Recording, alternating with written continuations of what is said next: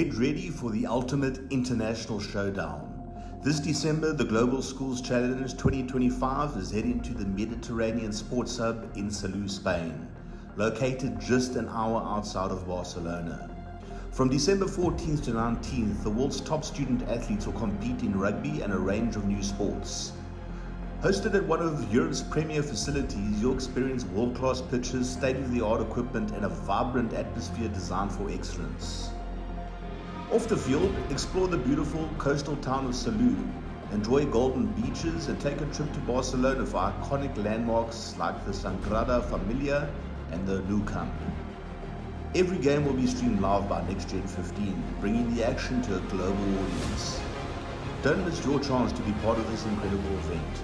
Register now at globalschoolschallenge.com and rise to the challenge. The right kit changes everything. With the right kit, you're ready for anything. United, connected, unstoppable. Whatever your sport, we are your sporting partner. Creating your kit your way. For every team, for every challenge, for every aspiration. Feel seen. Feel ready.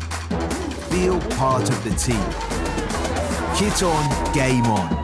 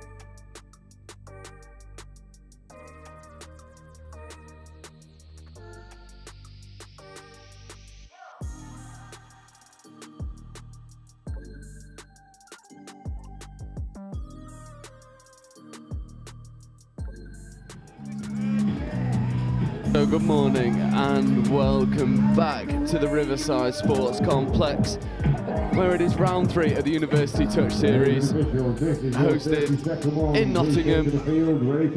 At the moment it is all in Exeter's hands going into round 3 for that cup position. Back-to-back cup winners in round 1 and 2, but we are a long way away from setting that up. To begin with, we have Durham Knights, who won the bowl final in round 2, and Exeter Monsoons, their second team, who finished 7th in the last round. And it will be a different level of a test for Durham.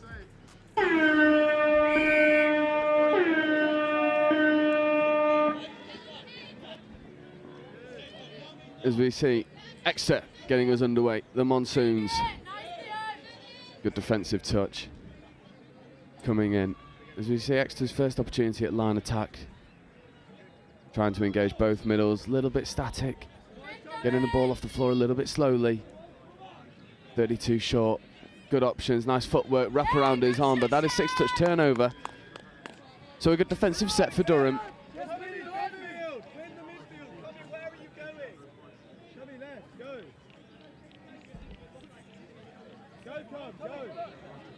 Really good team. I love it.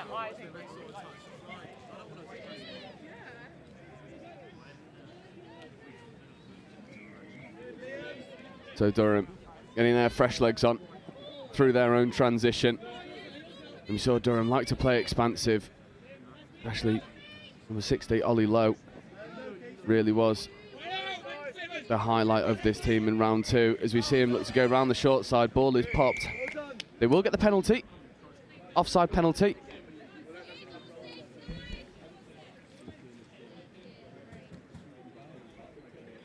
That'll be the first opportunity for proper line attack for the dangerous number 60, Ollie Lowe. They look to run their own 32 short. Diving at the line, and Ollie Lowe did get over, but the touch was made from Exeter. Pretty stubborn defensive unit from Exeter. little bit static. Need to find a little bit more momentum rolling into their line attack. Ollie Lowe, mismatch out here on the wing. Can he get over? He can, but a brilliant covering touch.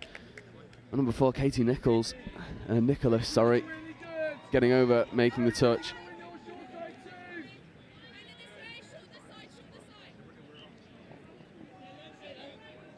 And Durham need to find some momentum. It's a good ball, good hands as well to keep it going.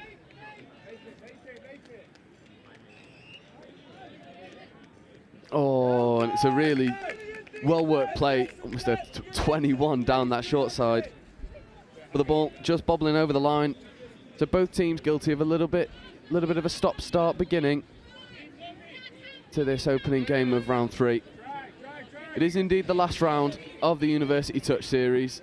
So every team will look to go out there, give it their all.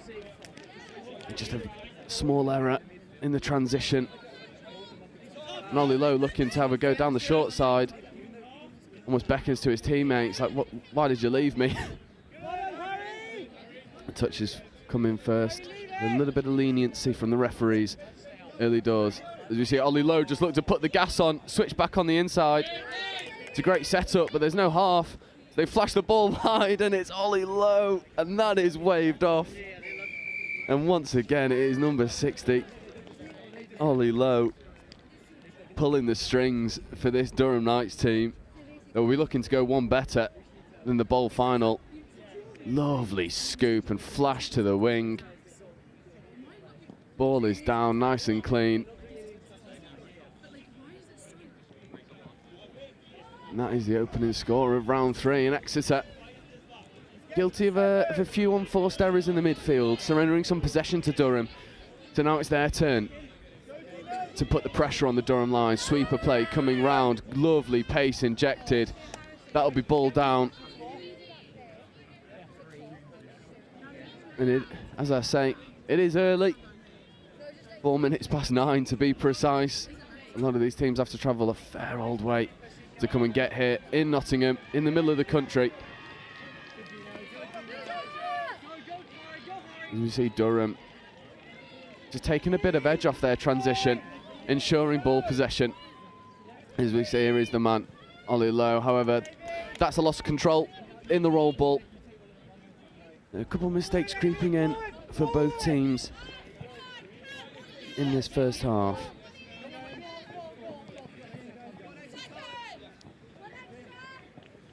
Better completion here from Exeter. So the ball's checked off a couple times, trying to get some extra metres. This is 4th, 5th coming. So an opportunity to scoop and try and strike through. They do indeed scoop. Nice left-handed pick up, but Ollie Lowe just hits up the ground. And it gives us a good opportunity to look ahead at the rest of the games this morning.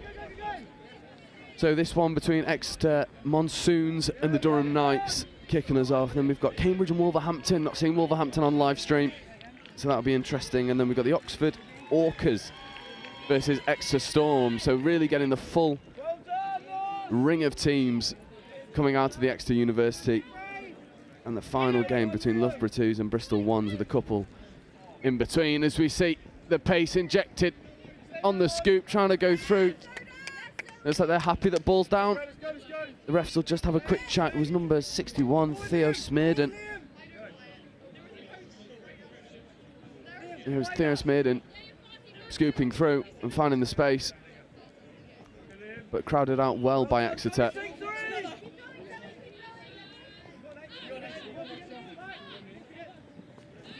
As we see the supporting cast for Exeter just a little bit flat, lacking some pace. Here is that pace that's needed. However, that is 6-touch turnover.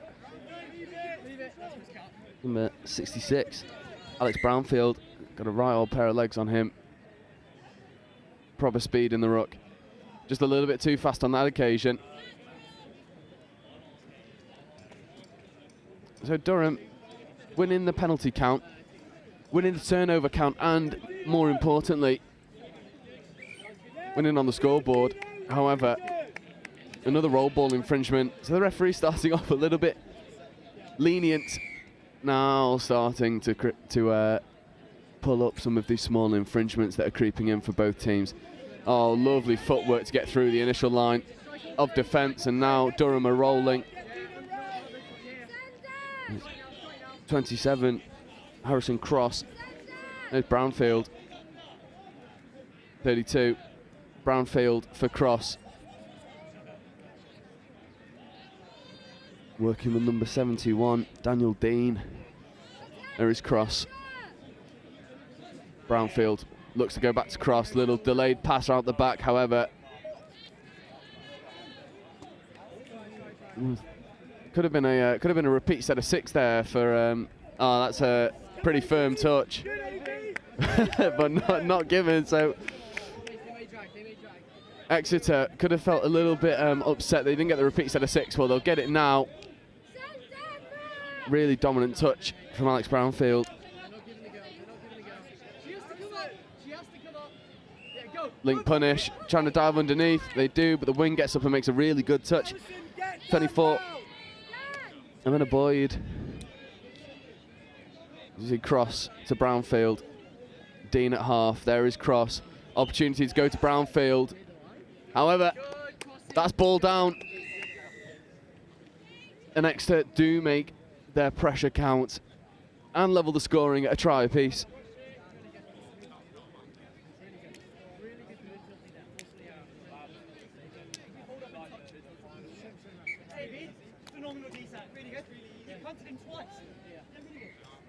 Just listening in to some of the chat in the Exeter sub box, they are more happy with the defensive set than they are with the score, which I love.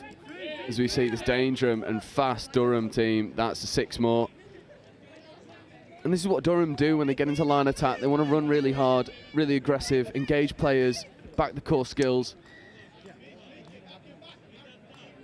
And it is Smurden carrying the ball to the line. Oh, ball had to go to the wing.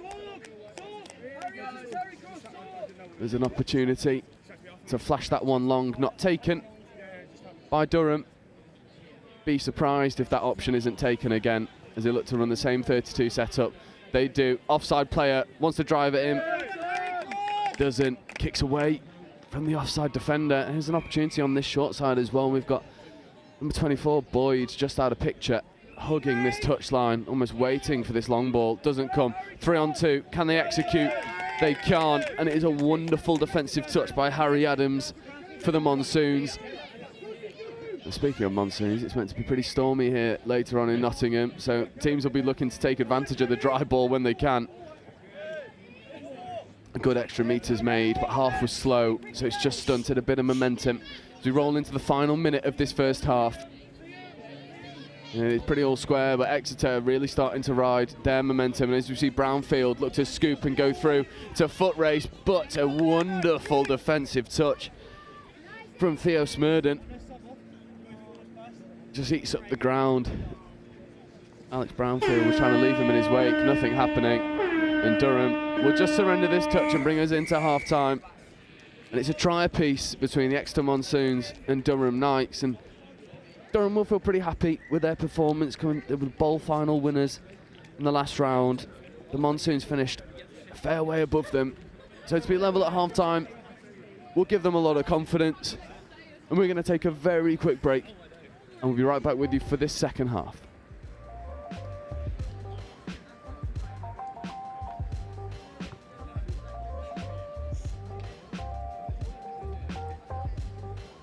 So I started on the graduate scheme, and as part of that, you do different placements in different teams, and you look after different sort of traditional roles in accounting and finance. And I did a couple, and I realized very quickly it wasn't really where my strengths were. I could do it, but I think I was more interested in the strategy of finance and in particular in the people of finance and their development. So it's a little bit sort of off track compared to a traditional finance path. I am Diane Logerier, and I've discovered the power of opportunity with Sema.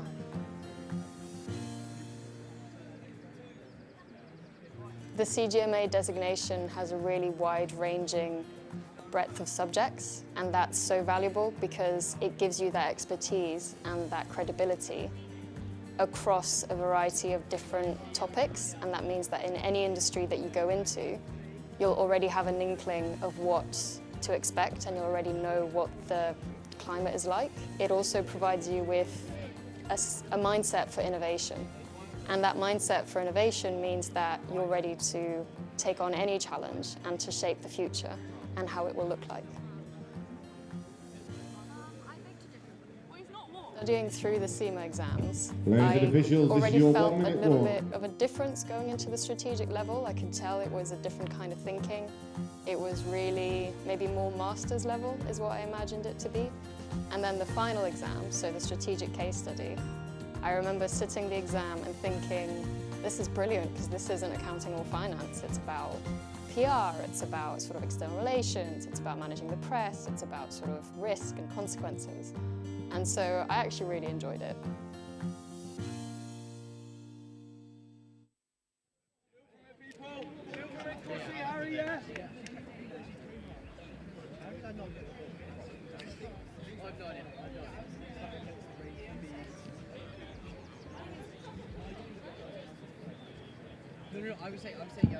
Players and officials, stand by. Welcome back to Game 1, second half between Exeter Monsoons and Durham Knights. Pretty even affair. Exeter Monsoons carrying the late momentum in the half.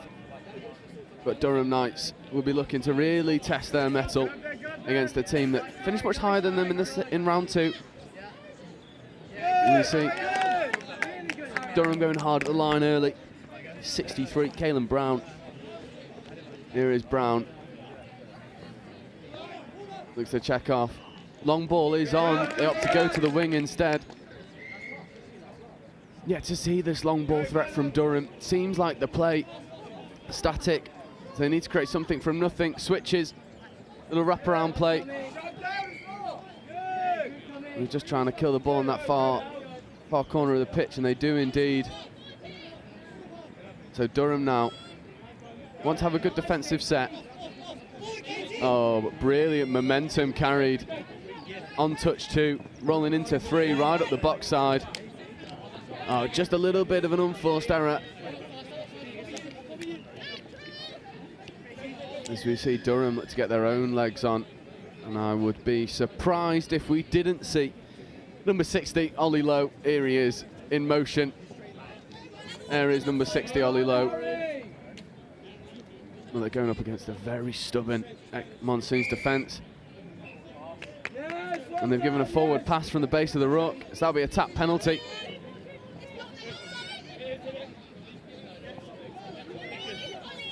That looked a little bit off the mark, not given. As we see, better completion from Exeter in their transition. And here is Brownfield. Good defensive touch, and Ollie Lowe's tracking away. And the long ball was delivered into quite a nice space, just lacking a player to go and execute. You see Ollie Lowe trucking up. Good hands from Durham Knights. Play around this Exeter defence. Ollie Lowe, huge dummy. See you later. There's another one for your money. Just sending people to the shops left, right and centre. And obviously Smurden trying to scoop. Referee's not sure of the call. Intercept opportunity. But referee gave it off the mark first. Just a little bit of second guessing in the midfield. Left everyone at 6s and 7s. Oh, big contact in the roll ball. Exeter really starting to dominate the physicality. There's Brownfield. Another strong dump. Just securing the ball.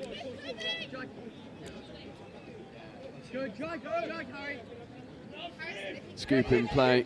Good shoot, good snipe. 2-on-1. Ball doesn't stick. The best endeavour we've seen from Exeter off the back of their own transition without having a repeat set of 6.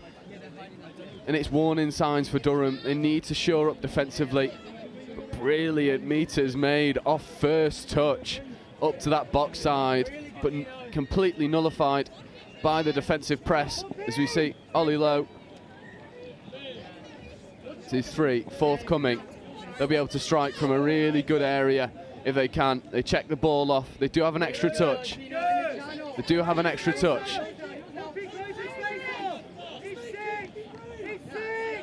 That's 5. This is final. Ball back on the inside, but it's eaten up well. There will be an offside penalty.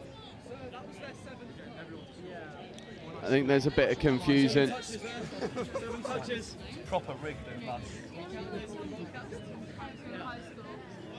There was a little bit of confusion actually from the Exeter up, but for me that did look like 5. As we see, Guys, just keep the comms up, please.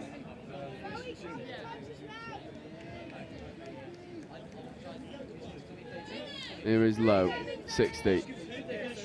Looking to sweep round. Got to go to Ollie Lowe, it does. Long ball is on, it's touched in flight, however that is score given.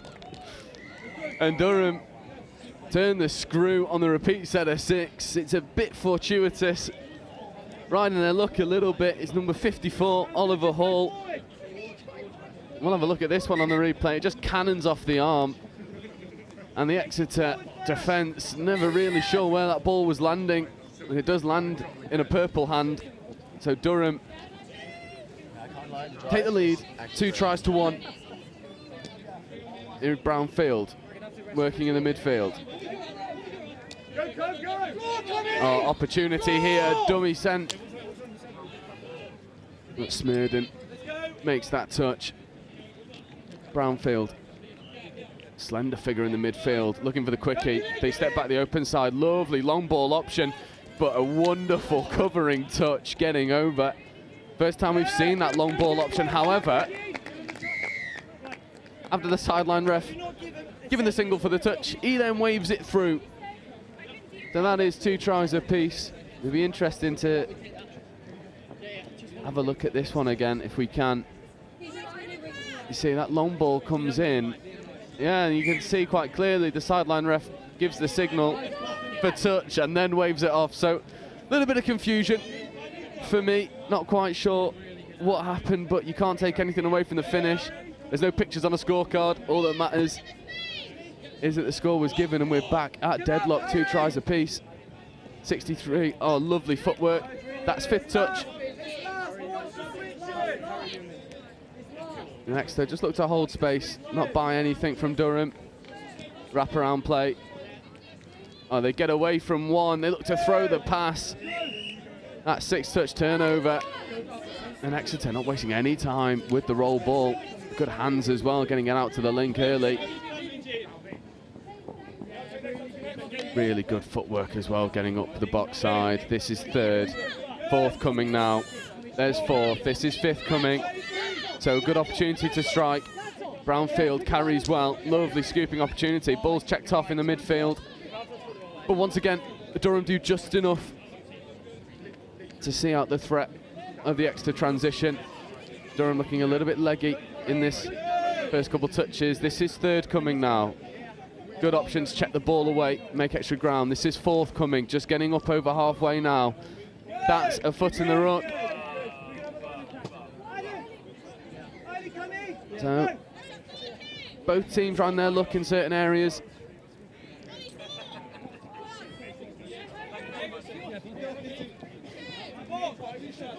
This is 3rd. Looked to be a bit of loss of control there, not given from the refs. Good opportunity. They had an overlap for a moment there, did Exeter. Didn't want to look to use it straight away. There is the open side quickie, diving at the line. That should be ball down. Durham defence never made it onside. I believe it was Harrison Cross getting over. Yeah, it was indeed. Number 27. Right foot step, just gets underneath the covering defender. So for the first time in this game, Exeter take the lead. 3 tries to 2. And now it's on Durham in the final 2 minutes to go and get a score of their own as they look to bounce around the outside. Nothing doing for now.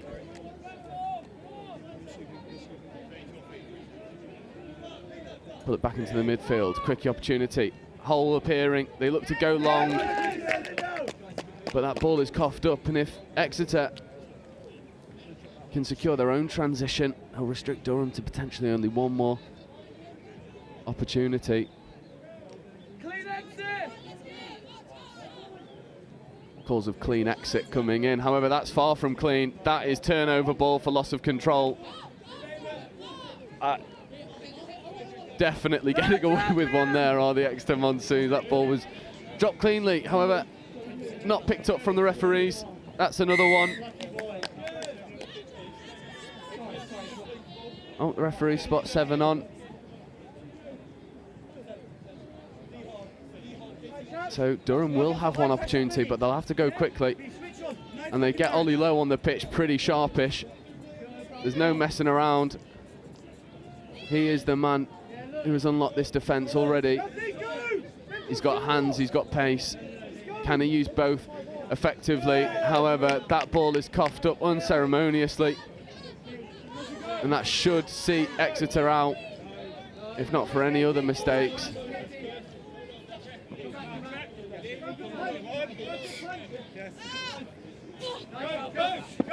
Good footwork, good covering touch. Alex Brownfield has been wonderful, as well as Harrison Cross. For this Exeter Monsoons team, the two players who've really stood up to be accounted for.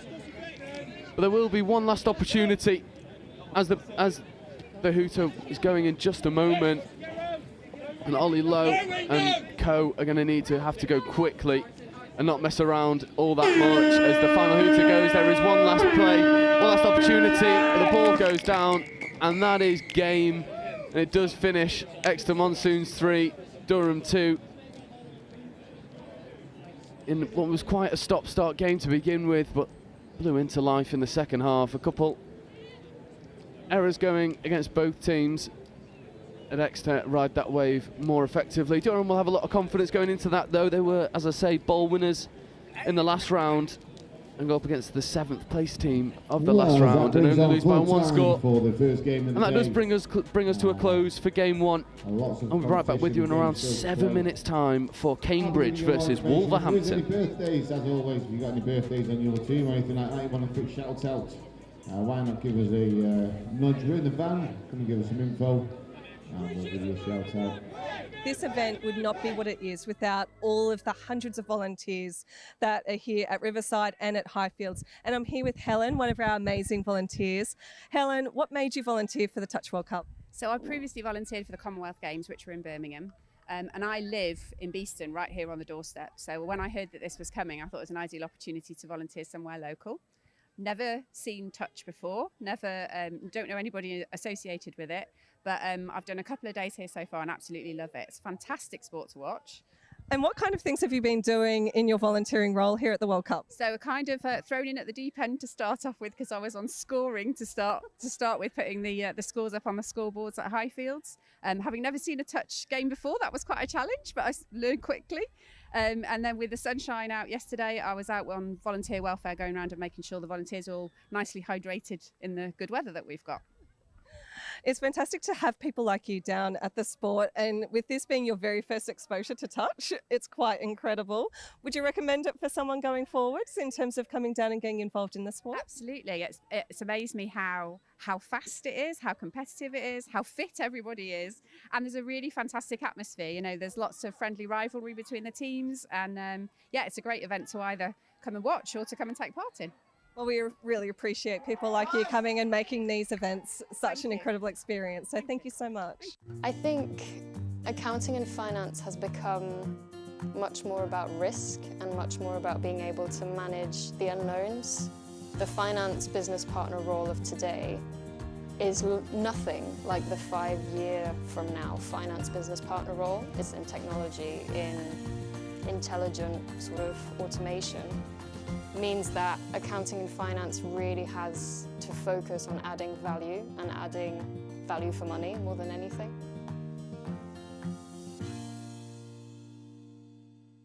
I think what I always liked about the CIMA qualification is it was much more than just tax advice or much more than just sort of corporate finance management. It was always very wide-ranging. So having the CIMA qualification kind of cemented that I knew a little bit about lots of different areas, about project management, about people management, about HR. So it really helped me understand lots of different areas, which helped fit into the bigger picture. And for me, that's strategy. It's thinking big. It's kind of thinking, okay, this is all great, but what's the point of it?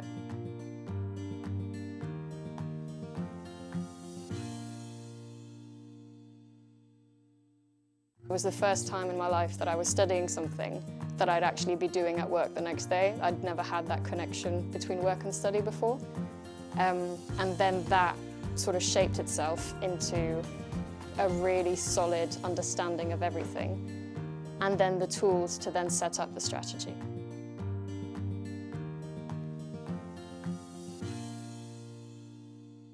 Are you interested in careers in finance and business? If so, come and follow us on Instagram and TikTok to find out more about Sema's CGMA qualification. Sema Early Careers UK is your one-stop shop for all things finance and business with Sema. We're going to share job opportunities, career insights, employability advice, success stories from Sema members, events, competitions, and much, much more. So follow us today, Sema Early Careers UK on TikTok and Instagram. Management accounting explained in touch rugby terms. Like the coach of a touch rugby team, management accountants need to keep track of performance to help their business or team improve. They track revenue and costs. This is like monitoring your team's tries scored and conceded. They analyse performance, like identifying which players are most effective and where improvements can be made. They develop strategies, like creating game plans to help your team win. Management accountants make informed decisions to help businesses, your team, succeed. Find out more about becoming a chartered global management accountant with Sema today. So I instantly noticed on the day that I was told that I'd passed my final exam that I almost had an element of stature about my position within the company. I almost felt like overnight that my career prospects were more certain because I was able to prove that I had the intelligence and the work ethic to achieve the Sema qualification. Skills that you learn and will enable you to flourish in any role in any country in the world. My name's Craig Masterson and I am a Sema member. My graduate experience in global procurement and at the time global real estate finance was a real kickstarter for my financial career. I realised I wanted to work as a management accountant in an industry company. It just made sense that Sema was the qualification for me to choose to study in order for me to enable that career.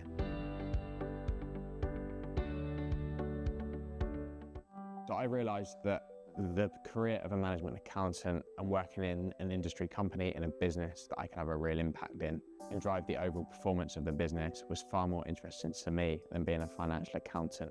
And it was quickly that I realised that Sema would in fact be the qualification for me as well.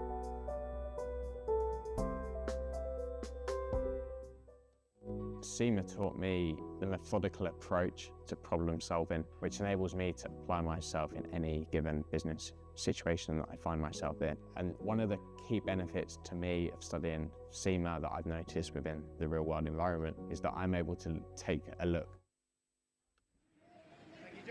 So welcome back to game 2. And it's a Pool H affair between Cambridge and Wolverhampton. Not seen a lot of Wolverhampton in this tournament on live stream. I know, I believe it's Martin Bunn who'd be the coaching staff.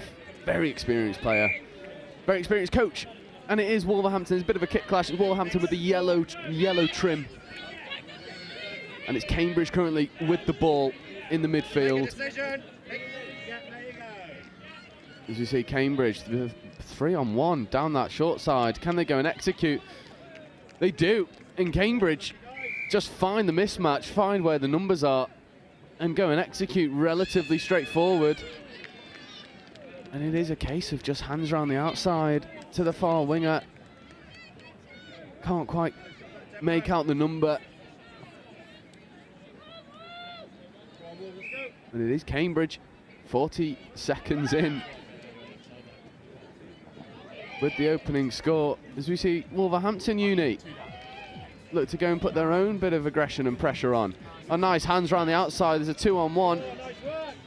A winger just a little bit delayed. Open side quickie. Looking to sit and engage. Good hands out to the wing, but that 6-touch turnover. And Wolverhampton putting on some pressure at the line, and Cambridge now with an opportunity to get their own fresh legs on. Good footwork, taking it up the middle. That'll be a penalty though for off the mark. The Wolverhampton will have a second opportunity to go at the line.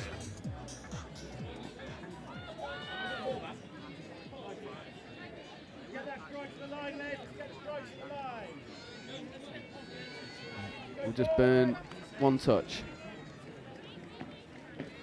Open side quickie. Crowded out by Cambridge. And it's Elizabeth Davis. Here is Davies.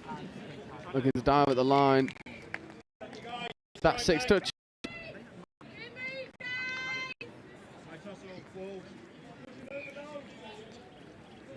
And Cambridge just look to secure their own transition. Be able to make it out of their defensive third and get some fresh legs on. Good defensive pressure though coming in by James Andrews, making a few touches consecutively. Good hands though from Cambridge, looking to go round the outside.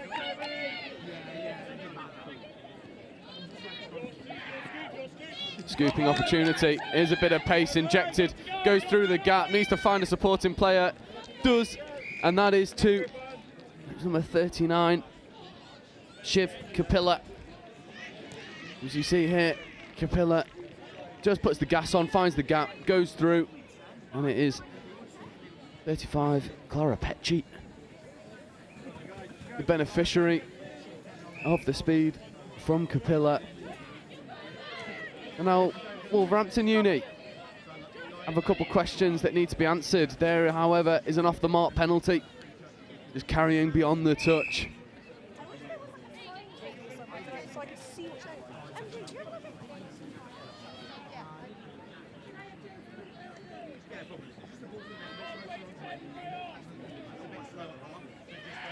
So now Cambridge with Kapila, dangerous as we've seen. Good pace coming on from the sub box, giving them a bit of momentum and depth. Good striking opportunity here as well to get the ball down for Scoop. That is down, 3-on-2. They look to go and execute, diving at the line. However, touch is made.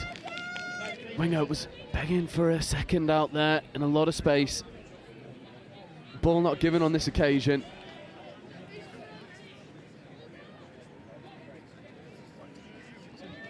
Good defensive pressure from Cambridge. And Wolverhampton just a little bit static, but that's a good option. Just checking around the outside. Oh, good hands. Ball came to a little bit surprisingly. Oh, good footwork as well to evade a touch, and really good dump as well. Getting it down pretty clean, but the ball goes down on that far wing.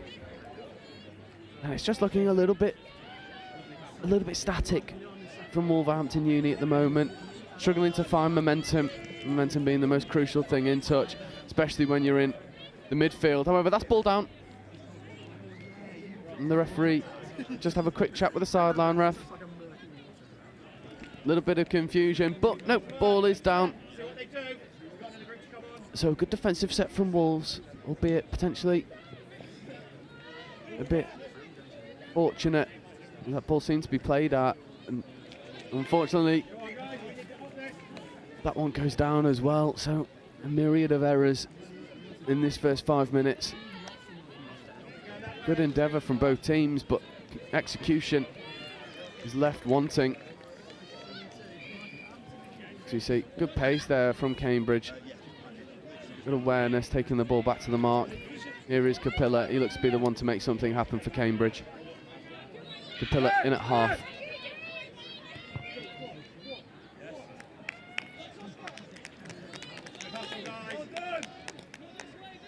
There's Padfield in 62. There's Kapila. Just looking to bring the ball over here. Oh, nice ball as well. And it is once again Kapila to Petchy. And that is 3. And it's the good work of Shiv Kapila. He just recognises where the space is. Does a really good job to bring that winger in. And Petchy could have had a cup of tea before putting the ball down. It's in those circumstances where being on the wing is a lovely job when you've got someone in the midfield like Kapila who's going to give you all the space and time in the world. really good defensive pressure here once again from Cambridge. So let's check the ball away, but that is knocked in flight. So they'll have 6 more. To Davies. A little bit static. Looking a little bit sort of unsure of how they're going to get to this Cambridge line. There's the quickie. Looking to drive at the line. They go back over to Elizabeth Davies. Gets the ball down with purpose. Now there's an opportunity on this short side. That ball's not down again. So another repeat set of 6. And Wolverhampton Uni just need to find a little bit of momentum in their line attack. They need to look a little bit devoid of ideas. However, that's half court. So a pretty unceremonious end. But really good work from Wolverhampton Uni to draw those repeat sets. Some problem solving to do in the sub box to figure out how they're going to get to that line effectively and be a real threat getting there. Maybe take a leaf out of Shiv Kapila's book as we see Kapila on the ball now, this 5th. So another scooping opportunity, good footwork from Kapila. To come back over to the short side where there is a 3-on-2. Now there's a 2-on-1. Does that ball want to go? The touch is made. And Cambridge Uni could maybe be 5-6 tries up in this first half if that extra pass goes to the wing. Unfortunately, for Wolverhampton Uni, another error will surrender possession to Cambridge and the dangerous Shiv Kapila. You see, we're going to dive at the line, a couple offside players. I think 11 was onside. The referees in agreement, score is given and 3 turns into 4. It's a pretty, just identifying where the offside player is and getting over, and it is Hill, Anthony Hill, identifying where the space is, low dive at the line, and with a minute to go, this game is in favour of the Cambridge Uni team. It's a good dump, a good momentum as well. This is better from Wolverhampton Uni, looking to drive at the line. There's a 2-on-1. It's crowded out well by Cambridge, and Wolverhampton Uni just need to find a little bit of momentum. That 6-touch turnover, so Wolverhampton getting to the line, but Cambridge are able to snuff out the opportunities with a little bit of defensive structure. This first half has really been all Cambridge.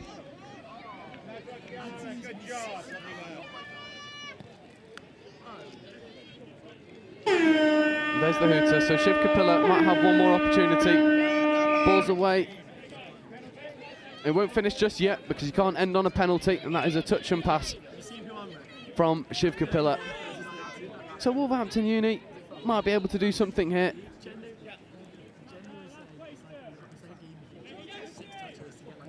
Right. And that is half-time. Cambridge Uni pretty comfortable in this game, and there's a bit of problem solving to do for Wolverhampton Uni. The deficit could be larger, but it is 4 tries at the moment, and we're going to take advantage of the half-time break, and we'll be right back with you where we'll see if Wolverhampton can get back into this game. I know, all 4 teams are playing now. You said it, I'm obviously going to watch 2 3s. So I started on the graduate scheme, and as part of that, you do different placements in different teams, and you look after different sort of traditional roles in accounting and finance. And I did a couple, and I realized very quickly it wasn't really where my strengths were. I could do it, but I think I was more interested in the strategy of finance and in particular in the people of finance and their development. So it's a little bit sort of off track compared to a traditional finance path. I am Diane Lorgerier, and I've discovered the power of opportunity with Sema.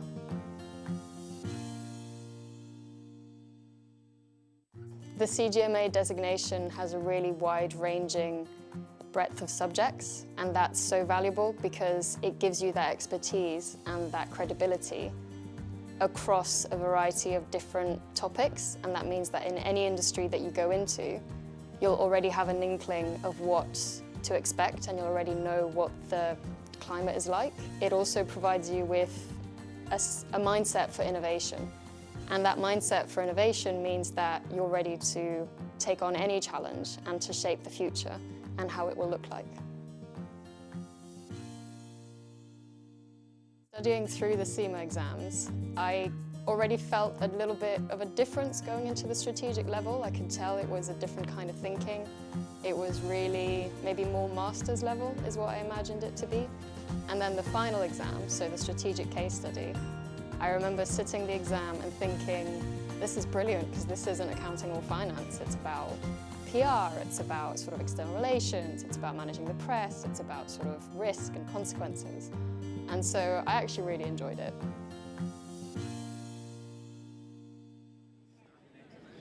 Players and officials, stand by. So welcome back to the second half. And it is Cambridge in the driver's seat. 4 tries up. 4 good tries in the first half. Left a few out there as well, but I'm expecting to see a bit of a resurgence from Wolverhampton Uni. That's brilliant hands to make sure. Oh, stepping opportunity. That just loses his footwork.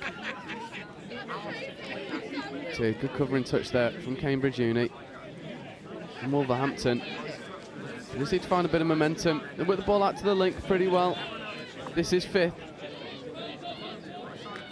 Good pass out to the Wolverhampton link, but crowded out pretty well by Cambridge.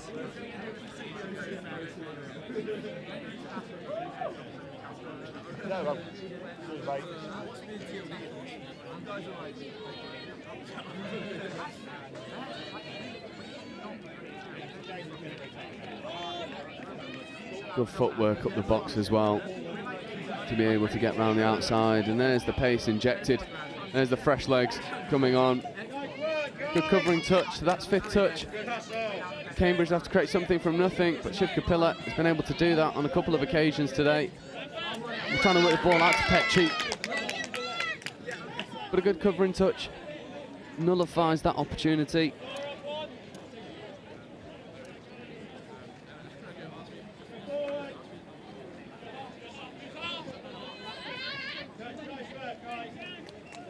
As we see Wolverhampton Uni working their own fresh legs on the field.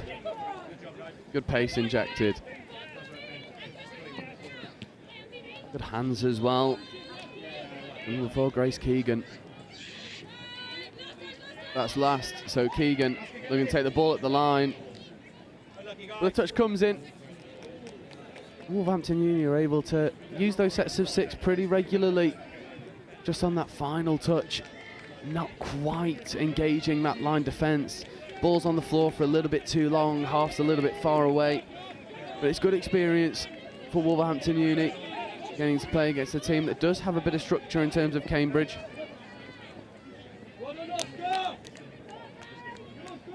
And here is the pace for 5th touch. Good scoop through, but that is 6th touch turnover. Really good pace coming onto the scoop.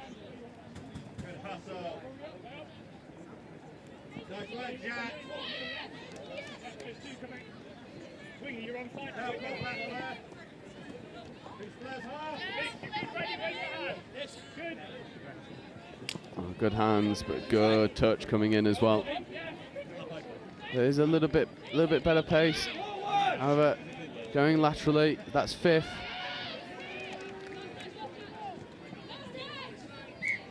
And that is 6th touch turnover. If when Grace went over, you just been a little bit ball flat, space there. Flat. Over there, like you dumped the ball. Yeah, because it was last, but if you just pulled for it, we couldn't. Cambridge now half's isolated, needs a bit of help. The help does come. A good footwork as well to evade a couple touches. Oh, to evade all the touches. It's not just one, it's 2 or 3. And Pierre, then Asprey, just dances through the Wolverhampton defence. There's one touch evaded, there's two, and a little shimmy of the hips. Gets Lenasprey over. He's pretty happy with that one, as he should be. And it's taken them a little under 4 minutes in this second half to get over that whitewash, but they do indeed. And conversely, Wolverhampton will take a bit of a pleasure in that, knowing that they've been able to defend this Cambridge side a bit better in this second half.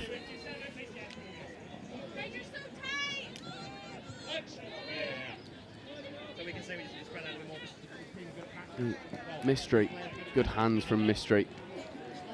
Working the ball out to the wing. There is Mystery. However, that ball hits the floor.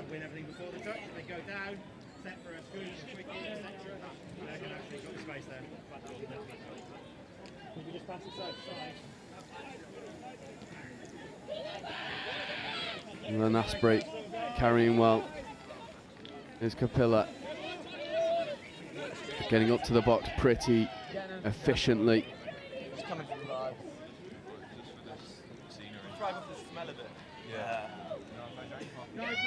Oh, good covering touch come in. So this is fifth. My plan is to have so much caffeine that I fall asleep. Oh, nice hole hit, and it is number 9 for Cambridge. Jonathan Chamberlain. He just checks the ball off in a little gap. He's almost just shaping for it, was Chamberlain, and then the ball goes, and it's 36. Alexandra Lee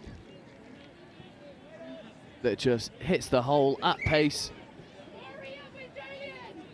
And Cambridge, really good value for their 6 tries. As I say, in the first half, left a few out there. That'll be off the mark. So another opportunity for Cambridge. They'll be looking to really keep this scoreboard ticking over. They've got the quality to do so in this game. If they'd executed a few of those opportunities in the first half as well, this scoreboard could be looking pretty ominous.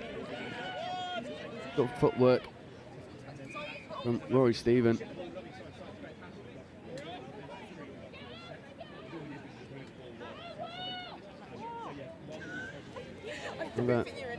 Cambridge will have a penalty. Missed the referee's signal. Not quite sure what that's for, but no matter. Here's Capilla in 39. Oh, one-handed flick pass out the back. Not quite out the back, I'm sorry.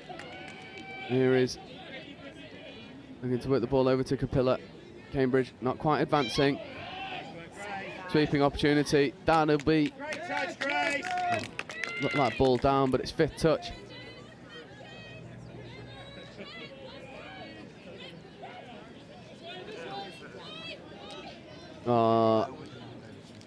And Cambridge just find the gaps on 5th touch. Wolverhampton Uni don't crab across, as we'll see it here. Just finds the gap and goes over. And it is pretty straightforward for Cambridge.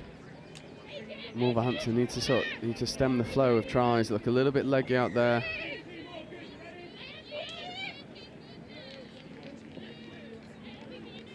And that's better from Wolverhampton Uni. That's much better, and it is Elizabeth Davies at the heart of it.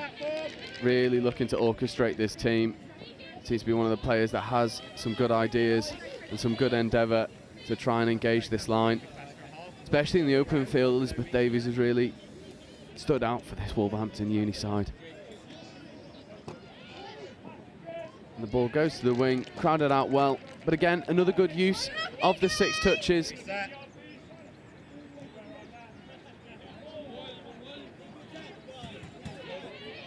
And it's in this area that Cambridge have just had the edge in their transition, getting fresh legs on. They get up to that box using only 3 touches. And here is Capilla, pace injected. Oh, good pace as well from number 5, Yanthi Hill. That's her 2nd of the game. Just little show and go, sends the winger. And with 90 seconds left to go, Cambridge will be looking for 10. You see Hill, little show, goes through the gap, has the pace to go and get to the line. Anthony Hill enjoying this game on live stream. There's a couple for the highlight reel. Really good dive as well in the first half to get underneath the covering defender.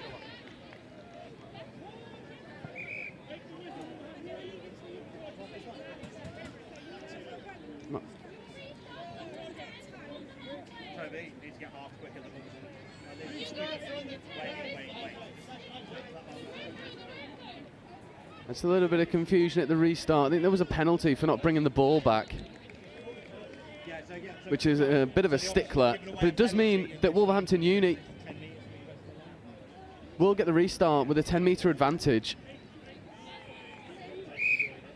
And now we are able to get back underway. So Cambridge probably won't have the opportunity to go for double digits. That restart's taken around 45 seconds to get us back underway. Wolverhampton Uni would be looking to get their own score. They check the ball out. There's loads of space out on that wing if they want to use it, but they need to go quickly with around 10 seconds left to go. They do go wide, but the winger's a little bit too tight to reel that one in. James, if you're on the field with this route, and if there's a roll ball, then Cambridge will have another opportunity.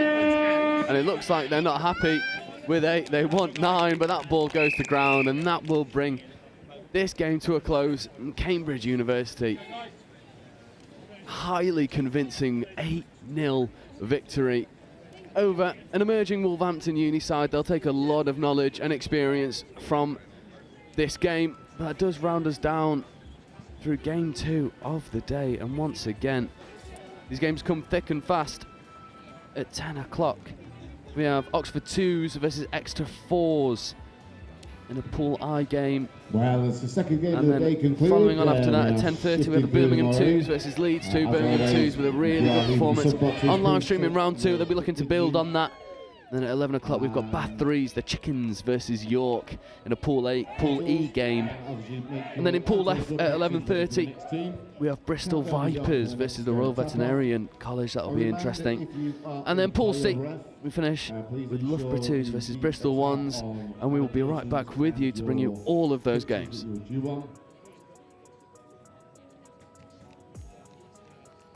Are you interested in careers in finance and business? If so, come and follow us on Instagram and TikTok to find out more about Sema's CGMA qualification. Sema Early Careers UK is your one-stop shop for all things finance and business with Sema.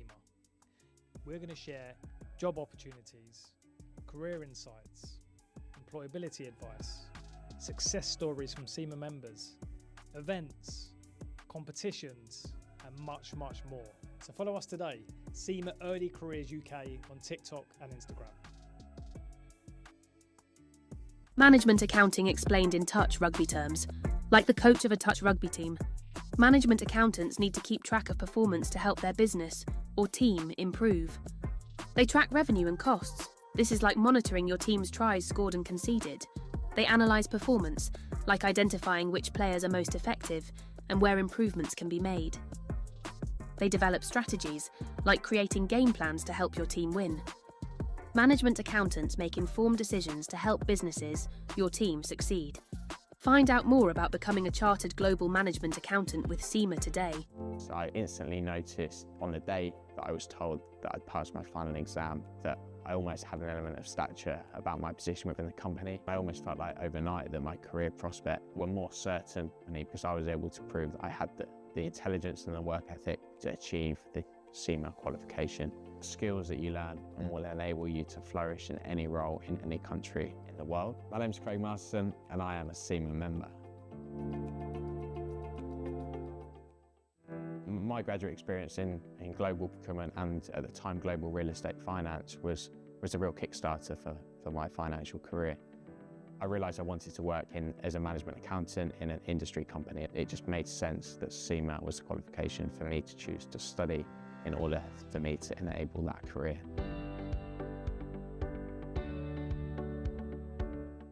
So I realised that the career of a management accountant and working in an industry company in a business that I could have a real impact in and drive the overall performance of the business was far more interesting to me than being a financial accountant And it was quickly that I realised that CIMA would in fact be the qualification for me as well.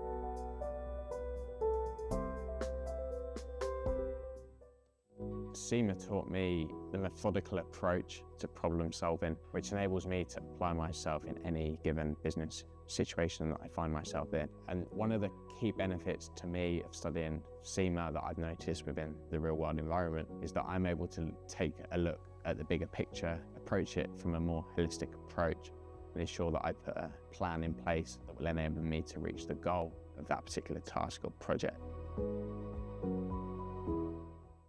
So I think that the number one benefit is that it is recognised by so many people within the financial industry know what CIMA is. And even just being able to go to a party where people know that you're a fully qualified accountant, and it gives you a bit of an ego boost because some people think it is a really big thing. I like to think of CIMA as the plane ticket for your career. And then it's up to you to go on that journey, get new experiences, learn new things, and really make your career what it is. So I started on the graduate scheme, and as part of that, you do different placements in different teams, and you look after different sort of traditional roles in accounting and finance.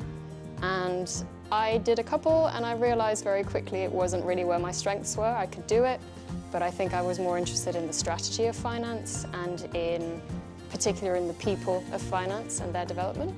So it's a little bit sort of off track compared to a traditional finance path. I am Diane Lorgerier, and I've discovered the power of opportunity with CIMA.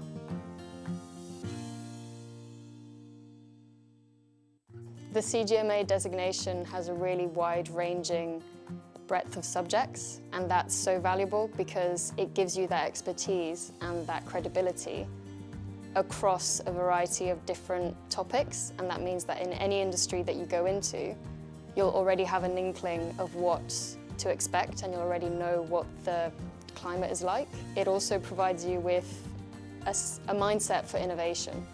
And that mindset for innovation means that you're ready to take on any challenge and to shape the future and how it will look like. Studying through the CIMA exams, I already felt a little bit of a difference going into the strategic level. I could tell it was a different kind of thinking. It was really maybe more master's level is what I imagined it to be. And then the final exam, so the strategic case study, I remember sitting the exam and thinking, this is brilliant because this isn't accounting or finance. It's about PR, it's about sort of external relations, it's about managing the press, it's about sort of risk and consequences. And so I actually really enjoyed it. This event would not be... So welcome back to Game 3 of Round 3 of the University Touch Series. It is the Oxford Orcas, their twos team, versus Exeter Storm. Exeter's fourth set of teams. Bringing a massive cohort to this University Series, religiously, round in, round out, 4 teams, and this is the Storm.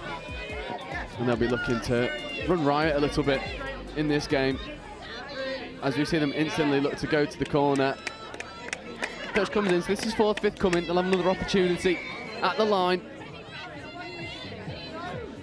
Potentially looking to set up a sweeper. They do, a little bit static. So that's 5th.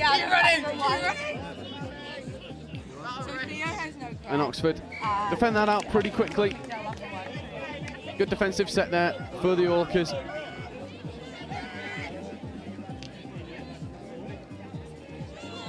Good meters made off touch one.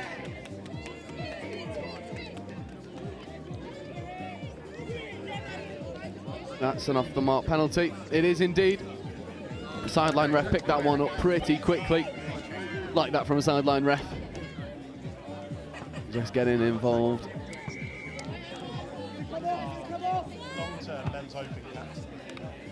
As we'll see the Storm get us back underway. Good pace. Good bucket hat as well. Love that. I mean, there's no sun, there's no need to wear it, but it's style points. And Exeter are able to get over to this far side pretty quickly and then get their fresh legs on. Good quickie. Going to that short side. Opportunity to dive at the line. Does he get underneath the touch? Does indeed. And it is a lovely start from the Exeter Storm. Open side quickie. Getting on the outside of his player. And it all starts from this drag over to the wing. They just pull in the defence. It's Paul Ferns with a bucket hat. Checks it off to 15. Hugo Hannigan. And Hannigan just gets underneath. Working with Rhys McCallum.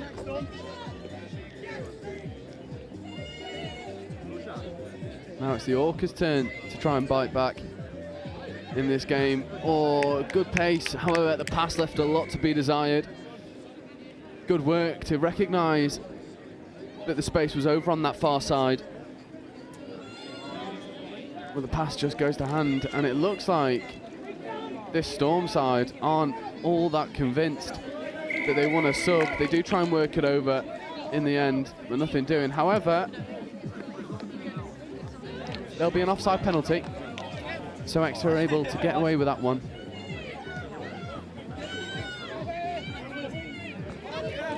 You might be able to hear some music over the mic as well. It's a little bit of a festival at the moment. Speakers here, there, and everywhere.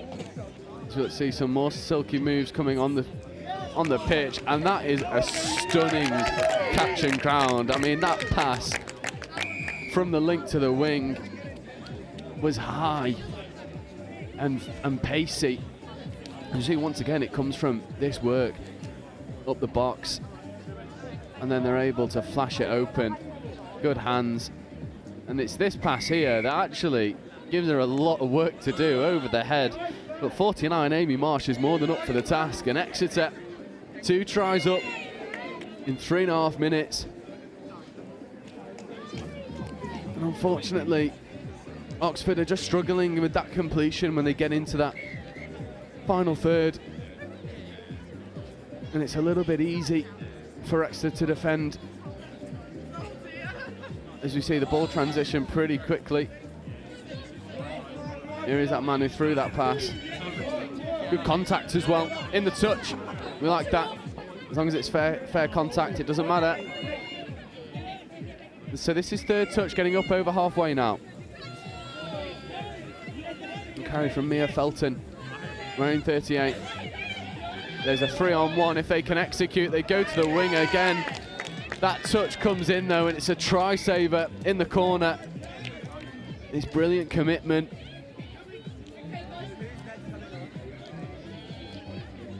To get over, can't quite see the number either, unfortunately. Brilliant commitment, however, there's an unforced error.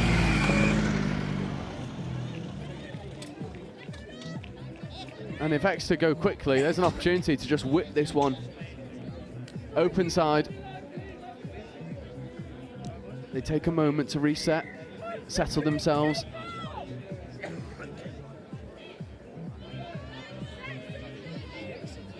This is Richards in 83. Working pretty close. Look to run that 32. Opportunity to start at the line. Good touch. There is loads of space over on this short side if Exeter Storm want to use it.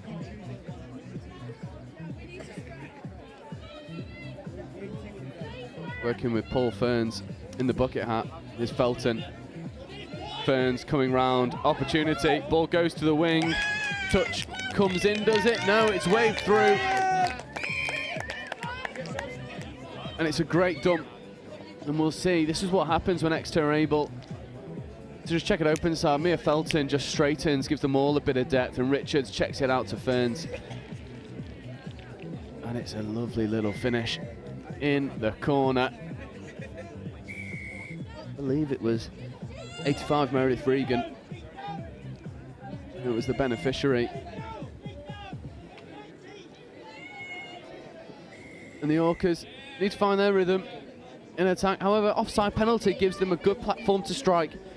With 4 minutes left to go in this first half, this game is by no means away from them.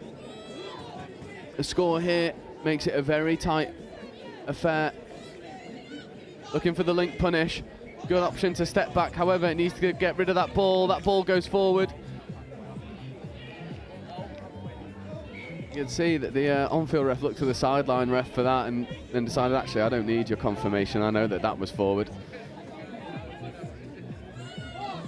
So Exeter looking to follow in the footsteps of their twos team. They got the win over Durham Knights in our first game. And this Storm side look really potent when they get into their own attack. Good footwork, switches on, ball does go. It might be a touch and pass penalty. It is indeed. So once again, good endeavour from the Storm.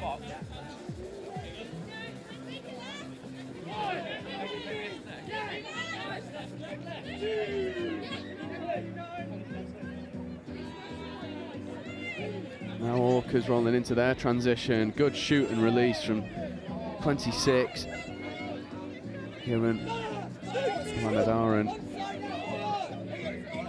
This is fifth. They need a little bit of pace. That's good footwork and it's good check off as well. There's a 2-on-1. It's much better from the Orcas. That was really well worked.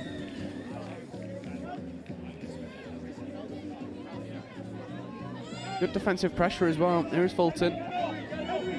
Just straightening, half's a little bit slow. And that ball goes to ground. So Exeter losing a bit of momentum in that transition. With 2 minutes to go, it gives Oxford a good opportunity. I like the look of this number 6 as well, Fraser Hughes. He's been pretty explosive, wants to be carrying the ball to the line. Needs to drag them out 7 though. They're in the 7 now. Maximise their offside line. Man down for Exeter, so there is gaps. That ball should have gone to the wing. They've done really well to get a player up in the touch, get in behind them. And we've got I'll shout him out, we've got a Sam Dixon showing off his dance moves in front of me. We'll see that on the live stream later on, no doubt. Dancing with the ball in hand as we see the Orcas trying to manoeuvre their way over the try line. But that is 5th and 6th touch turnover, so Exeter, they're able to defend that pretty quickly. And it's efficient work from the Storm team with a minute left to go in this first half. If Exeter can look to complete their own transition, they'll be in a much better position. Oh, it's good pace injected. There was a bit of a dummy to no one there. If there was a winger out there, he might have sent the Orcas winger. Good diving touch from Fraser Hughes. Apologies for a bit of the slap. Belton, sorry, carrying well. Belton wants this ball again, but the winger for Exeter have subbed, and it doesn't matter because they just work the ball back over to that far side. And it's great identification of where the space is. The Orcas had collapsed underneath, trying to cover this open side. I believe it's 49, Amy Marsh again. And that's a more straightforward one than the one she had earlier in this first half. And once again, it was Ferns and Richards that worked so well together to create the space. Felton makes the touch. That brings us to half-time, and Exeter 4 tries to the good over the Oxford Orcas. It is pretty straightforward one-way traffic at the moment. The Orcas did have good endeavour getting to the line, but not quite threatening. And the Storm are pretty happy going into half-time. And once again, we'll take a quick break and we'll get the rest of this game in just a moment.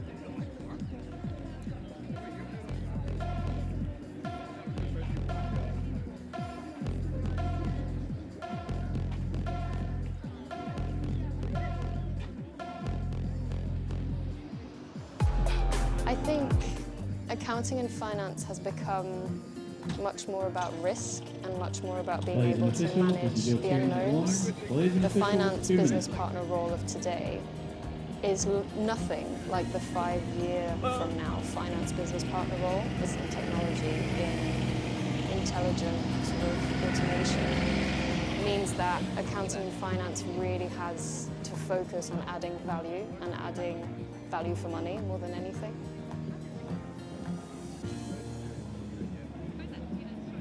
think what I always liked about the Sema qualification is it was much more than just tax advice or much more than just sort of corporate finance management. It was always very wide-ranging. So having the Sema qualification kind of cemented that I knew a little bit about lots of different areas, about project management, about people management, about HR. So it really helped me understand lots of different areas, which helped fit into the bigger picture. And for me, that's strategy. It's thinking big. It's kind of thinking, okay, this is all great, but what's the point of it?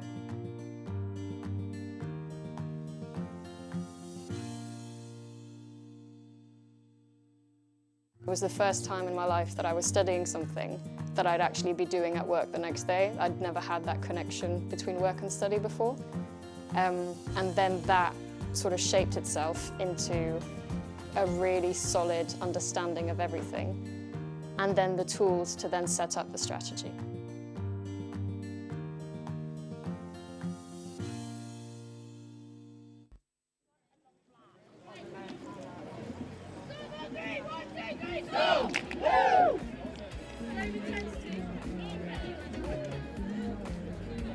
Players and officials, stand by.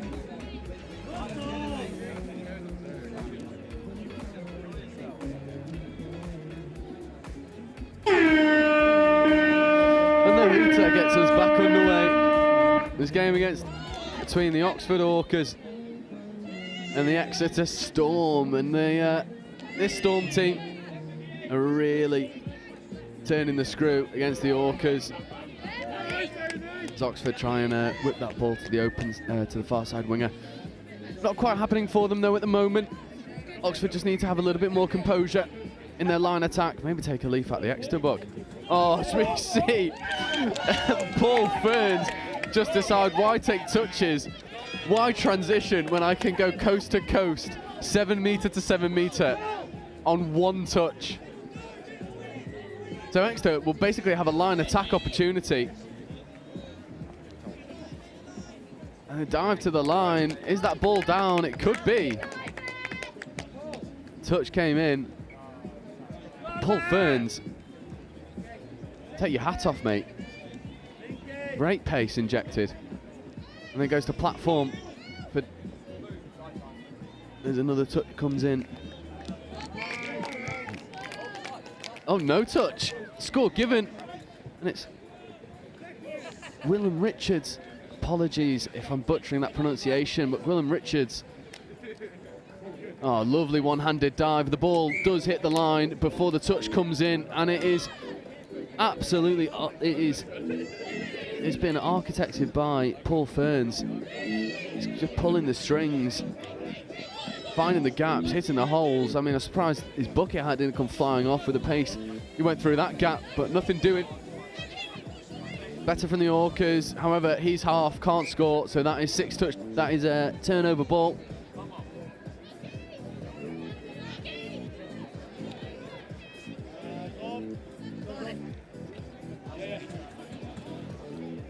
So the Storm, once again, will have an opportunity to strike from deep. Felton.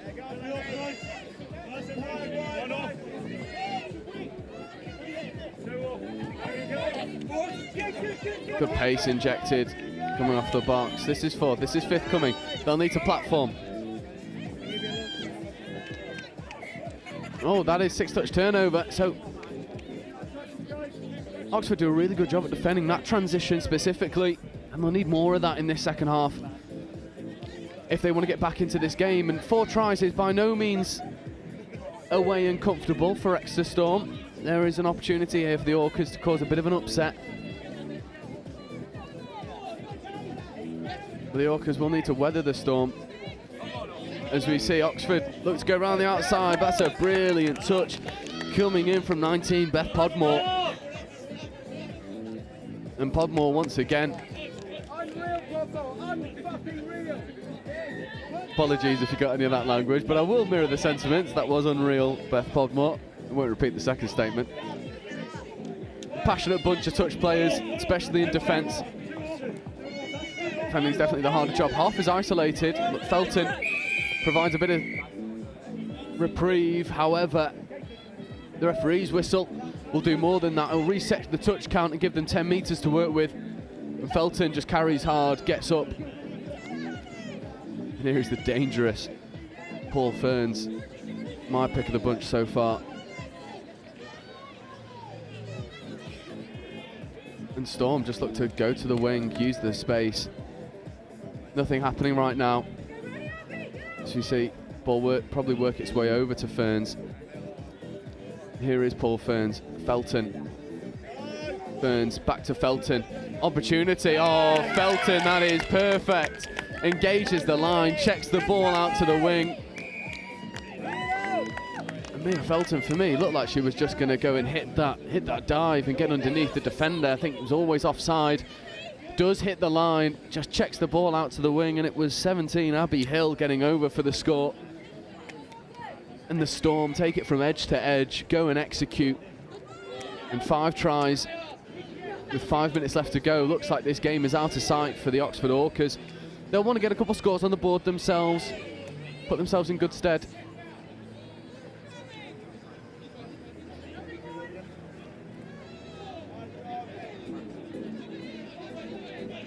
This man, Fraser Hughes, looks to be the player who will go and do that. Here is Hughes working down quite a congested short side.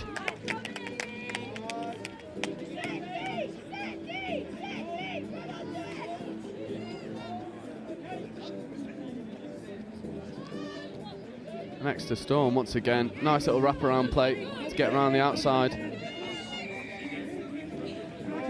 Fraser Hughes does well to get over. There's a little bit of a foot in the ruck there, but nothing doing for the referee. That was a dangerous pass at half, but Felton does well. But that's really good defensive pressure from the Orcas, being able to force a turnover. However, the restart's the tap's got to be taken from where the infringement was made, so just slowing down that momentum.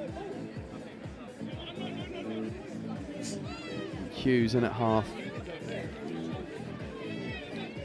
Here is Hughes again, just orchestrating this. Oh, what a lovely bit of contact. That was a big, strong arm in the touch. Puts the Exeter player down.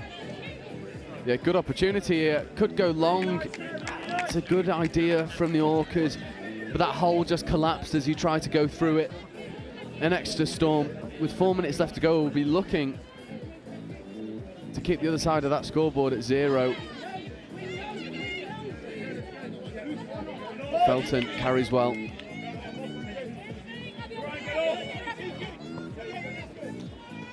Really good direction given from Beth Podmore, and that's 5th. Here is Ferns. Ferns gives opportunity to go to the wing, but the wing was a little bit too deep on that occasion to reel that ball in.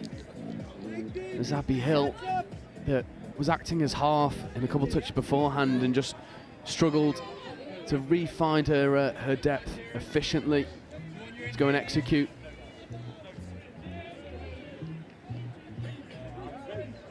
The Orcas a little bit stagnant coming into their transition. That's 5th, and they're not out their own half yet, but Hughes, Fraser Hughes, dancing feet. Oh, and almost gathered on the ground, and can't help but feel like for the Oxford Orcas, if they're able to give Fraser Hughes a little bit more platform, a little bit more depth, then there'd be opportunities for them to work with from an attacking sense. But so far, Hughes is trying to create stuff from not a lot of platform. As we see the Storm now roll through with Hannigan. Here is Hannigan in the blue hat, coming over to Felton. Oh, it's a good idea, trying to drop the ball off into space. However, they will get another crack at the line. Offside penalty.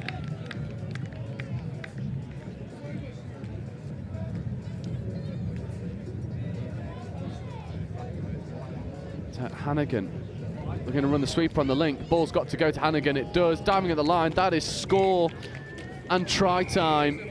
And Hannigan tips the hat, getting over. And I like the variation in line attack from this Exeter Storm team. They've run pretty expansive. They've run your 32s, they've run your sweepers, and then we see the sweeper on the link, executing a 2-on-1 to perfection. sucks in that winger and decides, well, I could have given the pass, but I'll go myself, and Hannigan fully deserving of it. So it's this Exeter Storm side, 6 tries to the good now. And the Oxford Orcas will just look to get another, just get a score on the board. We've had good endeavour, that's last. Oh, good idea, trying to find the link, but pass just a little bit behind her.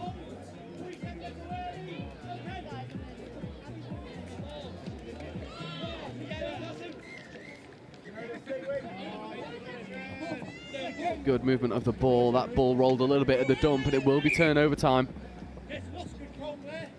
Yeah, just rolled a little bit as the dump came in. That ball's got to be pretty static, or at least can't move a metre.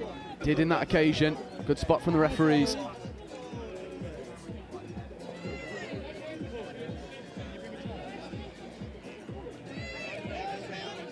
So we see the Orcas now begin to pull out the defence. Let's run their own 32.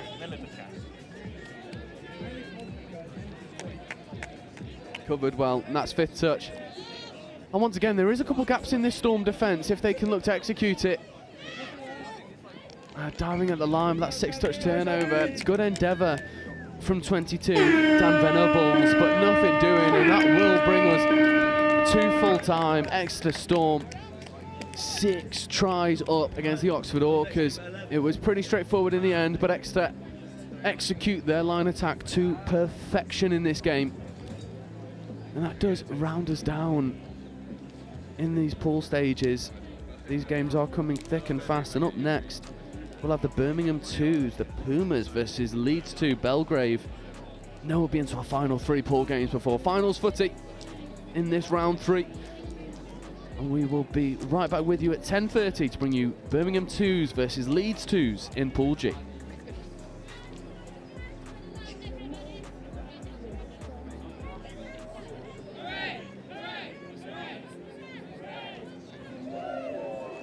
I think accounting and finance has become much more about risk and much more about being able to manage the unknowns.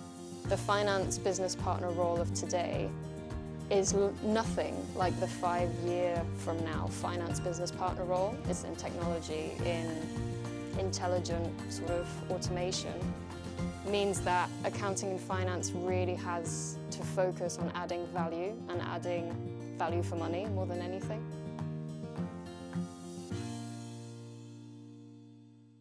I think what I always liked about the Sema qualification is it was much more than just tax advice or much more than just sort of corporate finance management. It was always very wide-ranging. So having the Sema qualification kind of cemented that I knew a little bit about lots of different areas, about project management, about people management, about HR.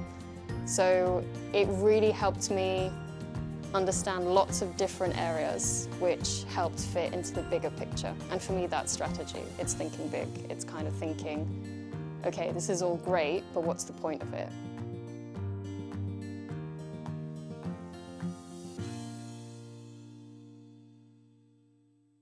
It was the first time in my life that I was studying something that I'd actually be doing at work the next day. I'd never had that connection between work and study before.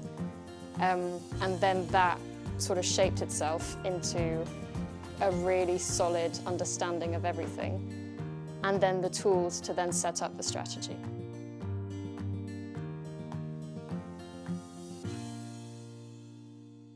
Are you interested in careers in finance and business? If so, come and follow us on Instagram and TikTok to find out more about Sema's CGMA qualification. Sema Early Careers UK is your one-stop shop for all things finance and business with Sema. We're going to share job opportunities, career insights, employability advice, success stories from Sema members, events, competitions, and much, much more. So follow us today, Sema Early Careers UK on TikTok and Instagram. Management accounting explained in touch rugby terms. Like the coach of a touch rugby team, management accountants need to keep track of performance to help their business or team improve. They track revenue and costs, This is like monitoring your team's tries scored and conceded. They analyse performance, like identifying which players are most effective and where improvements can be made. They develop strategies, like creating game plans to help your team win. Management accountants make informed decisions to help businesses, your team, succeed. Find out more about becoming a chartered global management accountant with Sema today.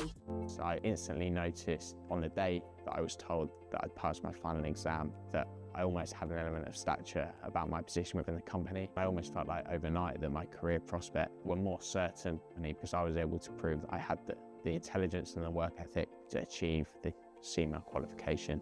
Skills that you learn and will enable you to flourish in any role in any country in the world. My name's Craig Masterson and I am a Sema member. My graduate experience in global procurement and at the time global real estate finance was a real kickstarter for my financial career. I realised I wanted to work as a management accountant in an industry company. It just made sense that Sema was the qualification for me to choose to study in order for me to enable that career.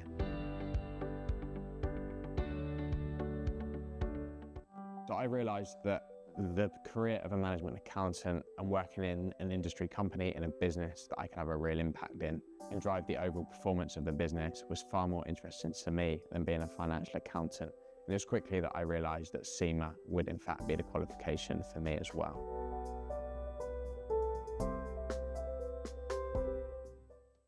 Sema taught me the methodical approach to problem solving, which enables me to apply myself in any given business situation that I find myself in. And one of the key benefits to me of studying Sema that I've noticed within the real world environment is that I'm able to take a look at the bigger picture, approach it from a more holistic approach, and ensure that I put a plan in place that will enable me to reach the goal of that particular task or project. So I think that the number one benefit is that it is recognised by so many people within the financial industry know what Sema is. And even just being able to go to a party where people know that you're a fully qualified accountant, and it gives you a bit of an ego boost because some people think it is a really big thing. I like to think of Sema as the plane ticket for your career. And then it's up to you to go on that journey, get new experiences, learn new things, and really make your career what it is. So I started on the graduate scheme, and as part of that, you do different placements in different teams, and you look after different sort of traditional roles in accounting and finance. And I did a couple, and I realized very quickly it wasn't really where my strengths were. I could do it, but I think I was more interested in the strategy of finance and in particular in the people of finance and their development. So it's a little bit sort of off track compared to a traditional finance path. I am Diane Lorgerier, and I've discovered the power of opportunity with Sema.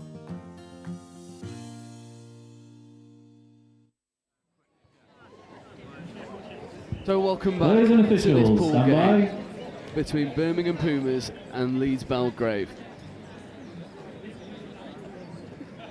I'm very happy to say this morning I have a co-commentator, which is lovely. I'm joined by Ollie, who is the captain of this Birmingham 2's team. But you're taking a bit of a rest this morning and then rejoining them for the evening. Yeah, there was an unfortunate injury a few days ago, which meant that I'm taking a slightly slower morning and then going to attempt to play through the afternoon, I believe.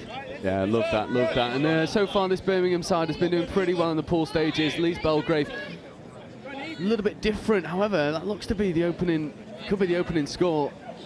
I'll just take a moment while the refs figure out what decision they want to make. Yeah, looked pretty good to me, and it is waved through. That is score given. So Leeds Belgrave opened the scoring, and then they had a bit of a tough morning against Oxford Brooks, I believe, losing 4 tries to 1. You obviously took the victory in your first game. So I'm really intrigued to see how both teams react to those first results. Yeah, and I mean particularly how they react to that try conceded there. I would expect the Birmingham side to come out pretty strong, looking to score again. Sorry, player rest to field 9. Sorry, player rest to field 9. Sorry, player rest to field 9. Good meters made. Almost beckoning him to come and make that touch. The rest of the Leeds team was onside, so we'll look for this open side quickly. It does happen, huge gap, and that is try time. And that's how you go and reply. However, it looks like that sideline ref might call this off for a forward pass. So Don't count your eggs just yet. The refs are having a bit of a chat. None of the players have recognised it. No, score is given, so a chat for nothing. Easy score, try a piece. Yeah, Ben Davies there with the quickie. He does love a quickie. He sometimes looks to pass, very rarely. Yeah, and why pass when you can just find the gap? It's currently rolling through on the replay. It is a lovely just identification of where the space is, getting underneath that covering defender. And we've had a couple games so far. The past 2 games on this live stream have been pretty convincing one-way traffic. So this is setting up to be a tighter affair as we see Belgrave try and dish that one out to the wing. Nothing doing, and we'll get a first look at Birmingham's transition. And what is the, you know, from a captain's perspective, what are the messages going into these pool games? Is it just get the results, don't overexert yourself, save your best touch of the evening? Yeah, we do always talk about trying things. We look to try the maybe slightly harder, slightly more exciting stuff in the pool stages, become confident in what we know we can do, so then we can then execute it in the afternoon. Yeah, and there is another score going in. And see if the referees want to have a quick chat. There's a sideline ref stood in the middle.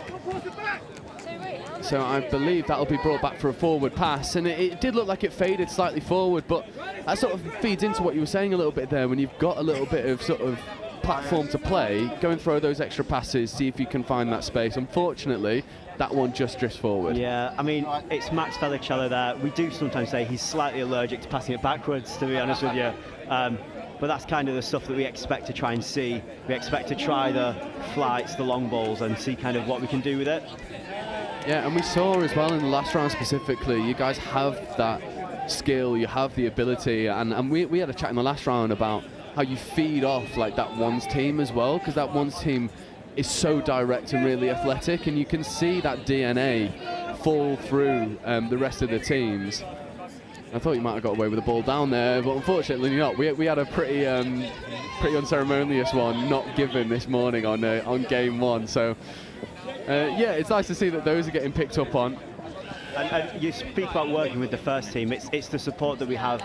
You guys may not be able to see it, but just the top, our entire first team stood there cheering along, and the community and support you get not just at training but on game day is invaluable to the success of the team and the club as a whole.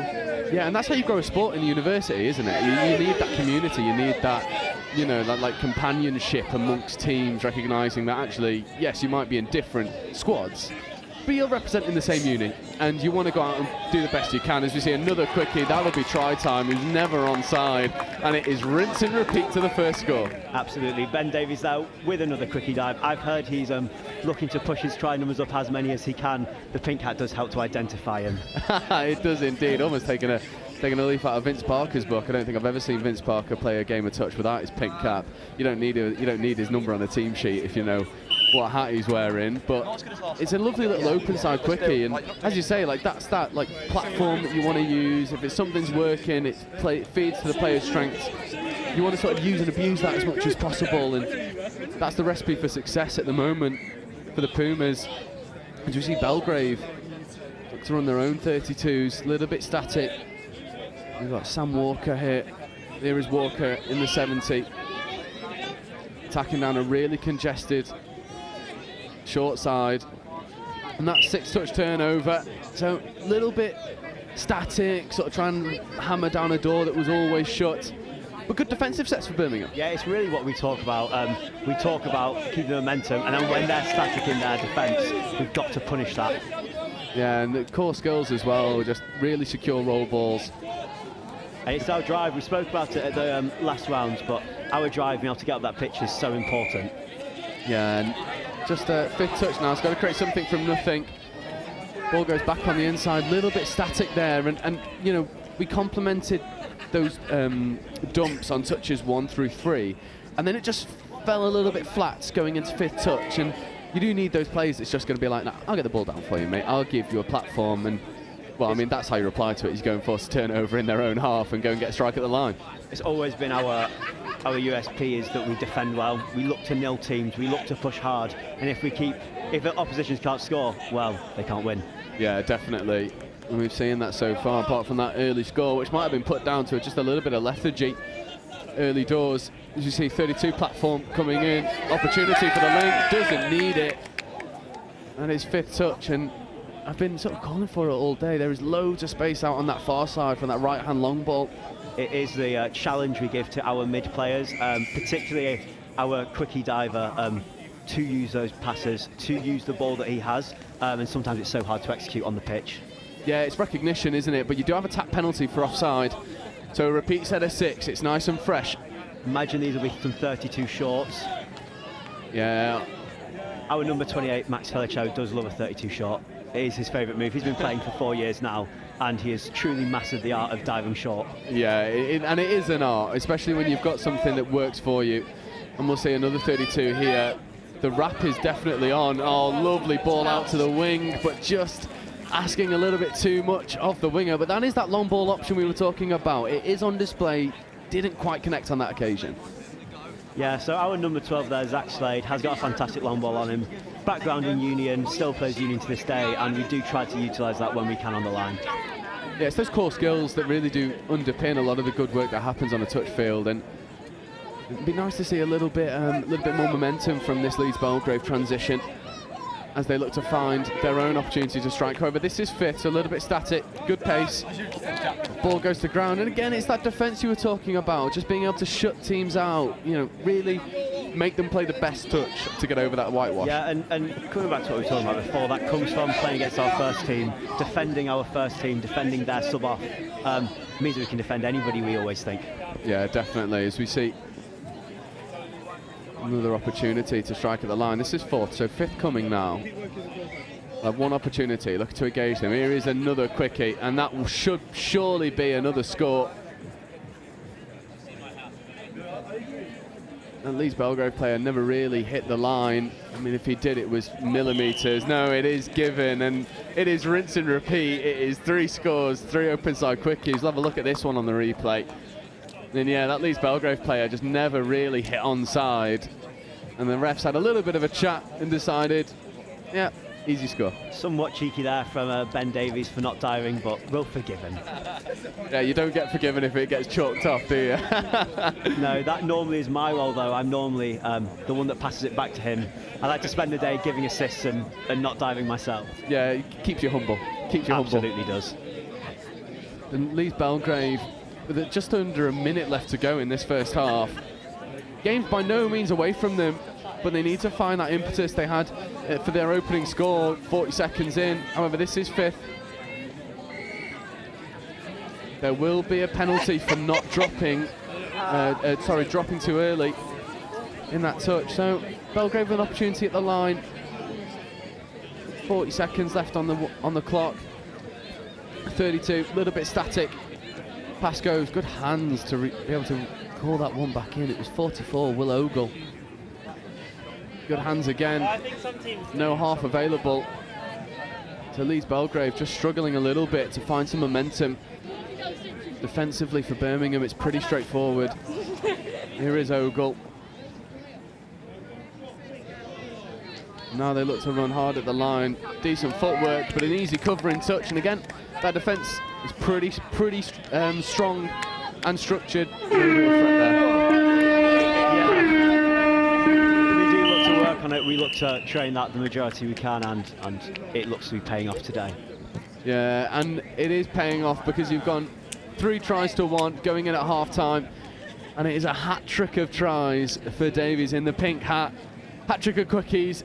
It is pretty straightforward stuff for Birmingham 2s. We're going to take a very quick break at half-time, regain ourselves, and we'll come back with you where the Pumas will look to extend their lead beyond 2 tries over Leeds Belgrave.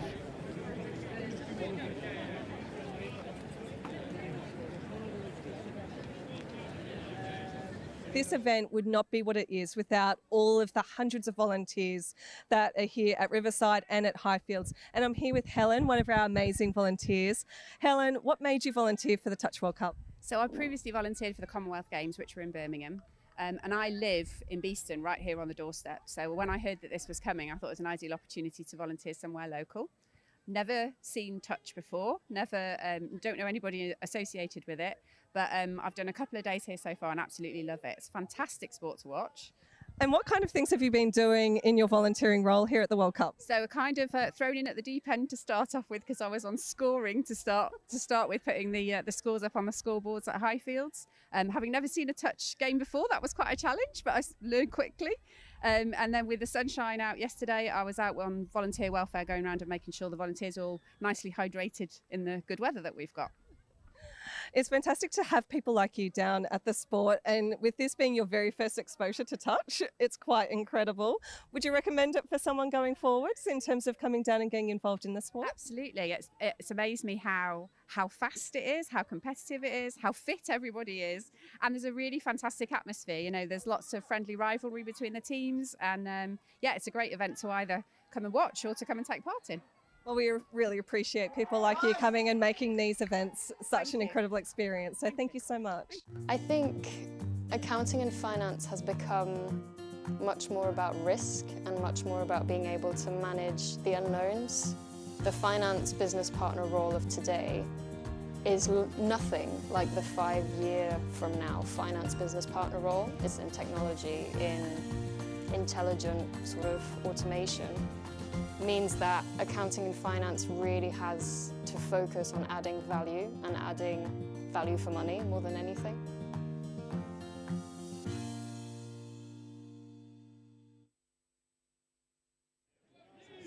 Give me 10 tries today. Players and officials, stand by.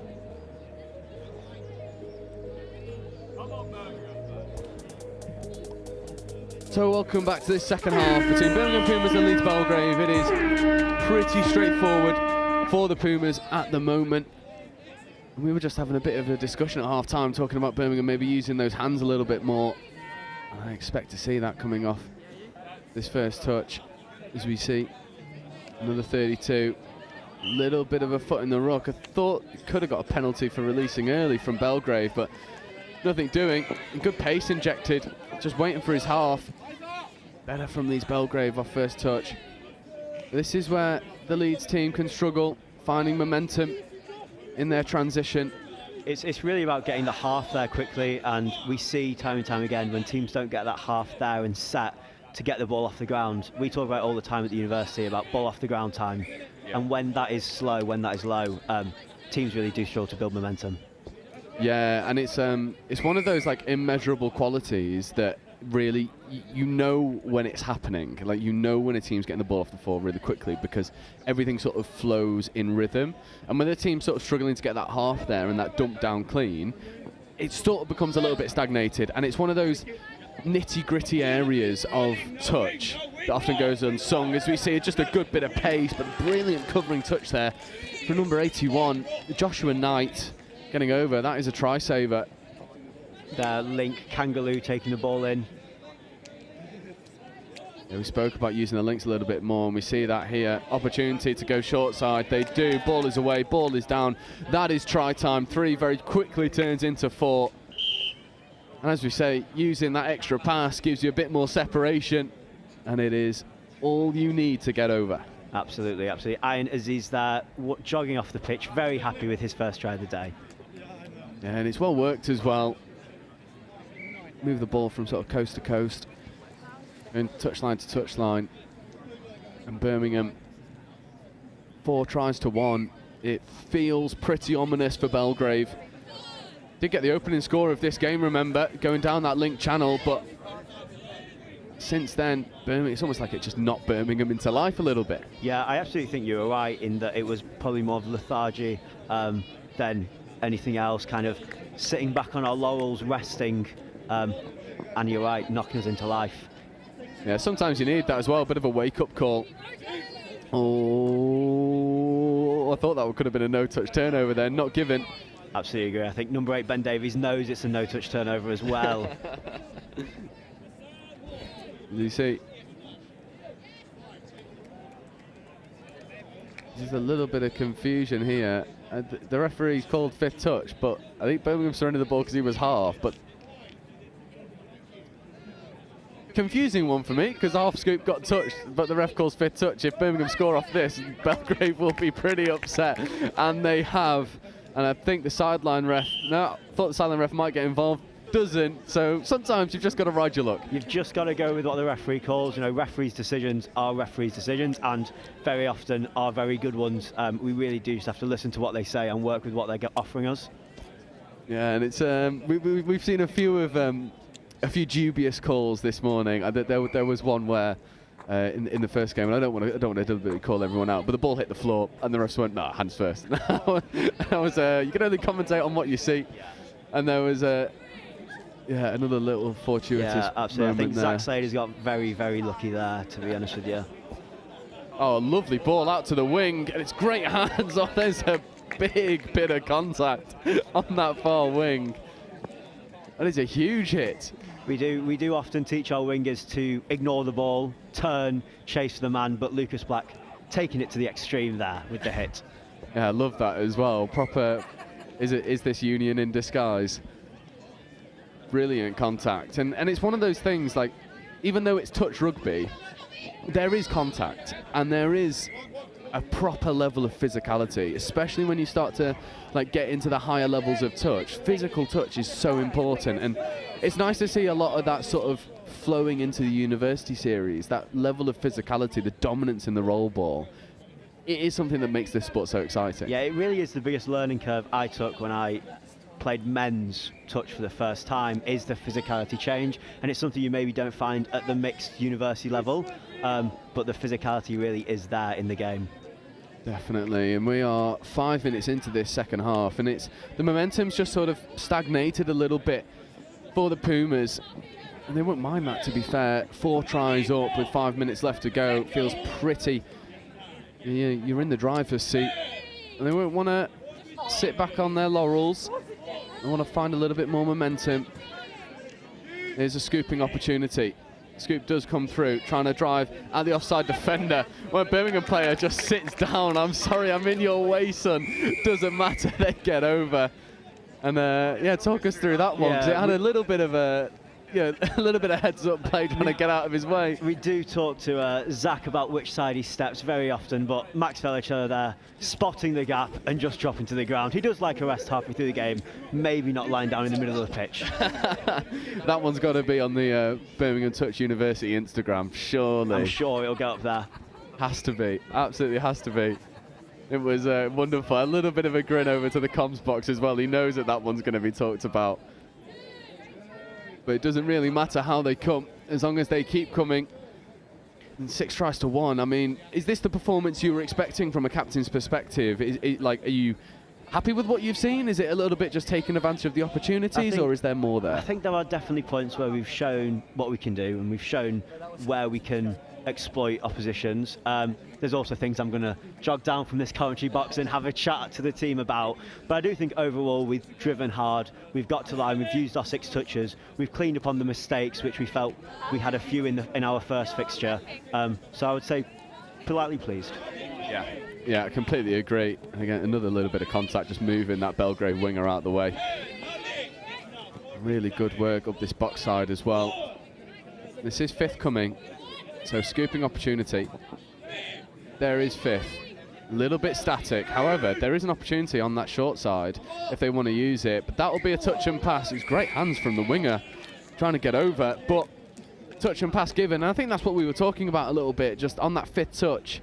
Potentially a little bit losing the touch count, losing a little bit of momentum. I think we've got to be able to identify when 5th touch is coming earlier than being told by the referee, being surprised by it, and then looking to do something somewhat frantically off the back of it. Yeah, it is so important. Again, it's those nuances that underpin so much of the good work that happens. But to be fair, we are being hypercritical. We are 5 tries to the good over a pretty good Leeds Belgrave team, who is a very athletic side. Might benefit from having a little bit more structure, but when you're again, we were having a bit of discussion at half time. When you play against a team that doesn't show you the pictures that you'd expect to see, a lot of it is problem solving on the fly, and you've done that really well in this game. Yeah, I think we've really exploited the gaps that we knew we could find. We've found the holes in this Leeds team, even when they've not presented the perfect structure for us to attack against. So I would be pleased with kind of our decision making on the pitch. Yeah, definitely. And Leeds Belgrave will look to be getting another score on the board. You see, quickie play. better option. Diving at the line. Did the touch come in? It didn't, so that'll be try time.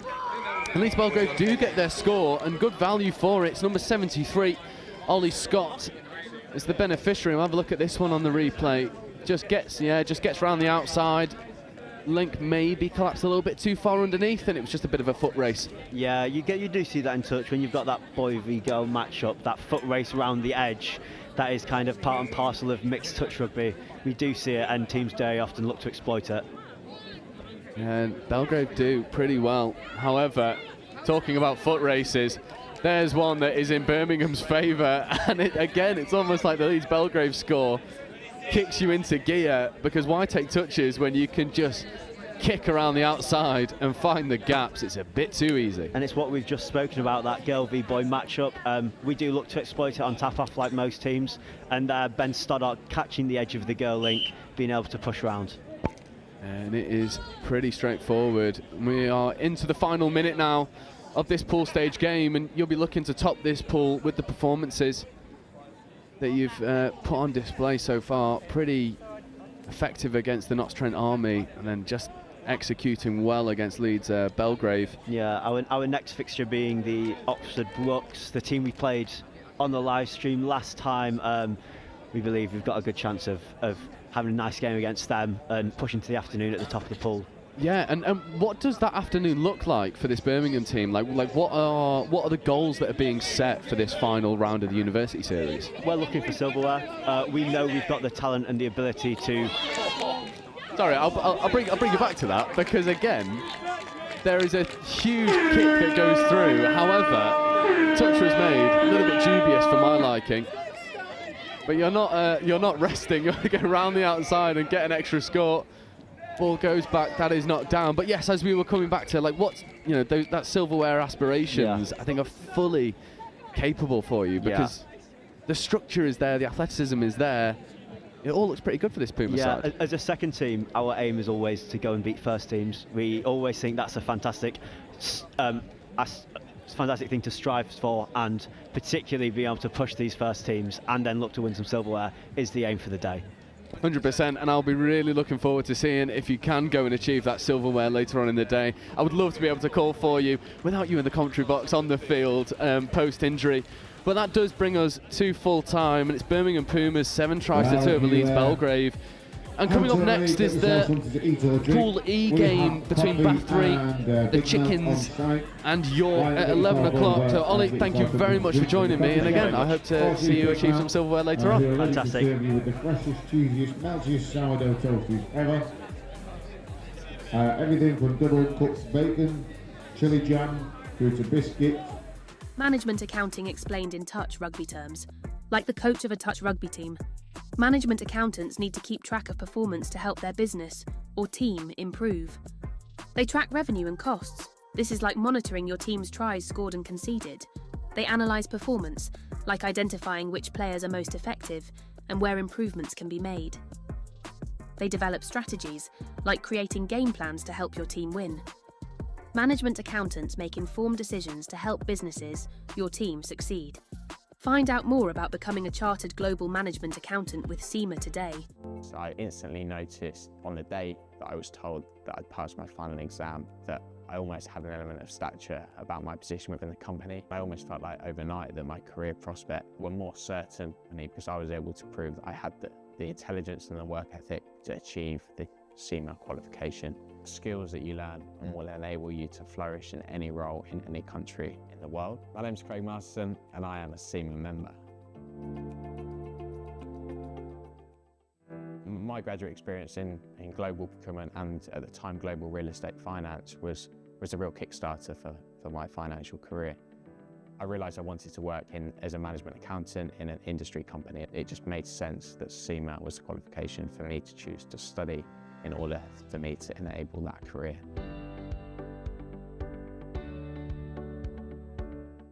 So I realised that the career of a management accountant and working in an industry company in a business that I could have a real impact in and drive the overall performance of the business was far more interesting to me than being a financial accountant. And it was quickly that I realised that Sema would in fact be the qualification for me as well.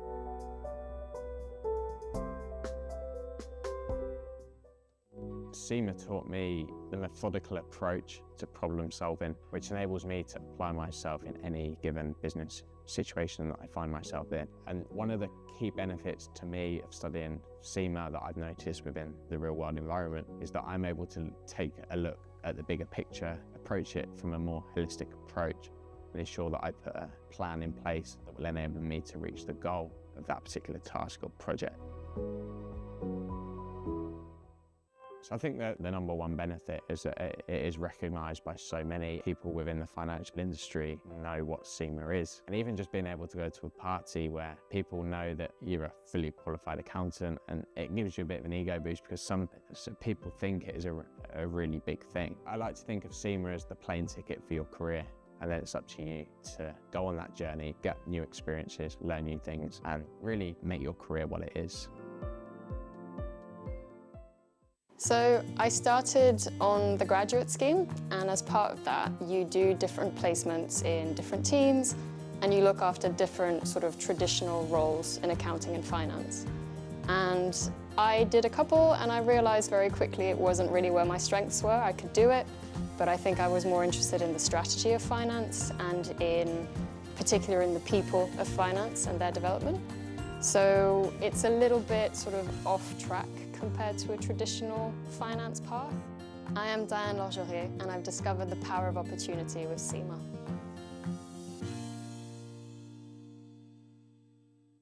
The CGMA designation has a really wide-ranging breadth of subjects, and that's so valuable because it gives you that expertise and that credibility across a variety of different topics, and that means that in any industry that you go into, you'll already have an inkling of what to expect, and you'll already know what the climate is like. It also provides you with a mindset for innovation, and that mindset for innovation means that you're ready to take on any challenge and to shape the future and how it will look like. Studying through the Sema exams, I already felt a little bit of a difference going into the strategic level. I could tell it was a different kind of thinking. It was really maybe more master's level is what I imagined it to be. And then the final exam, so the strategic case study, I remember sitting the exam and thinking, this is brilliant because this isn't accounting or finance. It's about PR, it's about sort of external relations, it's about managing the press, it's about sort of risk and consequences. And so I actually really enjoyed it. This event would not be what it is without all of the hundreds of volunteers that are here at Riverside and at Highfields. And I'm here with Helen, one of our amazing volunteers. Helen, what made you volunteer for the Touch World Cup? So I previously volunteered for the Commonwealth Games, which were in Birmingham. And I live in Beeston, right here on the doorstep. So when I heard that this was coming, I thought it was an ideal opportunity to volunteer somewhere local. Never seen Touch before, don't know anybody associated with it, but I've done a couple of days here so far and absolutely love it. It's a fantastic sport to watch. And what?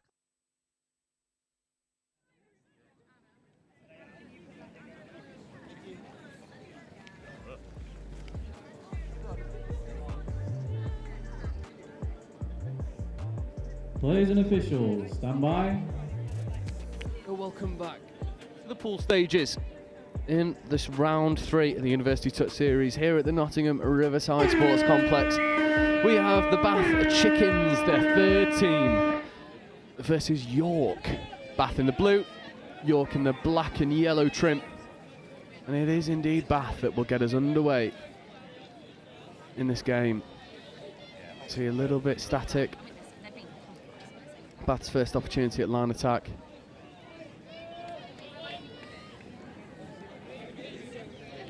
They work the ball out to this link and then back over. It's a bit speculative. And the ball goes down.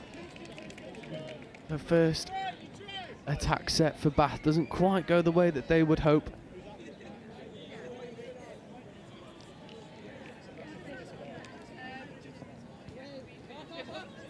As we see, our lovely physical touch coming in from number 20, Max Kurana.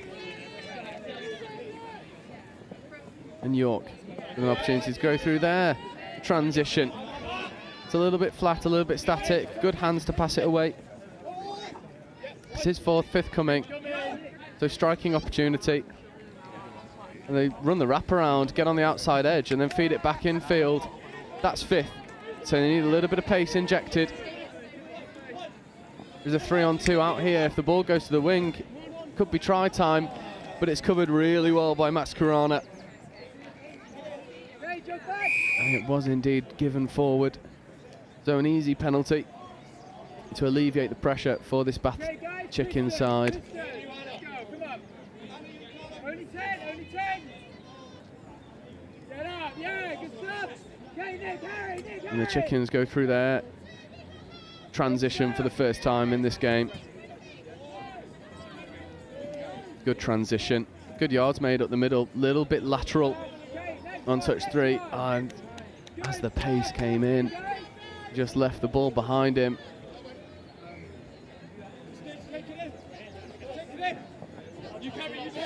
So York with their opportunity now to get some fresh legs on the field. They do indeed. They float the ball out, however, that ball just goes to ground. They're just a little bit stop-start. Neither team really finding any superiority. Both teams feeling each other out. Few unforced errors creeping in. Good touch. And number 16 for York. However, I've not got a 16 on my team sheet. Ball goes back on the inside. That's 5th touch. Again, a little bit static. However, they do create an overlap. That is ball down though. So Bath Chickens with an opportunity to try and go around the outside. Doesn't quite happen for them. And it's defended pretty well from York. And York at the moment just doing enough to see out this Bath Chicken side.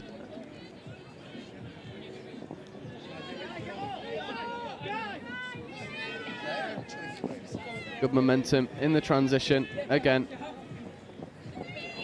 This is 3, 4th coming now. Oh, it's a good idea from York. Number 3 from York. Cam Thornton looks to be pretty dangerous with ball in hand. But it's just not quite sticking for this York team. It is early. I mean, not even 4 minutes in to this first half. See the Chickens look to have a go at the line.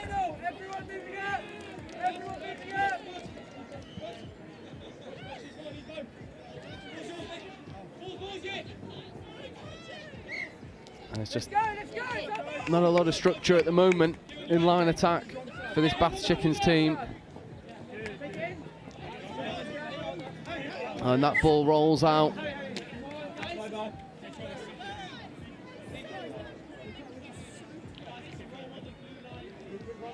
So it's just a little bit stagnant at the moment.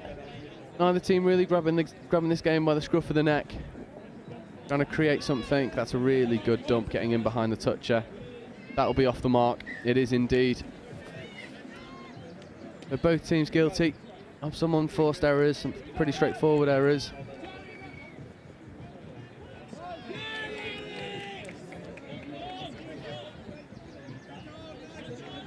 And York roll into there. Drive, trying to go from coast to coast and have a strike at the line. Oh, nice out the back pass. Good momentum as well. Good evasion, but a big touch coming in. And so 32 short for York. Good striking opportunity. Ball has to go, it does. And that is ball down. And that's the first real bit of quality we've seen in this game. And it unlocks the Chickens' defence. And it's the 32 short that comes in. And it's good identification to give that extra pass. And it's a really good catching ground from Hallam Decourt with the yellow bandana in hair. Excellent bonus points for the style. And York, when they get some structure on the pitch, they look potent, especially against this Chicken side that seems to be struggling to find their feet in this pool stage game. However, this is a bit better. Looking to dive at the line. It's a good dive.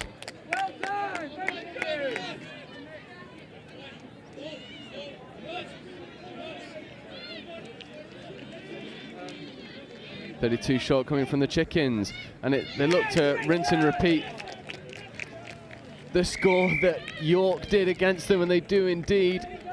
And it seems like the 32 shorts are the recipe for success in this game. And we just saw York do one, and here is another. And it is 80 to 88 for the Chickens. It's Matthew Taylor to Ricardo Matteo Corona Garcia. And we are a try apiece with 3.5 minutes left to go. So both teams starting to find their footing now. Starting to unlock each other's defences.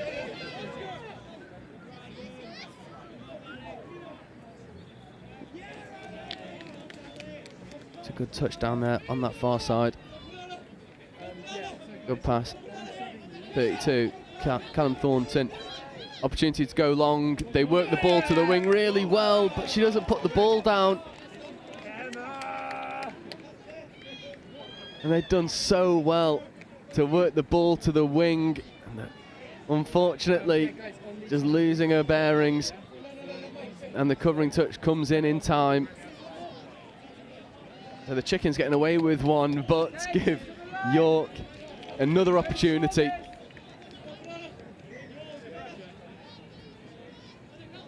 There's another 32. Looks to give the wraparound play. Does. Okay, guys, set it up. Calls have set it up. Sweeper play coming round. The roll ball's a little bit static. Say it again, set it up again. No, don't do nothing. Good touch. Comes in. And it's just a little bit stop-start here from York.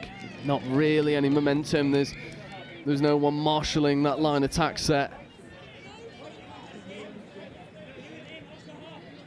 So Bath Chickens just need to secure this ball, get off the field, get the fresh legs on. It's a good drive up the middle. Good footwork as well from 83, Oscar Rowe. There's 84, Charlie Foreman making some extra yards. That's half court, however, so Unless I just walk it. just losing a little bit of structure, a little bit of awareness. And a minute left in this first half, and we're locked at a try apiece. There was two real bits of quality in this first half with the 32s that unlocked both defences. Oh, good footwork and dummy to get round the outside. Scooping player comes through, checks the ball back on the inside. It's a good catch as well. And they work the ball over to the far side, and I just thought there'd be another proper bit of quality in this game. However, he's half, so that's half court. And if York roll this ball quickly, there is a massive overlap. Not taken, and Bath are able to reset. And it is number 4 for York, Hallam DeCourt, who looks like he's going to try and marshal this line attack. Quickie plays coming. I mean, it's asking the ref, is he dropping early? I would tend to agree, but Ollie Simon is a very experienced ref as Hallam DeCourt goes for the line, and that is try time. And right on the buzzer, he doubles his personal account, doubles York's account, and Hallam DeCourt is the difference maker for this York team. Coming off the back of the 32, just hits it with pace, gets to the line, and it brings us to half time. At the moment, it is Hallam DeCourt 2, Bath Chickens 1 going into half time. And we'll take a very quick break over this half time period. And we will bring this second half to you in just a minute.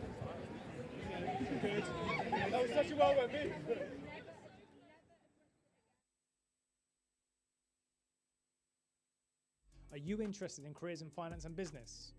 If so, come and follow us on Instagram and TikTok to find out more about Sema's CGMA qualification. Sema Early Careers UK is your one-stop shop for all things finance and business with Sema.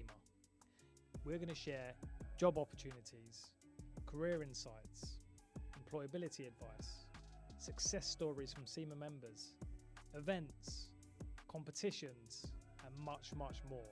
So follow us today, SEMA Early Careers UK on TikTok and Instagram. Management accounting explained in touch rugby terms. Like the coach of a touch rugby team, management accountants need to keep track of performance to help their business or team improve. They track revenue and costs. This is like monitoring your team's tries scored and conceded. They analyse performance, like identifying which players are most effective and where improvements can be made. They develop strategies, like creating game plans to help your team win. Management accountants make informed decisions to help businesses, your team, succeed. Find out more about becoming a chartered global management accountant with SEMA today. So I instantly noticed on the day that I was told that I'd passed my final exam that I almost had an element of stature about my position within the company. I almost felt like overnight that my career prospects were more certain because I was able to prove that I had the intelligence and the work ethic to achieve the SEMA qualification. Skills that you learn and will enable you to flourish in any role in any country in the world. My name's Craig Masterson and I am a SEMA member. My graduate. Okay, come on, York.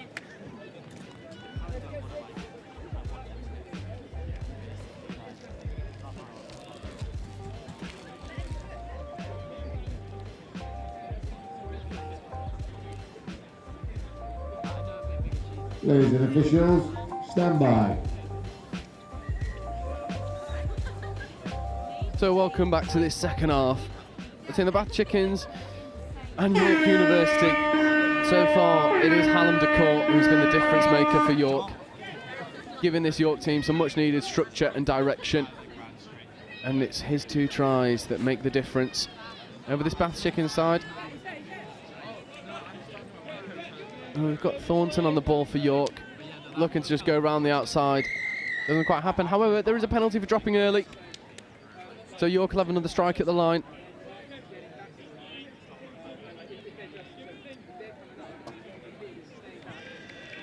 A little bit slow getting the ball off the floor. 32 short coming in. Oh, lovely wraparound, lovely play. And a lovely score. And it's number 13 for York, Anna Reeves, who gets over. Callum Thornton hit that 32 with some real pace, sucked in the defence, and then gives the wraparound. And Anna Reeves is in acres of space. In York very quickly extend their lead. And it's starting to look a little bit ominous for the Bath Chickens. That's good momentum though in their transition. From Max Karana. There's Karana in at half. And Karana on the 32 short. Massive opportunity for the wraparound. However, the pass isn't accurate and goes to ground. But once again, good endeavour. Nice out the back pass from Hallam de Court. However, that's an off the mark penalty. So Bath Chickens will have another go at the line.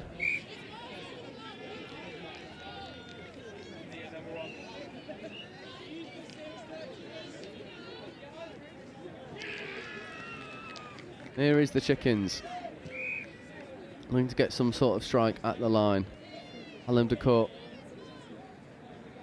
up, making defensive touches. Once again, opportunities to go at the line. That is touch.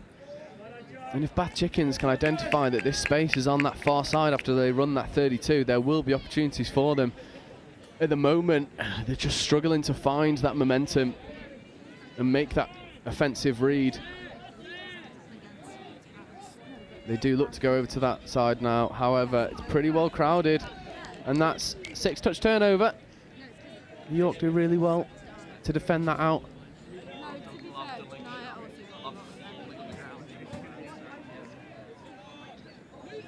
There is Hallam de Court. Oh, goes around the outside, makes loads of meters. That's a good touch that comes in as well from Karana.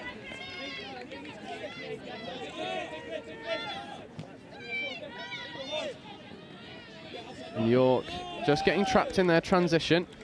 Need to use the hands, create a bit of momentum, and there is the pace coming in, but easily crowded out. So this is 5th touch. There's no touches remaining. that'll be turnover. So York just struggling a little bit in their own transition. Credit to Bath Chickens, defence in the midfield. Oh, opportunity to just go through the middle. Good momentum.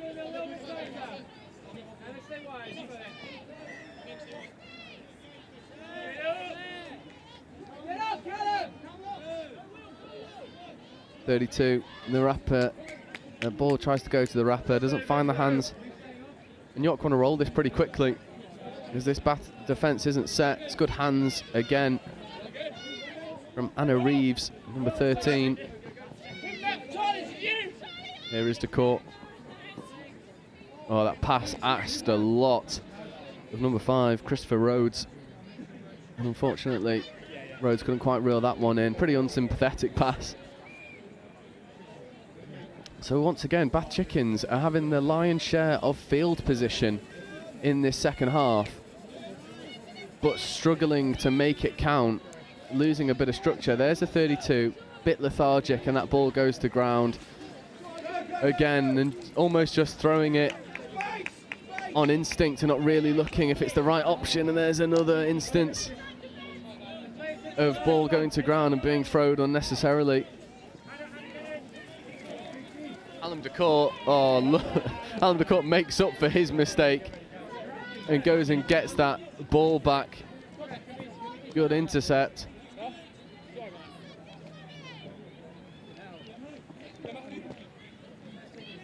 York can go and try and make some meters.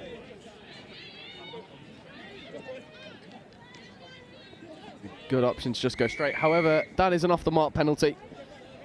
So once again, this game sort of just coming down to the error count. Both teams guilty of making some pretty unforced errors in the basics of touch. With both teams having moments of quality. And it is those 4 moments of quality that have led to the 4 tries. Not a lot happening in between. And there is another error, logistic error, having 4 men on the pitch. Mixed is 3v3 in terms of 3 men, 3 women.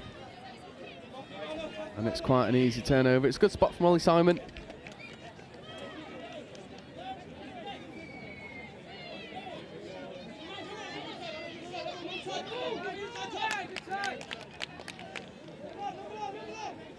Good down at the line, just hesitating a little bit. Gap opened up for him, didn't take it.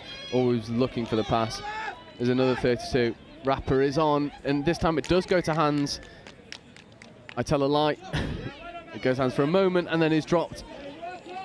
And again, Bath Chickens is not asking the right questions at the moment of this York defence.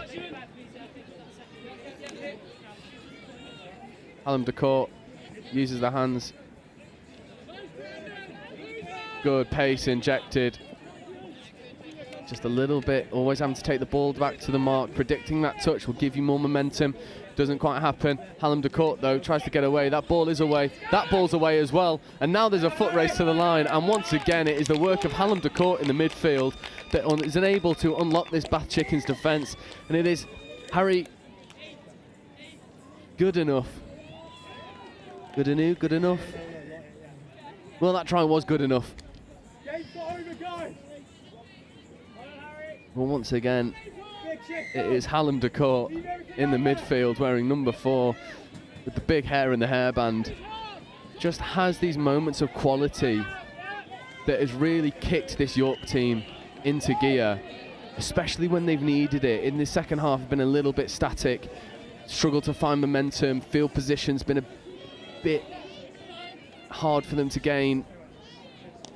That'll be try time though for the Bath Chickens, and it's number 88, Ricardo Mateo Corona Garcia, that gets over. It again comes off the back of that 32 short, just checks the ball back off, and ball is down before the big touch comes in from the York link. So Bath Chickens showing that they also have these moments of quality, but for the Chickens it has just been moments that have been able to unlock this York defence. As I say, they have had the lion's share of field position in this second half, forcing a lot of errors from the York transition, but not really being able to make it pay. As you see, the platform for a 32 comes in. It does come in a little bit static. 2-on-1, good shot from the Chickens winger.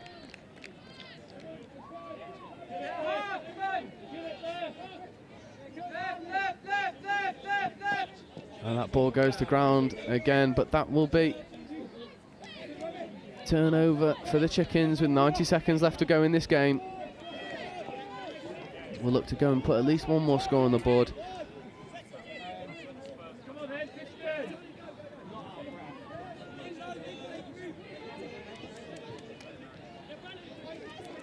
Good hands trying to get to the outside edge of this York defence. There's a good bit of pace injected as well. Anna Reeves does really well to just not bite on those, a bit of footwork from 83 Oscar Rowe. And there's a diving touch that comes in from number 5.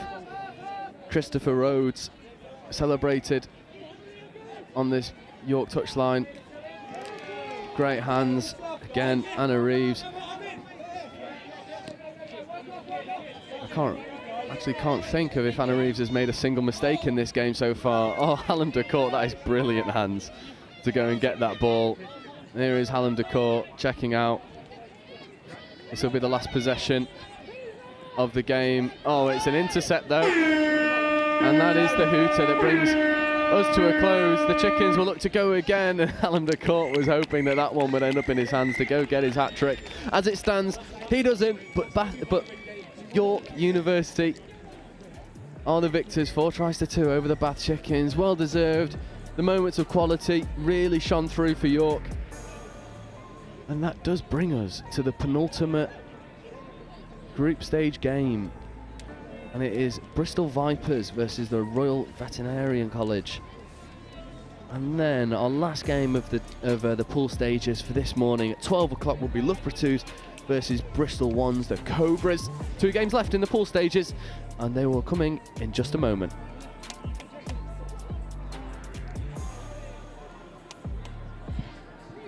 Well, as we approach the 11:30 game, we've got 2 more games till lunchtime. This event would not be what it is without all of the hundreds of volunteers that are here at Riverside and at Highfields. And I'm here with Helen, one of our amazing volunteers. Helen, what made you volunteer for the Touch World Cup? So I previously volunteered for the Commonwealth Games, which were in Birmingham. And I live in Beeston, right here on the doorstep. So when I heard that this was coming, I thought it was an ideal opportunity to volunteer somewhere local. Never seen touch before, don't know anybody associated with it, but I've done a couple of days here so far and absolutely love it. It's a fantastic sport to watch. And what kind of things have you been doing in your volunteering role here at the World Cup? So kind of thrown in at the deep end to start off with, because I was on scoring to start with, putting the scores up on the scoreboards at Highfields. Having never seen a touch game before, that was quite a challenge, but I learned quickly. And then with the sunshine out yesterday, I was out on volunteer welfare, going around and making sure the volunteers are all nicely hydrated in the good weather that we've got. It's fantastic to have people like you down at the sport, and with this being your very first exposure to touch, it's quite incredible. Would you recommend it for someone going forwards in terms of coming down and getting involved in the sport? Absolutely. It's amazed me how fast it is, how competitive it is, how fit everybody is, and there's a really fantastic atmosphere. You know, there's lots of friendly rivalry between the teams, and yeah, it's a great event to either come and watch or to come and take part in. Well, we really appreciate people like you coming and making these events such an incredible experience. So thank you so much. I think accounting and finance has become much more about risk and much more about being able to manage the unknowns. The finance business partner role of today is nothing like the 5-year from now finance business partner role. It's in technology, in intelligent sort of automation. Means that accounting and finance really has to focus on adding value and adding value for money more than anything.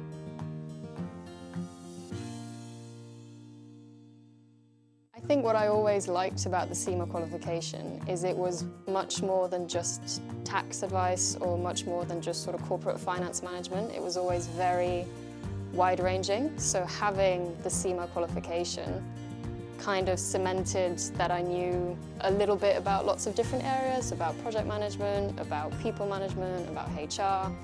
So it really helped me understand lots of different areas, which helped fit into the bigger picture. And for me, that's strategy. It's thinking big. It's kind of thinking, okay, this is all great, but what's the point of it?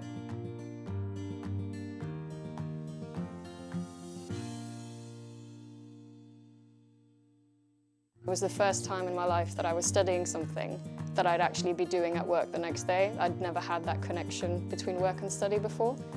And then that sort of shaped itself into a really solid understanding of everything, and then the tools to then set up the strategy.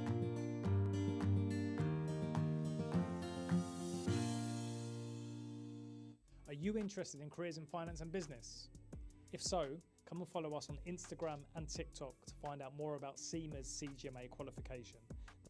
Sema Early Careers UK is your one-stop shop for all things finance and business with Sema.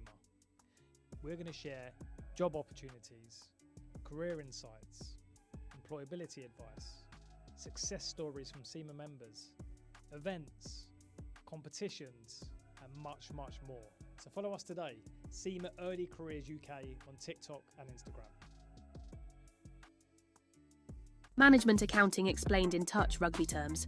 Like the coach of a touch rugby team, management accountants need to keep track of performance to help their business or team improve.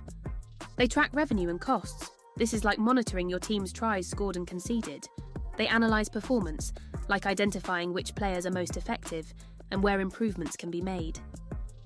They develop strategies, like creating game plans to help your team win. Management accountants make informed decisions to help businesses, your team, succeed. Find out more about becoming a chartered global management accountant with Sema today. So I instantly noticed on the day that I was told that I'd passed my final exam that I almost had an element of stature about my position within the company. I almost felt like overnight that my career prospects were more certain because I was able to prove that I had the intelligence and the work ethic to achieve the Sema qualification. Skills that you learn and will enable you to flourish in any role in any country in the world. My name's Craig Masterson and I am a Sema member. My graduate experience in global procurement and at the time global real estate finance was a real kickstarter for my financial career.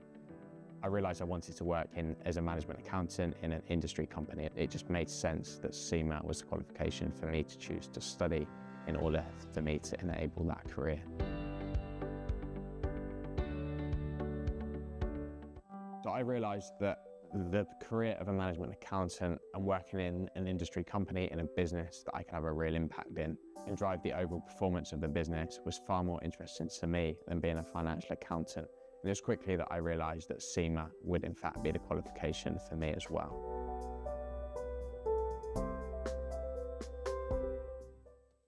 Sema taught me the methodical approach to problem solving, which enables me to apply myself in any given business situation that I find myself in. And one of the key benefits to me of studying Sema that I've noticed within the real world environment.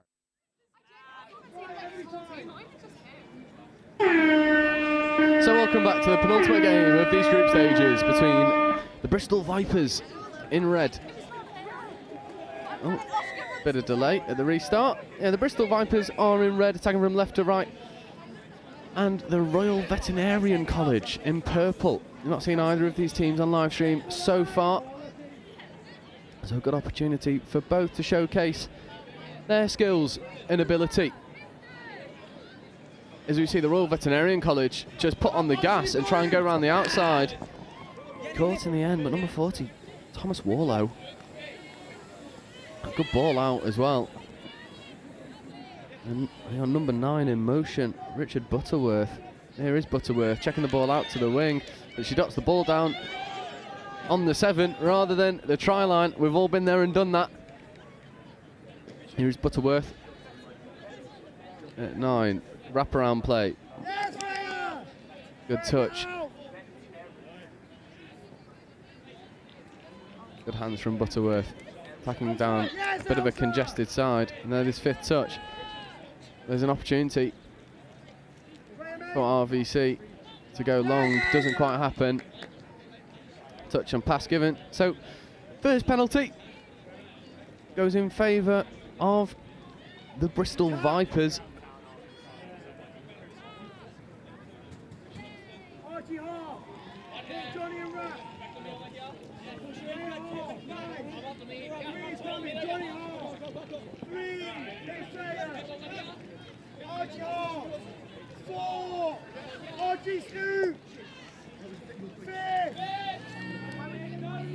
See the orders being barked from the sideline.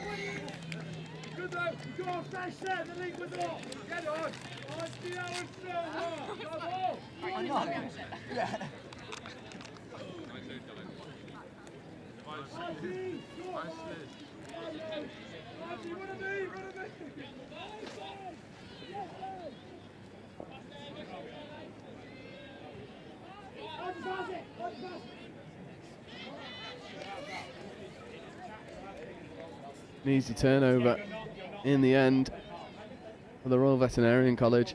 RVC, they're affectionately known. Good footwork to get around a few, and then the ball goes pretty long. Opportunity here, just goes through the gap, and there's a bit of pace, and there is a foot race, and I think there's only going to be one winner, and this time that ball is put down over the try line. And it's number 40, Thomas Warlow, that opens the scoring for RVC. It's good heads-up rugby to get around the outside, identify where the space is, and the only person keeping up with him is the referee. And Warlow, the beneficiary.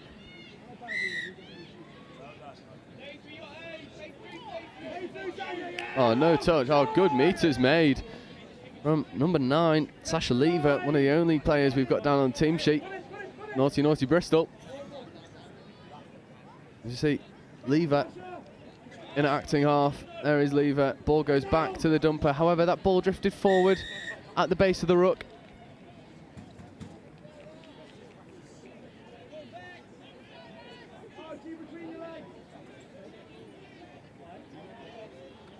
This will be a tap penalty for the RVC.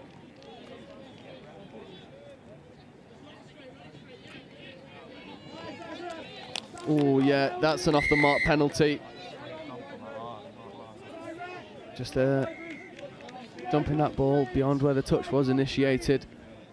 Here is Lever in the midfield. Lever in at half.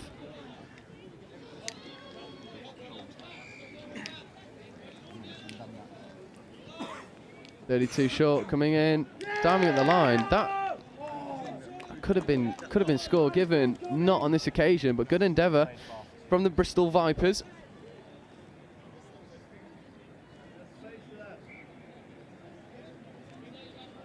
Just slowing down a touch. Lever takes the touch. Scooping opportunity comes through. Ball to the wing is on. It goes, but there's a hand in there, so they'll get a repeat set of 6. Good opportunity here for the Vipers.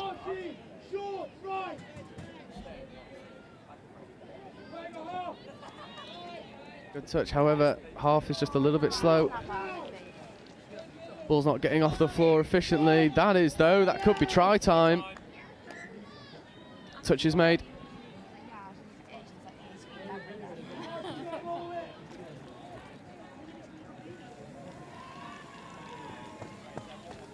There's Lever. There is Lever again. However, that ball just bobbles. That'll be a loss of control.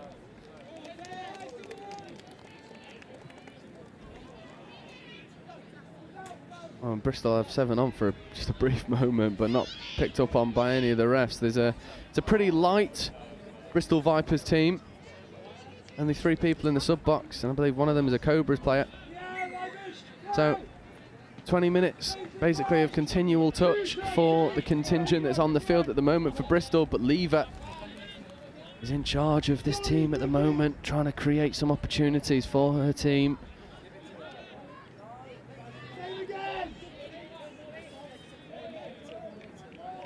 Oh, good hands to retain possession. However, it seems like the sideline ref has spotted a ball that drifts forward. Has indeed.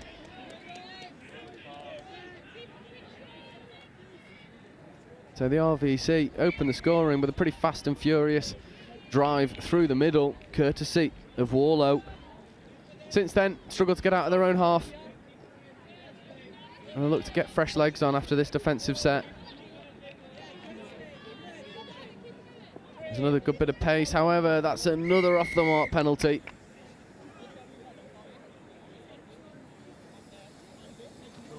So this pod won't get any reprieve.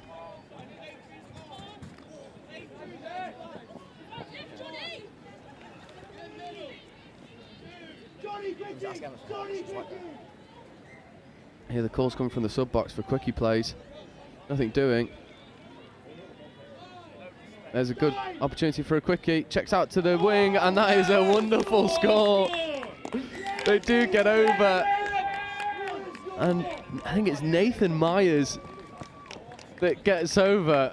Lovely little finish from Bristol. And you see, it's a great hole hit from Myers. It gets through. And there wasn't a lot of quality in there from that line attack, but when it mattered, Nathan Myers gets over for the score that brings us all square. And it's brilliant endeavour from Bristol to keep going, keep trying to hit. Keep trying to hit those angles. However, this RVC team have the quality to go make it count. I'm going to rectify that.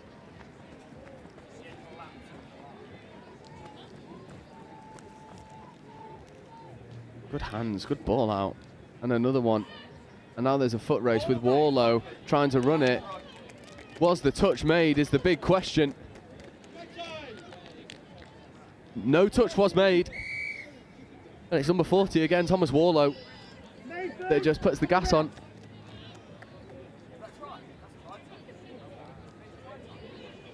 Nathan Warlow. Thomas Warlow, sorry. Gets over for the score, puts on a bit of gas.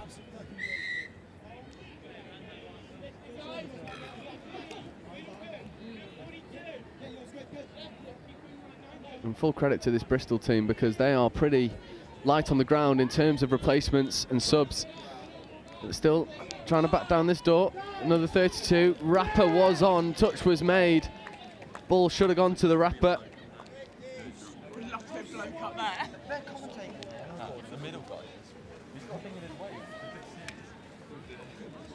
As we see Bristol now try and go again. That 6-touch turnover.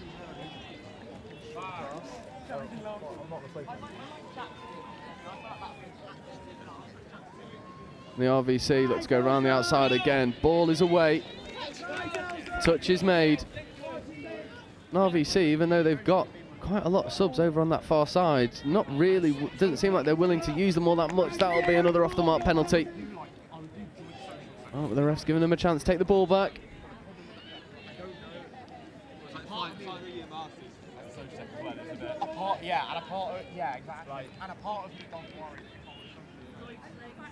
And RVC, let's go again. Wraparound play, batted down, good footwork, but a really good covering touch. There's a ball out to the wing, ball goes down, and that is half time. And it's RVC that lead 2-1 over Bristol. The Bristol Vipers. It was the try by Nathan Myers that gave Bristol their bit of hope in that first half. But the Royal Veterinarian College are in the lead, and it seems pretty comfortable for them, and we'll take advantage of this half-time break, and we will be right back with you for the second half.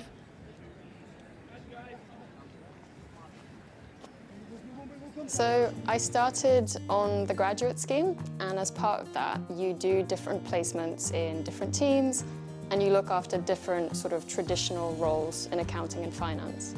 And I did a couple, and I realized very quickly it wasn't really where my strengths were. I could do it, but I think I was more interested in the strategy of finance and in particular in the people of finance and their development. So it's a little bit sort of off track compared to a traditional finance path. I am Diane Lorgerier, and I've discovered the power of opportunity with Sema.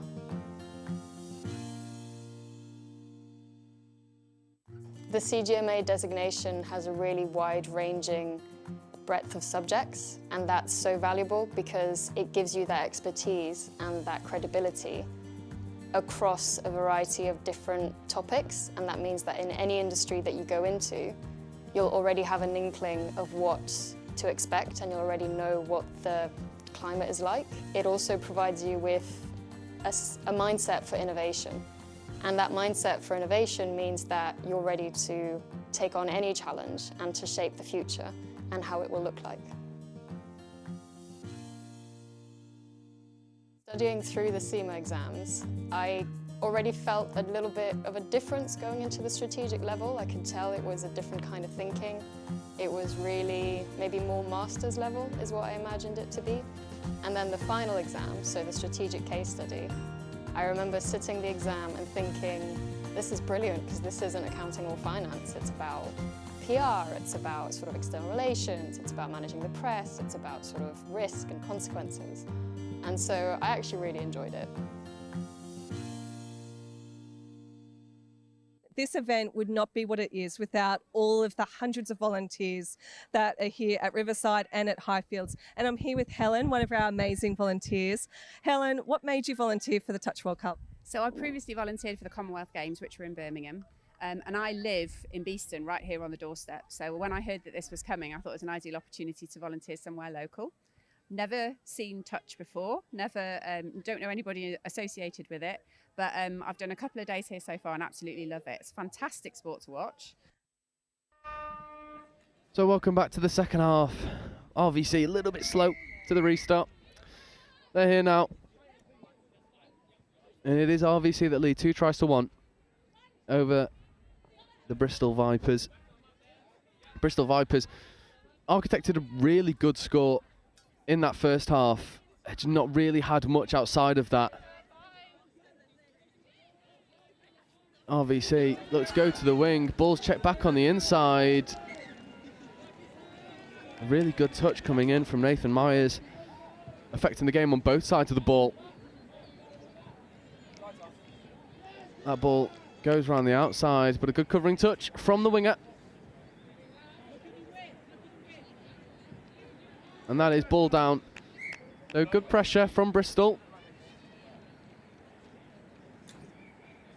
As we see, ever more so impressive from Bristol being in this game with only a try difference, with the single sub that they have. The team sheet is much bigger than that, but they only have a single sub. This is Lever, Sasha Lever, wearing number 9. Scooping opportunity. However, that is 6-touch turnover, so just losing track of the touch count ever so slightly. And RVC have an opportunity themselves to potentially get some fresh legs on if they want to sub and go from there. But that ball hits the ground. And it's been pretty tricky for RVC.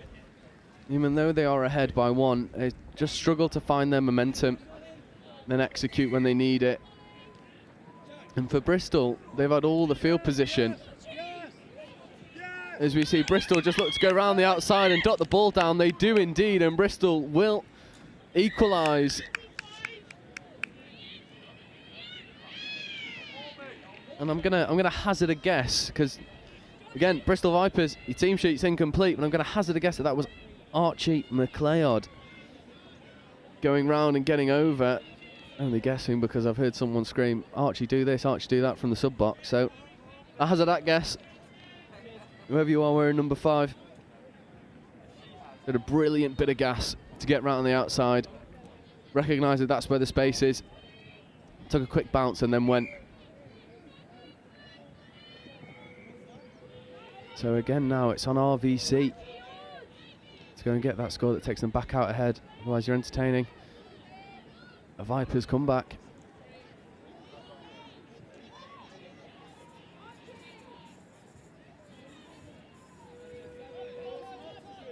The touch. Just to roll the ball back to the 7, quite literally. As we see, good bit of core skills. That is 5th And number 9, Butterworth, in motion, looking to just get to the try line. He does indeed, and that's the difference that Gas can make. Butterworth just recognises that there's a mismatch out on that wing, and then goes and executes. There wasn't really much on. He is the only player out there, but doesn't need any help. And gets over pretty easily. And RVC extend their lead back out to 1. They retain that lead. Fraser, the optimism about the weather is still going strong. No, I'm wet. I'm wet in my head. I'm soaking wet. I'm ready. It's a good touch coming in from RVC. And Bristol just need a little bit of structure now. Need someone to go and get that dump in pretty clean. That's better. A little bit static. Not a lot on. That pass goes though. Needs to go to the wing as well, or go himself. He does go himself, and there will be another score. And Bristol go and equalise. It is 3 tries apiece. And again, I hear the cries of nice Johnny, so I'm going to imagine that that's Jonathan Hancock getting over for the score.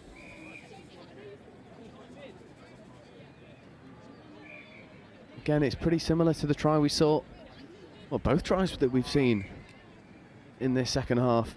Prior to that, just Gas around the outside, recognising where the space is, where the mismatches are, where the opportunity is, and then having the ability and knowledge to go and execute. But for Bristol, you've got to shut down this man, and they can't. And once again, Richard Butterworth just sticks the gas on, goes round and through a couple players, and that will be the big task for Bristol in this second half, is how do you shut down Richard Butterworth? As you see, just receives the ball back, and then see you later, little show and go. And it's pretty straightforward for RVC in that respect. Just give it to the gas man, and he'll go and make you pay. There is Sasha Lever involved in stuff again. Not quite happening though. Hancock has to take the ball back.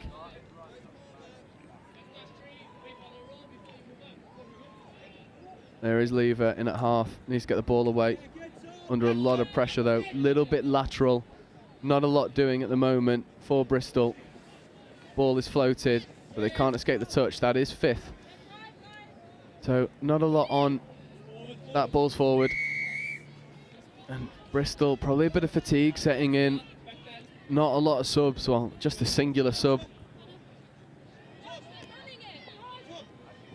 And the man advantage is definitely in favour of RVC. They've got more fresh legs and some nice core skills. That's a big contact in the midfield. I mean, RVC are just going to play on because the ball looked good.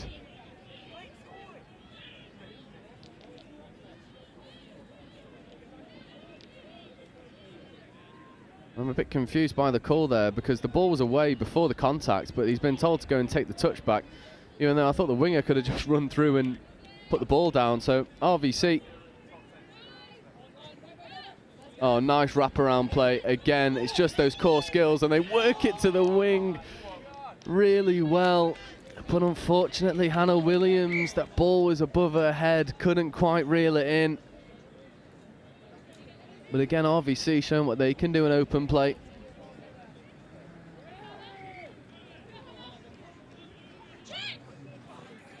And that's a loss of control. So that'll be turnover, and RVC will have another opportunity.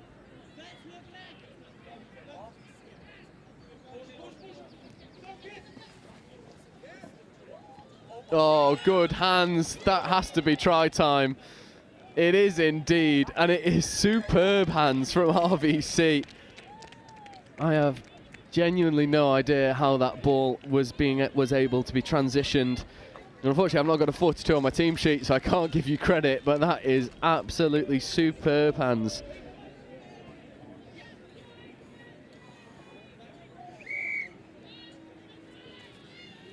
And RVC extend their lead out to 2 with a little over 2 minutes left to play.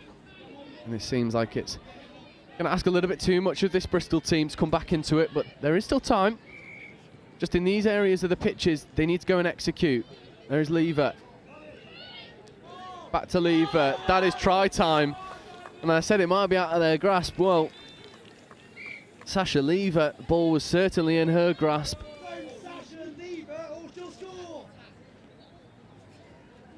However, it's been chalked off. And I'm not quite certain as to why. He is half, so if he's touched, it is turnover. Not spotted by anyone. Oh, it is indeed, yes. Good call from the referee. He was half. So it is a really good call. As we see some of the other Bristol contingent come and join their compatriots in the sub-box. It's back-to-back Bristol affairs. We see the Bristol 2s, the Vipers, currently on pitch 1. And next is the Cobras against Loughborough 2s for our last game of the pool stages before we get into finals footy. And it really is finals footy, with this being the final day of the University Series. As we see Bristol trying to manufacture their own opportunities. And they have indeed. And it's Jonathan Hancock that goes over for the score. This one won't be chalked off.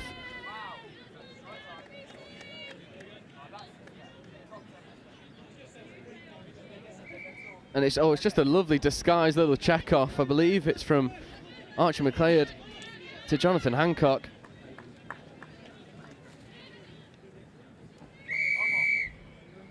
And with around 10 seconds left to go, Bristol will be hoping for an intercept to draw this game.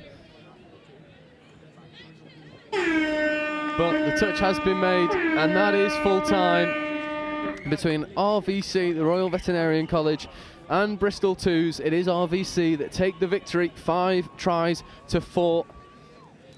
Bristol really did grow into that game. RVC just had a bit too much pace, and you can't help but feel like if Bristol had more than one sub, the fatigue might not have played as much of a part, and they maybe could have taken that one. But it's a good affair. And coming up next for our last game of the day, last game of the pool stages this morning, we have the Bristol Cobras, the Bristol first team, coming up against Loughborough 2s. And then we'll take a very brief break of around half an hour, and we will bring you the finals footy game, starting with some semi-finals, well, some quarter-finals, then some semis, and then we finish with all 3 finals, the plate, the bowl, and the cup. But as I say, coming up next is Bristol Cobras versus Loughborough 2s.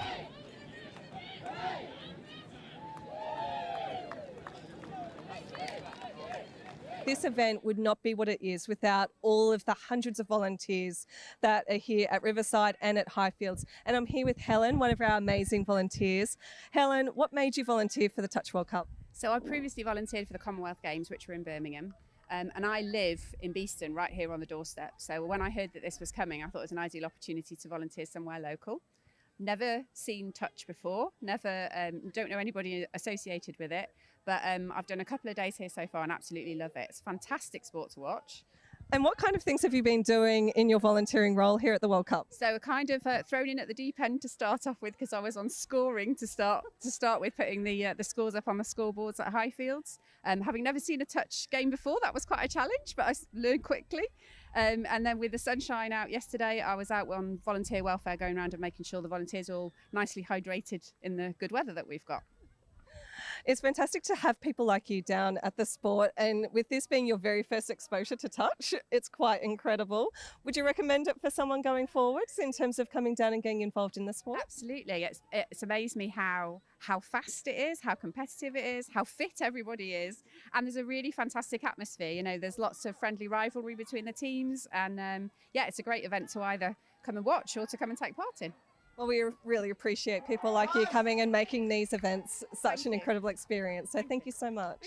I think accounting and finance has become much more about risk and much more about being able to manage the unknowns. The finance business partner role of today is nothing like the 5-year from now finance business partner role. It's in technology, in intelligent sort of automation. Means that accounting and finance really has to focus on adding value and adding value for money more than anything.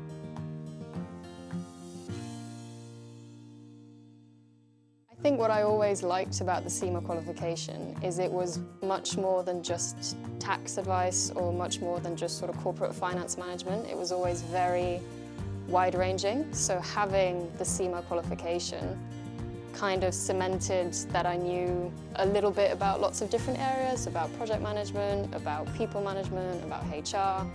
So it really helped me understand lots of different areas, which helped fit into the bigger picture. And for me, that's strategy. It's thinking big. It's kind of thinking, okay, this is all great, but what's the point of it?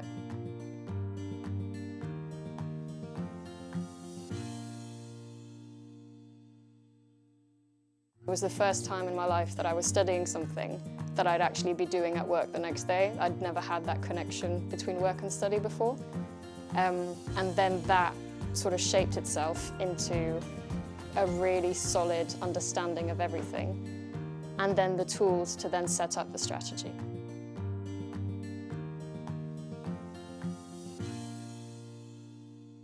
Are you interested in careers in finance and business?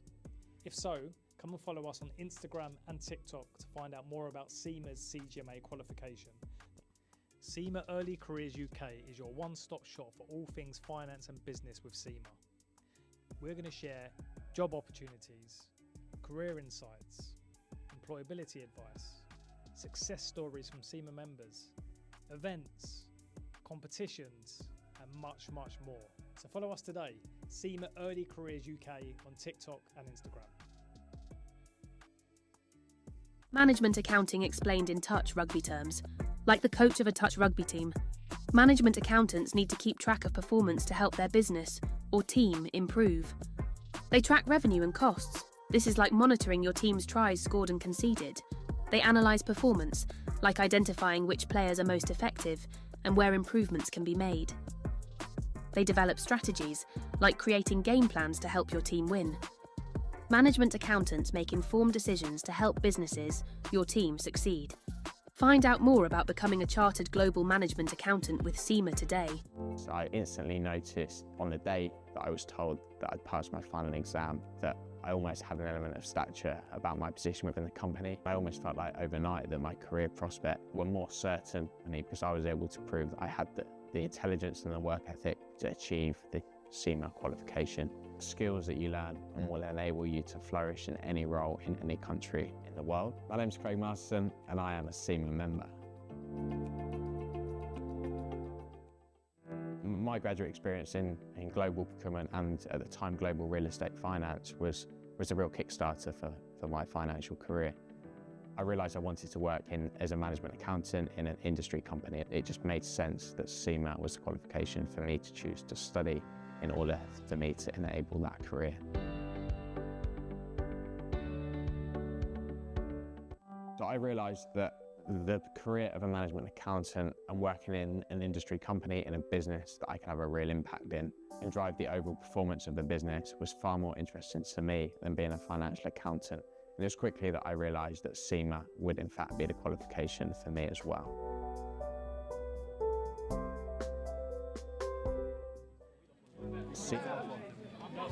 Players and officials, stand by. So welcome back to the final pool stage game of round 3 of the University Touch Series. It is the Bristol Ones, the Cobras, versus Loughborough Twos.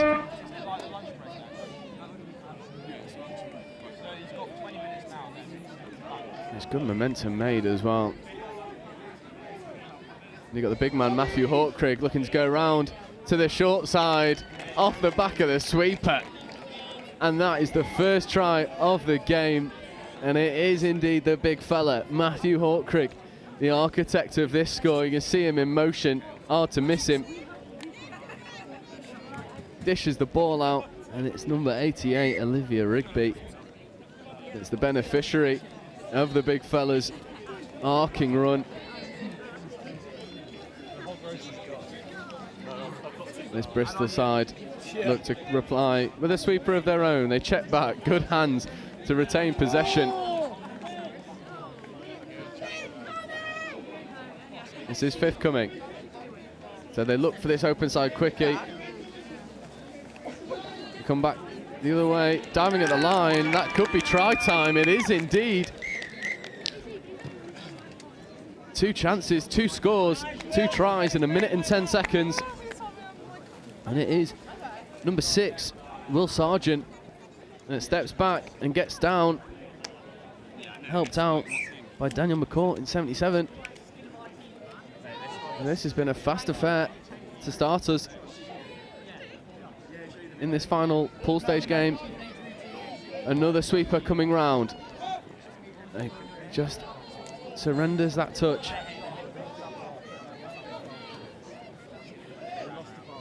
.32 short, wrapping players on. They dive at the line, and that'll be another score.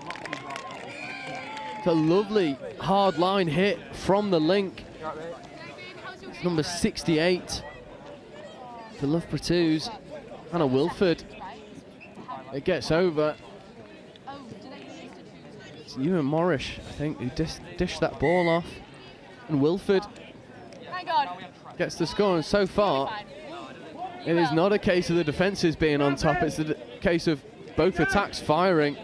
There's another doggies opportunity to just gas to the line, doesn't quite happen. Now Sargent takes the ball back. Sargent in motion, steps back, opportunity to go to the wing. Drops the ball back on the inside, but it's not quite taken. There will be a penalty though. Good win.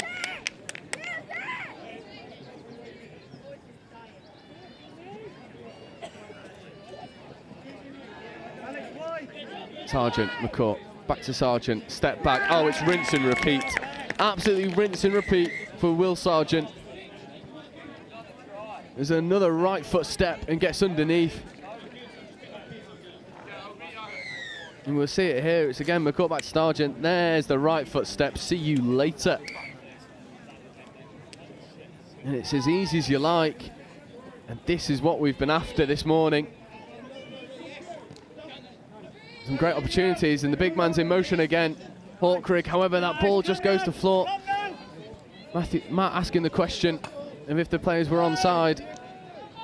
Ref deems that they were. It's good momentum carried. Lloyd Dafford gets that ball away well. Back to Lloyd Dafford. Sargent, McCourt. Dafford in at half, but McCourt doesn't want to take touches, wants to make meters. This is 5th coming. Dafford. Sargent scooping, stepping, looking to go long, goes through the gap. There's 2 options, he finds them, and it is 41. Jasmine Warrow gets over for that score. And once again, it's Sargent orchestrating, pulling strings, being the difference maker. And we have had 5 tries in under 5 minutes in this first half.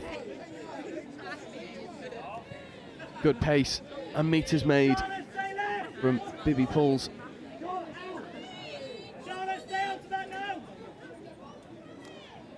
.32 short. Rapper goes. Good defensive spacing from Bristol. This is 5th. No more touches to play with. They surrender the touch. And it was 22. Leo Robinson getting up and making touches. Opportunities for Loughborough snuffed out by this Bristol defence. Now they have an opportunity to run through their own transition. Good pace engaged. A little bit of a stumble in the touch. Better defence here from Loughborough. Sargent has to create something from nothing. Diving touch is claimed. And it's number 91, Loughborough, Makar Udalov. He gets up and making touches. Good commitment. Oh, lovely little show and go. Maybe could have been given off the mark. Isn't happening. Good strong touch there from Daniel McCourt.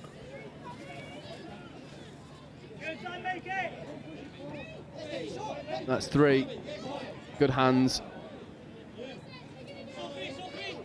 32 short coming. Diving at the line. Is that try time? This is the announcement for the referees. For Will Cullen, make their way to field 4. That's Will Cullen to field 4.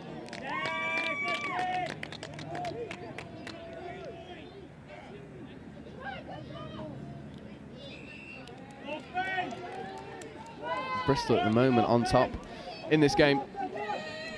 Scoring has slowed down a touch. Both teams figuring each other out in defence. Good pressure. However, Bernardo Perez has been called offside.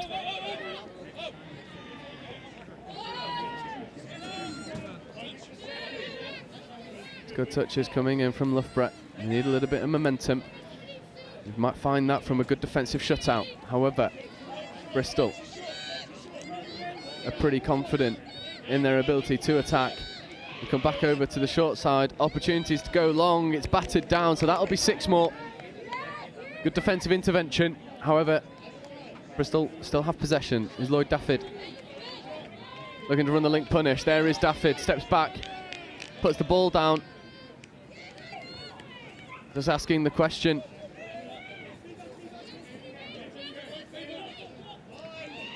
Quickie play. Oh, lovely passive link run. However, pass has been given forward. So it's a good opportunity not taken from Bristol. Evading touch as well. Oh, Loughborough need to secure this transition. Give this pod a good platform to strike from. Slowing down just a touch. Here's Bibby Pulls. This is 5 coming. That ball is knocked down, so that is 6 more, and a good result for that Loughborough transition. His 5th was coming just over halfway. Far from ideal to strike from. But now they'll have a repeat set to go and get to the line, have a couple strikes. Hawkrig in at half. Here is Hawkrig, 98. 32 short, back to Hawkrig, looks to put the ball down, touch is made. However, offside penalty.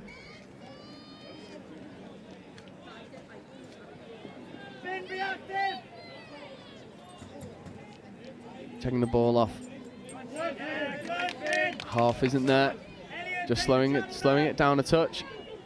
Hawkrig just goes straight to the wing, and Matthew Hawkrig take a bow. That is a nasty pill.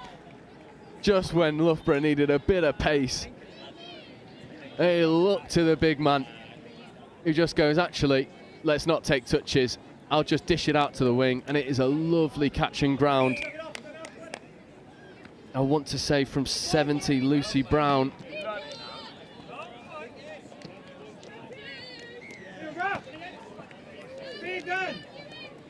Oh, good hands from Bristol. Couple offside players, looks to go through. Now they're onside. But penalty given for offside. Same again, please. Same again, Quickie, this is where Sargent's a nightmare.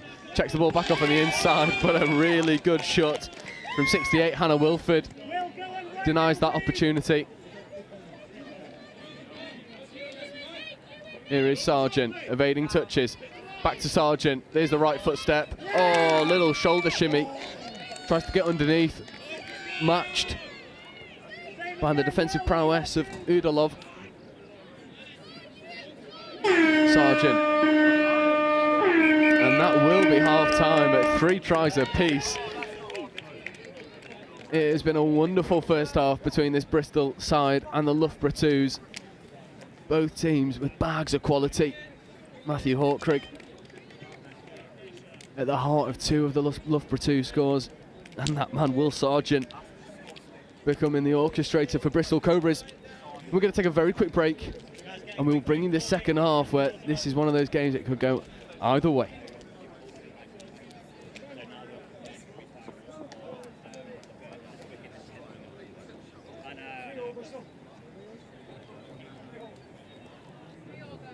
So I started on the graduate scheme, and as part of that, you do different placements in different teams, and you look after different sort of traditional roles in accounting and finance.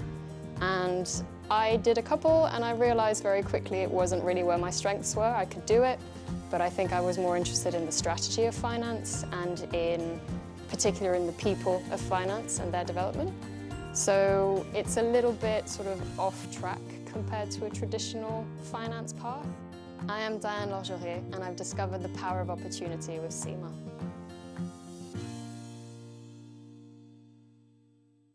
The CGMA designation has a really wide-ranging breadth of subjects, and that's so valuable because it gives you that expertise and that credibility across a variety of different topics, and that means that in any industry that you go into, you'll already have an inkling of what to expect and you'll already know what the climate is like. It also provides you with a mindset for innovation, and that mindset for innovation means that you're ready to take on any challenge and to shape the future and how it will look like. Studying through the Sema exams, I already felt a little bit of a difference going into the strategic level. I could tell it was a different kind of thinking. It was really maybe more master's level is what I imagined it to be.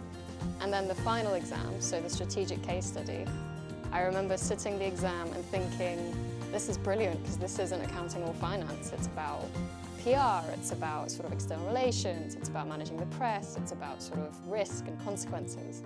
And so I actually really enjoyed it.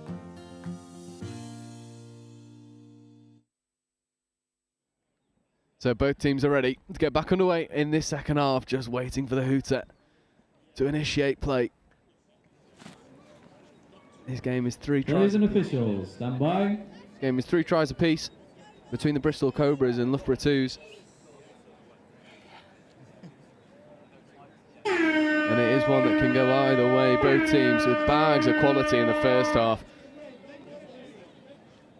However, for Loughborough, it's about shutting this man down, Will Sargent, who has been at the heart of everything good about this Bristol team, about that performance in the first half. Step back opportunity, Lloyd Dafford in acres of space, dives at the line, and that will be try time. And once again, it is the work of Will Sargent and Daniel McCourt. Here's McCourt, Sargent, quick transfer, and Lloyd Dafford just finds himself in acres of space. Good dive to secure it. And it is now 4 tries to 3 in favour of Bristol. Hands have got to go. Check back on the inside. Loughborough with this man, Matthew Hawkcrig. This is where the danger is. They are dropping early though. Referee wants nothing to do with it. Back to Hawkcrig. Hawkcrig tries to go through a gap that shut on him just as he was about to score.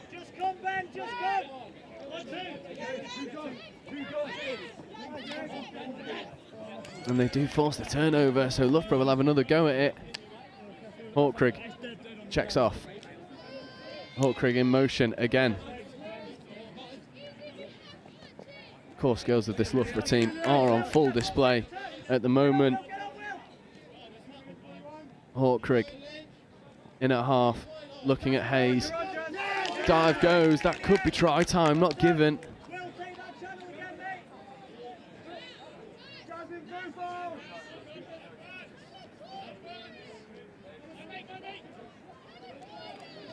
Hawkcrig.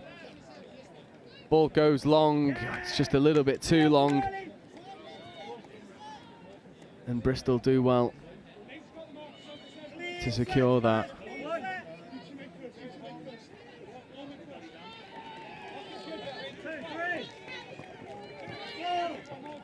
And Loughborough will look to put some pressure on this transition, try and force an error from Bristol. This is 5th coming. Scooping opportunity, passing around the shooters pretty effectively. Lloyd Dafford takes the touch. Matt Hawkcrig though up in the passing lanes, making good decisions, making touches. Hawkcrig skips out the front runner, goes straight out the back. There is Hawkcrig again. Just giving this Loughborough team so much momentum. Udalov checks away. Good pace, Udalov. That ball goes. Here is Udalov looking to scoop. Gives the pass, however, that's given a loss of control just when Loughborough seem to unlock this Bristol defence and equalise. There's a slight error in that roll ball.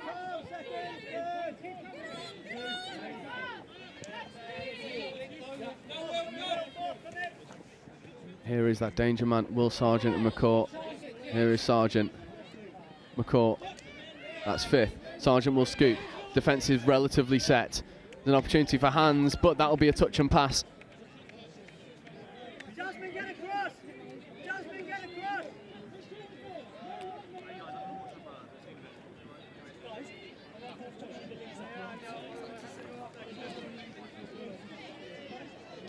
Loughborough a little bit static in their own transition, having to take that ball back. That'll be given 6 more.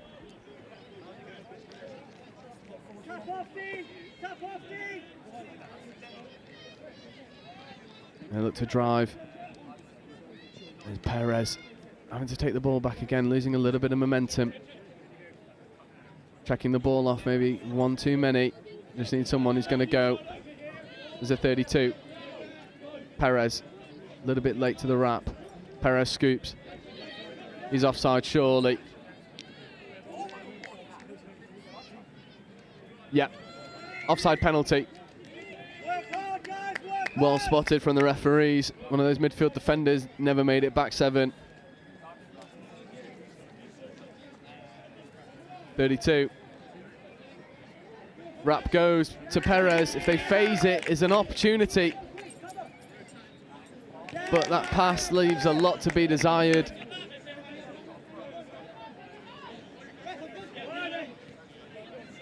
Perez up, making touches. Bristol get their fresh legs on pretty swiftly, but that ball goes to ground, so good defensive pressure. I imagine this Loughborough team, this Loughborough pod, will go and get some fresh legs on. Good momentum, working their way over to the box, whilst making meters as well. Slow it down as we see Hawkrig getting into picture now. It was a sweeping opportunity, but the half just wasn't aware of it. Good shot there from the Bristol wing. Loughborough struggling to find momentum in attack. Half's a little bit static, a little bit slow. Ball's on the floor for a bit too long, and Bristol are able to deal with the threats quite efficiently. You see Lloyd Dafford. It's his 5th coming. Lloyd platforms for Will Sargent. That's 6 more. Bristol with a brilliant gain with around 3.5 minutes left to go in this second half. Scoring has certainly slowed down. Both teams have figured out their defensive frailties.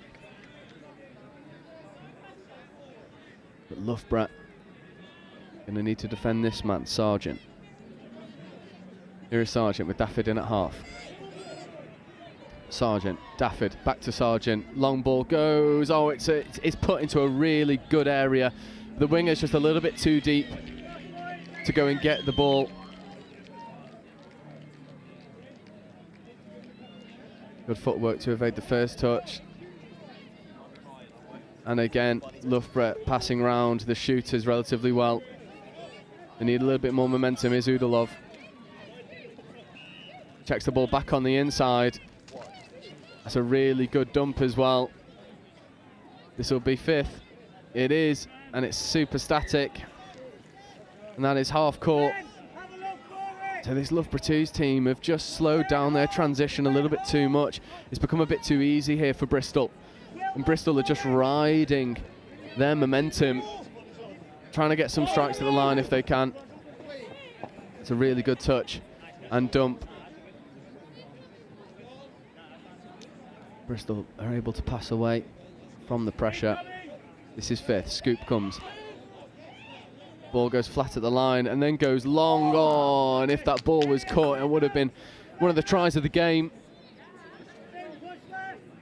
Unfortunately, doesn't quite connect, and Loughborough currently are at the mercy of the inaccuracies from Bristol.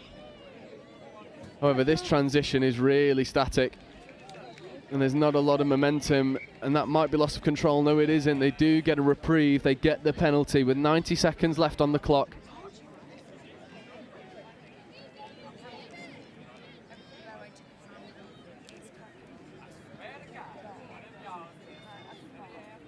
Loughborough trying to pass away from the pressure. They do relatively well. Scoop comes through, checks it off, and again they need a little bit of momentum and something from nothing realistically. Looks to dive at the line, ball doesn't go. And if Bristol are smart about this final minute, they should be able to see this game out, or potentially go and secure the victory with a score down the other end. That's an off-the-mark penalty. So a really good result for Loughborough. They're going to need to get these fresh legs on quickly.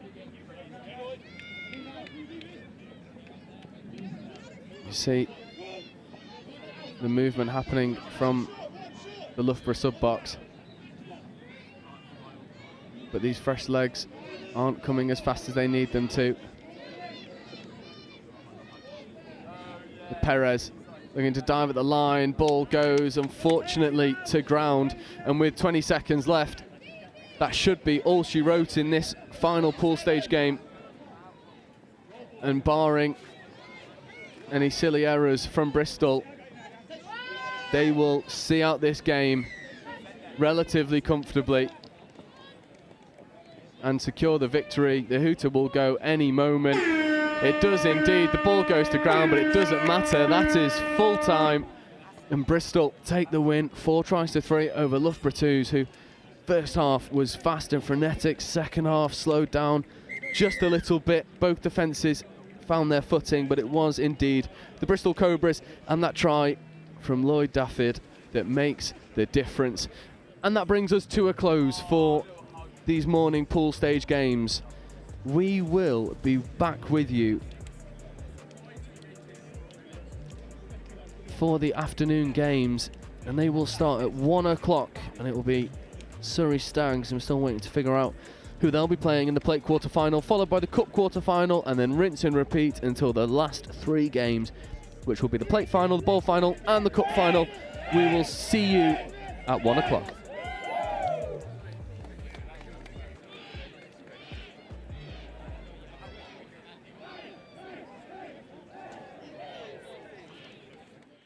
So I started on the graduate scheme, and as part of that, you do different placements in different teams, and you look after different sort of traditional roles in accounting and finance.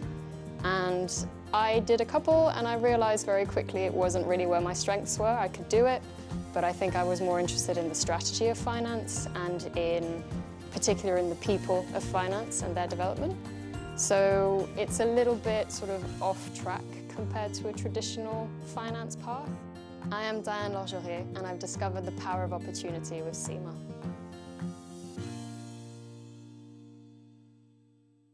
The CGMA designation has a really wide-ranging breadth of subjects, and that's so valuable because it gives you that expertise and that credibility across a variety of different topics, and that means that in any industry that you go into, you'll already have an inkling of what to expect, and you'll already know what the climate is like. It also provides you with a mindset for innovation.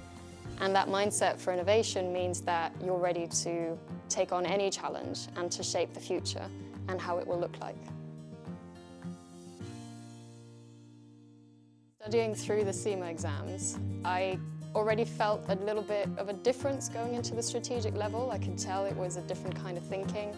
It was really maybe more master's level is what I imagined it to be. And then the final exam, so the strategic case study, I remember sitting the exam and thinking, this is brilliant because this isn't accounting or finance. It's about PR, it's about sort of external relations, it's about managing the press, it's about sort of risk and consequences. And so I actually really enjoyed it.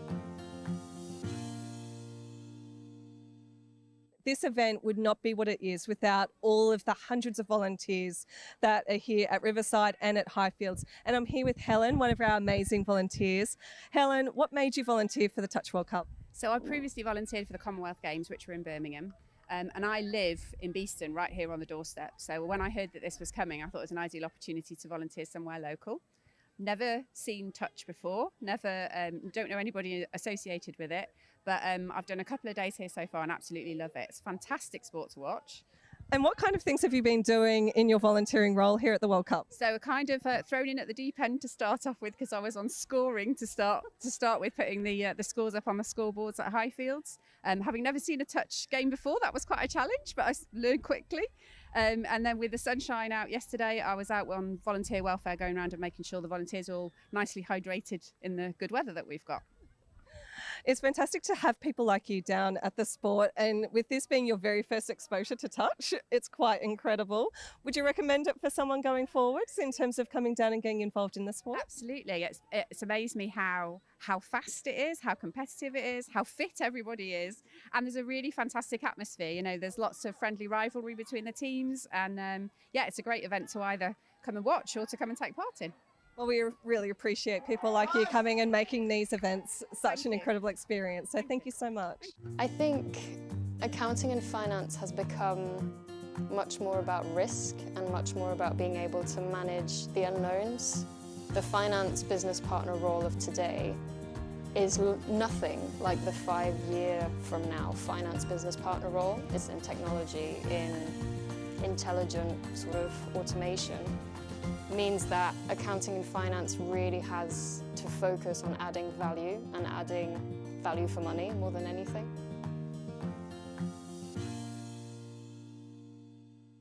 I think what I always liked about the Sema qualification is it was much more than just tax advice or much more than just sort of corporate finance management. It was always very wide-ranging. So having the Sema qualification kind of cemented that I knew a little bit about lots of different areas, about project management, about people management, about HR. So it really helped me understand lots of different areas, which helped fit into the bigger picture. And for me, that's strategy. It's thinking big. It's kind of thinking, okay, this is all great, but what's the point of it?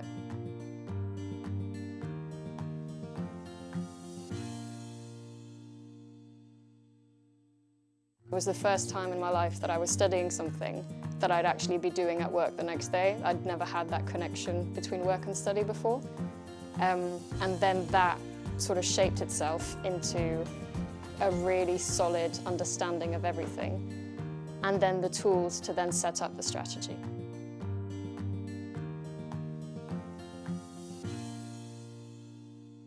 Are you interested in careers in finance and business? If so, come and follow us on Instagram and TikTok to find out more about Sema's CGMA qualification. Sema Early Careers UK is your one-stop shop for all things finance and business with Sema. We're going to share job opportunities, career insights, employability advice, success stories from Sema members, events, competitions, and much, much more. So follow us today, Sema Early Careers UK on TikTok and Instagram. Management accounting explained in touch rugby terms. Like the coach of a touch rugby team, management accountants need to keep track of performance to help their business or team improve. They track revenue and costs. This is like monitoring your team's tries scored and conceded. They analyse performance, like identifying which players are most effective and where improvements can be made. They develop strategies, like creating game plans to help your team win. Management accountants make informed decisions to help businesses, your team, succeed. Find out more about becoming a chartered global management accountant with Sema today.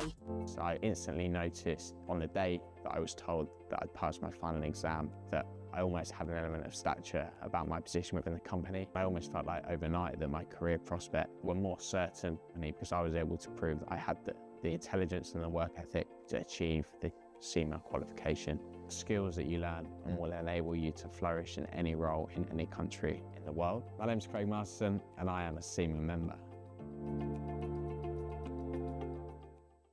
My graduate experience in global procurement and at the time global real estate finance was a real kickstarter for my financial career. I realised I wanted to work as a management accountant in an industry company. It just made sense that Sema was the qualification for me to choose to study in order for me to enable that career.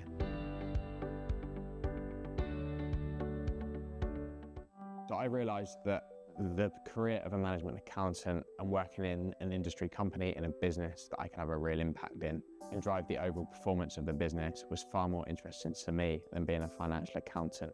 And it was quickly that I realised that CIMA would in fact be the qualification for me as well.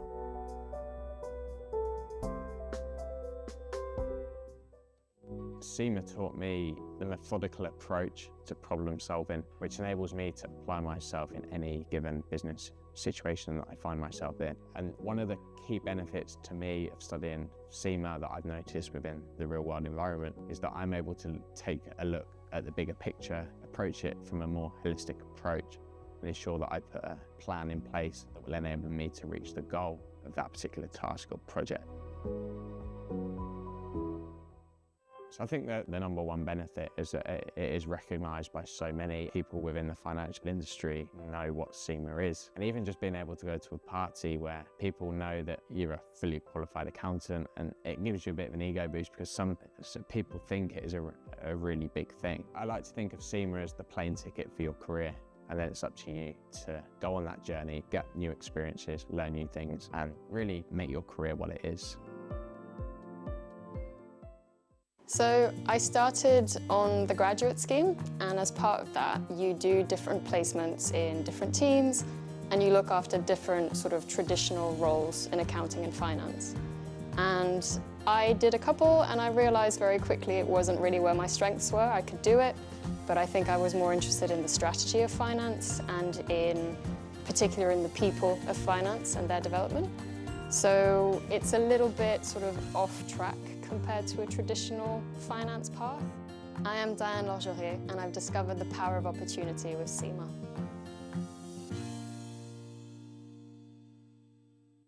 The CGMA designation has a really wide-ranging breadth of subjects, and that's so valuable because it gives you that expertise and that credibility across a variety of different topics, and that means that in any industry that you go into, you'll already have an inkling of what to expect, and you'll already know what the climate is like. It also provides you with a mindset for innovation, and that mindset for innovation means that you're ready to take on any challenge and to shape the future and how it will look like.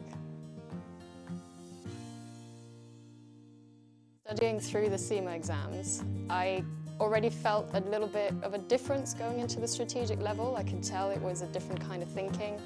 It was really maybe more master's level is what I imagined it to be.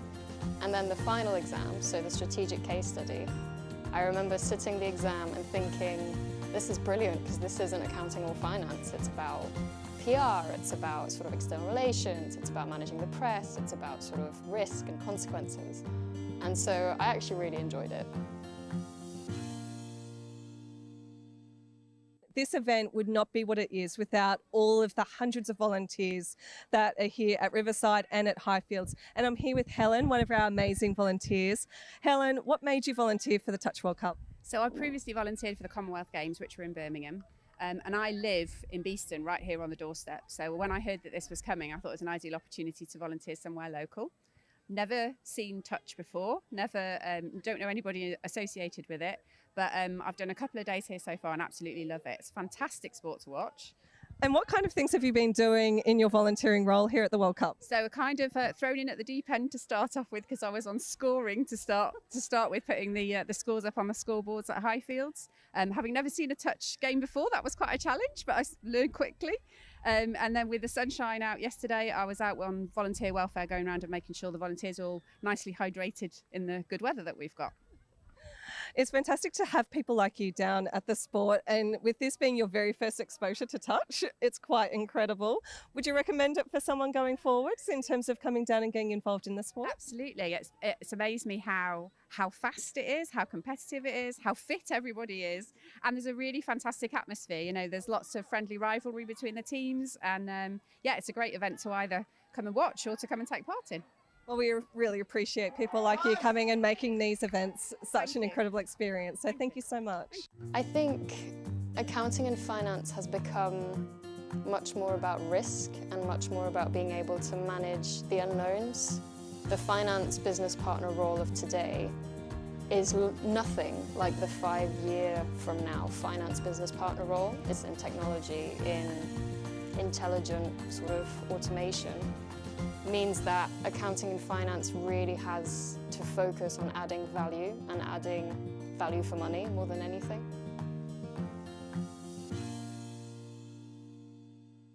I think what I always liked about the Sema qualification is it was much more than just tax advice or much more than just sort of corporate finance management. It was always very wide-ranging. So having the Sema qualification kind of cemented that I knew a little bit about lots of different areas, about project management, about people management, about HR.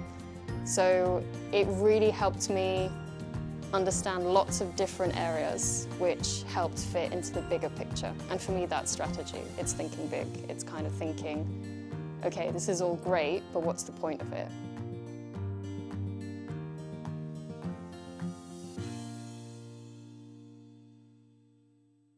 It was the first time in my life that I was studying something that I'd actually be doing at work the next day. I'd never had that connection between work and study before.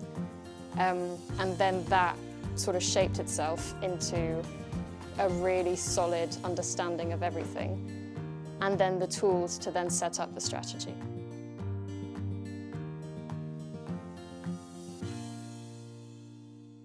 Are you interested in careers in finance and business? If so, come and follow us on Instagram and TikTok to find out more about Sema's CGMA qualification. Sema Early Careers UK is your one-stop shop for all things finance and business with Sema. We're going to share job opportunities, career insights, employability advice, success stories from Sema members, events, competitions, and much, much more. So follow us today, Sema Early Careers UK on TikTok and Instagram.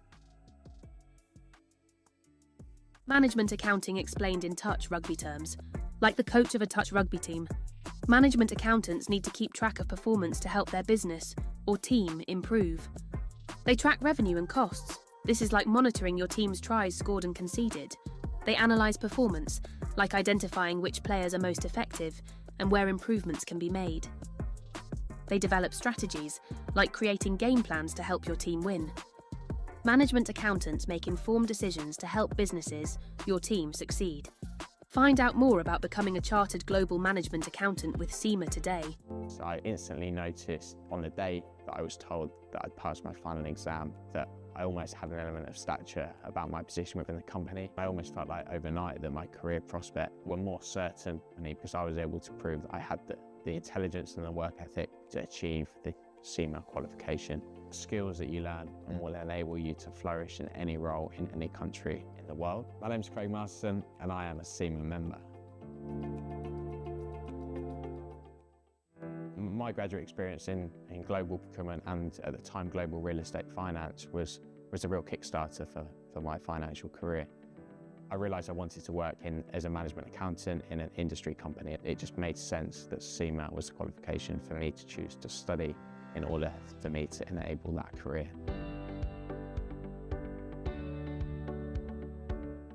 So I realised that the career of a management accountant and working in an industry company in a business that I could have a real impact in and drive the overall performance of the business was far more interesting to me than being a financial accountant. And it was quickly that I realised that Sema would in fact be the qualification for me as well.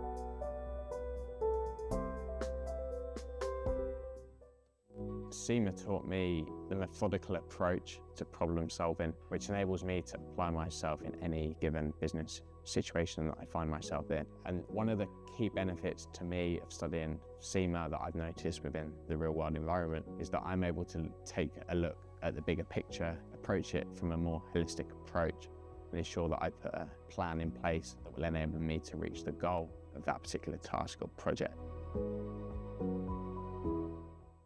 So I think that the number one benefit is that it is recognised by so many people within the financial industry know what Sema is. And even just being able to go to a party where people know that you're a fully qualified accountant, and it gives you a bit of an ego boost because some people think it is a really big thing. I like to think of Sema as the plane ticket for your career. And then it's up to you to go on that journey, get new experiences, learn new things, and really make your career what it is.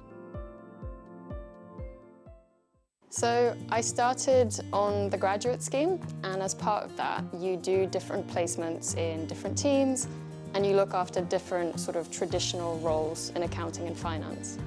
And I did a couple, and I realized very quickly it wasn't really where my strengths were. I could do it, but I think I was more interested in the strategy of finance and in particular in the people of finance and their development. So it's a little bit sort of off track compared to a traditional finance path. I am Diane Lorgerier, and I've discovered the power of opportunity with Sema.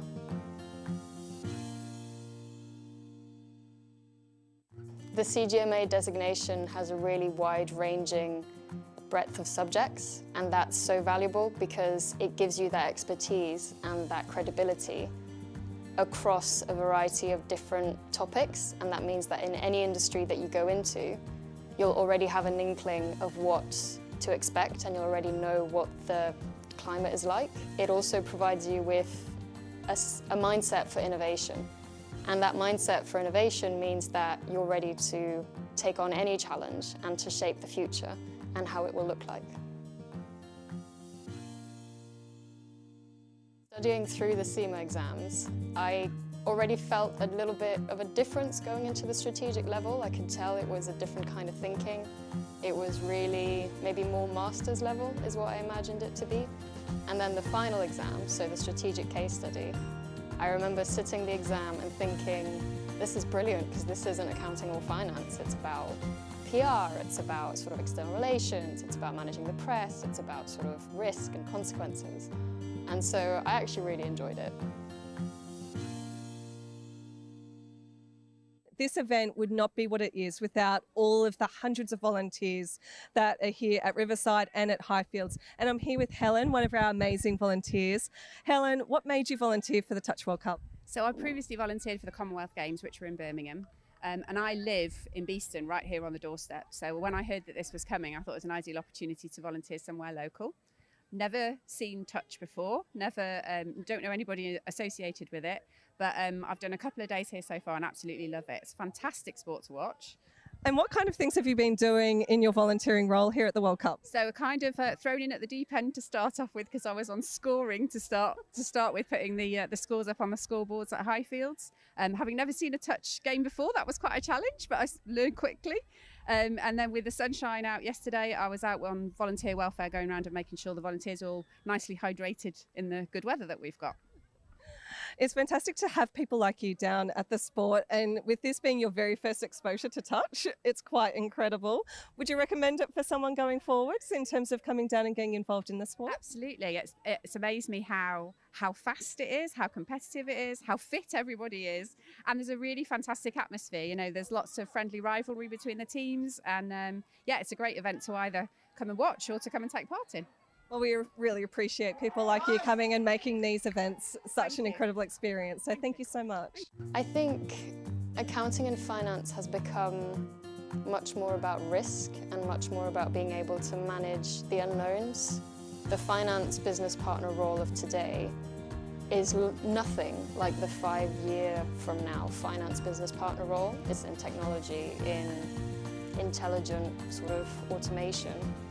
Means that accounting and finance really has to focus on adding value and adding value for money more than anything.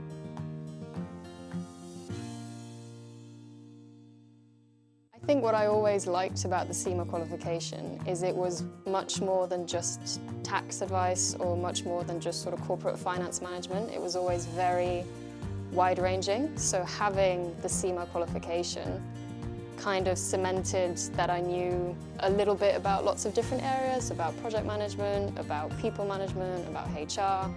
So it really helped me understand lots of different areas which helped fit into the bigger picture. And for me, that's strategy. It's thinking big. It's kind of thinking, okay, this is all great, but what's the point of it?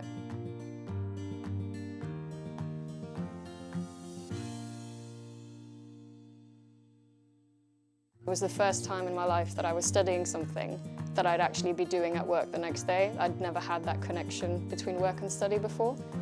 And then that sort of shaped itself into a really solid understanding of everything, and then the tools to then set up the strategy.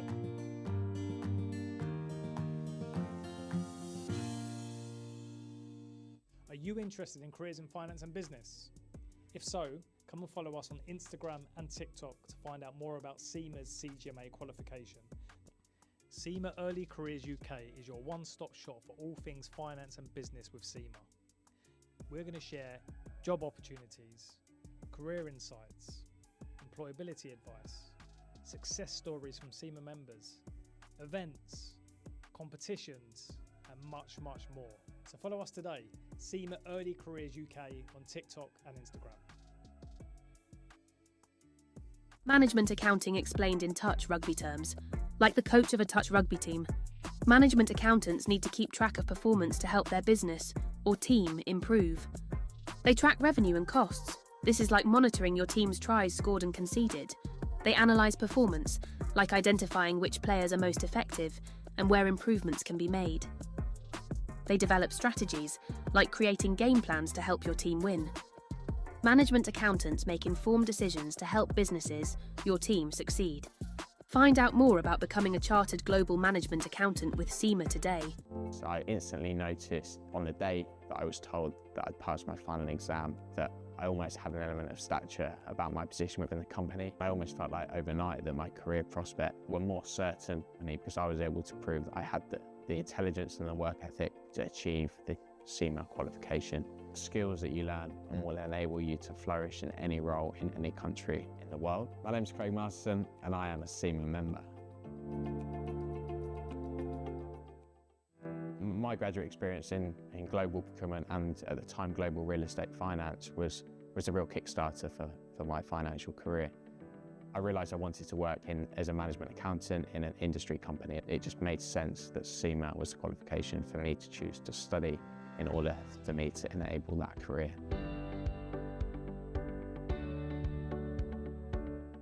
So I realised that the career of a management accountant and working in an industry company in a business that I could have a real impact in and drive the overall performance of the business was far more interesting to me than being a financial accountant.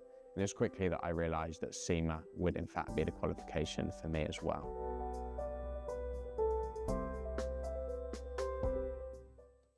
Sema taught me the methodical approach to problem solving, which enables me to apply myself in any given business situation that I find myself in. And one of the key benefits to me of studying Sema that I've noticed within the real world environment is that I'm able to take a look at the bigger picture, approach it from a more holistic approach, and ensure that I put a plan in place that will enable me to reach the goal of that particular task or project. So I think that the number one benefit is that it is recognised by so many people within the financial industry know what Sema is. And even just being able to go to a party where people know that you're a fully qualified accountant, and it gives you a bit of an ego boost because some people think it is a really big thing. I like to think of Sema as the plane ticket for your career. And then it's up to you to go on that journey, get new experiences, learn new things, and really make your career what it is. So I started on the graduate scheme, and as part of that, you do different placements in different teams, and you look after different sort of traditional roles in accounting and finance. And I did a couple, and I realized very quickly it wasn't really where my strengths were. I could do it, but I think I was more interested in the strategy of finance and in particular in the people of finance and their development. So it's a little bit sort of off track compared to a traditional finance path. I am Diane Lorgerier, and I've discovered the power of opportunity with Sema.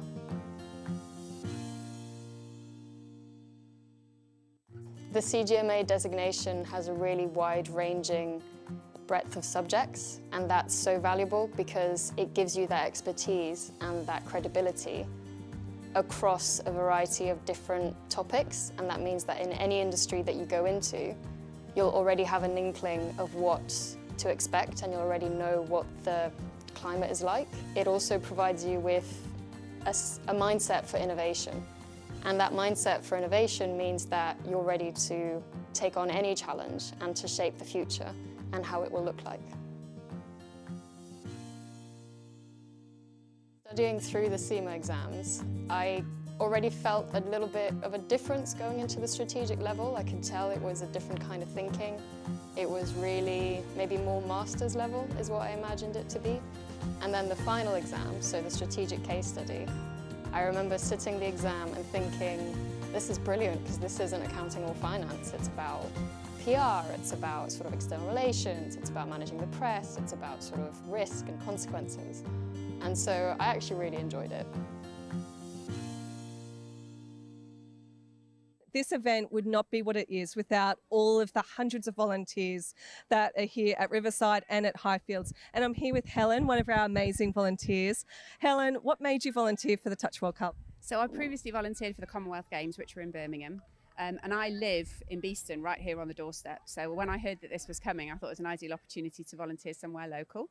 Never seen touch before, don't know anybody associated with it, but I've done a couple of days here so far and absolutely love it. It's a fantastic sport to watch. And what kind of things have you been doing in your volunteering role here at the World Cup? So kind of thrown in at the deep end to start off with, because I was on scoring to start with, putting the scores up on the scoreboards at Highfields. Having never seen a touch game before, that was quite a challenge, but I learned quickly. And then with the sunshine out yesterday, I was out on volunteer welfare, going around and making sure the volunteers are all nicely hydrated in the good weather that we've got. It's fantastic to have people like you down at the sport, and with this being your very first exposure to touch, it's quite incredible.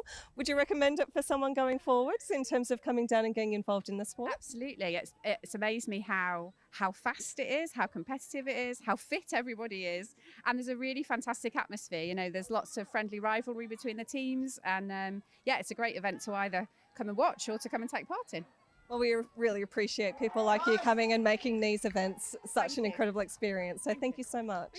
I think accounting and finance has become much more about risk and much more about being able to manage the unknowns. The finance business partner role of today is nothing like the 5-year from now finance business partner role. It's in technology, in intelligent sort of automation. Means that accounting and finance really has to focus on adding value and adding value for money more than anything.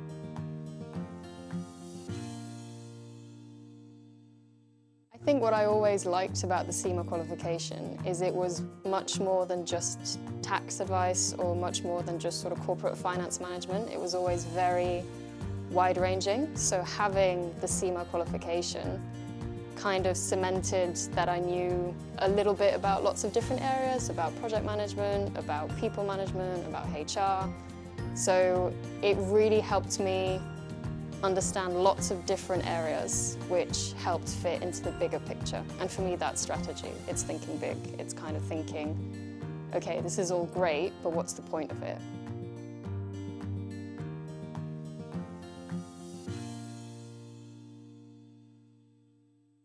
It was the first time in my life that I was studying something that I'd actually be doing at work the next day. I'd never had that connection between work and study before. And then that sort of shaped itself into a really solid understanding of everything, and then the tools to then set up the strategy.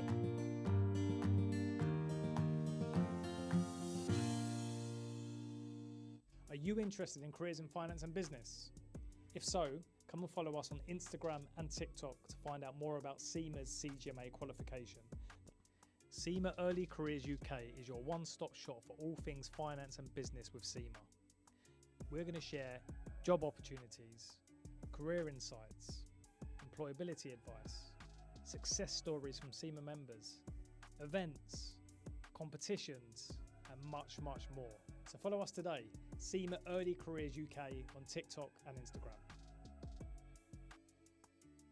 Management accounting explained in touch rugby terms. Like the coach of a touch rugby team, management accountants need to keep track of performance to help their business or team improve. They track revenue and costs. This is like monitoring your team's tries scored and conceded.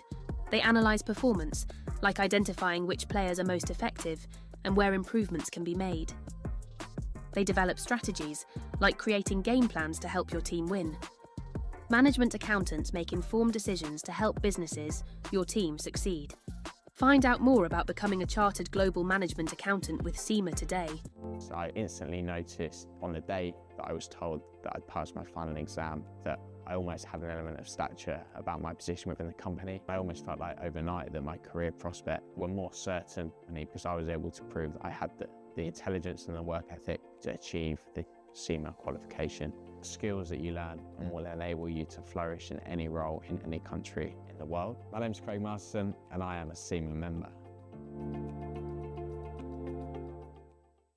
My graduate experience in global procurement and at the time global real estate finance was a real kickstarter for my financial career.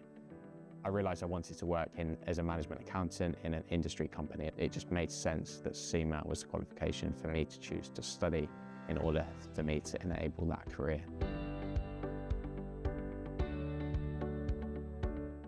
So I realised that the career of a management accountant and working in an industry company in a business that I could have a real impact in and drive the overall performance of the business was far more interesting to me than being a financial accountant.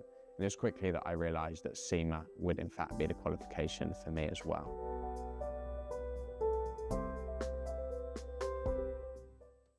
Sema taught me the methodical approach to problem solving, which enables me to apply myself in any given business situation that I find myself in. And one of the key benefits to me of studying Sema that I've noticed within the real world environment is that I'm able to take a look at the bigger picture, approach it from a more holistic approach, and ensure that I put a plan in place that will enable me to reach the goal of that particular task or project. So I think that the number one benefit is that it is recognised by so many people within the financial industry know what Sema is. And even just being able to go to a party where people know that you're a fully qualified accountant, and it gives you a bit of an ego boost because some people think it is a really big thing. I like to think of Sema as the plane ticket for your career. And then it's up to you to go on that journey, get new experiences, learn new things, and really make your career what it is. So I started on the graduate scheme, and as part of that, you do different placements in different teams, and you look after different sort of traditional roles in accounting and finance. And I did a couple, and I realized very quickly it wasn't really where my strengths were. I could do it, but I think I was more interested in the strategy of finance and in particular in the people of finance and their development. So it's a little bit sort of off track compared to a traditional finance path. I am Diane Lorgerier, and I've discovered the power of opportunity with Sema. It was the first time in my life that I was studying something that I'd actually be doing at work the next day. I'd never had that connection between work and study before. And then that sort of shaped itself into a really solid understanding of everything, and then the tools to then set up the strategy.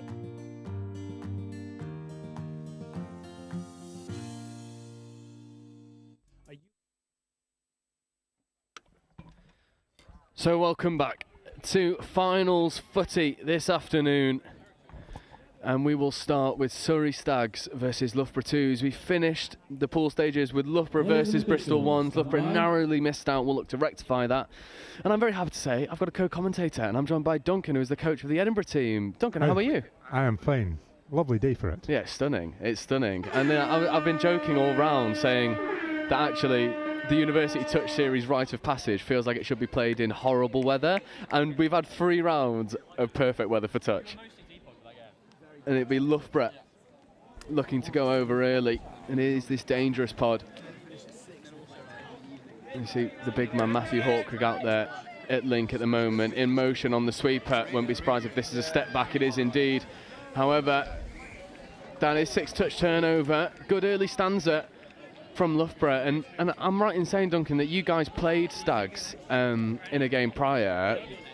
Surrey Stags are one of those teams that would just, they never leave games, do they? They're always in it. No, they were chasing to the end. Yeah, no, it was a really good game, most enjoyable.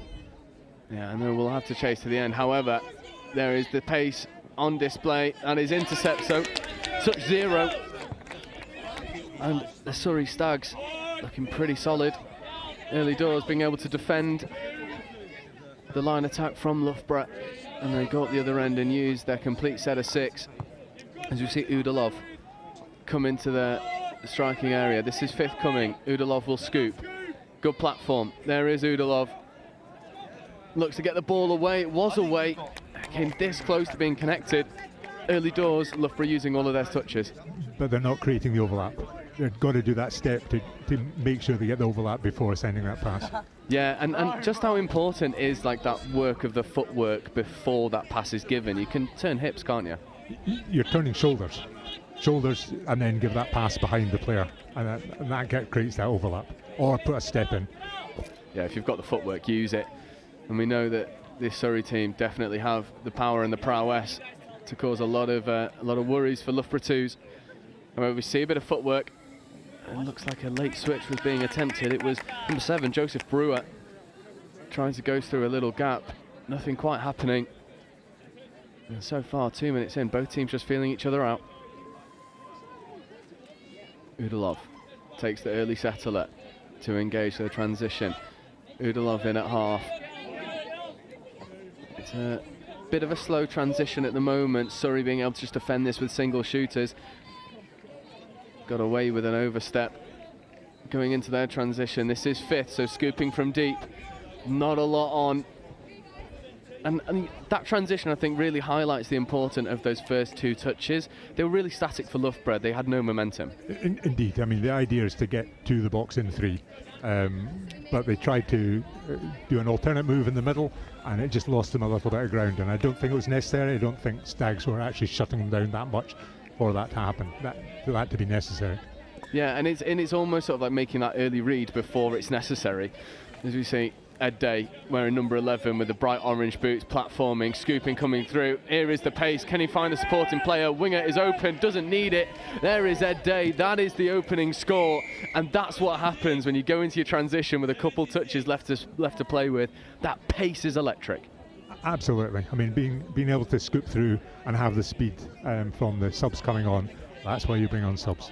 Yeah, and it was Ewan Beveridge that scooped through, found the supporting player in Ed Day. To be perfectly honest with you, he had 3 or 4 options to give that pass, just carved through that Loughborough defence pretty quickly. But as we've seen, Loughborough will go hard right to the very end, especially when this man's on the ball. Matthew Hawkrigg, 98, is not far away from his kilos at the moment, as he tells me he's the lightest he's been in a long time. As you see the sweeper coming round on the link, mismatch opportunity, and the ball goes over, and Matthew Hawkrigg decides, oh, well, I see you, Surrey Stags, I'll do one better. That was a well-worked move. The sort of double wrap that was happening in the middle, the defence didn't read it, didn't react to it well enough. Yeah, definitely, and we saw them try and run that sweeper play earlier and run the step back. This time, they give it to Hawkrigg and a little show and go on the wing, and the big fella gets over for the score. And I've got the pleasure to say that I was running that move with Matthew Hawkrigg for a fair few years up at Crewe and Answich. It's his bread and butter. As we see Ed Day with Beveridge in at half. Day, Beveridge, back to Day. Dive at the line, brilliant release from, I believe it's Bibby Pulls, who gets up off the line and shuts that down. Beveridge, Day looking to manufacture something from nothing. Balls go wide. Really good defensive set from Loughborough. Yes, I mean, they shot that one down really quickly. It was well protected. Now we'll see if Loughborough can launch their transition effectively. It's a little bit more straightforward in terms of trying to get some momentum, but there's the issue on it. It's that same move again. Yeah, trying to hit the front runner. However, it might be a little bit of an injury to Bibby Pulls, which would be the absolute last thing that Loughborough need. She has been phenomenal in the game that we saw earlier. As we see a scooping opportunity, 2-on-1. Oh, looks to dummy it. That is 6-touch turnover. It was Bernardo Perez that shifted the ball quickly. Better transition from Loughborough. Yes, yeah, they're coming into that much better and getting the scoop at the end. Yeah, but you've got to shut down Day and Beveridge. That's a really good dump from Ed Day. Unfortunately, it just coughs it up. It's a little bit stop-start, isn't it? I know, he'd committed himself to putting that ball down and sacrificed the roll just because he's off balance. He knows he's going towards the sub-box. He doesn't mind taking the roll. No, definitely not. And it's pretty straightforward for Ed Day. It's a good recognition to take that ball back. Loughborough beckoning these players to get off, to give some fresh legs a good opportunity to strike. Bibby Pauls is still playing, even though she did hobble off a moment ago. And there is the big fella, Hawkrigg. Another sweeper platform, not quite engaged. It checks the ball off. Hawkrigg wanted the quick tap, however, there will be 6 more. Right, the long pass was on there. And we saw that in the game beforehand, where Matt Hawkrigg just decides, well, rather than taking the touch, I'm just going to float it long and put it in an area. Great hands from the half not to lose control of the possession. So you see it just slow down a touch. There'll be another sweeper play. Ball needs to go to Hawkrigg. It does. Opportunity again. Lovely little show and go, and it is rinse and repeat. Matthew Hawkrigg doubles his personal tally, doubles Loughborough's tally, and there's his sweeper. Absolutely. Just angles that run and just comes round the link so that she just can't get that touch on him. Yeah, and it keeps people honest as well, so they can't release off the line. He's got ball in 2 hands, options either side, and that knee might be heavily strapped, but it is not limiting his mobility. And at the moment, it is Hawkrigg versus the world. But Loughborough now have to defend the dangerous Ed Day and Beveridge. There is Day. Quickie play, Beveridge, back to Day. Options long, doesn't go. Good footwork, however matched was the defensive prowess of Udalov. Day. Beveridge picks up, long ball's on. It's a good ball, but it's just asking a little bit too much of the winger. Good endeavour though. She needed longer hands. Yeah, you need a wingspan of an albatross to go and get that one in. Doesn't quite happen. Oh, but Loughborough get the penalty in their transition, so starting to problem solve their transition, are they? Yes, they're working on it. I don't know who's in the box that's given that instruction, but that's where it comes from. Yeah, and you know, you'll know from a coach's perspective, when you're in a quite close game, a tightly run affair, how important is that ability to identify problems and fix them on the fly mid-game? I think it's essential. The players that are on there need to come off and need to rest. They don't need to be coming off and then thinking of tactics. So having someone that just sort of helps advise on that is crucial. Yeah, and Loughborough are doing a really good job of that at the moment, but there was an opportunity for a link sweeper a moment ago that wasn't taken, so now they've got to create something from nothing.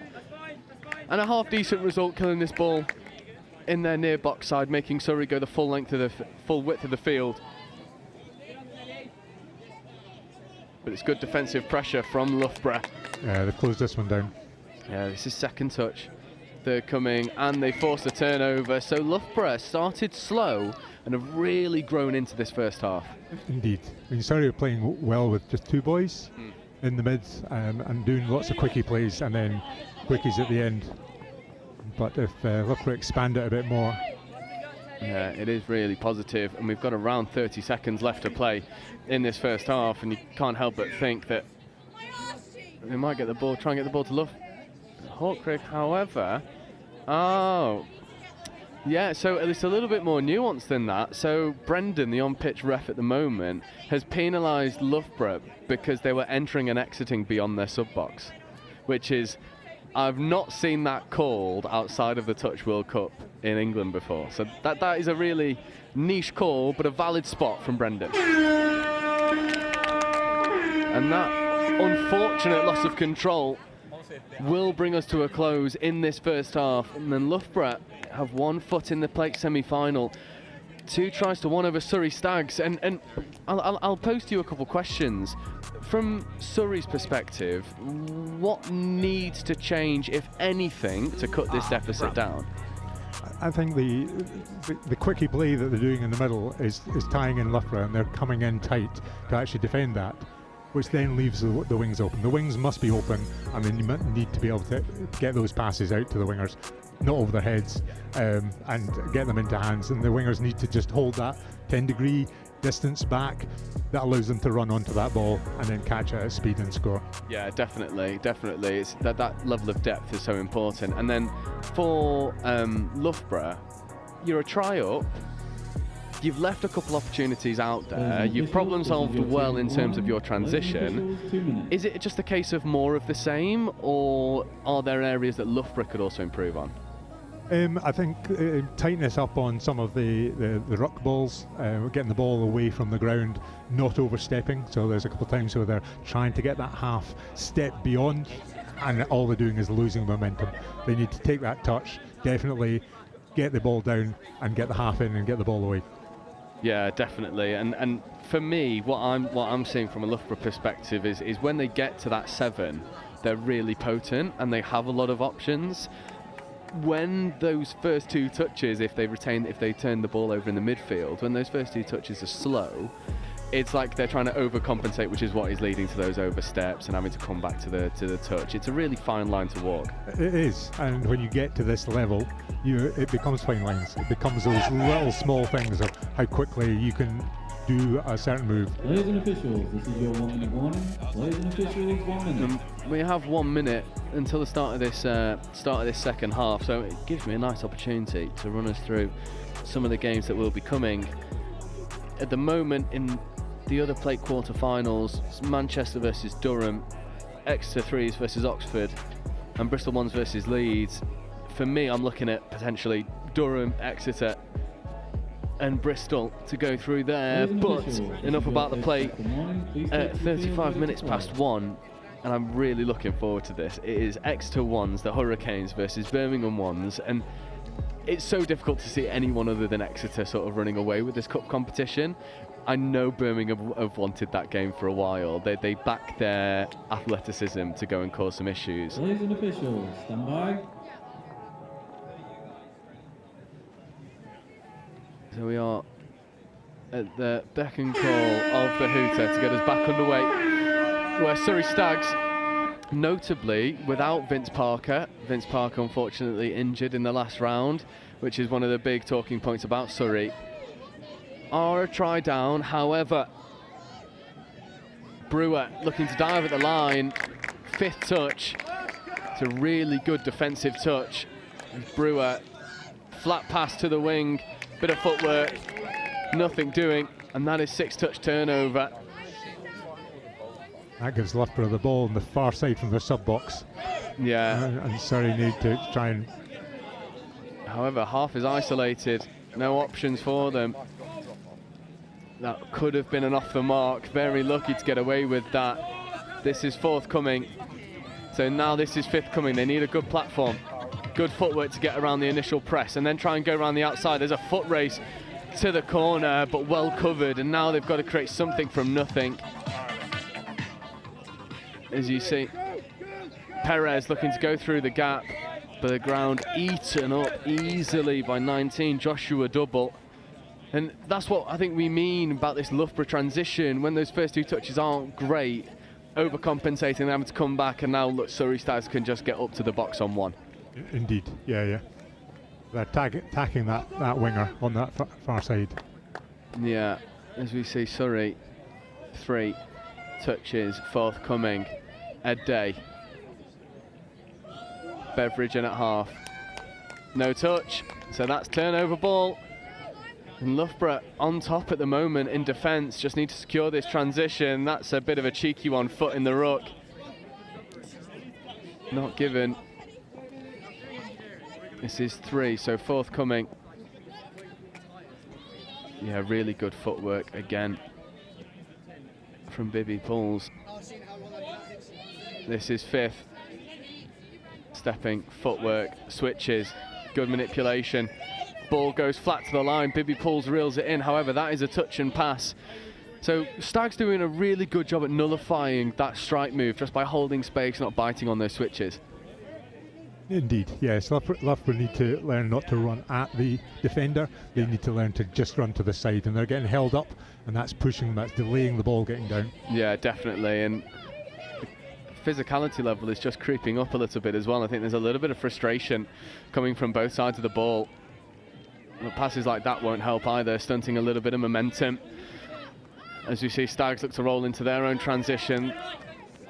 That's his 5th, scooping from deep. However, there's the gas, there's the gaps. Can he find the spare man? He does indeed, and that is ball down. That is 2 tries apiece. And Joseph Brewer just switched through the gears, shifted up quickly. And for the first time, Surrey's transition just cuts Loughborough open. Absolutely, it just became a lot slicker. And that's the benefit of having someone like Joseph Brewer who can just go put the pace on, cut through a gap pretty quickly. And we are back to all square, 3.5 minutes into this second half. That's a really nice platform. Opportunities to go around the outside. Couple offside players. Referee waves play on. That will be try time. And for me, a brilliant bit of play. Also a brilliant bit of refereeing. That was well done. And it became a lot more slicker. The ball was off the ground, nice and clean, and you could see the impetus. Sorry, just didn't make it back to the goal line. Yeah, and it was William Connor, and you can see on the replay, Surrey Stag's not happy with that decision, but for me, pretty good. Always like it when they wave play on, and rather than giving the offside penalty, they give the score, because it's, you know, it encourages direct play, it encourages more scores rather than just repeat sets. However, Ed Day and Beveridge are going to look to rectify that. Ed Day gets underneath, that feels pretty good. Not given, it's matched by Bernardo Perez getting off the line. Day. A little bit congested, long ball goes, is it good? It's ball down, but that's the option we were talking about. Absolutely, that's where they're using that width now. But they just need to maybe hit the link rather than the wing, and get the wing links out wide and hitting the chop line back in. Yeah, and you can see just how tight that Loughborough defence is. All 6 players are basically on the inside of those links. Ooh, touch was called. Baby Pauls thought she was clean through. Indeed. Ed Day up making touches as we see this dangerous pod. That was a bit too heavy. Yeah, this physicality level from Beveridge specifically is creeping just a little bit beyond. Again, there's another foot in the ruck. He's got to be careful of that. As soon as the referee starts picking up on that, it could just be penalty. And I understand the frustration from Stags, but it's a little bit too obvious at the moment, as you see Hawkrig just asking the question of the refs about pulling out. Or they're backing out early here. Yeah, definitely. 32s. Hawkrig. Flat ball to the wing. Can she finish? Yes, she can. That looks pretty good. And she called touch. Yeah, but she's just said she hasn't made it, so that is good. And Matthew Hawkrig take a bow. That is a nasty pill. Wound up. Flat, direct, perfect spiral. Yeah, great footwork as well from number 70, Lucy Brown. And Loughborough starting to delve into their bag of tricks hitting the wing. Absolutely, they've got some key plays. As you see, Brewer in number 7. We know he's got pace. Can he use it effectively in this line attack? Brewer, open side quickie. Looks to come back to this short side, diving at the line, but that is easy touch. Again, I'm with you, that link option is on. Yeah, indeed. He didn't quite get his hands on that ball as cleanly as he wanted, so he just delayed his attack. Yeah, it needs to be careful though of Stags just going around the outside, and they will. That is try time. They got the distance that time. They did indeed. And Surrey cut that deficit back down to 1, and again it's the speed of Brewer that's causing all sorts of issues, and that's the risk you run when you defend so tight. If you get caught flat-footed and square hips, you're going to lose that foot race. Indeed, and it becomes a little bit of a gamble on the wing. Do you stay out wide? Do you now know the possibility of the threat outside you? Yeah, as we see Loughborough now with an opportunity to go back. They've come back to this doggies play. Step back option might be on, however, ball goes to the wing, and that is try time. It is a brilliant score, really well worked, and it's rinse and repeat from this pod. Absolutely. I mean, if you do something and it keeps scoring, then just keep doing it. Yeah. If it ain't broke, don't fix it. And it is a wonderful catch and ground from 88, Olivia Rigby. There was a bit of contact from Bernardo Perez on the link of Surrey Stags, but good bit of sportsmanship, just saying, look, apologies, but I can't stop myself that quickly. It's part of the game. However, the other thing that's part of the game is being able to stop Joseph Brewer going and cutting that deficit back down to 1. As you see Brewer, they're looking for the link punish. BB Pauls gets on side. BB Pauls has been brilliant so far for this Loughborough team. Playing well. Brewer picking up, coming back over steps. Bibi Pauls again shuts it down, and Bibi Pauls, for me, defensive player so far. Wonderful performance. Absolutely, she's getting those shutdowns, which is such a key thing in defence. Yeah, especially at link as well. It's one of those positions that can make or break a team. If you've got a link that shoots well, then you can shut down a lot of those open side opportunities. But if you get it wrong, the space is all there. Indeed, it has to be right. And you know, Joe, who was up, he was doing those in round 2 to great effect. Yeah, definitely. He was a brilliant for you, wasn't he? As we see Udalov looking to go and engage. Ball goes to the wing. Just defence was back and set, wasn't it? There wasn't a lot of options on. And there's a minute to go now in this game. This game has absolutely flown by. Less than a minute. So Stags need to find something, and they need to find it quickly. That'll help. Rolling into their transition, no touch called, and Udalov has bought a bit of reprieve for Loughborough 2s. And they'll feel pretty happy about their performance so far. A really good all-round team performance, I would say, as well. Yeah. Not a single outstanding individual, each pod contributing. And that's ideal, to have a full team that are able to step up. 100%, as we see Perez in 13 looking to go around in motion. 32 short, diving at the line, but Ed Day releases off that line wonderfully. Oh, the referee's called it an early release. There's a bit of chat going on between the two, but this will be tap penalty and game over as soon as this ball a little fake of the step, and that is all she wrote between Loughborough 2s and Surrey Stags. Loughborough 2s deserved winners. Brilliant performance, and yeah, they'll feel like they want to go strong in this plate competition. It's an enjoyable game. Yes, it was good to watch. It's definitely enjoyable, and we've got the best seats in the house, of course, being up above everyone else with no obstruction. But that is a wonderful way to start the afternoon games. And just to give you all a heads up, there is a longer downtime in between games to allow for drop-offs, and I really hope we get one on pitch 1 at some point. We will be right back with you at 35 minutes past 1, where it will be the Exeter 1, the Hurricanes, versus the Birmingham Lions in the Cup quarter-final.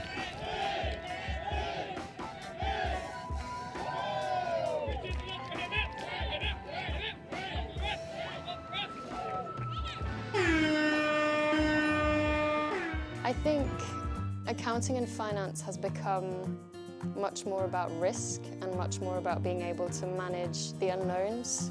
The finance business partner role of today is nothing like the 5-year from now finance business partner role. It's in technology, in intelligent sort of automation. Means that accounting and finance really has to focus on adding value and adding value for money more than anything.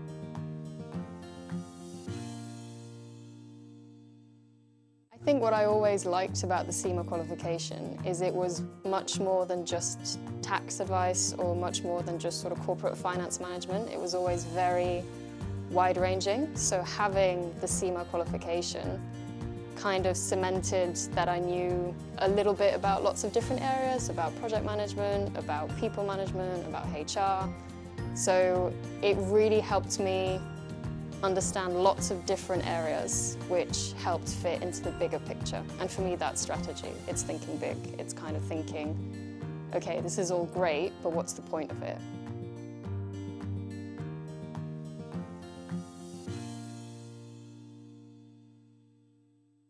It was the first time in my life that I was studying something that I'd actually be doing at work the next day. I'd never had that connection between work and study before.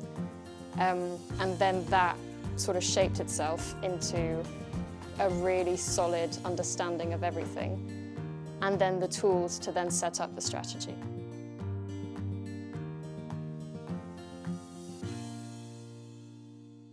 Are you interested in careers in finance and business? If so, come and follow us on Instagram and TikTok to find out more about Sema's CGMA qualification. Sema Early Careers UK is your one-stop shop for all things finance and business with Sema.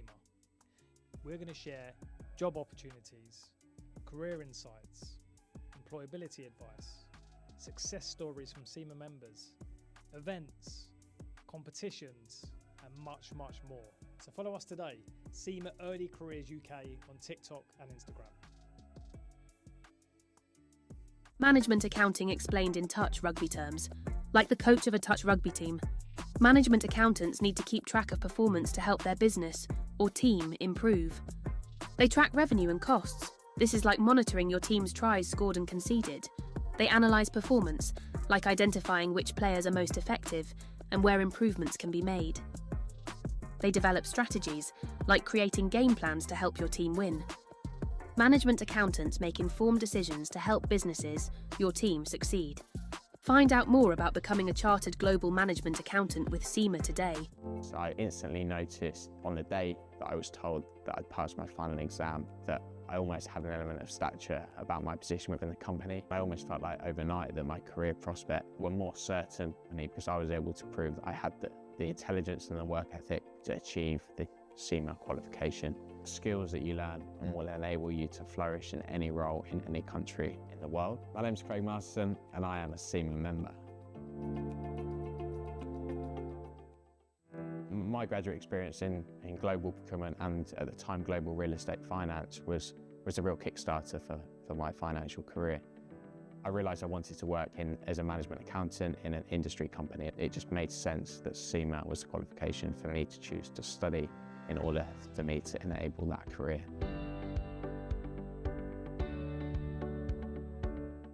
So I realised that the career of a management accountant and working in an industry company in a business that I could have a real impact in and drive the overall performance of the business was far more interesting to me than being a financial accountant. And it was quickly that I realised that Sema would in fact be the qualification for me as well.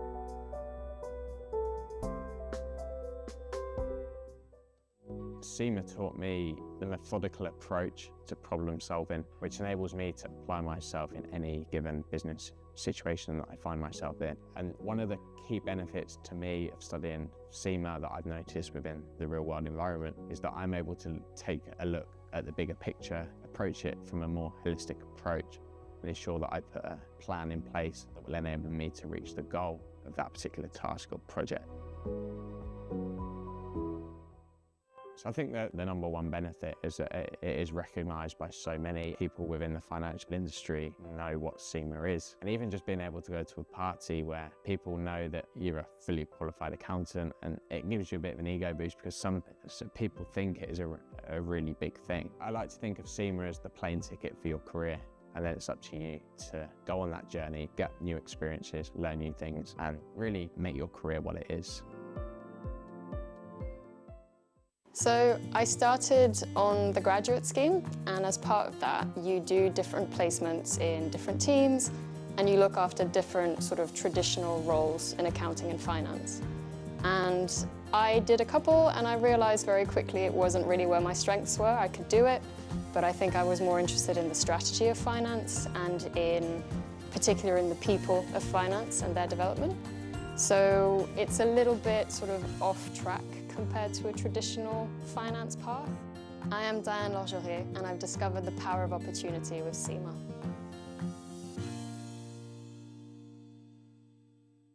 The CGMA designation has a really wide-ranging breadth of subjects, and that's so valuable because it gives you that expertise and that credibility across a variety of different topics, and that means that in any industry that you go into, you'll already have an inkling of what to expect and you'll already know what the climate is like. It also provides you with a mindset for innovation. And that mindset for innovation means that you're ready to take on any challenge and to shape the future and how it will look like. Studying through the Sema exams, I already felt a little bit of a difference going into the strategic level. I could tell it was a different kind of thinking. It was really maybe more master's level is what I imagined it to be. And then the final exam, so the strategic case study, I remember sitting the exam and thinking, this is brilliant because this isn't accounting or finance. It's about PR, it's about sort of external relations, it's about managing the press, it's about sort of risk and consequences. And so I actually really enjoyed it. This event would not be what it is without all of the hundreds of volunteers that are here at Riverside and at Highfields. And I'm here with Helen, one of our amazing volunteers. Helen, what made you volunteer for the Touch World Cup? So I previously volunteered for the Commonwealth Games, which were in Birmingham. And I live in Beeston, right here on the doorstep. So when I heard that this was coming, I thought it was an ideal opportunity to volunteer somewhere local.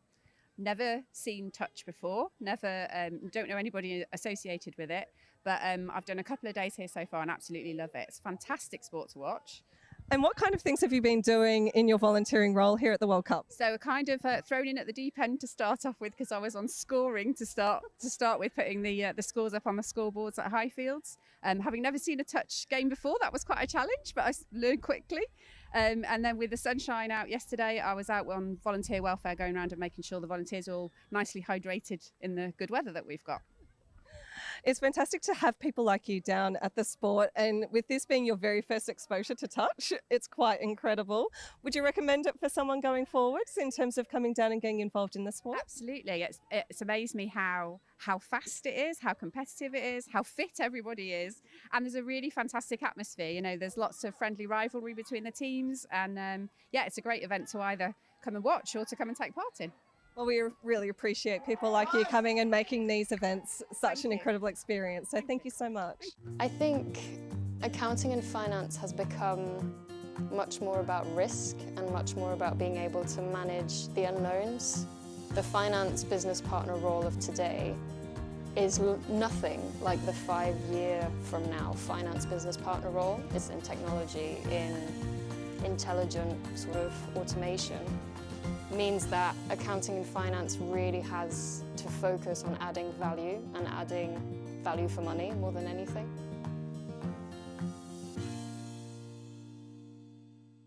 I think what I always liked about the Sema qualification is it was much more than just tax advice or much more than just sort of corporate finance management. It was always very wide-ranging. So having the Sema qualification kind of cemented that I knew a little bit about lots of different areas, about project management, about people management, about HR. So it really helped me understand lots of different areas which helped fit into the bigger picture. And for me, that's strategy. It's thinking big. It's kind of thinking, okay, this is all great, but what's the point of it?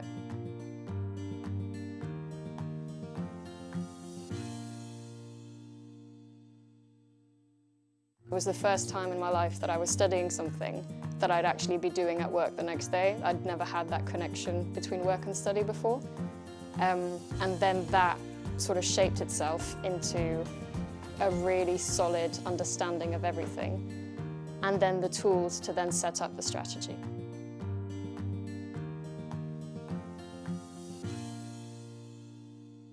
Are you interested in careers in finance and business? If so, come and follow us on Instagram and TikTok to find out more about Sema's CGMA qualification. Sema Early Careers UK is your one-stop shop for all things finance and business with Sema.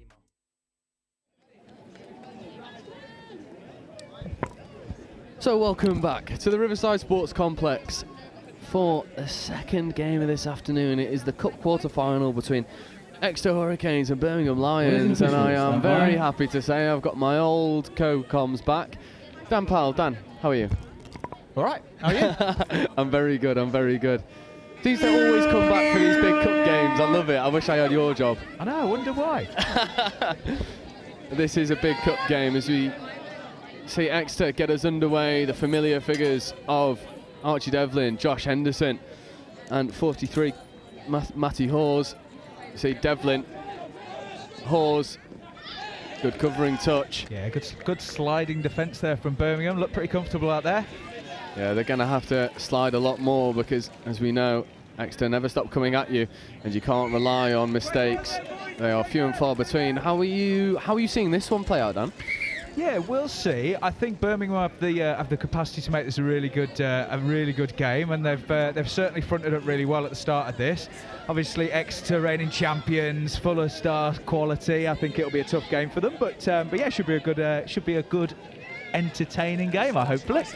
Yeah, and a good marker as well for just how far Birmingham have come. The relative newcomers to this competition, and are in this in the cup draw against the reigning champions, not looking out of depth at all. And that is a lovely hole hit. If the ball stays, that would have been try time, and that's what Birmingham can do when given an opportunity. Yeah, that was great, wasn't it? A little bit of heads-up play there by Tom Pollard. Yeah, with the looping outside ball there to Meg Mellor. It was really good. Warning shots there fired as we see Exeter rooking out. But yeah, no, that's a perfect start for them, really. Yeah, and that's exactly what Birmingham will want as well, to be able to go and defend an attacking set and then go through the other end and be very close to going and converting. Exeter know that they're in for a fight here. Yeah, absolutely, as we see a little bit of scrappy play in their interchange as well here, and play breaks down. Good field position here for Birmingham. They'll be really happy with those first 3 sets. Definitely. I think that's all you could really ask for when you play against Exeter, is start strong, make sure you don't leak any early scores, and we're 2 minutes in, and vitally that Exeter tally still says 0. So we see a little bit of stagnation in Birmingham's transition. Here comes the scoop. Good bit of footwork, but Anushan just says no thank you. Turnover. Absolutely, yeah, well defended there by Exeter, but good flow from Birmingham. They're moving up the pitch quite freely and looks quite good. So yeah, let's see what Exeter can do in response, as we see Cole Graham taking some space in midfield. Sophia Jelfs as well. Ben Lenori now on the ball, injecting some of his own pace. And here he is, Archie Devlin, big left foot step, 2-on-1, can they execute? Ball just goes to ground, early warning signs for Birmingham. If you get that shooter wrong, they will make you pay. Yeah, absolutely, a little bit of a let-off there for Birmingham. Exeter were asking for a repeat set, but nothing doing apparently, as unfortunately the pressure put on by Ben Lenori there means that we get a turnover. Let's see what Exeter can do with this set 6 on the line. Yeah, it's the last people you want to be giving a free set to as well. Archie Devlin, Ben Lenori, Josh Henderson.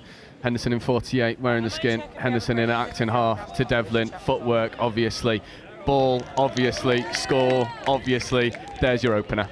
Absolutely lovely score, wasn't it? Oh, I think it's coming back, actually. Looks like that's going to be given as a forward pass.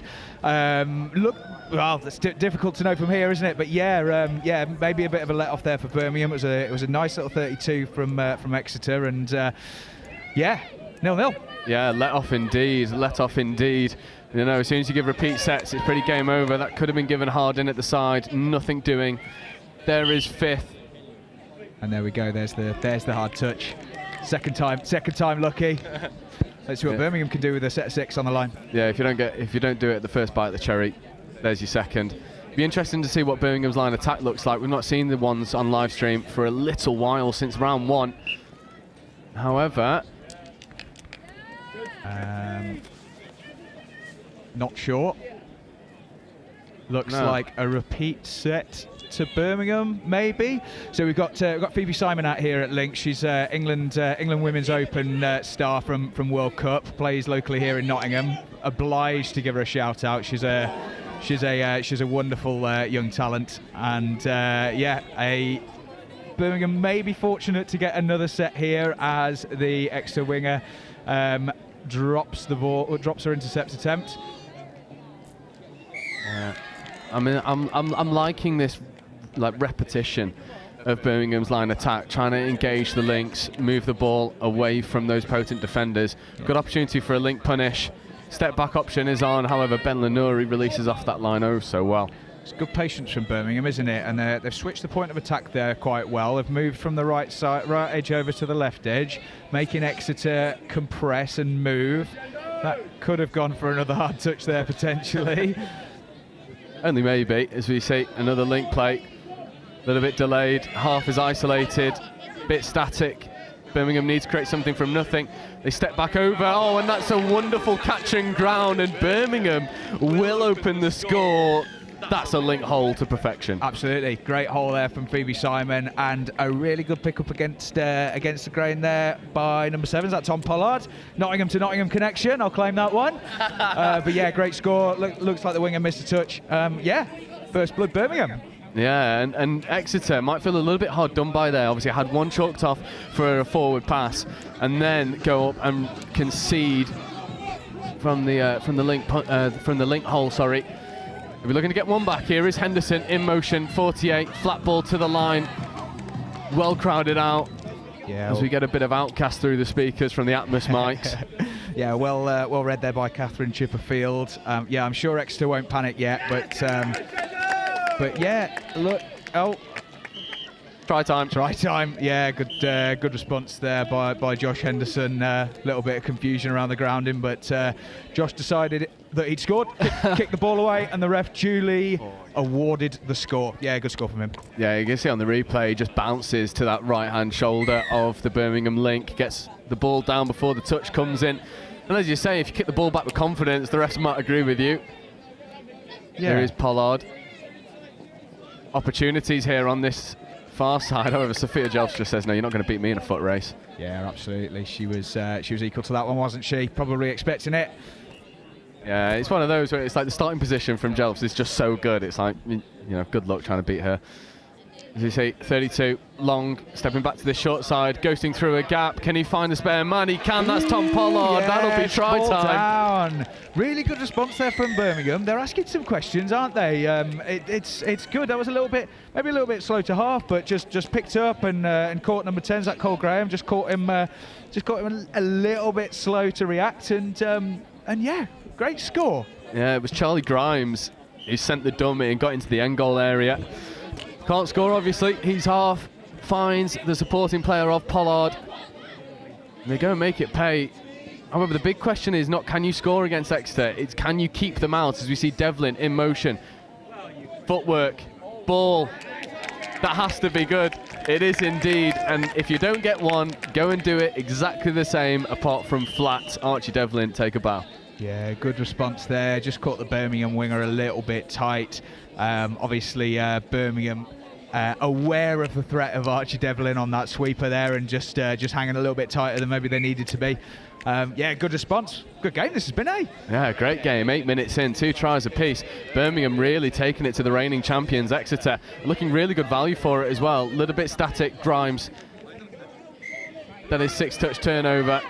So good defensive set from Exeter. Birmingham just lost a fraction of momentum in that messy roll ball. Yeah, they did, and this has been given as a penalty. I think it was a late pass. I think the referee signalled for, and I think Exeter maybe seeing, maybe kind of aware to the threat of this game. Look, they're rooking out with momentum and pace here, and I think they maybe know that they're in a bit of a grind as we see. As we see a turnover in midfield. I think that's a good call there from the referee. There were a couple of sloppy roll balls I felt in there, and Birmingham's opportunity to come back out. As we say, we're going to go over the mark.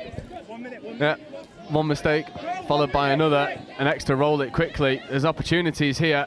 Yeah, I think they're. I can sort of hear on the what are we calling these mics? Atmos mics. Atmos mics, technical terminology. As we hear on the Atmos mics, I think they're aware that there's not much time left, and they need that score.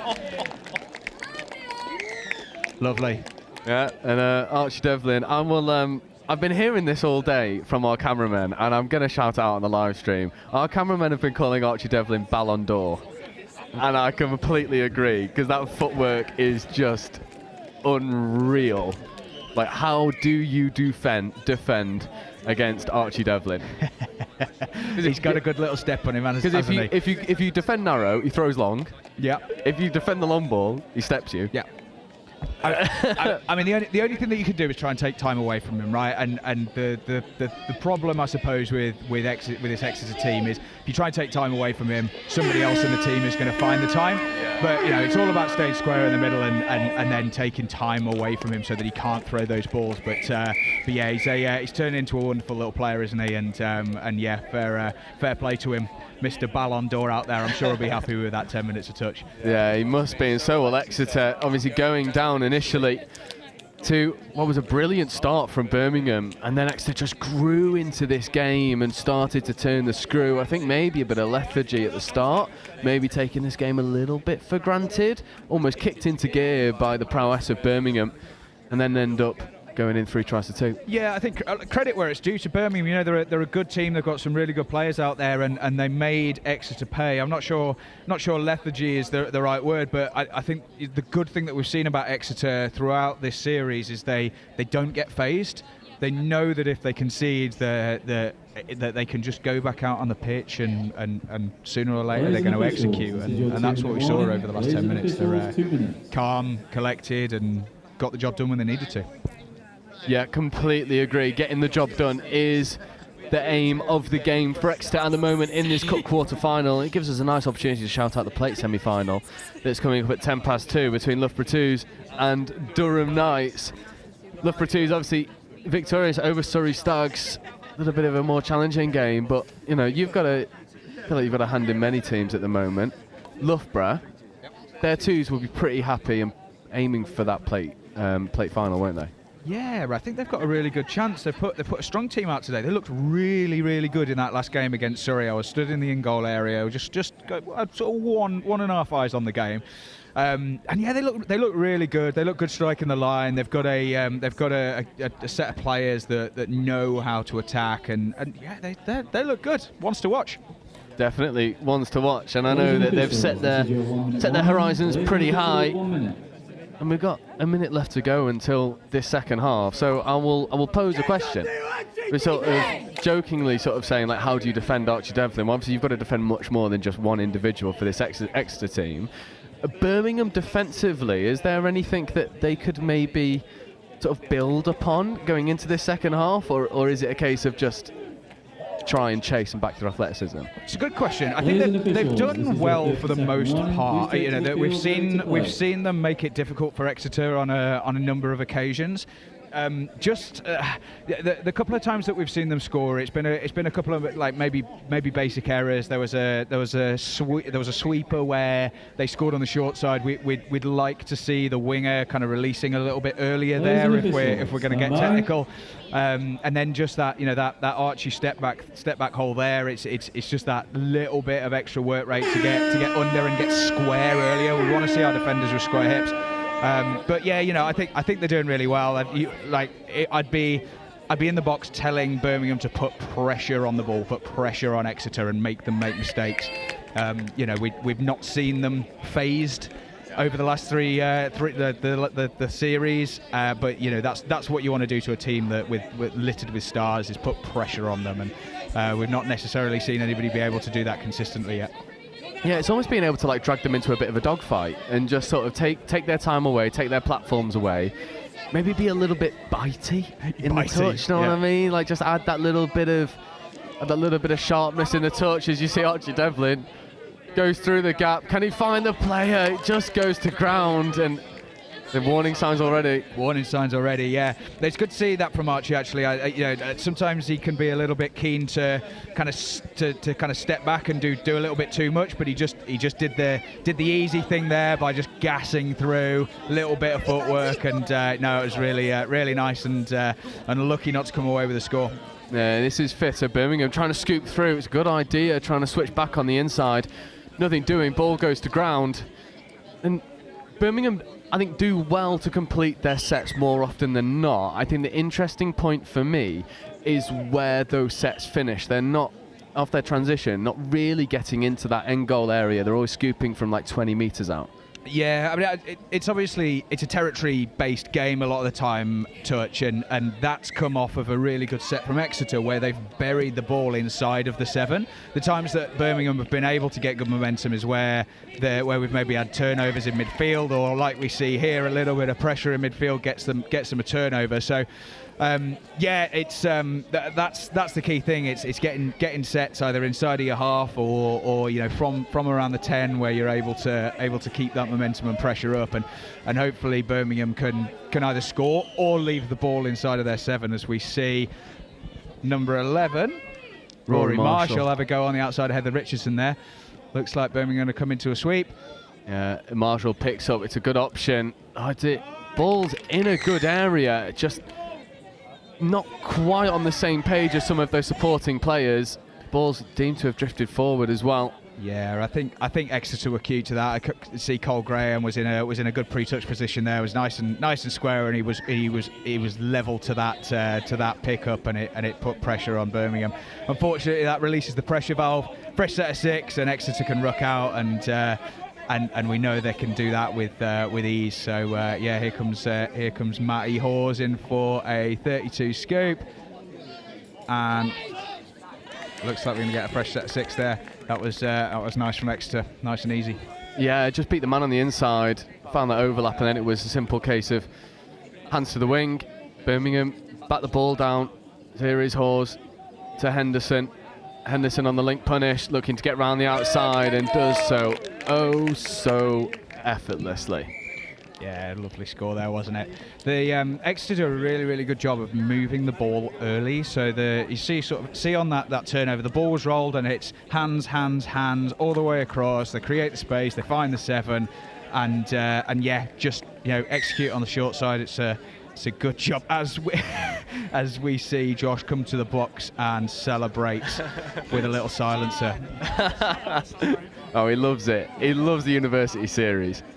I feel like the University Series is one of those competitions where people can just express themselves a little bit more. And it was a nice option there from Birmingham, trying to set up a little bit more of a disguised strike play. It's just a shame that there's a foot in the ruck, bobbled, loss of control, whichever one you want to call it. Yeah, maybe it's easy turnover. Maybe a little bit of fatigue slipping in there, or just the pressure of the game. But we see Exeter kind of wrestling control of this now, aren't we, as we see them again just going through the motions of that midfield transition. It looks really nice, and we see Archie rip in here and use his pace. I can hear the cameramen above us calling him Ballon d'Or once more. It is unreal. It is just unreal. Well, I think the referees might have found something here. I'm not quite sure. Everybody's trotting off as if it's going to be given. I think it is. He makes it look easy, doesn't he, Mr. Devlin? Yeah, it's that left foot step as well. I feel like it's one of those more nuanced areas. So many people have a nice right foot step bouncing sort of back in, often the dominant foot. Archie's left foot step is unreal, and there's no telegraphing of when he's going to use that footwork. It just sort of explodes out of nowhere, as we see a nice little switch back on the inside, an opportunity for Birmingham to cut the deficit back down to 2. It's not quite happening for them at the moment, as we see sweeping on the link, potentially a little bit of dropping early. That's nice play from Birmingham there. Oh, it's unfortunate. They did. That was good bit of heads-up play actually to throw the ball on the outside of the link. They were unlucky not to create more pressure there. Yeah, definitely unlucky. And then this is what Exeter do. They make the reads and then they go and punish you. Josh Henderson going up the Birmingham box side, and then now whipping it back over to Exeter's box side. Good bit of footwork again. Seems like everyone's at it. Everyone wants a bit of the Devlin footwork. It's really good to keep the ball alive. They've moved the ball early. They've come to the box, and as we see the play stop for a Rory Marshall injury, maybe. Yeah, I think Archie's just put on a bit of footwork before the touch, and I think it's hand to nose. Might be a. It's one of those. When your eyes water up, you can't say, "Ref, give me a moment, please." Sounds like a red card offence, I think, maybe. Get the guy off. Campbell, get him off the field. Let somebody else play, come on. Yeah, give someone else a go, Archie. As you see, Ben Lenori attacking against offside defenders. Winger, try time. Exeter have just turned the screw in this second half. Yeah, absolutely. I think the half-time team talk might have been, do the simple stuff well, go on their short sides, and let's create a bit of space between us and Birmingham, and they've absolutely done that, haven't they? That's really nice from Ben Lenori there. Just again picked up, went through short side. Good finish by the winger. Yeah, it's a really good finish, but architected and created by Ben Lenori. Just as you say, does the simple stuff well. Nice little dummy from Pollard. Pressure here for Tom. There's just nothing happening afterwards. Yeah, did a good job of getting players offside there. Unfortunately, they weren't able to get at the line. That's a really good touch there by number 81, Josh Greece? We'll go with Greece. That's a good ball, good idea to the wing. Nothing doing, touch given. And Birmingham started this game, it's just so fast and was trying to engage different players, and I think maybe a bit of fatigue because you've got to be able to match the pace of Exeter for 20 minutes straight. Yeah, it's much easier said than done. Yeah, as you said at half time, I think it's a little bit of and they run the disguised one down the box side. Archie Devlin, take a bow. They've been trying to run that for round after round after round. There you go. There we go. It's the first time we've seen them execute that on the live stream, at least, as the play dubbed the Redlands. And a little selly from Archie as well. We've been asking for him, to be fair. Ballon d'Or. He will love that, I reckon. He will absolutely love that. Our cameramen love it as well. Up on top of us celebrating celebrations. As it's there was pressure there. That was I really like this tap-off play that Birmingham run. They ruck in with some good momentum into that sweeper. It's they've looked dangerous there. 2 balls on the pitch, multi-ball. Score with that one. That would be a hilarious rule if another ball bobbled onto the pitch where you could just play with that one instead. Yeah, maybe. I'll rate that.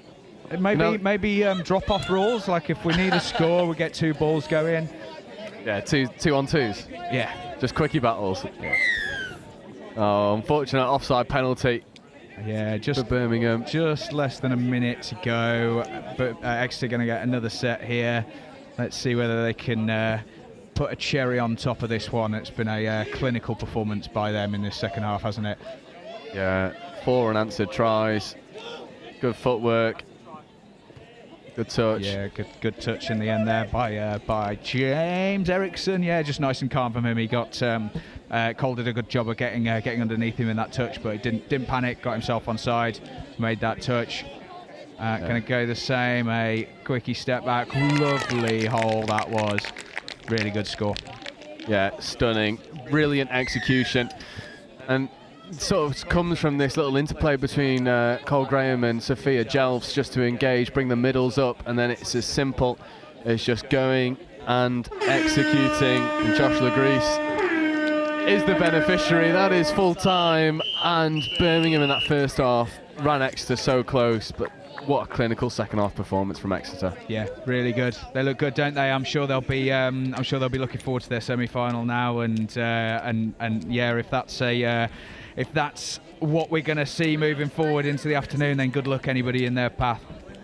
Yeah, and I wouldn't be surprised if that final is an Exeter Bath replay, but as we said at the end of last round and the end of the round before that, and probably forever since Exeter have been playing in the University Series, you've got to have that game against Exeter, and so far we've seen teams be able to pull off a half rather than that full game. That's the difference, isn't it? You've got to stay with them for 20. It is indeed, yep. And it brings us quite nicely. We've got a 12-minute break now, 10 minutes past 2. We'll be back on pitch 1 for Loughborough 2s versus Durham Knights in the plate semi-final. Following that at 2:45, we have our cup semi-final, and then we finish with 3 different finals, and we will have an overall winner at the end of it all. This is again the last round. So take a break, go get a cup of tea, whatever you want to do, and we'll be right back with you in 10 minutes for the plate semi-final. So I started on the graduate scheme, and as part of that, you do different placements in different teams, and you look after different sort of traditional roles in accounting and finance. And I did a couple, and I realized very quickly it wasn't really where my strengths were. I could do it, but I think I was more interested in the strategy of finance and in particular in the people of finance and their development. So it's a little bit sort of off track compared to a traditional finance path. I am Diane Lorgerier, and I've discovered the power of opportunity with Sema.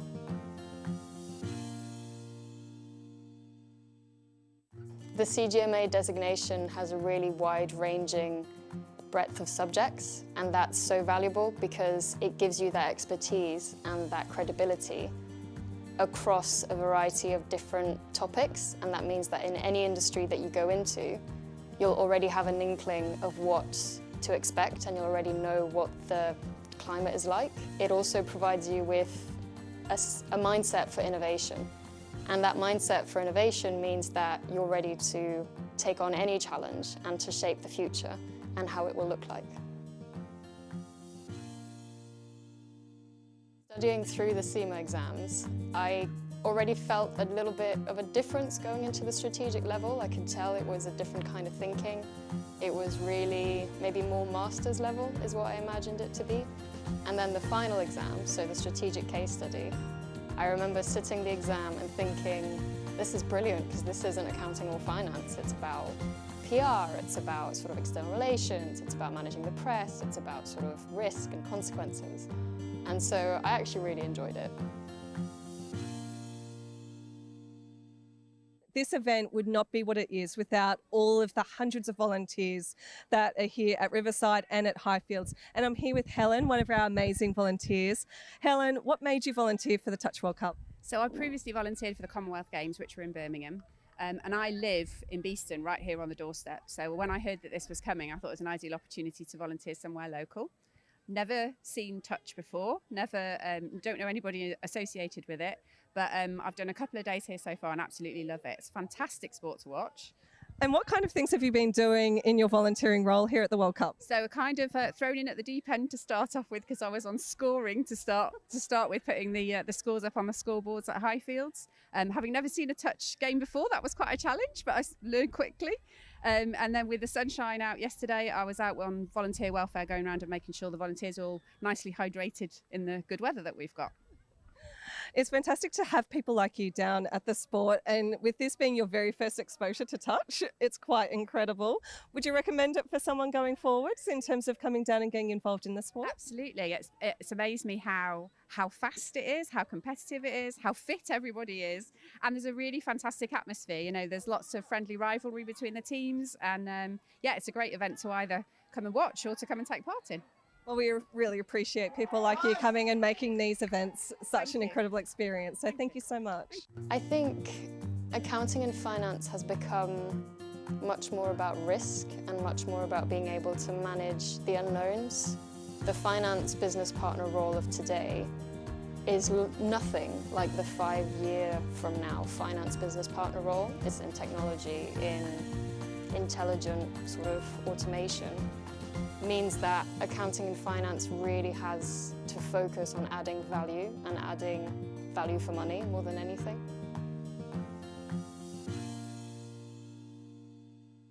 I think what I always liked about the Sema qualification is it was much more than just tax advice or much more than just sort of corporate finance management. It was always very wide-ranging. So having the Sema qualification kind of cemented that I knew a little bit about lots of different areas, about project management, about people management, about HR. So it really helped me understand lots of different areas which helped fit into the bigger picture. And for me, that's strategy. It's thinking big. It's kind of thinking, okay, this is all great, but what's the point of it?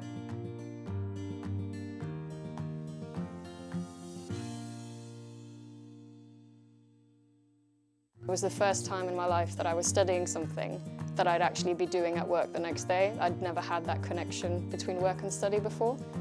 And then that sort of shaped itself into a really solid understanding of everything. And then the tools to then set up the strategy.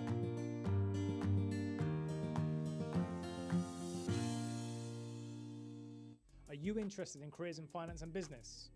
If so, come and follow us on Instagram and TikTok to find out more about Sema's CGMA qualification. Sema Early Careers UK is your one-stop shop for all things finance and business with Sema.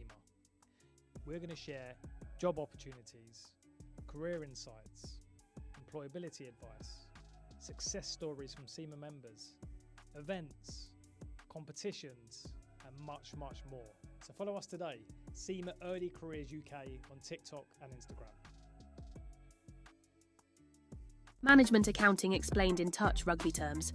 Like the coach of a touch rugby team, management accountants need to keep track of performance to help their business or team improve. They track revenue and costs. This is like monitoring your team's tries scored and conceded. They analyse performance, like identifying which players are most effective and where improvements can be made.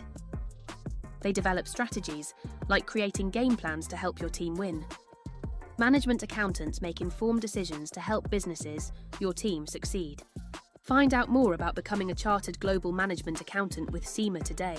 So I instantly noticed on the day that I was told that I'd passed my final exam that I almost had an element of stature about my position within the company. I almost felt like overnight that my career prospects were more certain because I was able to prove that I had the intelligence and the work ethic to achieve the Sema qualification. Skills that you learn and will enable you to flourish in any role in any country in the world. My name's Craig Masterson and I am a Sema member.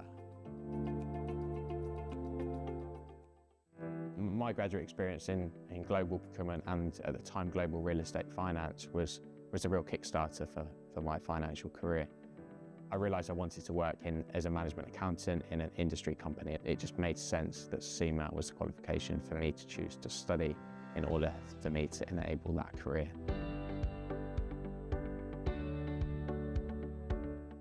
So I realised that the career of a management accountant and working in an industry company in a business that I can have a real impact in and drive the overall performance of the business was far more interesting to me than being a financial accountant. And it was quickly that I realised that Sema would in fact be the qualification for me as well.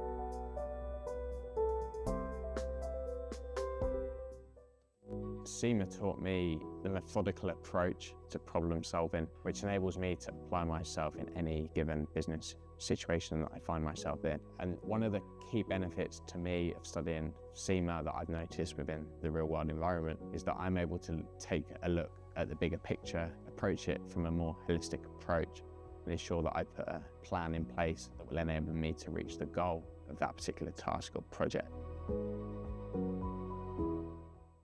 So I think that the number one benefit is that it is recognised by so many people within the financial industry know what Sema is. And even just being able to go to a party where people know that you're a fully qualified accountant, and it gives you a bit of an ego boost because some people think it is a really big thing. I like to think of Sema as the plane ticket for your career.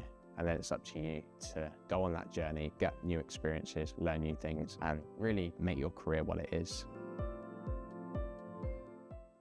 So I started on the graduate scheme, and as part of that, you do different placements in different teams, and you look after different sort of traditional roles in accounting and finance. And I did a couple, and I realized very quickly it wasn't really where my strengths were. I could do it, but I think I was more interested in the strategy of finance and in particular in the people of finance and their development. So it's a little bit sort of off track compared to a traditional finance path. I am Diane Lorgerier, and I've discovered the power of opportunity with Sema.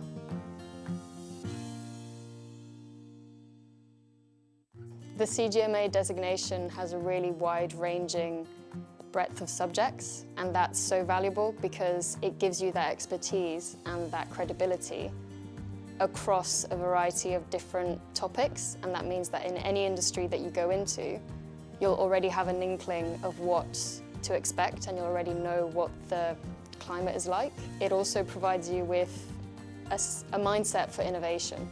And that mindset for innovation means that you're ready to take on any challenge and to shape the future and how it will look like. Studying through the Sema exams, I already felt a little bit of a difference going into the strategic level. I could tell it was a different kind of thinking. It was really maybe more master's level is what I imagined it to be.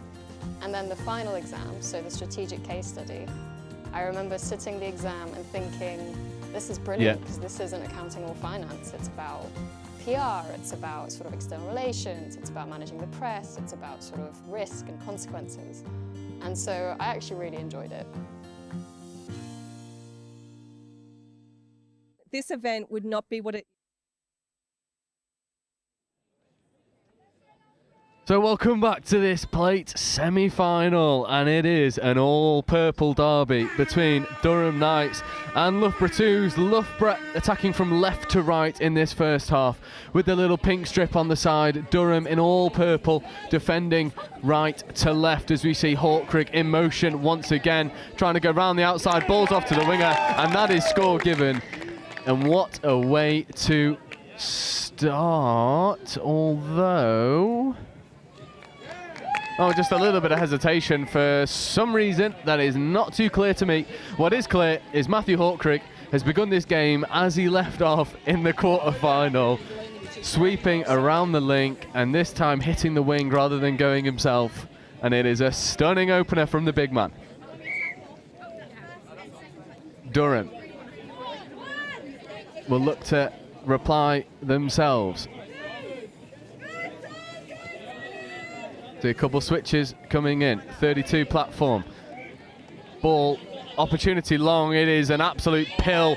And brilliant hands as well, but the touch is phenomenal coming in. That is a try saver, but the hands from the Durham wing was phenomenal. As we see, they might look to run it exactly the same again. This time they go from left to right. Check the ball back off on the inside. Ball stays alive. Refs are happy. Now it's turnover. What an opening stanza to this semi-final. Number 24 for Durham Knights, Amena Boyd. The hands were superb, matched only by the covering touch. That's good transition ball for Loughborough. There's Bibby pulls. It's been superb for this Loughborough 2s team. Good bit of hands as well. So you see Udalov in at half, scooping. Udalov finds the space. Can he find the player? No touch. Ball goes. Is that ball down? It is indeed. And Makar Udalov, the orchestrator pulling strings, leaves his opposite man in the dust here, and then the composure to find his supporting player in number 46, Ewan Morrish. 2 tries from 2 attacks for Loughborough 2s. It's a trio of 2s, but at the moment they aren't second best. But you've got to be able to stop Ollie Lowe. Here is Ollie Lowe in 60, left foot step, coming back over to his open side. It's a 4-on-3. The ball is stunning, popped back on the inside, but well crowded out from Loughborough, and the sub box is loud in this semi-final. They want the plate final, but in front of them is a very athletic, very capable Durham Knights team. Long ball goes. It's a little bit floaty, and this one, Amena Boyd can't reel in. Loughborough doing a good job of defending.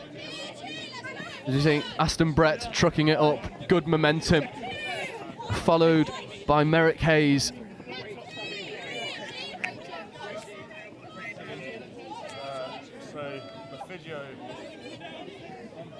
Good platform. This is 4th, 5th coming. They need to scoop. Just go. Oh, the refs called play on. Everyone stopped from a Durham perspective, apart from the referees. And they gassed through a hole. There's a bit of a discussion going on field. I'm confused. They're claiming no touch, but the referee said play on, and Teddy Lee was the one who was alive to it. Gets through, puts the ball down. And Loughborough, 3 tries to the good in 3 minutes and 40 seconds. It makes for ominous reading from a Durham perspective. And he was like, well, I'll go on instead then. And I was like, no. 32 short, good bit of footwork, good release, ball goes long, it's just to the floor. Loughborough are fired up for this.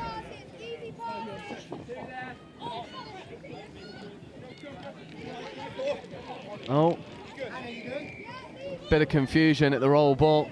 As you see, Aston Brett carry. Here is Brett. Back to Hayes. Brett, Hayes, Hawkrig, danger. Hawkrig puts on the gas. However, Janaea Thorpe does a really good job of reeling that one in and making sure that the deficit stays at 3 and isn't extended out to 4 as the rain begins to fall. Here is Ollie Lowe. It's his fourth, fifth coming, back to Lowe. Evades the touch of Aston Brett. Ollie Lowe gives a platform. Opportunities here for a bit of gas. Ball goes long, but it's too big for Amena Boyd. And unfortunately, Durham are currently being restricted to speculative long balls. And it's just not quite happening for them right now. However, for Loughborough, it is all one-way traffic as Hawkrigg trucking it up, and here comes the part of Bernardo Perez. Perez, 13, in motion on the outside. Ball goes away. Perez with the scooping opportunity. Good hands to retain possession. Switching back on the inside. There is opportunities here. The ball goes to ground. It just falls apart at the last moment. Low in at half. Durham transition. Floats the ball over the top. Good catch and ground. Ollie Lowe evading a touch and getting the ball down efficiently. Good engagement. This is fourth, fifth coming. Durham need to find a platform to scoop. There it is. Good pickup. Good bit of gas as well. Can he find the winger? He can, and Amena Boyd will be in for the first score for Durham. Brilliant little scoop through from 61, Theo Smurden. And Amena Boyd does get a score. It's been unlucky on a couple of occasions. Unsympathetic passes going her way. That one was dropped into the breadbasket. And the deficit currently back down to 2. Reminds Loughborough that this is not a foregone conclusion. Here is Udalov. Sweeper play. Opportunities, a brilliant release from Ollie Lowe. Gets up and makes the touch. Udalov, fifth coming. 32 short for Udalov. There he is. We're going to wind up a big left-hand long ball. Just sticks in the hands, and Udalov a little bit of a wry grin, knowing that one wasn't in the playbook. Durham growing back into this game. The start from Loughborough was... Well, Durham definitely weren't able to deal with it. However, oh, lovely pass away. Ball goes to the wing. Great hands from Amena Boyd. Checks the ball back off on the inside. Retaining possession. Sweeping play. Left foot step. Opportunities here for Durham. Can they go and execute? Touch is made. That is a stunning defensive touch. Celebrated like a score. And a little dance and a hop in the corner. Who knows how important that might be come the full-time whistle. There's only 2 minutes left in this half. Good release there from Durham. Oh, lovely pass around the back.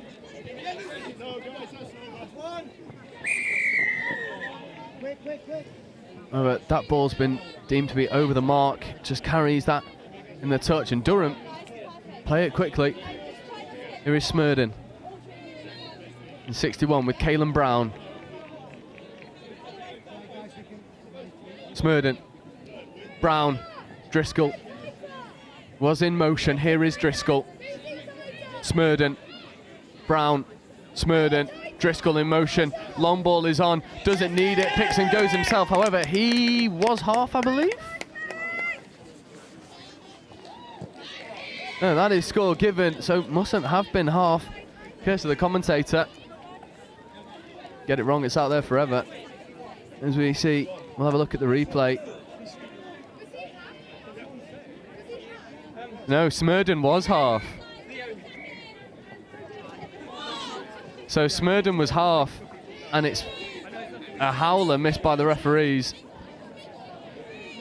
As we see, Bernardo Perez checking the ball back off on the inside, ball's away. If Loughborough go quickly, there's try time. Not given, Bibby pulls, goes and takes that touch.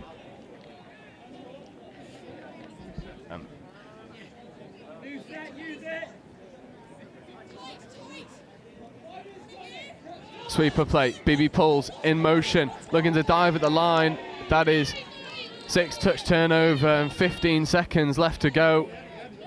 Durham definitely riding their luck, beneficiary of a missed call from the referees. That is touch. That will be half-time.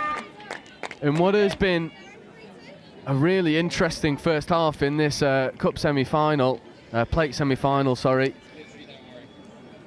Loughborough 3 tries early. Durham responded with Smurden's ball to Amena Boyd, and then Smurden getting away with one because Smurden scores whilst he was half. You cannot do that. However, it does not matter. Not spotted by the referees, so it is half-time, 3 tries to 2 in favour of Loughborough 2s, and we will take a very quick break, regain some composure, and we'll be right back with you for the second half.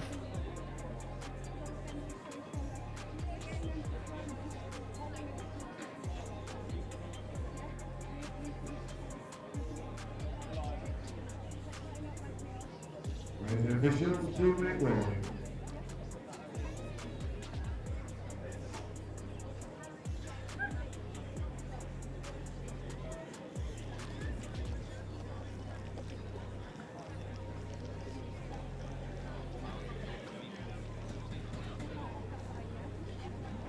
We're not playing at the same time, who's got an umbrella? I thought so.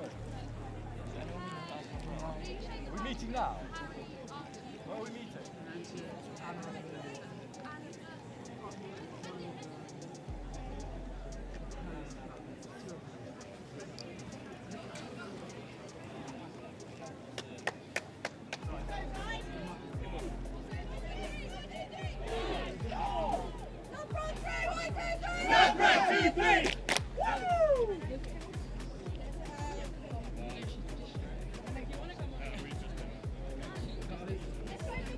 Ladies and officials, this is your 1-minute warning.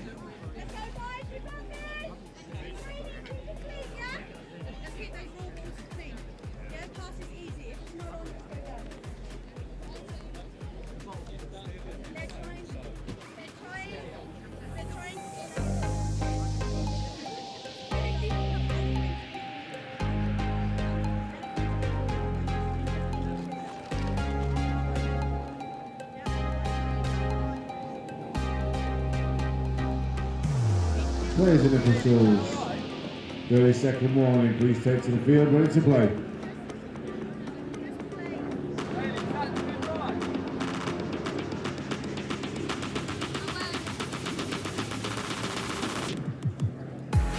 Ladies and officials, stand by.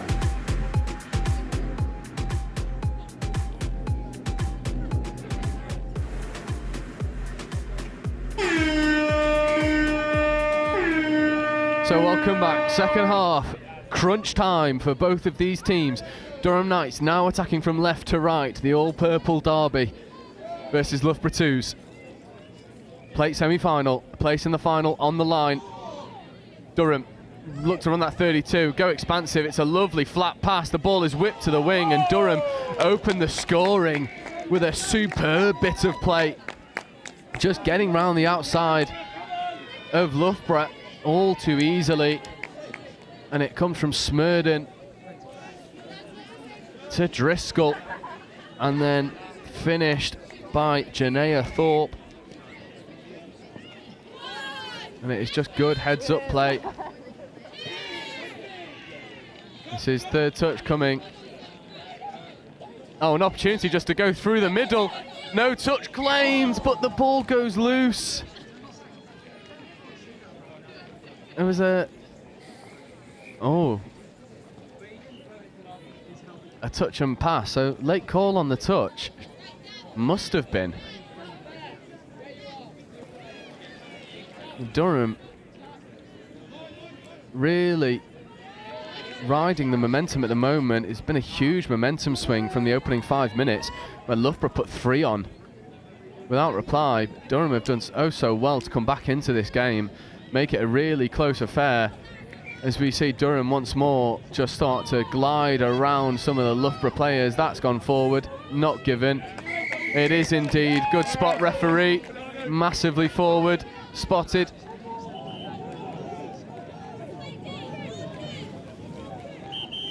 Loughborough just slowing it down, regaining some composure. Who'd have loved? Giving it to Bibby Pools. And Loughborough really do need to get this next score on the board. You see, Bernardo Perez just adds some width, adds some pace. This is fifth. Scooping opportunity. Ball goes long. Looks to give the dummy the wrap. It was Teddy Lee. And there have been some stop-start errors going both teams' ways in this game. It's been one of those games where there's, from either fan's perspective, either team's perspective, there'll be some talking points. That's for certain. This is fourth, so fifth coming. Loughborough have done well to limit Durham to a strike just past the 10. Ollie Lowe looked to get that one back. It just goes to floor, and we will see the pod of Aston Brett, Merrick Hayes and Matthew Hawkrigg coming onto the field if Loughborough can just execute their transition effectively. Half is isolated. Bibby pulls. Here is Aston Brett. Ooh, back on the inside. That one's gone forward. The referees have spotted it and just guilty of overplaying in that midfield. Amena Boyd rolls it. So Durham with another opportunity.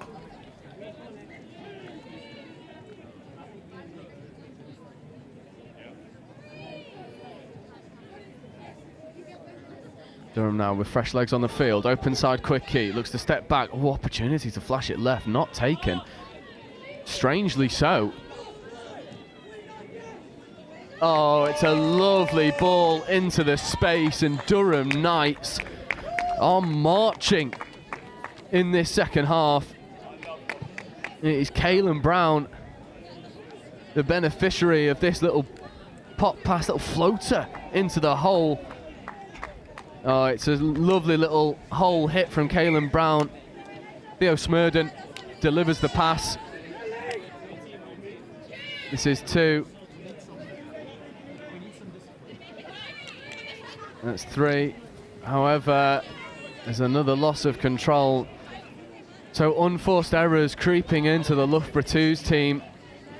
Surrendering possession, that's the last thing you want to do against Durham Knights, because they've got pace, they've got power, and they most certainly have the athleticism to make you rue missed chances.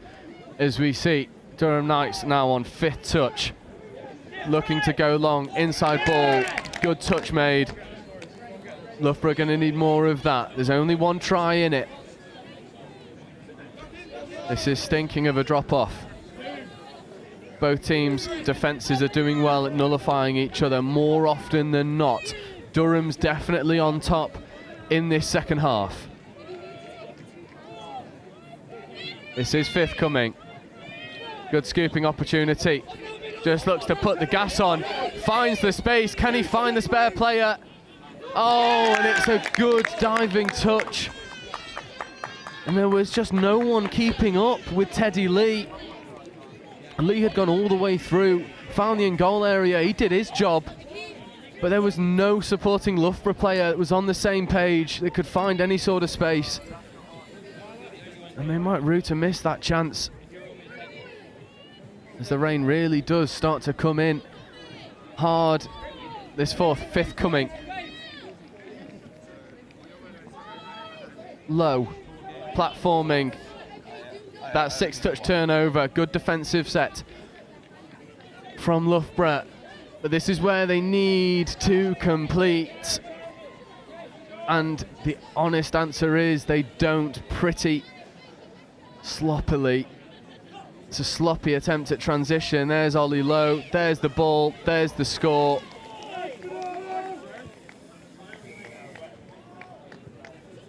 Oh, score not given. Referee's just having a quick chat. Oh, no, score is given. And Durham Knights lead 5 tries to 3. As you see here, it's the little pop pass, fakes the long one. Referees are happy, Durham are happy. Loughborough, however, are far from. Hawkrigg looking to orchestrate an attacking opportunity. There's that sweeper. There is Hawkrigg. Looks to just bounce on the outside. Throws the ball. Diving at the line. Touch has come in. This is forfeit coming.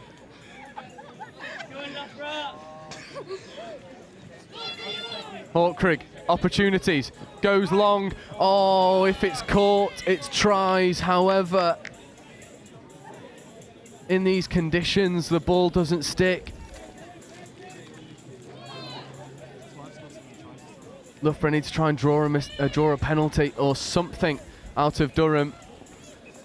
However, it's stuff like that that just makes it so easy for Durham to go around the outside. And there's a good bit of pace, and Hawkrigg is taken out by the referee. However, I think it's Aston Brett that gets over and makes the touch. Hawkrigg is far from happy.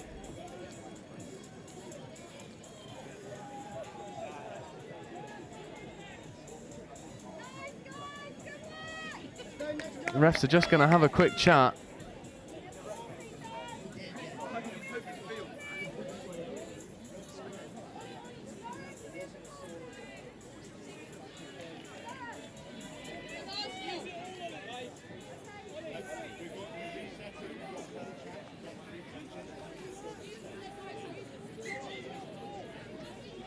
I think they're just resetting that final touch.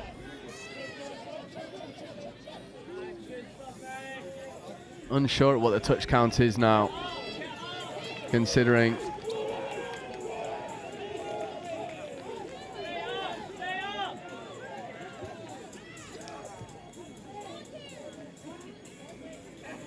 this play has just become a little bit messy. No one's really sure what's happening.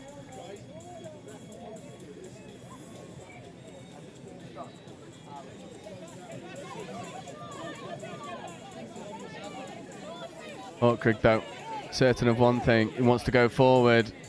The refs need to stop this devolving. If we go through their transition, but with less than a minute to go, to get 2 tries might be a little bit out of the wheelhouse, out of the remit. Durham, though, will be more than happy with this result. This is 5th coming. Udalov is looking to scoop, does scoop, goes to the right, so tries to find Bibby Pulls, but the pass is left wanting.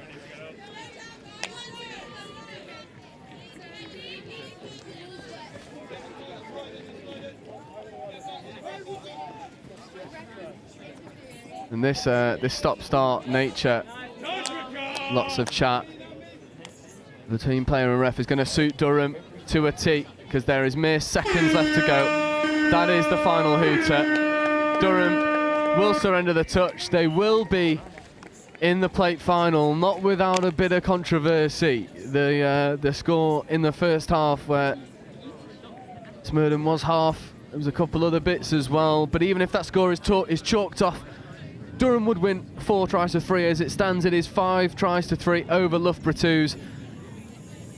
A very good game, a very interesting game. If we had 20 minutes, we'd probably unpick it all with a bit of chat. However, we do not. That is Durham's place in the final secured.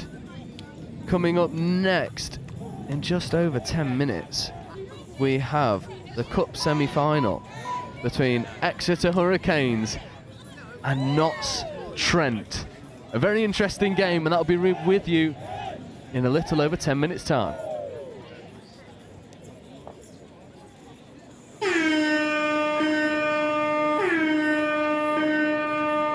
So I started on the graduate scheme, and as part of that, you do different placements in different teams, and you look after different sort of traditional roles in accounting and finance.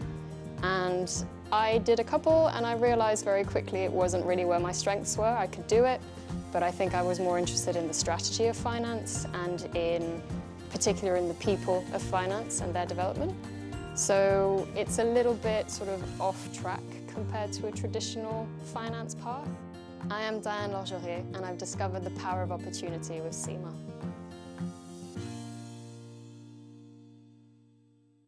The CGMA designation has a really wide-ranging breadth of subjects, and that's so valuable because it gives you that expertise and that credibility across a variety of different topics, and that means that in any industry that you go into, you'll already have an inkling of what to expect and you'll already know what the climate is like. It also provides you with a mindset for innovation. And that mindset for innovation means that you're ready to take on any challenge and to shape the future and how it will look like. Studying through the Sema exams, I already felt a little bit of a difference going into the strategic level. I could tell it was a different kind of thinking. It was really maybe more master's level is what I imagined it to be. And then the final exam, so the strategic case study, I remember sitting the exam and thinking, this is brilliant because this isn't accounting or finance. It's about PR, it's about sort of external relations, it's about managing the press, it's about sort of risk and consequences. And so I actually really enjoyed it.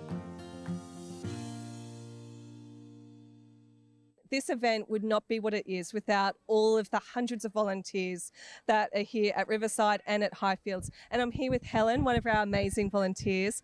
Helen, what made you volunteer for the Touch World Cup? So I previously volunteered for the Commonwealth Games, which were in Birmingham. And I live in Beeston, right here on the doorstep. So when I heard that this was coming, I thought it was an ideal opportunity to volunteer somewhere local. Never seen Touch before, don't know anybody associated with it, but I've done a couple of days here so far and absolutely love it. It's a fantastic sport to watch. And what kind of things have you been doing in your volunteering role here at the World Cup? So kind of thrown in at the deep end to start off with because I was on scoring to start with, putting the scores up on the scoreboards at Highfields. Having never seen a touch game before, that was quite a challenge, but I learned quickly. And then with the sunshine out yesterday, I was out on volunteer welfare going around and making sure the volunteers are all nicely hydrated in the good weather that we've got. It's fantastic to have people like you down at the sport, and with this being your very first exposure to touch, it's quite incredible. Would you recommend it for someone going forwards in terms of coming down and getting involved in the sport? Absolutely. It's amazed me how fast it is, how competitive it is, how fit everybody is, and there's a really fantastic atmosphere. You know, there's lots of friendly rivalry between the teams, and yeah, it's a great event to either come and watch or to come and take part in. Well, we really appreciate people like you coming and making these events such an incredible experience. So thank you so much. I think accounting and finance has become much more about risk and much more about being able to manage the unknowns. The finance business partner role of today is nothing like the 5-year from now finance business partner role. It's in technology, in intelligent sort of automation. Means that accounting and finance really has to focus on adding value and adding value for money more than anything.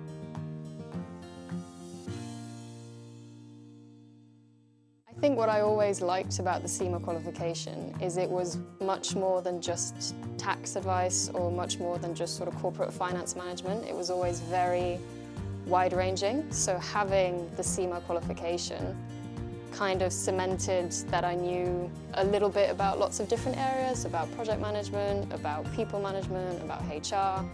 So it really helped me understand lots of different areas which helped fit into the bigger picture. And for me, that's strategy. It's thinking big. It's kind of thinking, okay, this is all great, but what's the point of it?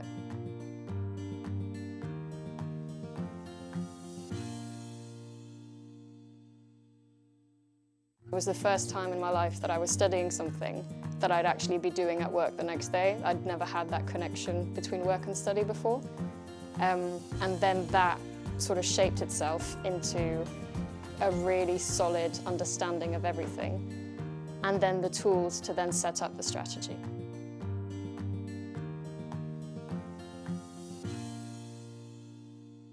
Are you interested in careers in finance and business? If so, come and follow us on Instagram and TikTok to find out more about Sema's CGMA qualification. Sema Early Careers UK is your one-stop shop for all things finance and business with Sema. We're going to share job opportunities, career insights, employability advice, success stories from Sema members, events, competitions, and much, much more. So follow us today, Sema Early Careers UK on TikTok and Instagram. Management accounting explained in touch rugby terms. Like the coach of a touch rugby team, management accountants need to keep track of performance to help their business or team improve. They track revenue and costs. This is like monitoring your team's tries scored and conceded. They analyse performance, like identifying which players are most effective and where improvements can be made. They develop strategies, like creating game plans to help your team win. Management accountants make informed decisions to help businesses, your team, succeed. Find out more about becoming a chartered global management accountant with Sema today.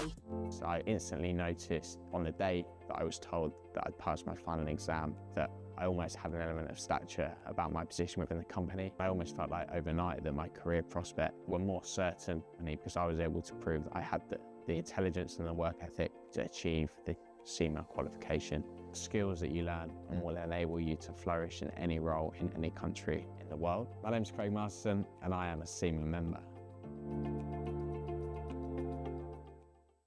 My graduate experience in global procurement and at the time global real estate finance was a real kickstarter for my financial career. I realised I wanted to work as a management accountant in an industry company. It just made sense that Sema was the qualification for me to choose to study in order for me to enable that career.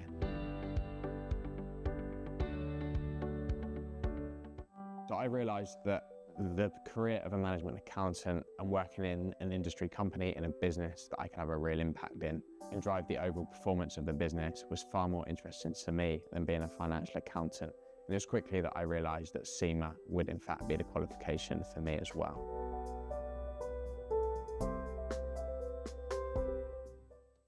Sema taught me the methodical approach to problem solving, which enables me to apply myself in any given business situation that I find myself in. And one of the key benefits to me of studying Sema that I've noticed within the real world environment is that I'm able to take a look at the bigger picture, approach it from a more holistic approach, and ensure that I put a plan in place that will enable me to reach the goal of that particular task or project.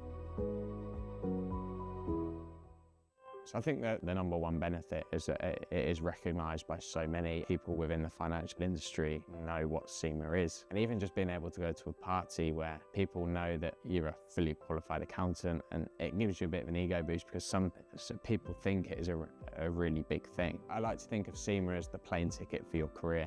And then it's up to you to go on that journey, get new experiences, learn new things, and really make your career what it is.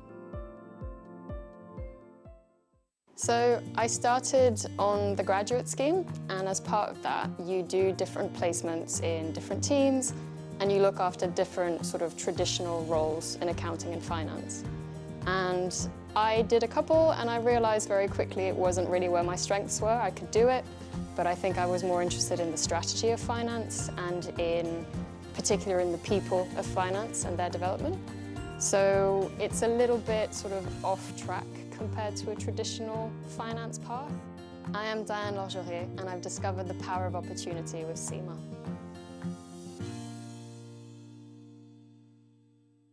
The CGMA designation has a really wide-ranging breadth of subjects, and that's so valuable because it gives you that expertise and that credibility across a variety of different topics, and that means that in any industry that you go into, you'll already have an inkling of what to expect and you'll already know what the climate is like. It also provides you with a mindset for innovation.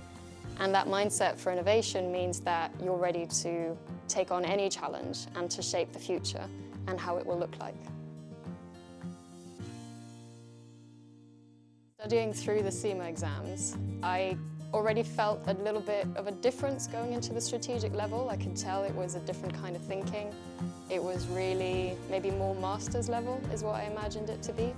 And then the final exam, so the strategic case study, I remember sitting the exam and thinking, this is brilliant because this isn't accounting or finance. It's about PR, it's about sort of external relations, it's about managing the press, it's about sort of risk and consequences. And so I actually really enjoyed it.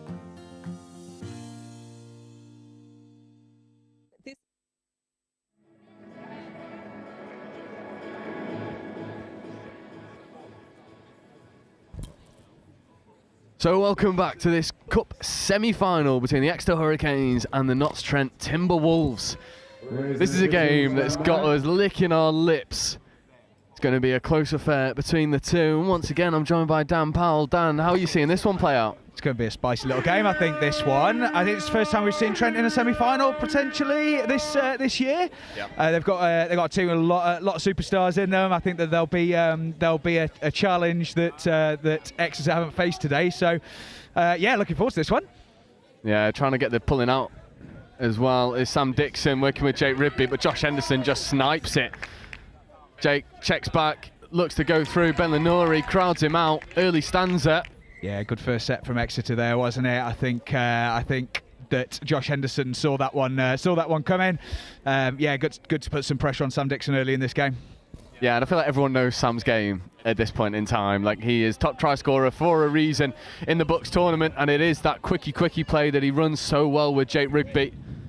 Yeah, I don't think they'll be too phased at this stage of the game. It was a decent little set from them. They managed to ask those first questions of the game. As we see Exeter rooking in for fifth. Here comes Archie D. And well defended by Trent. Stayed nice and tight, stayed nice and compact. No room through there. Yeah, and that's the battle, isn't it? When they get on the pitch at the same time, it's Sam Dixon, Archie Devlin. Sam Dixon, top try scorer. Archie Devlin, second top try scorer. Yeah, I think they're the ones to watch, aren't they? Here, they've both been lighting the tournament up. Let's see how we go with Sam Clacker rooking up the pitch here. What a wicked diving touch there from Heather Richardson. Yeah, it's demoralising as well when you think you're clean through someone and then they get that diving touch. Yeah, total momentum killer. You see Trent now having to fight for forward momentum for fifth. Yeah, it's a touch there by Archie. Well made there. Should have some good field position as well as we see Trent protest. But here we go. Here we go, indeed. It's a good first touch from Notts, just trying to compress Exeter. However, Archie Devlin, a little bit of footwork, gets on the outside. Here is Sophia Jelfs rolling through her role in the transition. As we see Hawes to Lenori, Josh Henderson. Here's the danger when you let Henderson get in motion. Yeah. Ball down. Yeah, that was chance gone begging there. Really good from Josh Henderson. First real kind of danger shots fired there. Yeah, and you see them get that roll on, do Exeter. They do it so efficiently. They find the outside shoulders. They're very good at maintaining momentum, creating it when it stagnates. That'll be one of the areas of the game where Notts Trent are going to have to focus so hard and make sure that they don't just roll, as we see Sam Dixon looking to step through and create his own momentum. Good touch from Sophia Jelfs there. Yeah, I've just in between these last two games, I've just had a chat with some of the Birmingham players who obviously just got off against Exeter, and they were saying that first half they matched them really well, but as Exeter drive the ball so well, as we see Josh Henderson run through. There is a diving touch from Sam Dixon. Those are the ones that change the swing of a game. What a touch! Yeah, he'll be thankful he's grown like 3 or 4 feet over the past few years, because not many people can eat up the ground behind Josh Henderson as easily as Sam Dixon did then. As you see Alanko in his own motion, ball down. What a win! Yeah, absolutely. That was real try saver there. What starts this game? Fast and physical. Trent have looked equal to Exeter across the pitch. Yeah, it's just about being able to do that for a whole set. That's a really good touch coming in, sniping that one. This is 4th, 5th coming. It's Griffin on the ball, looking to carry hard. Scoop comes through. Can they find a bit of momentum? No, they can't. And that's where I think questions will be asked, is can you find the gaps in that Exeter defence off the back of your own transition? Yeah, it wasn't a bad set from Trent by any means. The important thing over here, the important thing is that they complete their sets and they leave the ball as far away from Trent's own scoreline as possible. We've seen all competition that if you give Exeter shots at your line, you're going to have a bad time. So complete your sets. That's got to be the message for Trent, as we see them set up for Sam Dixon here. Alice Summers is going to play half while Trent bring fresh legs on. Here are the fresh legs. It's Northern duo of Sam Dixon and Jake Rigby. There is Sam Dixon, opportunities. Oh, it's a good covering touch. However, I thought that ball should have gone to Jake Rigby out on that left edge, 2-on-1, outside the shoulders of Josh Henderson. Yeah, and you might be able to see as well everyone in that far corner pointing to that to that far edge. I wonder who is the fan favourite at the moment. As you see, Jake Rigby. Back to Dixon. Wherever you go, Trent bring their big fans as we see the long ball out to Ainsley Allen. First blood, Trent. What an like isolation as well. They recognised that the space was out on the wing. Rather than throwing the right to left long ball, they go left. Sam Dixon, a little bit of footwork, and then just launches it end over end. Says, go and grab that one and ground it. That's an easy score for the winger. What a beginning to this game. Absolutely. It's good patience from Dicko. As we said, he could have gone long on the previous play, but he held the ball. He knew he had touches left, and then he created himself another overlap and executed it with aplomb. It is a wonderful start if you're a Pink Army fan. Notts Trent with the early lead. However, you've got to be able to shut out Josh Henderson.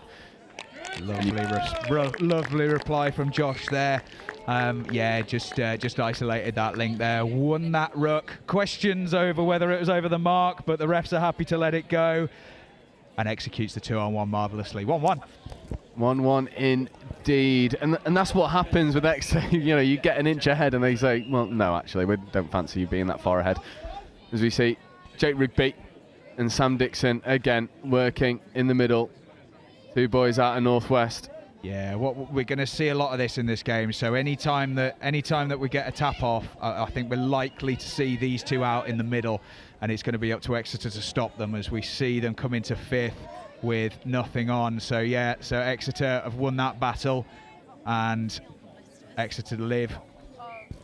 They do indeed. Notts Trent just lost a little bit of momentum going into fifth touch. And it was quite easy in the end for Exeter to crowd out. But as you say, that's what Notts Trent want to do. That's their DNA. They want to play middle. They want to try and suck people in and then hit long or look to dive at the line. And I think it will be a different threat for Exeter to react to as well. A lot of teams want to go round Exeter, whereas I think this Notts Trent team, especially Sam Dixon and Jake Rigby, will look to try and go through them. Oh, here's the Redlands play again. They've been equal to it, but still they've got momentum, and they are still in possession of the ball. We see Matty Hawes run out into the 33 for Josh Henderson. He's been all over this game so far. Looks like play through has been called by the ref, and is that going to be a score? Yeah, it's 2-1. Sam Dixon thought he was onside there, but it looks like the referee has called play through, and Josh smartly just plays through and finds an open man, or female, apologies. And yeah, 2-1. 2-1 indeed. It was a little bit straightforward in the end, just reacting to that referee call, scooping through, and it all comes off that little short. What are you calling this play down here? The Redlands is the Redlands. Is the pet play. So we leave sort of bring a player on, maybe ideally a player with a little bit of speed. It looks like they like to use Archie Devlin on this one. So you sneak a player on in the box, you hold them. You make the opposition think that you're rooking and transitioning onto the middle of the pitch, and then you come back onto this wing and hopefully catch the winger a little bit tight and just run down the wing for the score. We saw them execute it in the quarter final, but looks like Trent had done their homework. That's really nice rooking from Exeter there. Yeah, they're eating up the yards into the Notts Trent half now with a touch to spare. Here is Anu Shanalanko. A little bit sloppy at the roll ball, gets away with it. Archie Devlin, a little bit of footwork, no touch, engaged. Tap ball away. Is that wave play on? It is indeed. Notts Trent have to stay alive to the threat, and now they make the touch. And that would have been try of the tournament if that one had gone over. Certainly would have been something, wouldn't it? That's a good heads-up play by Exeter there, but and Trent really did well to stay awake and defend that one out. See Lottie Saunders driving up. Just losing a little bit of momentum, in that midfield touch specifically. Not a lot of momentum. And again, Sam Dixon does well to try and find an outside edge, passing it around. This is what Notts Trent want to do. Buying some extra meters, slowing it down. Here is Dicko. Yeah, this suits Trent. This is the sort of pace that they want to play with. But yeah, Exeter are equally just happy to stay in front of the ball and let them play around in front of them. As long as the ball's not going past them, they're happy. So yeah, it's been an interesting game. It's only 2-1 as we approach half time. I think Exeter will be happy, but they'll feel like they could be more up. Yeah, completely agree. There was a couple opportunities. The ball, that early one to the wing that didn't quite go to hand. As Josh Henderson looks for an audacious out the back and it works. And this is where Exeter can be so dangerous, but the ground is eaten up so well by Lottie Saunders. Nullifies that one. And I know what you were saying there, like Exeter will be pretty happy. I mean, you're going into half-time leading, you can't be too displeased with that. But similarly, I think Trent might feel pretty happy with how it's going at the moment. They've not really jumped into their playbook. They've not shown their best online attack. I reckon that there's more to come from Trent in the second half. I think so. Look, anything can happen in a game as short as these, and as long as you're at half-time within 1 or 2 scores, again, the momentum can shift so quickly in these games. It just takes 1 or 2 turnovers, get your strike players on and get a score, and then all of a sudden the pressure's on. I think Exeter do look strong. That suffocating midfield attack of theirs is really been, they look great, and we know that they've got gears to go through. But yeah, it's anybody's game at the moment. It is indeed anyone's game, and I'm interested to see, because we've seen Exeter Hurricanes on the live stream more than any other team in this competition. Does that give sides an advantage when they play against them? You sort of know what's coming. Does that give you any sort of edge, or is it a case of just having to react to it when it happens? Yeah, I don't know about edge, but it'll certainly help. I mean, I think I've been out around the pitches a little bit this afternoon, and that Redlands thing that we were talking about a minute ago.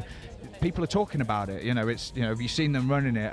And so definitely, the more that you learn about a team's flow and the way that they want to play, the easier it is to defend sometimes. But nobody's been able to stop them yet, have they? And it's, until that happens, Exeter won't be phased at all. Yeah, and stopping them is the issue, because they have so many weapons in that arsenal. I want to quickly touch on Notts Trent's line attack. We know that they want that 33. We know that we want that middle to try and bring up both middles, use Sam's athleticism, use Jake's hands, try and cultivate a way through the Exeter defence rather than going around them. Does that suit Exeter, that style of play, that static middle play, or do you think it's a viable option for Trent to continue with in the second half? I think it's definitely a viable option for Trent to continue with this half. I mean, if we look at the sets that they've had limited attacks at the line in that half. I think that they were a little bit wasteful with the tap-offs that they had. I think they've had 3 tap-offs in that half, and they've only managed 3 strikes. So they'll be looking to get more efforts at the line. But that one repeat set that they did get, they managed to execute on it and create overlaps on multiple occasions. So if I'm Trent, I'm sticking with what I know works, and we know that Sam Dixon quickie works. Yeah, and that might just be the recipe for success for Trent, is give Sam Dixon as much platform as you can, let him run hard. More importantly, have people running off him, give him viable options, potentially going long, looking at the link holes. However, the other thing you've got to do is you've got to stop this Exeter attack. And Archie Devlin, working with Cole Graham and Josh Henderson, is a pretty dangerous sight. Going to get one strike here. It's a link sweeper for Archie. D, winger open. Is that going to be given? There we go, first blood Exeter. Yeah, 3 tries to 1. And again, it's that Archie Devlin sweep as he gets around the outside. Good platform, good solid ball, little left foot step to engage. Winger has to make a decision. Shy of the 1, Archie probably reacts to and makes the right offensive decision. Really hard to defend against when, that step back's also an option. You've got to defend Archie, you've got to defend the line, defend the long ball. It goes back to what you were saying earlier about reducing time. Yeah, a little bit. I think they ran into quite a compressed little bit of space there, and actually, if the winger had gotten a little bit higher off the line and just held a little bit more space, it would have put that pressure on Archer. At least made him have to make a tougher decision in the end, because they're sort of sliding. It just makes it an easy 2v1 for him. You got to take time away from these players, and they've not been able to do it in that instance. Yeah, it's so much easier said than done, and we have the privilege of being up here in our nice big coats, commentating, rather than being down there having to deal with the pace and the athleticism of this Exeter attack. As we see once again, here we go. It's going to be Archie on a scoop against Sam Dixon, and he's managed to get outside, but Sam Dicko equal to it. There we go. Oh, that's the matchup we want to see. That is the matchup we want to see. We want to see Archie Devlin versus Sam Dixon in both sides of the ball, in both attack and defence. And at this moment in time, Sam Dixon is ahead. However, offside, was that? Good question. Penalty. Midfield penalty. I love that. I love that. It's just penalty. Nottingham will have that repeat set. So this is second coming. Yeah, good driving there from Alice Summers. Nice and direct. Got the momentum moving forward. And we need to go and regain that momentum again, don't we? But we're going to get a strike at the line at least here, hopefully, as Alice Summers looks in. She is a really, really good player, really smart player, Alice. She's got a good step. And she is this Trent team has got her DNA all over it. She's a fab little player. Yeah, she is, and it's a bit deceiving as well. The footwork, she almost sort of like lures you into a false sense of security, and then we'll just bounce around you. We see Devlin let's go around the outside and provide a foot race in the corner, and that is a foot race currently being won. You see it come back on the inside. There's options for hands here. That is great stuff by Anna Burkett. She's proven this series to be such a handful. Really skillful player, isn't she? As Archie runs a link quickie and ball down given by the referee. Let off there a little bit, I think, for Trent. Yeah, let off indeed. It's a fortunate call. It's one of those where if it goes against you, you're a bit upset. If it goes for you, you're a bit thankful. It's hard to cut it either way. Yeah, I think so. But oh, that's good pressure there from Exeter. Really good pressure. Trent will be seething with that. As we see Exeter bring fresh legs on. It looks like we've got a penalty. As we see Josh Henderson's trademark calm demeanour on the line. Good touch there from the saver, Alice Summers. Yeah, you talk about trademark. That double-handed dummy is an absolute Josh Henderson trademark. Him run it so many times. Step back, Cole Graham, mismatch on the outside edge. Josh Henderson. That is try time. Yeah, too easy. Good score there from Exeter, and they've really wrestled control of this semi-final now, haven't they? As we see the sweeper pick up there from Cole Graham, and Josh just gets on the outside of his link. Really good finish from him. Yeah, and it seems to be a bit of a theme with Exeter. First half, bit tight. Second half, they pull away. We saw it in the quarter-final. We're now seeing it in the semi-final. We saw it in the final, in the both finals against Bath. It's almost like they want to know what they're up against and then problem solve and then go and execute in that second half. Yeah, I don't think it's actually much of I don't think it's really much of a reflection on Exeter's performance in that they're doing anything wrong. I think what happens in these games is that they're suffocating pressure that they're able to put on in both midfield and in attack wears teams down, and by the second half they just collapse under the pressure. I think that's certainly what happened in the Birmingham game, in the last game. Again, just some of the feedback out there was that they're just the pressure that they put on is so hard to keep out for that full 20 minutes. As we see Trent get a repeat set. Let's see what we can. That is as obvious of a hard touch as I think you might see, with a little bit of a flourish from the Trent middle as well, just making that as obvious as possible. Yeah, well, he's earned himself a penalty, hasn't he? And we're going to see Sam Dixon and Jake Rigby ruck onto the pitch, the familiar duo. Here we go. Options. Link quickie. I think that's ball down. Yeah, lovely. Good score. Really good reply there from Sam. Yeah, and they'll need more of that coming into the back end of this second half. First time I think we've seen him go around that link channel rather than trying to go through the middle, and that seems pretty viable. Ball is down before the touch comes in. He just gets so low to the ground. Talk about painting pictures to the referee from a coach's perspective. Well, there you go. If you're that low off the ground and the defenders never get off the line, it's a pretty straightforward one for the ref to decide. Yeah, absolutely. Doing the simple things well, eh? Yeah, that's all we need in touch, isn't it? We don't need any of this flair. Just the simple stuff done well. Although we do quite like the feet to the line as well. Cole Graham, yeah, score. Good score there, isn't it? That's yeah. So they've sent the sweep around there, and then fed the half straight back to Cole Graham, and he's just caught Alice Summers tight there. And that's a product of the great sequencing that Exeter have done. They've sent those sweepers around, and it means that Alice there has to worry about that 33 channel. She gets tight. They send what we call the QB, that ball back inside to the number 10, and catches them tight. Good touch. Yeah, really good touch, and Sam Dixon and Jake Rigby will look to get a pretty immediate reply. They're feeding him out into that link channel. Yeah, and he's stepped back inside on this one and stepped into traffic. Exeter were ready for that one. Let's see what they can do with this next touch. Yeah, they're just shielding him into this where... is going to be the fire-up watch. There we go. Caught Tom Kerr a little bit flat.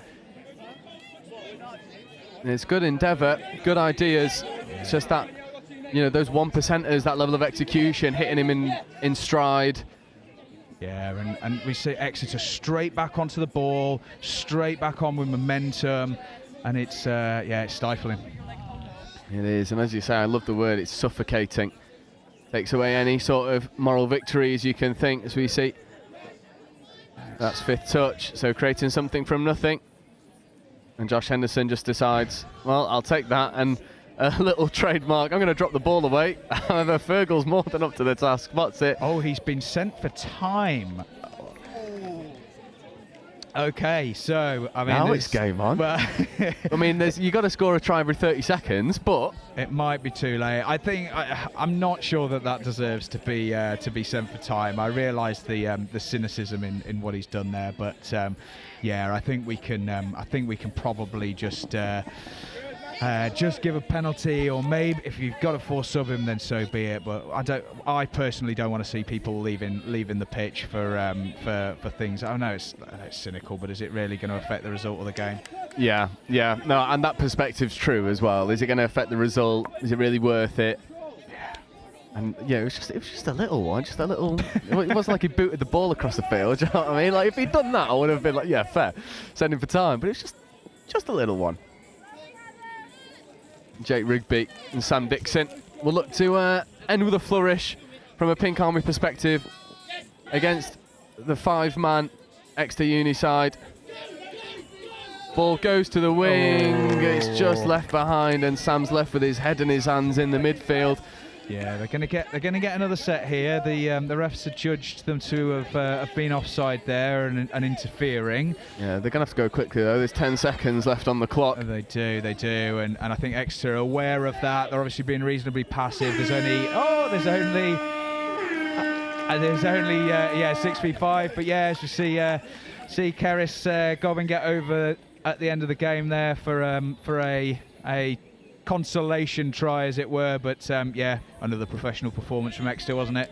Yeah, so professional, efficient performance of a champion team.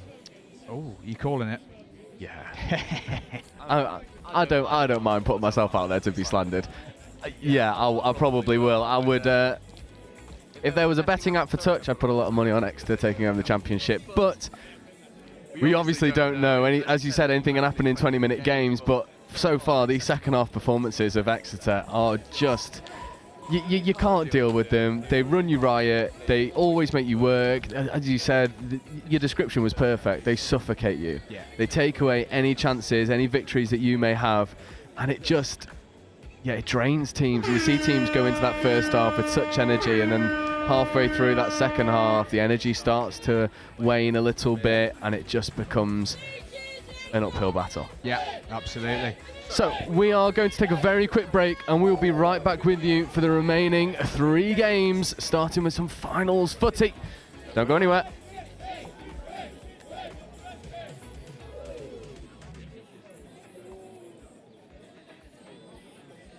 So I started on the graduate scheme, and as part of that, you do different placements in different teams, and you look after different sort of traditional roles in accounting and finance.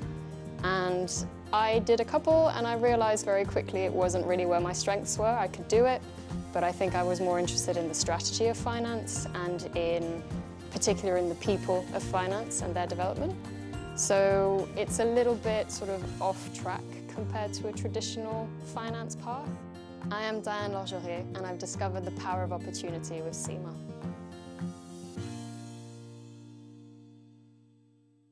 The CGMA designation has a really wide-ranging breadth of subjects, and that's so valuable because it gives you that expertise and that credibility across a variety of different topics, and that means that in any industry that you go into, you'll already have an inkling of what to expect and you'll already know what the climate is like. It also provides you with a mindset for innovation.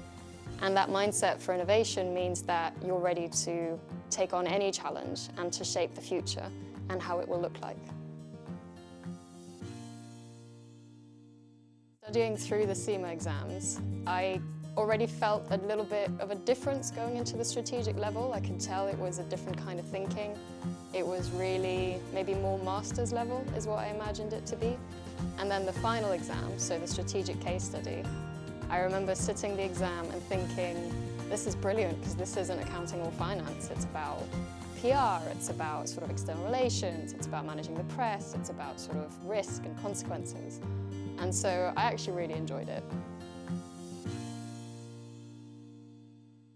This event would not be what it is without all of the hundreds of volunteers that are here at Riverside and at Highfields. And I'm here with Helen, one of our amazing volunteers. Helen, what made you volunteer for the Touch World Cup? So I previously volunteered for the Commonwealth Games, which were in Birmingham. And I live in Beeston, right here on the doorstep. So when I heard that this was coming, I thought it was an ideal opportunity to volunteer somewhere local. Never seen Touch before, don't know anybody associated with it, but I've done a couple of days here so far and absolutely love it. It's a fantastic sport to watch.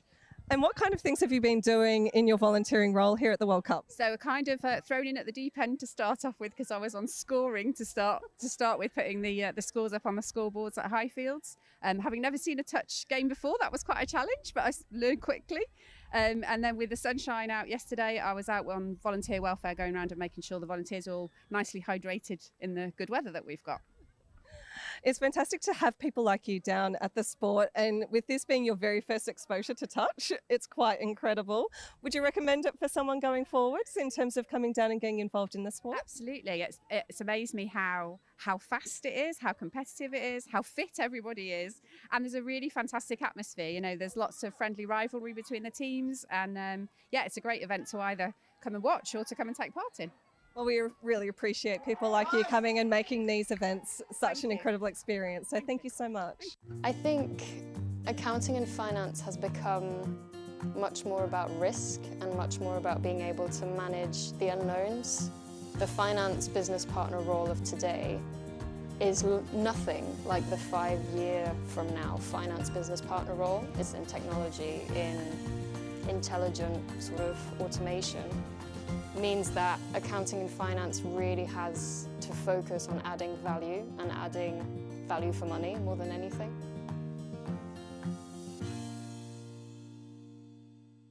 I think what I always liked about the Sema qualification is it was much more than just tax advice or much more than just sort of corporate finance management. It was always very wide-ranging. So having the Sema qualification kind of cemented that I knew a little bit about lots of different areas, about project management, about people management, about HR.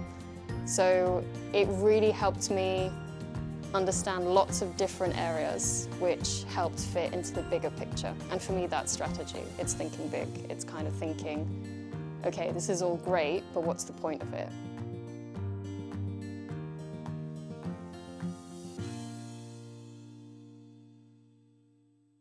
It was the first time in my life that I was studying something that I'd actually be doing at work the next day. I'd never had that connection between work and study before. And then that sort of shaped itself into a really solid understanding of everything. and then the tools to then set up the strategy.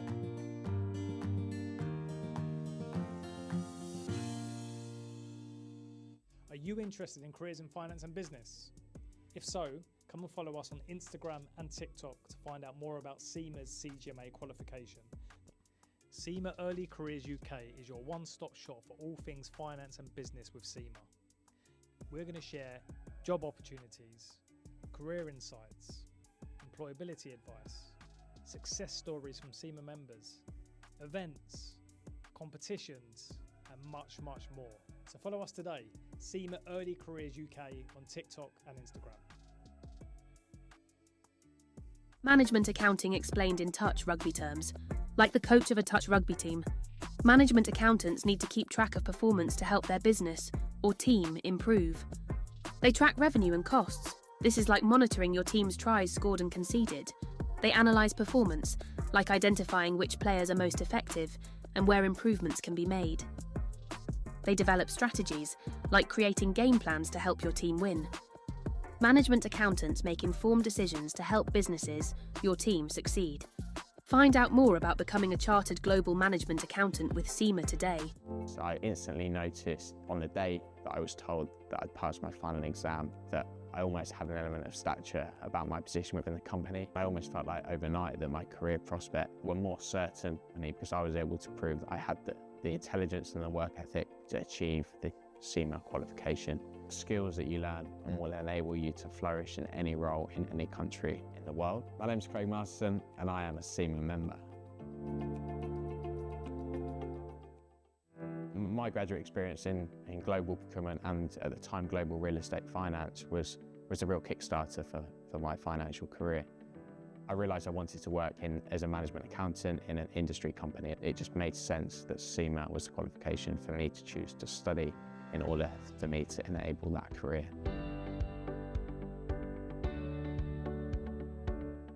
So I realised that the career of a management accountant and working in an industry company in a business that I could have a real impact in and drive the overall performance of the business was far more interesting to me than being a financial accountant. And it was quickly that I realised that Sema would in fact be the qualification for me as well.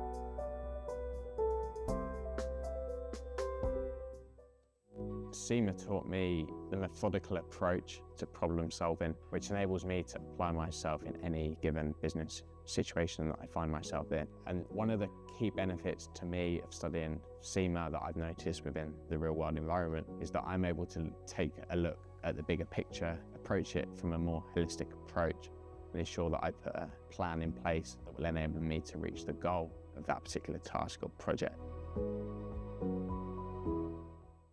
So I think that the number one benefit is that it is recognised by so many people within the financial industry know what Sema is. And even just being able to go to a party where people know that you're a fully qualified accountant, and it gives you a bit of an ego boost because some people think it is a really big thing. I like to think of Sema as the plane ticket for your career.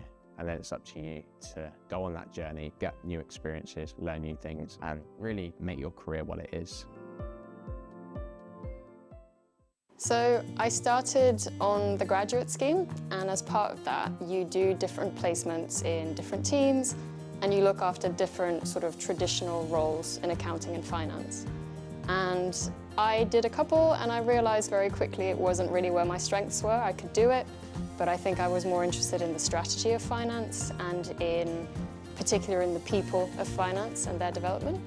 So it's a little bit sort of off track compared to a traditional finance path. I am Diane Lorgerier, and I've discovered the power of opportunity with Sema.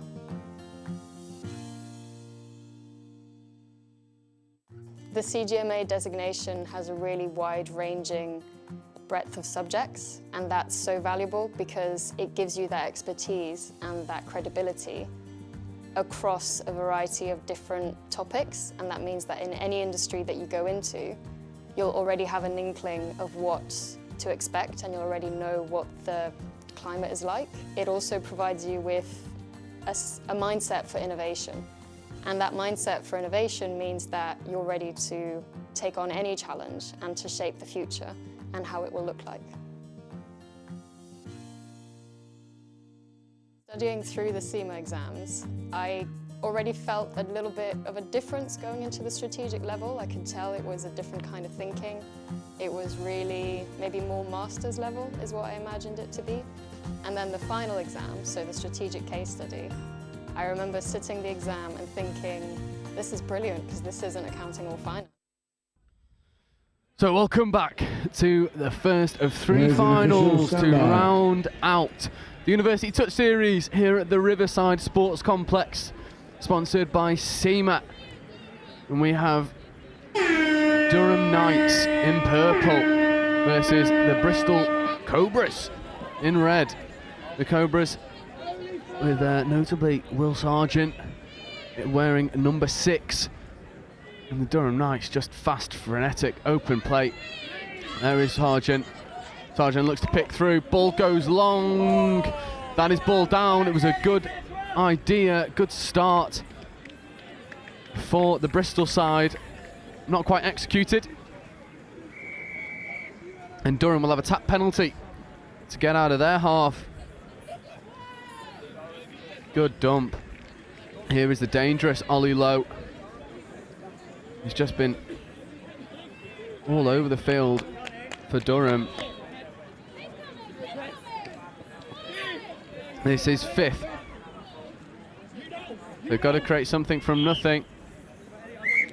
Not doing. Unfortunately, on that occasion, Theo Smurden couldn't unlock the Bristol defence. We've seen Smurden all tournament be able to unlock defences with his pace, with his athleticism, brilliant hands.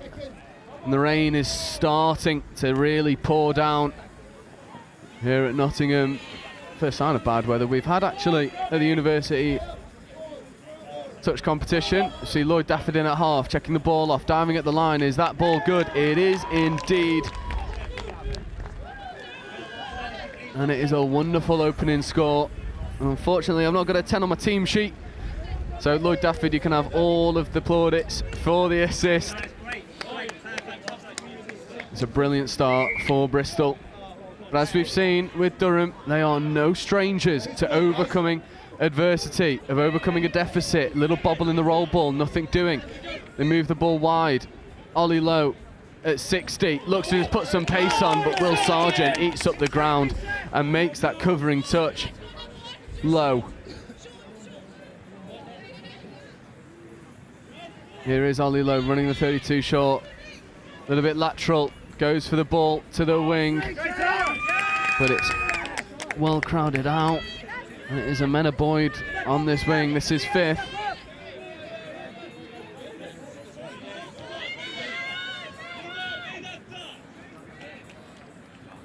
Good flat pass, but really well crowded out by Bristol. Calls of easy exit coming. They just want to secure this ball, get fresh legs on.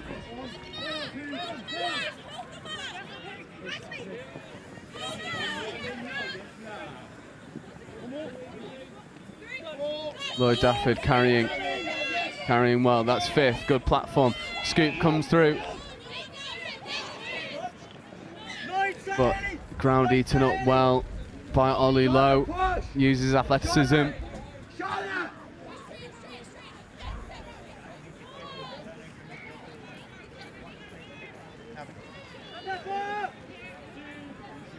This is 3, 4th coming now. 5th coming. It'll be Smurden. You see him take off. Let's check back on the inside. Ball's good. The out the back, almost connected. Just doesn't in the end. And again, it's good ideas, just not quite executed. And the rain is starting to really play its part.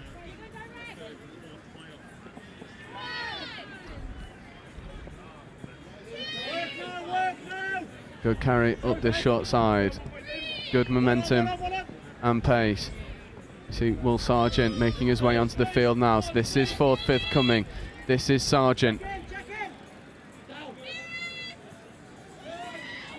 Oh, and that's the part of the rain. Just losing his footing is Will Sargent. Ground is starting to come out underfoot. It is wet, windy and miserable at the moment. As we see Durham runs there, transition, strong touches. And again, another little trip as this ground starts to become unstable through the rain. Switches, here is Ollie Lowe, 3 on 2, can they execute? Ball was deemed to be away for it. Oh, it wasn't deemed to be away, touch and pass.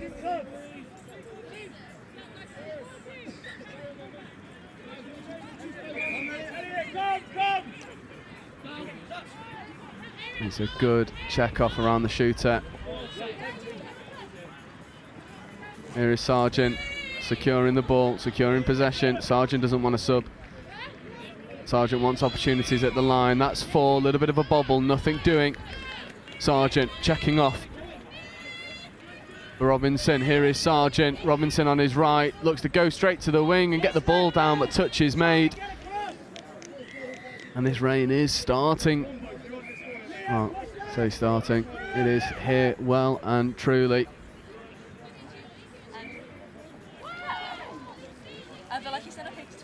Low. Good hands in the conditions from Durham. Good snipe as well from the Bristol link. There is 5th. Ball's off the floor quickly. Good footwork. Good wraparound play. But ball goes to ground.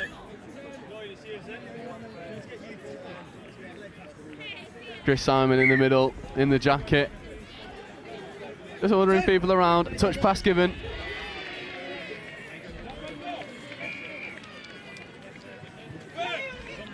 Good strong touches. Oh, and the ball just left behind. So this game starting to creep with some errors. Durham yet to get over that whitewash. Not for some good endeavour, but not happening for them at the moment.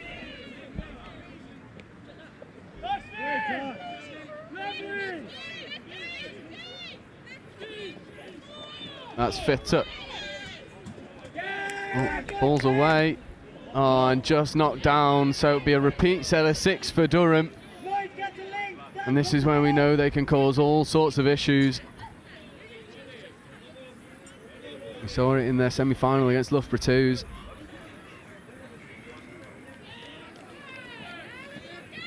Low. Steps, one way, then the other, evades a couple touches, tries to continue evading touches, but Lloyd Dafford does well to make that touch.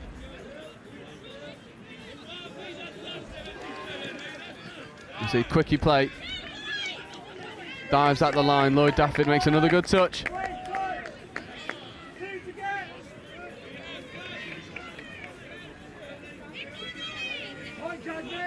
There's Ollie Lowe, platforming for the 32. Ball's on the floor a little bit too long, and then it's bobbled, and now it's away. Great hands, can they execute? It's in the hands of the winger. Can she finish? She does indeed, and Durham Knights, that is what they can do. With ball in hand, just playing around players. Brilliant hands from number 3, Daisy Pank, and then I believe it's Janaea Thorpe over in that corner, finishing.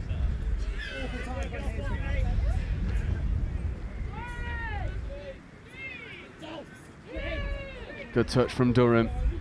A minute and a half left to go in this first half. Will Sargent, that'll be 6 more.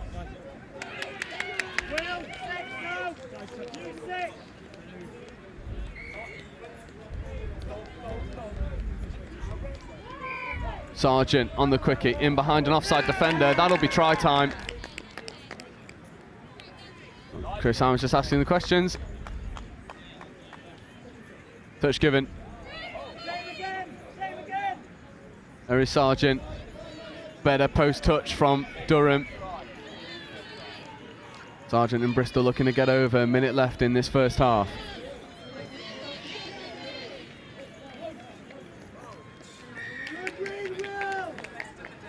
Yeah, pulling out of touches.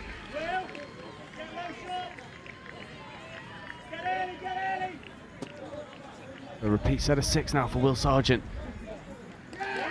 That is try time. Stop him once, well done. Stop him twice, no thank you. Will Sargent with a nice open side quickie. getting underneath, yeah, ball's down before that touch comes in. So Bristol regain the lead, 2 tries to 1. And Durham now with a bit to do. 10 seconds left in this first half. It's a nice option. Do the hands want to go? However, touch and pass.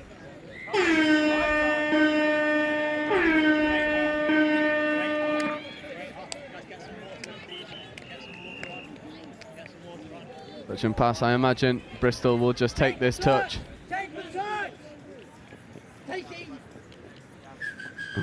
Big calls of take the touch.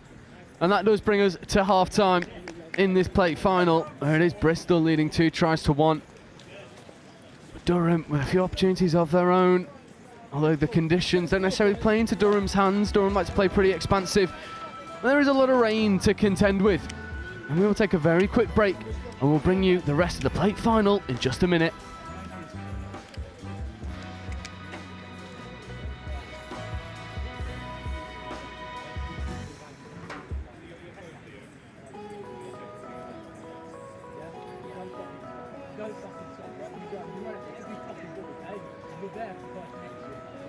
Players and officials, this is your 2-minute warning. Players, officials, 2-minute warning.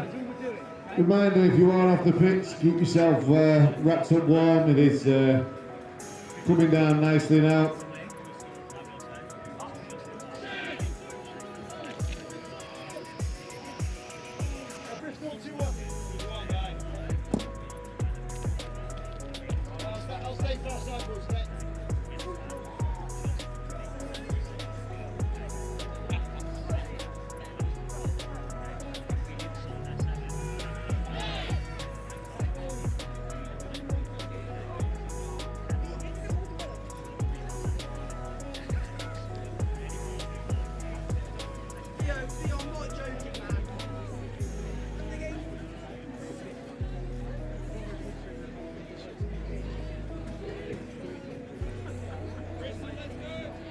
Players and officials, this is your 1-minute warning.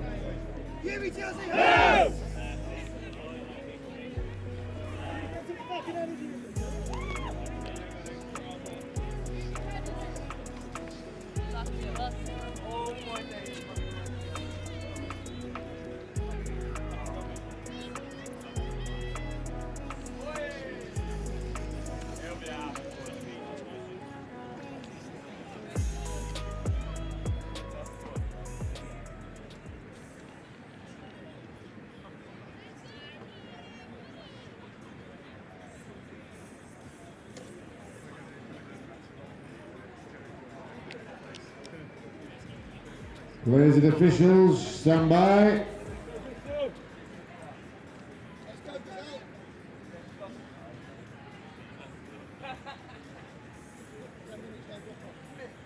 So welcome back to the second half of the plate final between Durham Knights and Bristol Cobras. Durham Knights currently a try down, but with the tap off, and will look to go and execute. Transfer the ball well, they get onto the link. 32 short, 2-on-1, nice little kick, ball to the wing, and Janea Thorpe is in again. Smurden at the heart of it once more. And they needed to start fast, and they do indeed. And they find the 2-on-1 pretty easily. And it is Janea Thorpe who goes and executes. As we see Bristol look to go and reply, however, touch and pass given.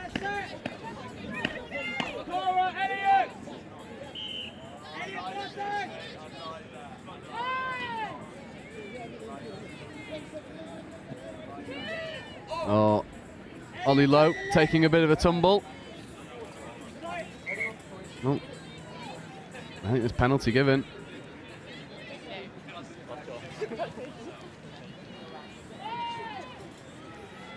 Smurden. And Durham rolling into their line attack. This is forthcoming. 32 short. Smurden. Oh, ball goes, well, nearly goes to Amena Boyd. Oh, Will Sargent is down and not moving all too well. However, not looking like he wants to come off.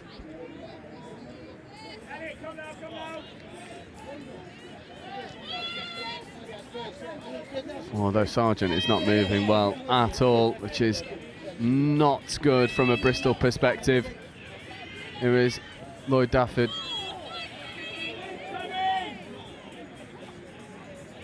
Here is Lloyd platforming. Oh, and the ball doesn't go to hands. They'd worked a 2-on-1 really well, but couldn't find it to give it a chance to execute.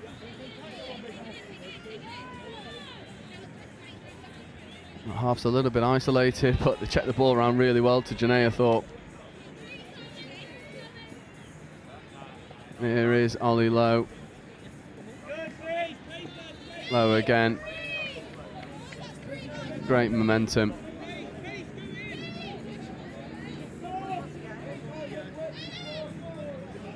Oh, and Ollie Lowe just goes himself, puts the gas on, kicks through. It was a 32 short. And just kicks into gear. See it here. Kicks into gear, little show and go, sends the player on the dummy and gets over pretty convincingly. And for Ollie Lowe, it is try time. The Durham once again coming from behind to lead. They did it in the semi-final. It's currently happening in the plate final with 6.5 minutes to go. Bristol realistically need to get a reply sooner rather than later, but just not a lot happening. This is 5th and final. And trying to run something pretty audacious. It doesn't quite happen.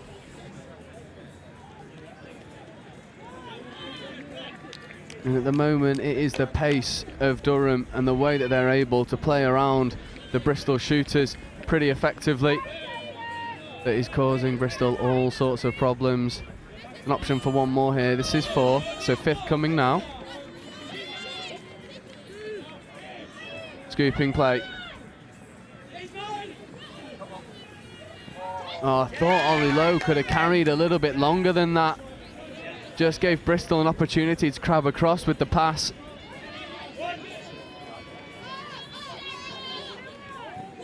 Good carry. That should be... Ooh, hard touch given.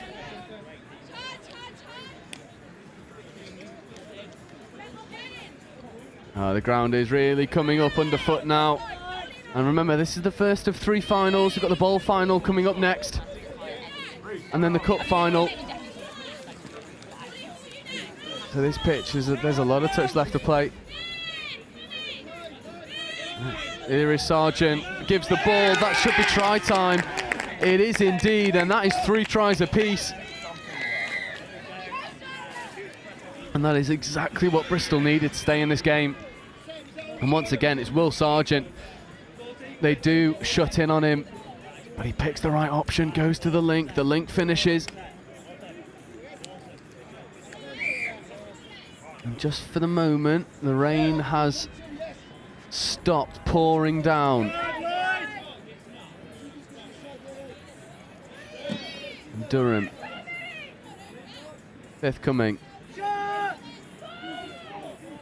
They run these shorts so well.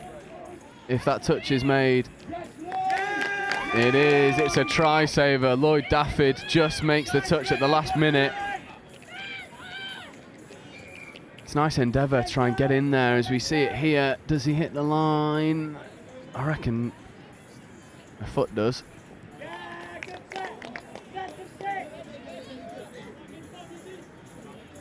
So Bristol do well to defend the latest onslaught from the Knights. This is 3, so 4th coming, 4th, 5th coming, have to scoop from deep. They check around the shooter. That's a big touch. What does the referee decide? Work hard now, Will. Set. Will, work hard. Turnover ball. Nice Cora. There's 3.5 minutes left to go in this final. Could have a drop-off if it stays all square. However, this is what Durham do so well. If it stays all square, is hopeful, especially when Ollie Lowe's on the field. However, there's a forward pass given. He's fuming. As you see on the replay, he does indeed go through. There's nothing wrong with that. It's the pass off the base of the ruck, I believe. That's a good cannonball, but Will Sargent, that hammy or calf seems to have gone well and truly. Hopefully it is just cramp, but he hobbles off the field. Lloyd Dafford, Bristol needs to carry on without him. Oh, brilliant scoop. Can he find the spare player? No, he can't, because it was Oliver Hall. There was eating up the ground behind him and making the touch. It stays 3 tries apiece.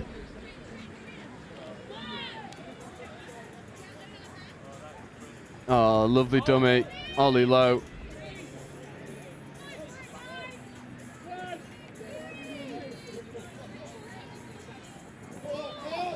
Great pick up from Smurden, and there's the pace. He carves through.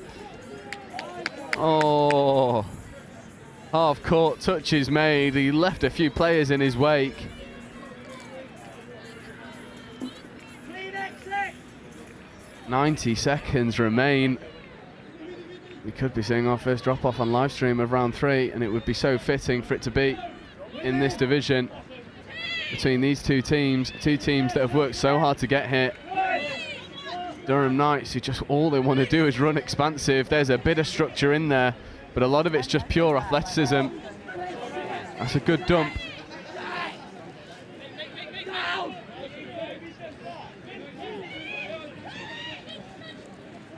Oh, it's a good idea,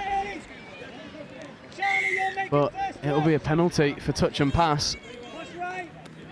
Under a minute left to go, and I'm quietly excited, quietly hoping for a drop-off. But neither one of these teams will be. I want to secure it in regular time. That might be a bit skew at the dump. Hard touch given. Caelan Brown did a really good job to get that ball down. Ollie Lowe. Hall. Lowe to Hall. Ollie Lowe. Hall. Oh, tries to work it to Amena Boyd, but it's not doing. And with around 10 seconds left to go, barring someone going full length for Bristol or an intercept for Durham, we could be looking at final drop-offs.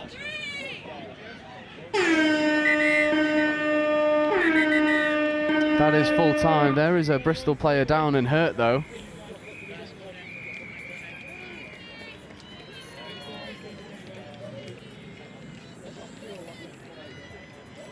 And indeed we are looking at drop-off time. It'd be interesting to see if Will Sargent is able to come back into this game hobbled off. Seems to be in a lot of discomfort.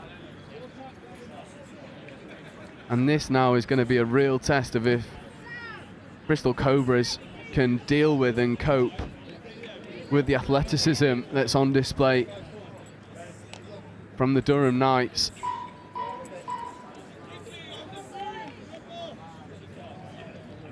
And if you've not seen a drop-off before, we will start 4 people aside, and then if we're all square after 2 minutes, we'll go to 3 aside, and then it's first try wins.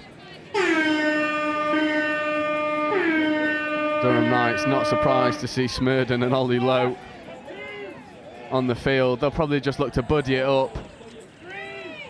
Oh, player down. Opportunities. Smurden opts to bring it back in. There is Smurden. Ollie Lowe picks up, goes to the winger, but can't quite catch it. And now it will be Bristol's turn.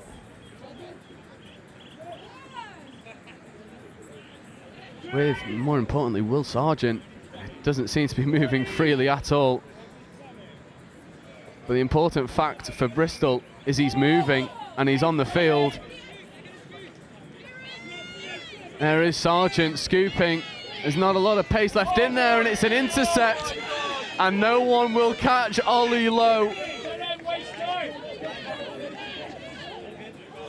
And it's an important factor, the time. Ollie Lowe will just stroll. The chase is coming, dots the ball down. And there will be a right of reply for Bristol, but they'll have to go quickly. You can see it here, ball goes, and it almost just hits Ollie Lowe in the face and bounces down into his hands, and then the gas is on. Here is Lloyd Dafford. Smurden still on the pitch, working with Brown. For Durham, this is Lloyd Dafford, wearing number 1, looking for quickie ball. Caelan Brown is up in the face. This is 5th coming. Lloyd Dafford going to go open side, does, ball to the wing is on, it's caught in ground. Is that try?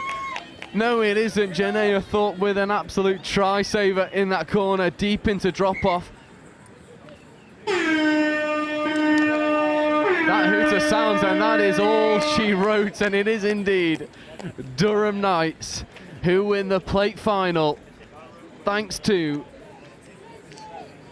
the work of Janaea Thorpe out on that far wing. An absolute try saver at the depth. And it won't matter how it happens, Durham Knights with the intercept from Ollie Lowe and then the try saving touch at the very end win this game 4-3. And what a start to the final 3 games of this University Touch series. That plate final. Durham the victors. Coming up next in just under 10 minutes we have the bowl final between Cardiff 1s and Bath 2s, and then we finish at 4:30 with the cup final between Exeter 1s and Bath 1s. A repeat of the game of round 1. It's not one to be missed.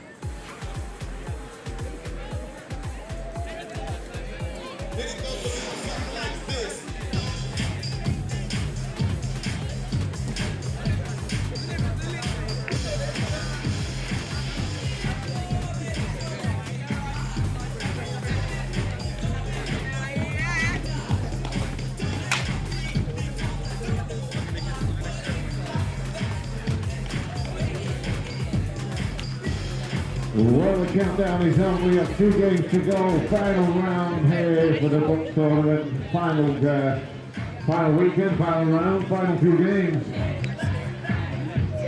And as always, a bit of tradition, the Raiders come. but we don't care about party anyway.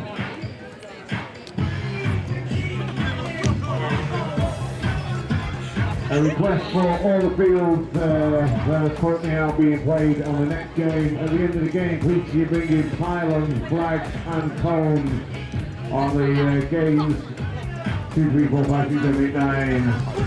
Just leave field 1. That'll be the last game of the day. We do want you to stick around and watch it, but I think we need some sunshine, don't we?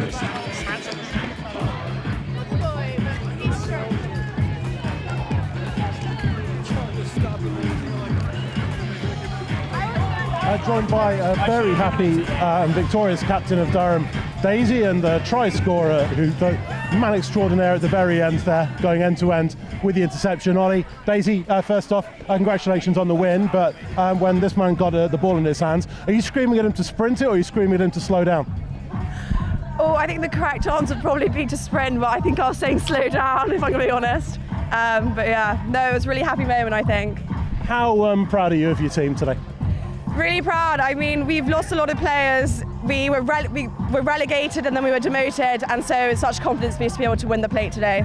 We'll come back to that in just a second. Ollie, what's going through your mind when you got the interception? Well, I was in two minds, either stay on my player and just make the touch, or just go for the intercept, and I went for the intercept. So there we go. And it comes up. How tough was it today? You know, the rain's coming down, you saw a few slips out there. How tough is it? Yeah, it changed the game completely. Early in the day it was a lot easier, but there you just have to take touches with two hands on the ball. You can't throw any long passes like I tried and it doesn't work. But yeah, no, it does change the game, but no, it worked out in the end. And in terms of how challenging Bristol were as opponents?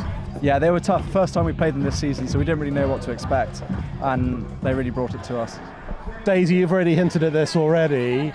It's been a bit of a roller coaster campaign for you in the last 3 tournaments. How would you sum it all up? Oh, one word? No, you can take as many as you like. We've got time. It's been very mixed. I mean, we've had highs, we've had lows. I think we definitely had a big confidence boost coming back off the back of the last UTC. We're like, you know, we've got this. We had a few players come back for this tournament. And I feel like we know when we work together and we work for each other, we can play some really, really nice touch. And I think that's what we saw today at the end of the day. Well, congratulations on winning the plate. Have a good evening tonight. And we'll go back over to Joe for the bowl final in just a minute.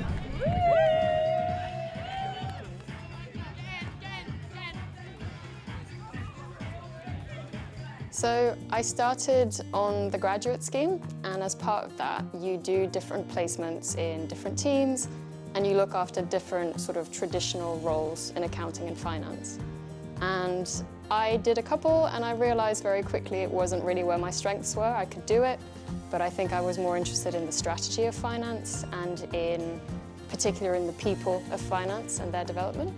So it's a little bit sort of off track compared to a traditional finance path. I am Diane Lorgerie, and I've discovered the power of opportunity with Sema.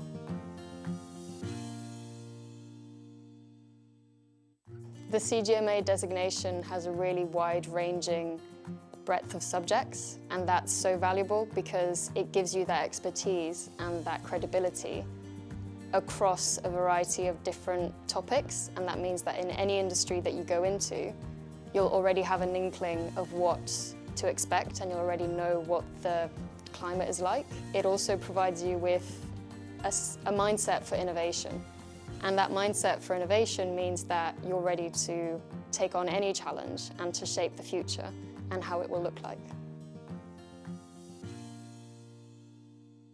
Studying through the Sema exams, I already felt a little bit of a difference going into the strategic level. I could tell it was a different kind of thinking. It was really maybe more master's level is what I imagined it to be. And then the final exam, so the strategic case study, I remember sitting the exam and thinking, this is brilliant because this isn't accounting or finance. It's about PR, it's about sort of external relations, it's about managing the press, it's about sort of risk and consequences. And so I actually really enjoyed it. This event would not be what it is without all of the hundreds of volunteers that are here at Riverside and at Highfields. And I'm here with Helen, one of our amazing volunteers. Helen, what made you volunteer for the Touch World Cup? So I previously volunteered for the Commonwealth Games, which were in Birmingham. And I live in Beeston, right here on the doorstep. So when I heard that this was coming, I thought it was an ideal opportunity to volunteer somewhere local. Never seen touch before, don't know anybody associated with it, but I've done a couple of days here so far and absolutely love it. It's a fantastic sport to watch. And what kind of things have you been doing in your volunteering role here at the World Cup? So kind of thrown in at the deep end to start off with, because I was on scoring to start with, putting the scores up on the scoreboards at Highfields. Having never seen a touch game before, that was quite a challenge, but I learned quickly. And then with the sun. So welcome back to the penultimate game of the Touch University Championships here in Nottingham. This is between Cardiff Uni and Bath 2's the Sparrows. And once again, joined by Dan Powell. Dan, I'll ask you the question I always do. What do we see out of this one? Oh, I'm not too sure, to be honest. Hopefully, a nice, exciting game. I think that, for both of these, it's going to be that last game of the campaign. They get to finish with a final, and let's see what both teams have got as Bath are able to defend Cardiff out, and let's see them rock out. Yeah, and it might give us some insight as well to the final afterwards, because obviously it's a double header for Bath 2s and then Bath 1s. I always think, when you see your 2s team go and potentially get a win, it gives that 1s a little bit of extra oomph, which we know they might need coming up against a very strong Exeter team. But early doors, a couple of mistakes creeping in.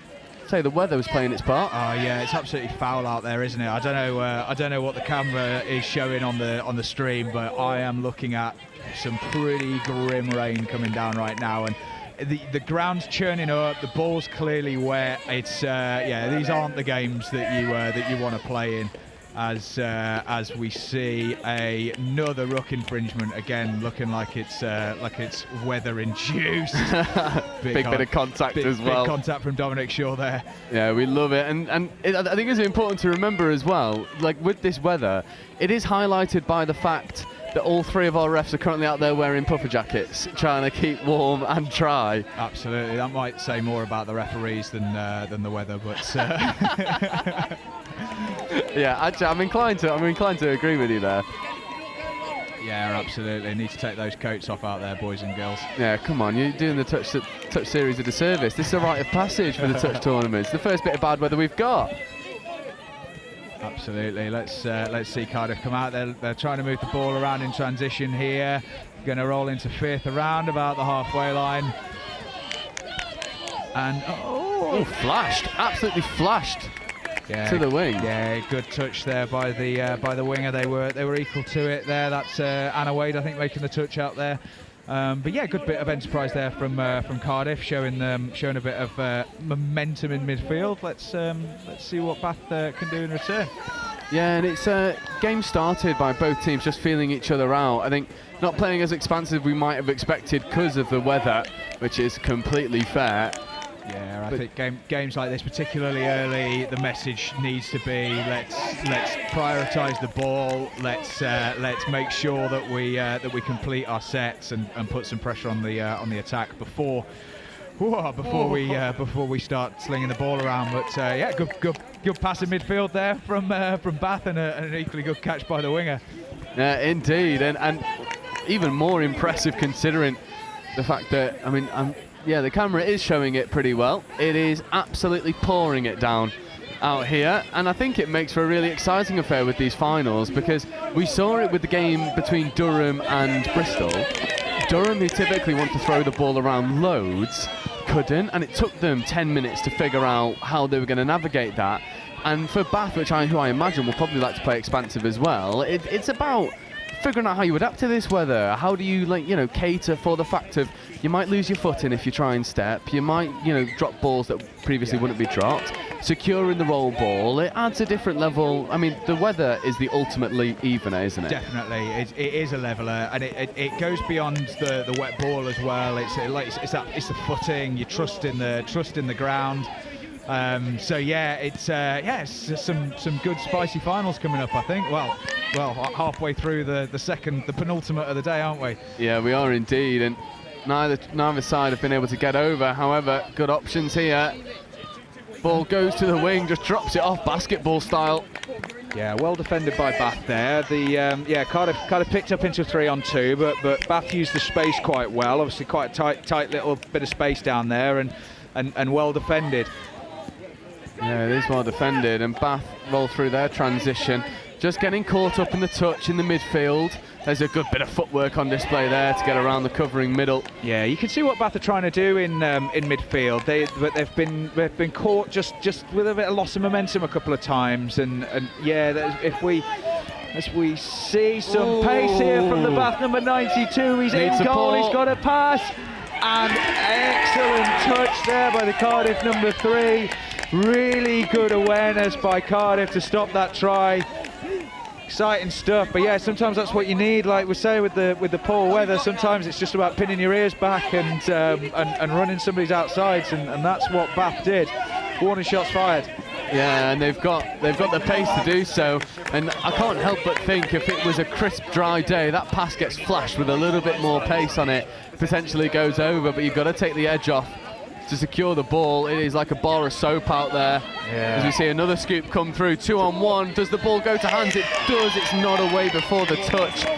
Both teams firing some warning shots. Yeah, definitely. Again, really good defence down this edge by Bath. Their defensive systems are really good. Yeah, they've been equal to everything by Cardiff so far, but Cardiff keep leaving the ball so far away from Bath's box that they're making the yards hard for Bath at the moment. Yeah, they are indeed, and for me, that could have been offside, not given. No, I think that has been given. There's a repeat set there. Yeah, it looks like the link in the middle was given offside or gone early. Yeah, these puffer jacket refs are tricking me, because I keep looking for a yellow man in the middle, and he's wearing black. But Bath won't mind. A repeat set's a repeat set. They look to run in some strikes. There's another penalty. So 2 penalties consecutively for Cardiff. Yeah, this will be the first time that we've seen what Bath have got on the line. Let's see how they're able to go as we see Chloe Hill up making a touch in the middle position. Get round 32 short. It's hard at the line. Ball goes long. It's a great catch. Is it that's finished? A really good recovery there by the Cardiff number 10. Yeah, great recovery, great slide out. Oh. Bath with a couple more touches. Oh, looks to run the switch. Is that gone? Yeah, looks like it. Ball away. Just a little bit of pace on the outside there by Bath, and we've got our opening score. Mystic Dan, in the weather, just pin your ears back and do someone on the outside and see what happens. That's exactly what happens. Yeah, they just caught that edge a little bit loose there, didn't they? Yeah, good score. Yeah, I said Mystic Dan, but I prefer the Powell Premonition. The Powell Premonition. Okay, all right, I'll take that. I like that one a little bit more. You see Cardiff now looking for their reply. Yeah, there's a bit of enterprise by Cardiff, isn't there? I do think there's something in that though. In that running outsides, Cardiff they know what they're looking to do. As we see them release on the outside, that's going to be a score again, isn't it? That is a lovely score. Really good score. They drove in onto this right edge and then released out on the boy v girl mismatch on the outside. Great pass there, ripped outside the link a little bit too tight. Great score. Brilliant finish, isn't it? It's that flat to the line. You don't give your opposite number enough time to get over and cover. And Cardiff looking pretty good when they get into line attack. It's just getting there religiously. Hasn't been the case so far, as Bath now look to go and rectify that, and they're diving at the line. Is that ball down? I think it is, yeah, he's given ball down. I tell you, we're talking about how to play in this weather. That is how to play in this weather, as we see Thomas Bloom, our score sheets, our player sheets are coated with mud and wet. It is horrible in here. Anyway, sorry. Thomas Bloom getting that ball and sliding in from about 10 metres out. That's how to play in this weather. Great score. Yeah, it's just the momentum carrying him over. Defence is never on side, and there's no traction when you're just diving in the mud, getting over. Cardiff now with another opportunity to rectify as they did early doors. Won't be surprised if they go back to this 32. Little bit of a settler Yeah, it's on number 10 again. He looks like the difference maker in this team as he looks to set a quickie, receive the ball back, and looks like well met by the Bath middle. What we're going to have here? Oh, it's a nice ball out to the wing. There was a bit of a foot race on for a moment, but nothing doing. A 6-touch turnover. And again, Cardiff just religiously turning this ball over in this corner here, making Bath do all of the yards. And it's worked well for them this game, you know, it's worked really well for them this game. You know, they've made Bath really, really work for these scores, and they've forced a turnover there with that pressure and in midfield. Yeah, and you can see them slipping and sliding around as this half-time hooter goes, and both teams will feel pretty happy with that performance in the first half. Bath, obviously the happier, but Cardiff, when they get running, we've seen that they can do damage. At the moment, it just seems like it's, you know, being able to adapt to the weather is the difference maker. But, you know, it is absolutely thunderous out here. We have avoided some thunderstorms, but I imagine they'll be coming pretty soon. Me and Dan are going to take a very quick break through this half time, and we'll bring you this second half in just a minute.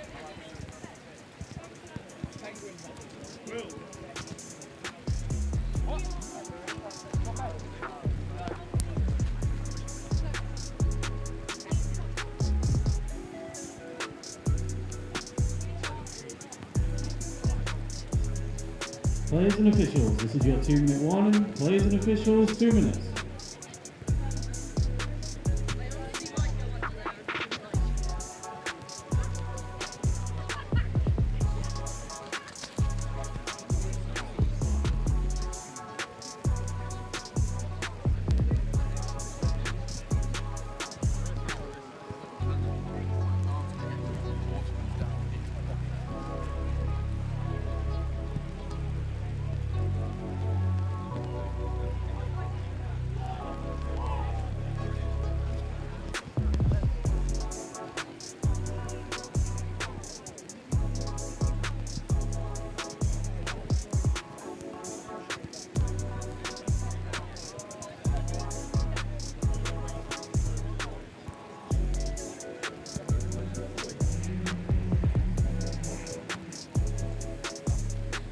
Players and officials, this is your 1-minute warning. Players and officials, 1 minute.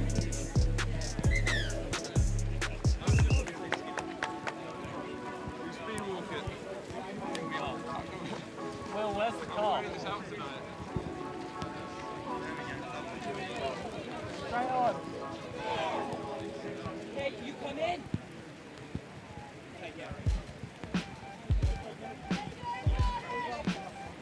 Players and officials, this is your 30-second warning. Please take to the field ready to play.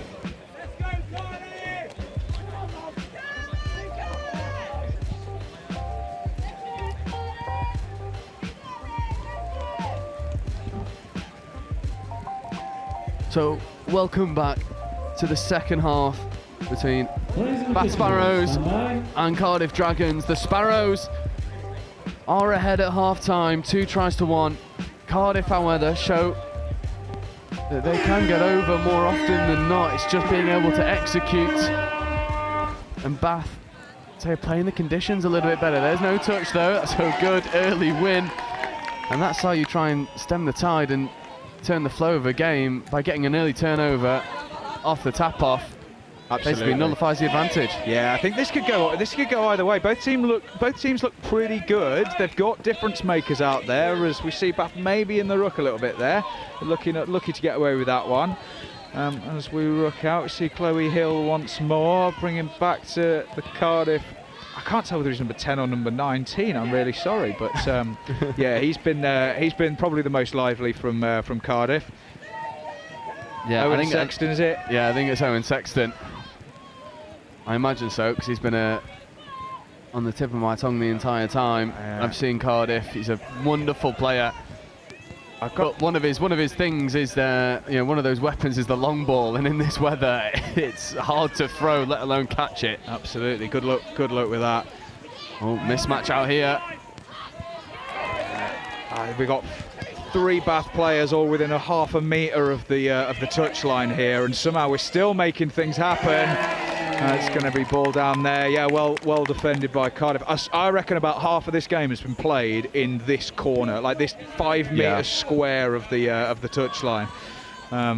Yeah, they do leave it there every single time. Yeah, it just seems to have be a thing. But here we go. Bath's defence has been really good. They've been sending individual shooters there, and they've really taken the space away from Cardiff. They're going to have to go from a long way out here. That's not an ideal strike for them. Running at set players, but speed on the outside. He's clean through. Number 24. Oh, ball down. I genuinely, if that Cardiff player just pinned his ears back there and got in goal, it would have been an easy score. But he let up. Yeah, he stopped running. I was just as confused as you. I mean, he obviously has the pace because he went through the gap at pace. Yeah. And then just settled. And Cardiff might come to regret that. Yeah, let off there, wasn't it, for Bath? Back to the corner. Let's see Cardiff ruck out. I mean, you can tell as well, because this corner is more beat up than any area of the pitch. It is ruthless down there. Yeah, Bath are sending really good shooters here. Their midfield D's been really good. It's making life really hard for Cardiff as we see. Oh, that's a loss of control. That is a loss of control. Yeah, more poor weather, but it's all coming from Bath's midfield pressure that they've been able to put on so far this half. See what they can do in response. They're going to have a strike at the line, I think. Back to the corner. Sorry for mentioning it again. They're always in this corner. Oh, we love it. Yeah. That's good defence there from Chloe Hill. Just chasing hard, isn't she?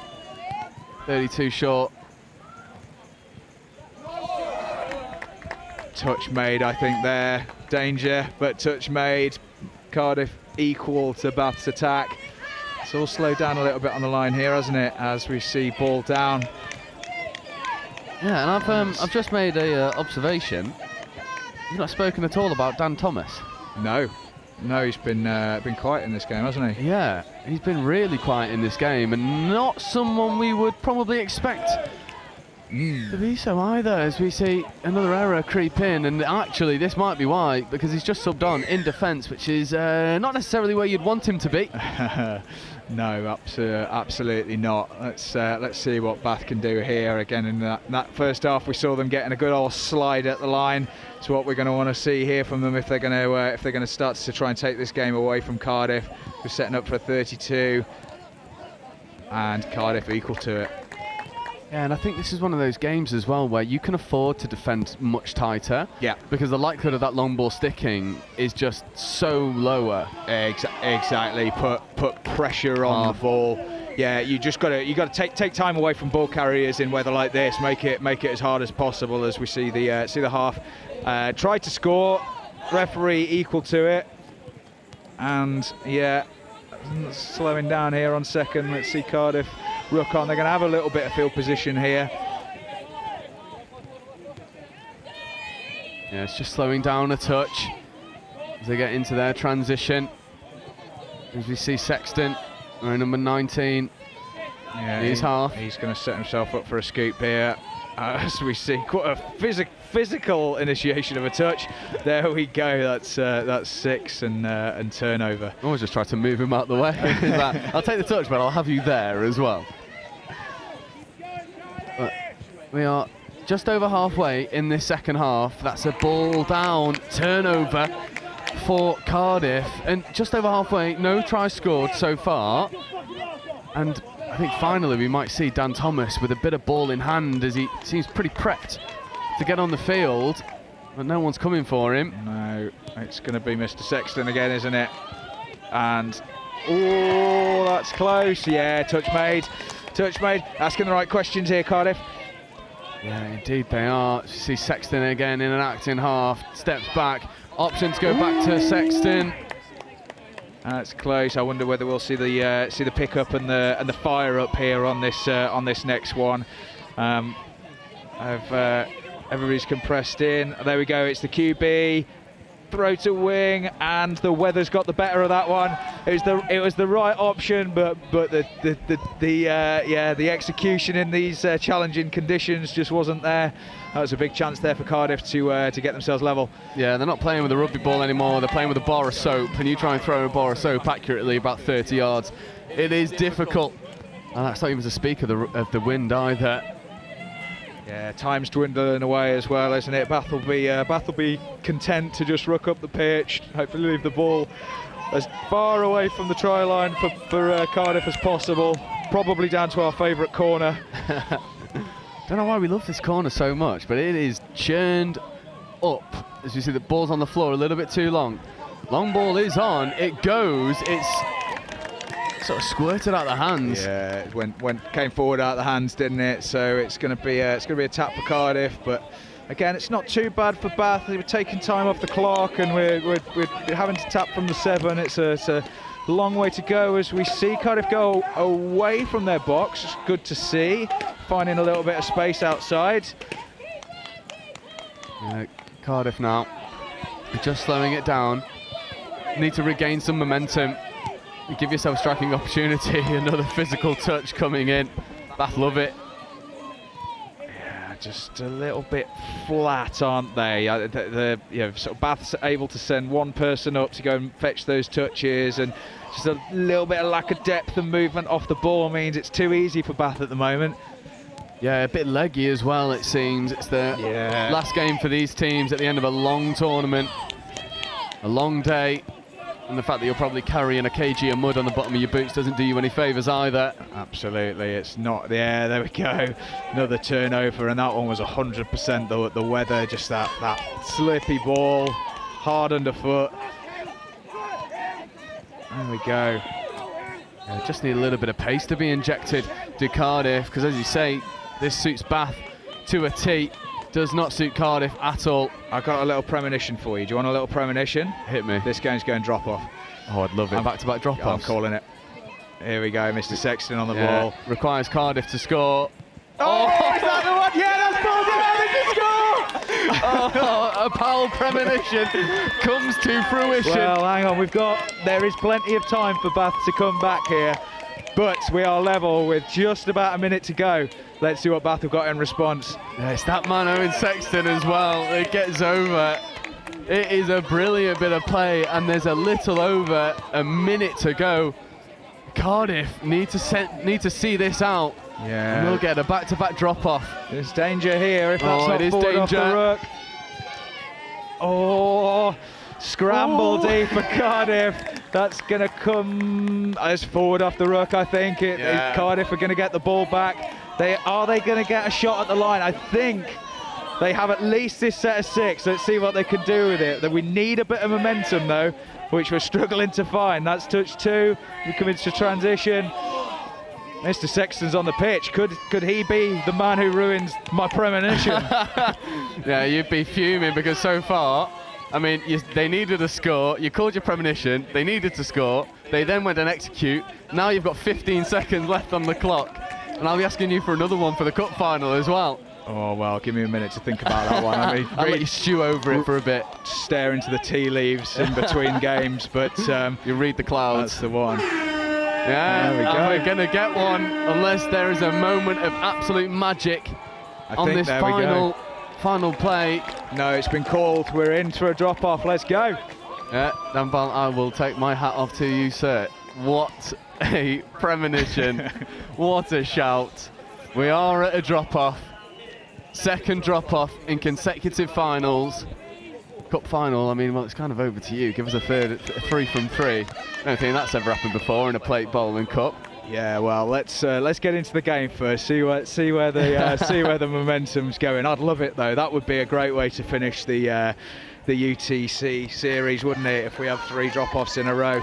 Yeah, and who do you think this suits more? There's obviously more space in a drop-off, less margin for error. Are we thinking it's Bath or are we thinking it's Cardiff? So it's a massive advantage to get tap in a drop-off, and Bath have obviously got that. And I think the most likely that we've seen from Bath is this number 92, Thomas Bloom here. So they've got the right people on the pitch, I think. If they can create themselves a good opportunity to run outsides, then we could be doing well, as we see Cardiff equal to that so far on the first couple of touches. Oh, and it's a turnover.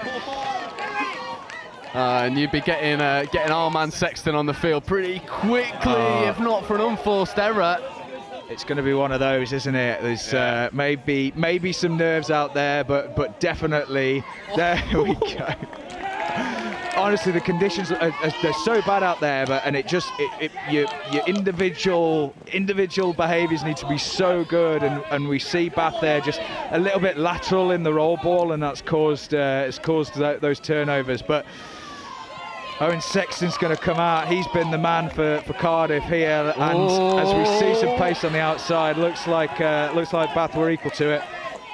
I don't mind it, and we've got the Bath chickens behind us as well. I was wondering where that screaming was coming from. They're behind us on the pavilion, and this is final. So Cardiff, there's an option. But it's turned over. Yeah, if Bath get organised early here, they're gonna have a strike at the line maybe. In fact, have we got the time? Yeah, we've got some time. We're gonna bring fresh legs on. If they use their 6 wisely, this could be the biggest opportunity they'll have to take the trophy away.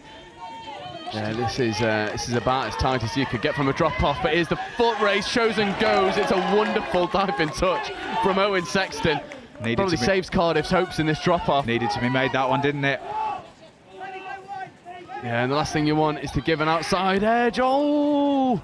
It was played at. No, I think that's going to go as a late pass. A little bit of a reprieve there, because it was played at, you're right. So, we're going to be down to 3. With Cardiff having 5 touches in hand. Massive advantage to Cardiff here if they can execute. This is going to be as tight as you could possibly get. I'll be looking to get at least a fresh leg on, 100%. Get your quickest boy on the pitch. Send him for a run. Well, just get forward momentum first. I think it's a bit of a dangerous thing in a drop-off. You see this often. We sort of just try to do a lot of sideways running. Establish momentum first, find an edge, and pin your ears back. Yeah, and it seems like Cardiff have done exactly that, as there's an opportunity to go around the outside. Yeah. Sexton just takes the settler. This is 3 forthcoming. We've got Sexton in at half. Opportunity here. Is he onside? Oh, trouble! That is try time, and the ball goes to Cardiff. You said get momentum, find an outside edge. I'd say Cardiff were listening to you. Absolutely, really well executed by them there. A really hard look on Bath. I thought they were excellent through that game in such tough conditions. But congratulations to Cardiff. What a win for them. You can see it means a lot to them as well. It was a really fun game to commentate on and watch. Yeah, and well done as well to Morgan Tagg, who scores the winner for Cardiff. And what a game, what a set of finals we've had so far. Drop off in the plate final, drop off in the bowl final, and we will round out with our last game of 2025's University Touch Series. It is a repeat of the repeat between Exeter and Bath, and we will bring that to you in just a minute. Everybody else, count down the ground for the next game.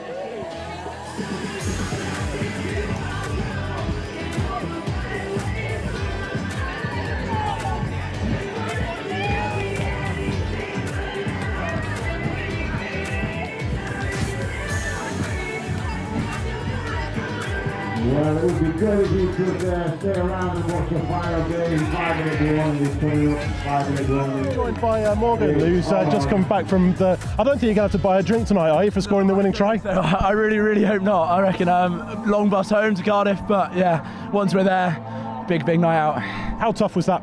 Oh, it was incredible. I wasn't here a couple of weeks ago, but we played them twice, won one, lost one, so it was really a redemption tournament for us. It's been a tough year, availability and all that, but yeah, pulled through and really enjoyable day. And in terms of the conditions, you know, the rain's coming down, it's getting, you know, it's quite firm underfoot. How tough is it on top? It's not too bad. It's nice diving weather because that top layer's a bit of mud. But playing 4 games in the sun and the warm, and then going into that and changing all your tactics, yeah, it's tough. You've already alluded to a bit of a roller coaster season. How is it to sign off with a bit of silver at the end of it? How much does it mean to you and the team and the club as a whole? Oh, absolutely massive. There's loads of people that are leaving us, third years, master students, so it's a really nice way to end there. My girlfriends are leaving, so I've got 1 more year, but yeah, to sign it off like that, absolutely incredible. Well, congratulations to you and the rest of the Cardiff 1 team. Enjoy the evening. Thank you very much, we will do. Back over to Joe to tide us through the final game of the 2025 BUCS University Touch Championships. Is Exeter 1 versus Bath 1. Over to you.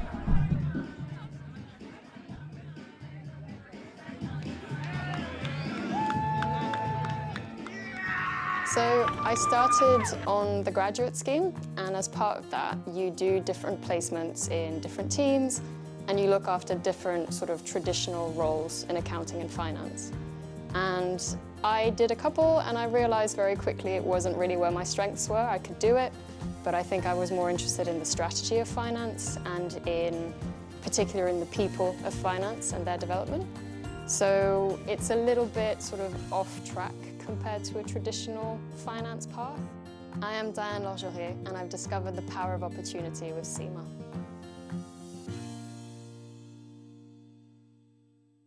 The CGMA designation has a really wide-ranging breadth of subjects, and that's so valuable because it gives you that expertise and that credibility across a variety of different topics, and that means that in any industry that you go into, you'll already have an inkling of what to expect and you'll already know what the climate is like. It also provides you with a mindset for innovation. And that mindset for innovation means that you're ready to take on any challenge and to shape the future and how it will look like. Studying through the Sema exams, I already felt a little bit of a difference going into the strategic level. I could tell it was a different kind of thinking. It was really maybe more master's level is what I imagined it to be.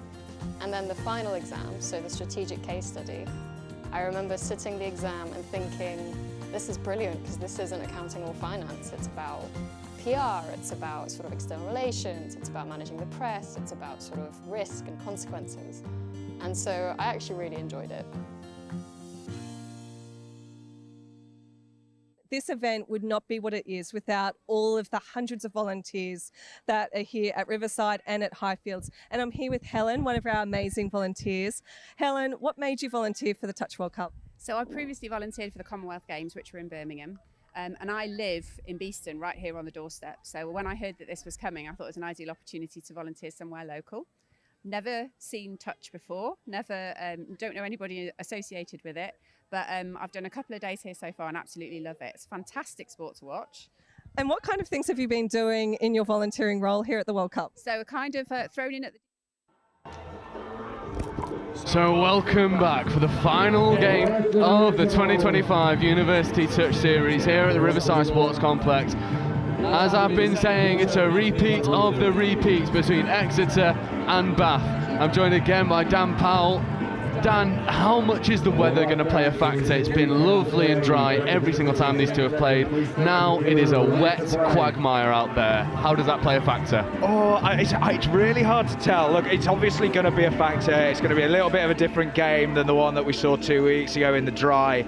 but I don't know who it favours. Like, both teams have got some really skillful players. I think that they'll still try to move the ball around a little bit, but yeah, don't be surprised to see both teams going early at the line and trying to get in underneath defenders. So yeah, I can't tell how it's going to change, but I'm excited. Yeah, keep it tight, keep it dangerous. As soon as Josh Henderson goes sprinting over to that far side, and it's going to be a really interesting affair. These two teams know each other very well. Here is Archie Devlin getting his first opportunity to strike at the line with Cole Graham and Josh Henderson in with him. Sweeper play, Henderson to go back to Cole Graham, just dives at the line. Way through, score given, 1-0, there we go. Yeah, the saver middle was claiming the touch there. It must have been deemed to be in, as we see a little celebration, if we want to call it that. Yeah, ball down early. Yeah, first blood Exeter, great start. Yeah, great start. Josh Henderson taking full advantage of the conditions, diving underneath, as we said in the game prior. Well, you've got an option, which is dive from 7 out and slide through. But the key difference between this game and 2 weeks ago is this man, Rory Grant, is back for Bath. Yeah. Here is Rory Grant looking to go hard at the line, but Anush Analanko just says, no, mate, go try again. And he does. Little shimmy. Drops it. Ball down. Yeah, ball down. What a score that was. Woo! Rory Grant take a bow. They go and recycle the play. Little shimmy step. Gets Ben Lenori to come in underneath, turn his hips, and drops the little ball off on the inside for, I believe it was number 11, Will Burton. Great, it is great a score. fast start. Who says the conditions are going to slow it down? Yeah, they had to work hard for that score, didn't they? But that's some great stuff. The last 2 finals we've seen it. It's taken a while for the scores to come, for the game to crack open. How funny that in this weather we've gone score to score on both tap-offs. As we see Archie Devlin having a go, another left foot step, wonderful covering touch. 56, Milo Robinson. Yeah, so we've seen the adaptation there. The first time we saw this, he was caught a little bit flat on the line and wasn't able to make that touch. This time he gets off the line and he's able to be equal to it. As we see, that's coming back for forwards. So this is the difference here, right? So we've seen Archie have time all day to throw these passes, put a little bit of pressure on, and we've seen that go forwards. That's what we need to do to take time away from him. Yeah, take nothing away from the hands either, from the wing. Oh, does well to keep that ball in hand. And that's brave. That is brave. Asking too much of Annie Ainscough. Good over on that far end. Good pressure by Exeter, really good. And they know if you put pressure on these passes in this weather, they won't stick as well. Archie Devlin, left foot step, trying to get back on the inside. Milo Robinson equal to it once more. Yeah, I don't mind that. I don't mind them taking their time. I think that we're going to come for a link sweeper here. See Archie go around. Going to give him back in 1v1 against the link, who's been called offside. It's going to be given. Yeah, and it all comes from that botched exit from Bath, trying to go a bit too expansive in this weather. Ball's dropped, and then, yeah, fair enough. Archie Devlin, left foot step, gets around the outside. Yeah, good score. Yeah, you give extra shots at your line, it's going to go badly. We see that all comp, and there it is, 2-1. And we got the Bath strike pod on here as we see Rory Grant going around, and Exeter are equal to it. Yeah, one strike left. This is the danger man, Rory Grant, working with Burton. Burton looks to go back to Grant, fakes it, link option is on, it's a brilliant shot. Yeah, really good read there, wasn't it? That was the right option, just needed to go to the wing. Yeah, and you might be thinking, well, you know, if you're watching this from the live stream, there's no one here watching. You cannot see the people who are all huddled underneath cover behind the pavilion as we see turnover ball off the mark. Yeah, that was a little bit of a mistake there by the link, Heather Richardson, and Bath are going to get a full set of 6 with their strike pod on the pitch. Let's see what we can do as we look to set out onto the link edge. Exeter have been equal to it. Rory Grant, open side. They come back to this close edge. That's try that's time. Got to be ball down. Yeah, great score. Really good score. I love how both teams, they're just, you know, as we said earlier, the weather, they've got to adapt to it. We've seen that from both teams. They're looking to get off their feet and dive from far out. That was a great fire up. Yeah, Harry Dean celebrating. And we are all square 5 minutes into this cup final. And Bath will be begging to be able to rectify the losses that they've had against this Exeter team. But once again, you've got to defend this man, Josh Henderson. You've got Anushan Alanko working with Cole Graham. Here is Cole Graham. Alanko, Graham just playing around with the ball. Alanko goes, just taking it nice and slow, settling in, and there is a loss of control. A few uncharacteristic errors creeping in from Exeter. Bath will be really happy with that, but they did not need to go.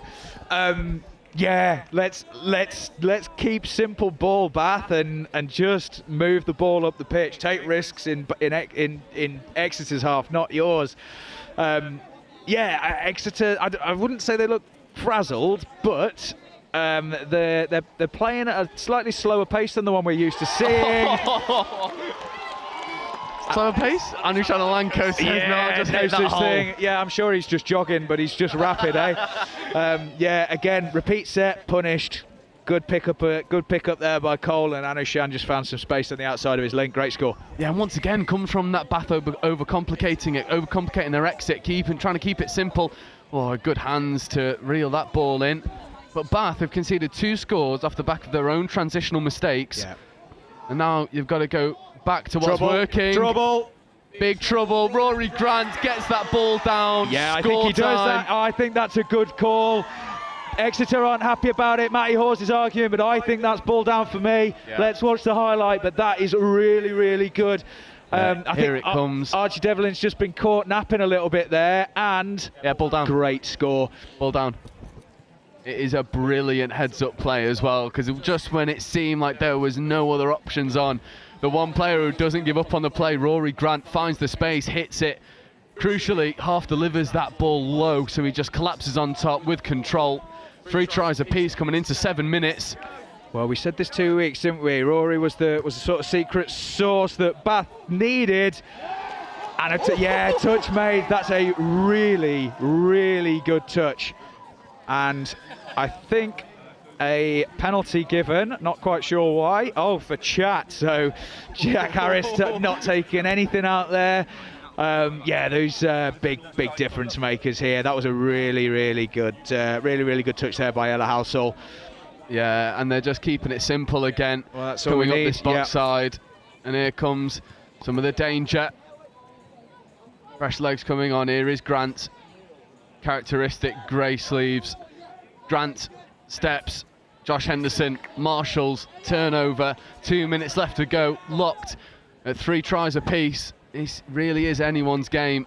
Yeah, it's unsurprising, but both teams are just struggling to find that momentum at the moment. They're both struggling to apply that pressure in midfield that we're used to seeing from both of them.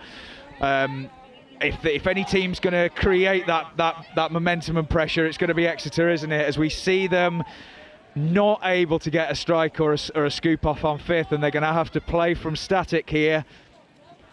I wouldn't put it past them to create something.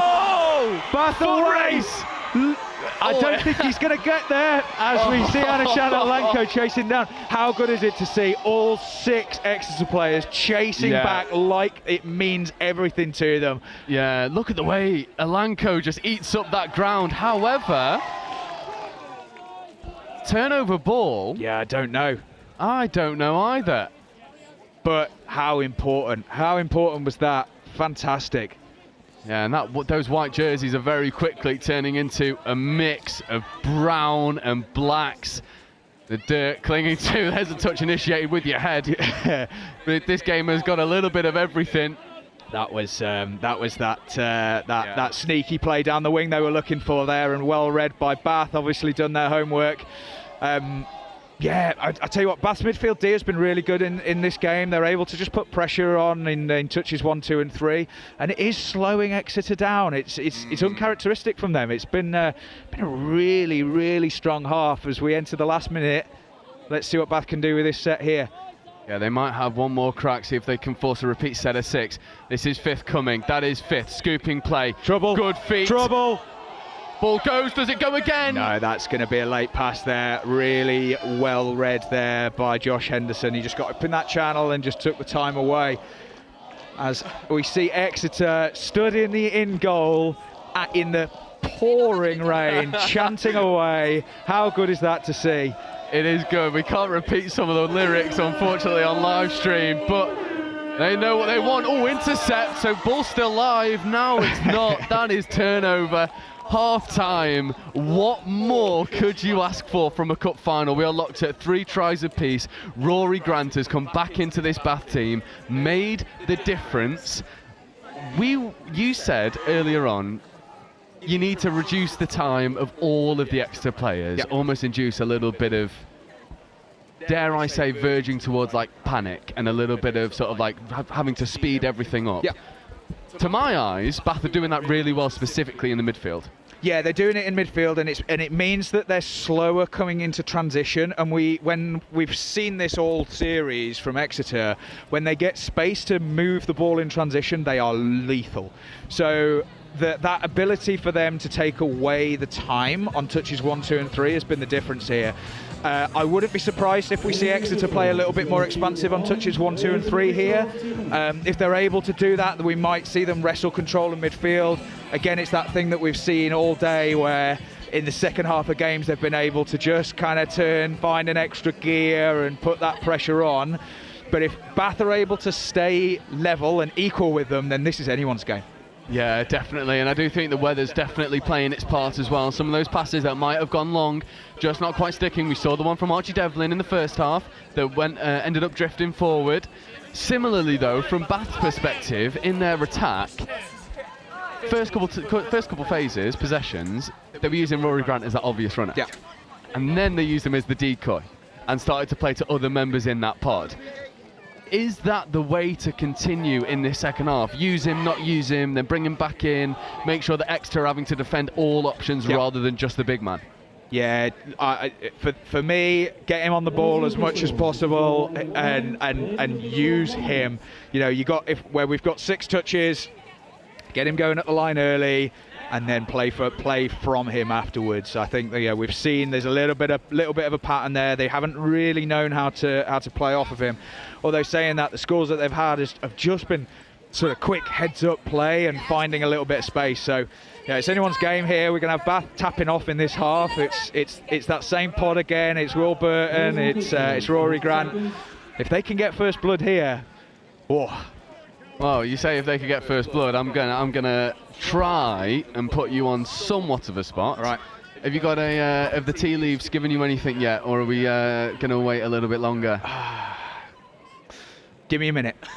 Give me a minute. I don't want to. See what this first possession looks like. Look, the favourites still have to be Exeter. They've told us time and time again that they will pull away in games. They've just got too much quality. But anything can happen in 10 minutes. Anything can happen in 10 minutes, and Bath, as we've said all along, they've got all the skills, they've got the ability to make this happen. Just if they can piece it together. Just if they can piece it together. There we go. There were a couple of roll balls in there that I thought could have gone against Bath, and finally we see one. It's good aggressive defence by Exeter, and I think it's what you want to do in this weather is put pressure on the roll ball as much as possible. If you can win that battle, especially in this weather, you're gonna come out on top. So good bit of aggression from Exeter, and they get their rewards for it, as we see Archie Devlin stepping back, but Will Burton equal to it. Oh, just watch the feet all the way through. Didn't buy the dummies, and Rory Grant going to orchestrate this pod getting off the field efficiently without error if they can. Touches 1 and 2 look good. Touch 3 also good. Getting up over halfway on 4. This is 5th coming. Yeah, that's good momentum as well. Oh, Cole Graham makes that touch. Milo Robinson's been a threat, hasn't he? He's a quick boy. He is a quick boy, and also been incredibly solid in defence. That battle between him and Archie Devlin has been wonderful to watch over the first 10 minutes. As we see Bath looking to go through their transition defence, but there's another error. Yeah, just they go quickly. It is issues. I think Exeter have just about recovered. wait, was there 7 on? I think they've called 7 on. Honestly, I don't know what's going on. I think so. Yeah, 7. But yeah, all right. Cool. As we set up for a sweeper, pick up, wing, hat, score! Oh, it's wonderful. And again, it's Milo Robinson. He has been such a threat the entire game. Picks up from half, looks to engage. Exeter defend tight, force him to throw long, and they go and execute. And Rose Huget with the catch and ground. 4-3 Bath. Fab hands there from the French international. That was, you know, those are the ones that you need to stick in this weather as well. Good score. Here we go. Here we go, indeed. This is as good of a cup final you could ever hope to see, as we see Josh Henderson pick up. Look for Archie Devlin. Yeah, this is the danger pod, isn't it? Keep Archie and Josh away from the line. Cole Graham's looked good in this game as well, as we see the quickie. That is a touch made. Oh. Fab touch. Offside penalty. Yeah, fab touch there by the link, but yeah, it's coming back. They're going to get another shot. Yeah, that link's pretty wide as well from a Bath perspective. Good touch by Warburton there. So definitely the biggest gap in this Bath defence is outside that mid and link, as you can see. It depends if Archie wants to take it, looks to go and take it. That is ball down, and that is 4 tries apiece. And Archie Devlin, you can deny him once, you can't deny him twice. Yeah, it's about time he stamped his foot, his mark on this game. They needed that score, didn't they? They needed that settler, especially after that repeat set. Yeah, and I'm just giggling at the faces of all the Exeter supporters behind that in-goal area. They love Archie Devlin. Ballon Devlin, I've heard him called. I don't know where that's coming from, but yeah. Yeah, sorry, Mother Devlin. I'm sure you've asked us not to. But Ballon, he is the Ballon boy. He's the Ballon boy after all. Repeat set for Bath. We don't have our strike pod on, but Bath have got quality all over the pitch. Here's Milo Robinson going to work to half. Are we going to see him pick up again? Oh. I'm not sure that Ben Lenori was onside there. I think that might have been a little bit of a let-off, but there we go. Yeah, that's a huge shift there for Exeter. They've been able to get a repeat set. If they're able to get on now and create and get a repeat set, or even a score, then that will really shift the momentum in this game. Yeah, this is 5th, just over halfway, so Archie Devlin has a lot to do. Milo Robinson just eats up the ground, and they crowd him out so well. It's almost like this Bath defence have decided we don't mind anyone else scoring, but we want to limit these two absolute weapons for Exeter's attack as much as possible. There's a bit of a hard contact. Josh Henderson I'm sure Josh will claim he's just standing his ground in there, but the Bath player, Milo Robinson, I believe, doesn't look to be. Oh, and it's not Milo Robinson, it's 36 Ben Lunt. Yeah, I'm sure there was no intent in it. He's definitely come in with quite a physical touch, and as we've said, this is what we want to do in weather like this. And he's been sent to the box for his sins, but as I said, I'm sure there's no intent in it. It's all part of the game, unfortunately, for Ben Lunt. Hopefully he's okay. But it means Bath are going to be able to bring their strike pod on and hopefully get at least one strike at the line. Let's see what they can do. Yeah, we've got Grant in motion here. There'll be a scooping opportunity or a quickie. There is Grant. Takes the ball down well. Can they find the options? Oh, it's lovely footwork. Good recovery there by Archie. Just explodes off that line, swipes, makes the touch. We are locked at 4 tries apiece. 4 minutes left to go. Yeah, it's good from Exeter. We've seen again sort of Bath sending their shooters, and Exeter are able to go a little bit more direct up the middle of the pitch, and it's giving them a bit more momentum here. And yeah, it's good adaptation here for Exeter, and they've been able to get around that midfield pressure. Great strike dump there from Ben Lenori. They look to find Josh Henderson on the outside. The touch is made as he runs into touch. And once again, Bath are able to crowd Yeah, Exeter won't mind that. Again, they've turned the ball over in Cow Corner over here again, and they're going to make Bath go the full length, and that's okay. Yeah, and I'm loving this endeavour from Bath. They're not afraid of throwing these extra passes. They know that when they stick, they'll give them an advantage. Yeah, this is absolutely. fifth. This is fifth. Option to go long to the link. Doesn't happen. They look for the mismatch, but Ben Lenouri makes the touch to battle the transitions at the moment. That's it. As we hear the Exeter fans in song again. Here's Ben Lenouri rocking up for thirds. Really strong touch from him. Really strong.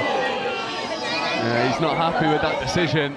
No, mostly because he's now absolutely sopping wet for his troubles. Archie Devlin, the ballon baby, doesn't make the touch. Touch missed.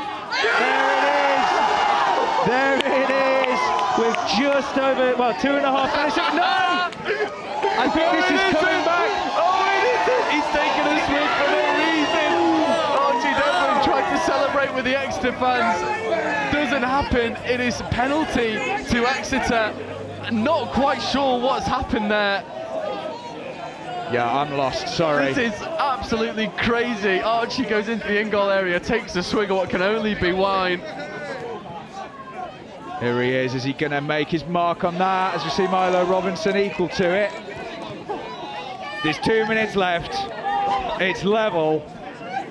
Exeter have got touches here. If they strike, it's danger. Yeah, link punish. Josh Henderson looking to dive at the line. It's a foot race. Is he over? He isn't over. Really, really good touch. Bath's defence this game has been superb. They've been equal to everything. Yeah, it's part structure, part heart. One to go. Working so hard. Alanko's in goal. And touch made. Milo Robinson. Take a bow. It's our Ben Lunn again. Oh, it is indeed. And quick turnover, importantly. So they've got momentum as we see Ella Halser looking out. We've got a repeat set as well. This game has all of a sudden got really fractured. Oh, there's chat as well. It's really getting really aggy out there. The referees are just trying to calm things down. There's a minute left. This isn't a premonition, but we're going to drop off, aren't we? We are going to drop off. We have to go to drop off. Unless there is a moment of absolute magic from the man in 85, Rory Grant, we are definitely going to drop off. Here is Grant trying to get on the outside of the link. I don't know that raw ball's steady. Options! Fantastic try-saving touch there from Sophia Jelfs. Exeter might get one more go. Yeah, they've got to go quickly though. 20 seconds left on the clock. The refs are slowing things down. It favours Bath, it favours us. 3 out of 3 drop-offs potentially in these finals. This hooter is going to go in around 10 seconds, so if Exeter want to take this one, they're going to have to go quickly and they're going to have to go well. Here is Ben Lenouri, McCall Graham looking to scoop. Graham does scoop. Royal ball goes out the back, it's knocked down, and we have 3 from 3 every single final going to drop off. What more could you ask for? Well, that was good, wasn't it? Oh, and it should be Bath's tap off. How interesting. How interesting. And we said earlier, we've been able to speak about drop-offs 2 times already. Yeah. But this one for me is the most interesting.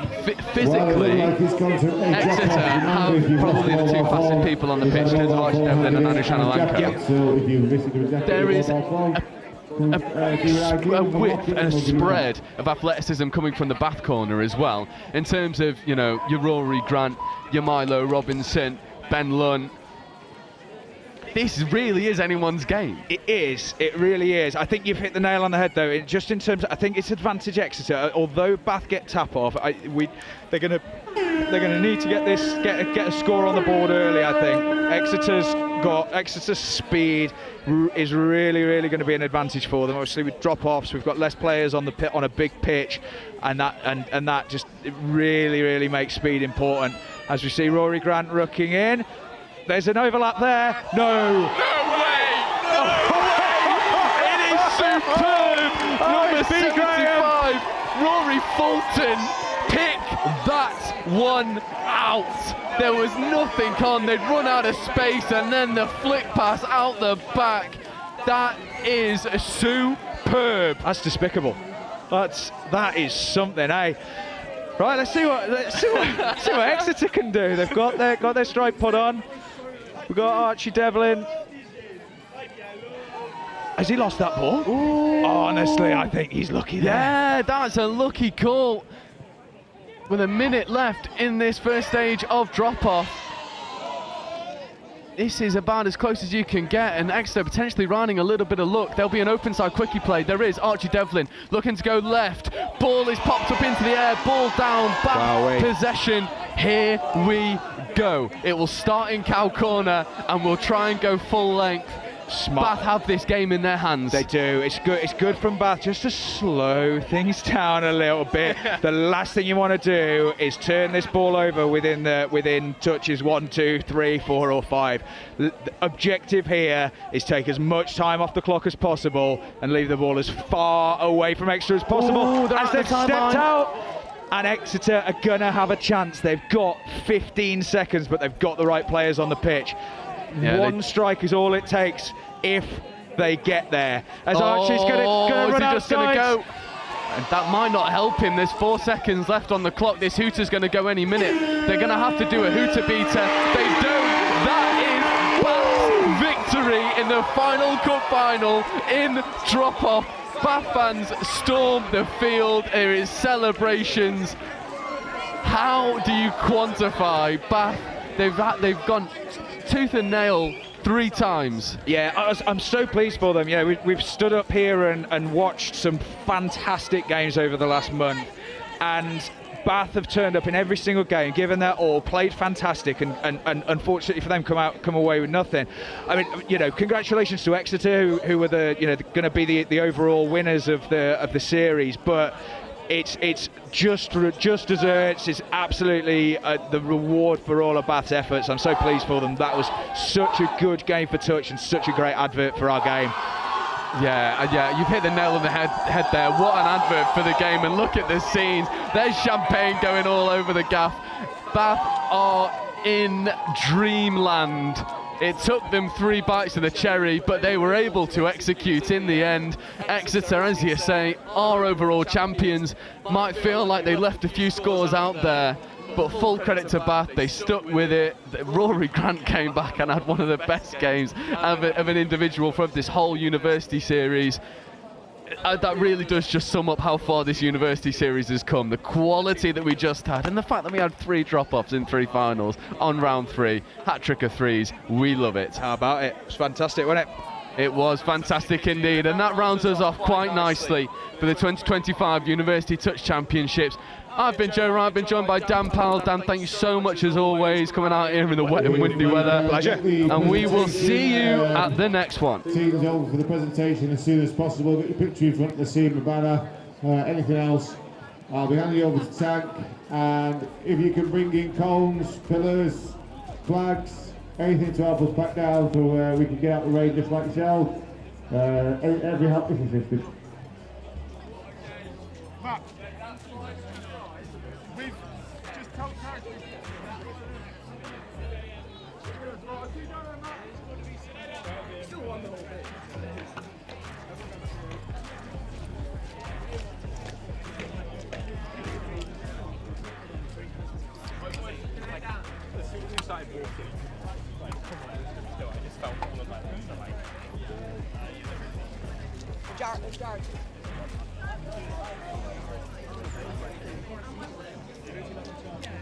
Two.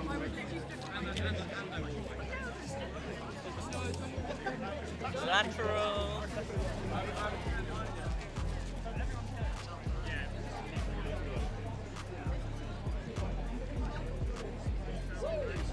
If you are staying around for the presentation, just get yourself in front of the pavilion and presentation will be starting shortly.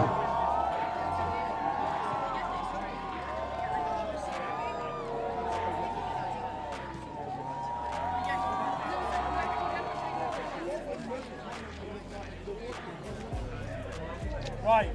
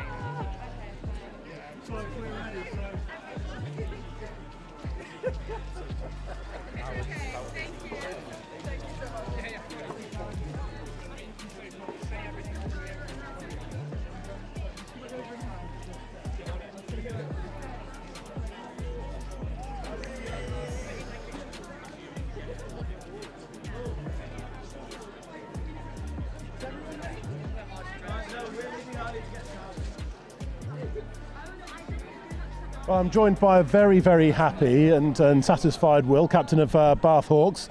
Third time lucky. Yeah, third time lucky.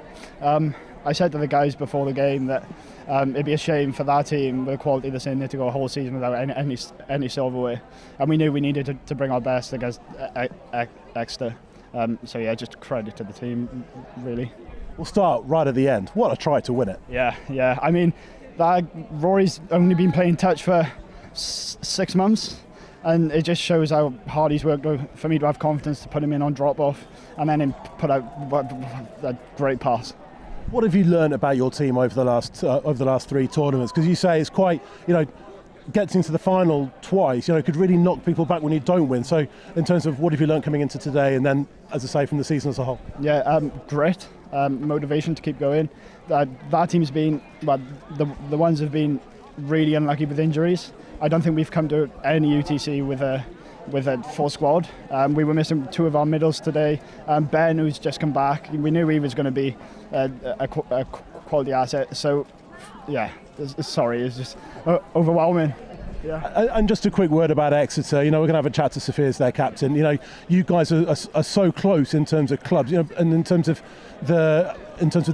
being worthy champions this year. Do you think? Yeah, 100%. I mean, like I said, there's a lot of new players in there that in our team that just had to build throughout the year. We knew that if we could get to that level, and the goal was to get to that level by the end of the year, then we'd be kind of knocking on the door. And to lose by 2 in the UTCs just gone by, we knew we just needed that little bit more, and then to go to a drop off is such a good way to end the year. Well, Will, congratulations on today. Enjoy the evening. Well done for finishing second overall in terms of the BUCS points. You head that way. Sophia comes in as the captain of Exeter. It's not a three-peat today, but you're the overall 2025 BUCS University Touch Championship finalists, and the title's back in your hands. In terms of how the team's developed over the year, I know we've had these conversations a couple of times already. What can you say about them? I think we had a lot of newbies at the beginning of the year, so we didn't know where we were going to start, but Cole came in as HP coach again and was really determined to make it work, and I'd say that we have. It's, in terms of, is there a little bit of mixed emotion after not winning that cup, or is it just, we're overall champions, fab? I think a little bit of disappointment, but it was a huge game. I mean, every time we're like, Bath are such a good side, so we're really happy with that game. It was terrible conditions, but very, very well played to Bath. So. And in terms of the year as a whole, just to go back to it, we've had some fantastic weather. How much of a difference has that made, apart from this afternoon, obviously? I think it definitely helps when it's dry. We like to play well and we ball play a lot, so it's a bit harder when it's wet. But we rose to the challenge, I think. So I'm happy. Yeah. And finally, in terms of the competition as a whole, you've been in and around UTC for a while. Exeter, are back at the champions position. But in terms of the quality of the competition as a whole this year, how would you rate it as a player? I think it's the hardest year we've had, but it's also been so nice since my first year to come in and see how much the standards raised overall, and also to see the calibre of this event is unbelievable, the live stream, all of it. So we're super grateful for England Touch and all the development in England. Well, congratulations, enjoy your night, and congratulations on the championship.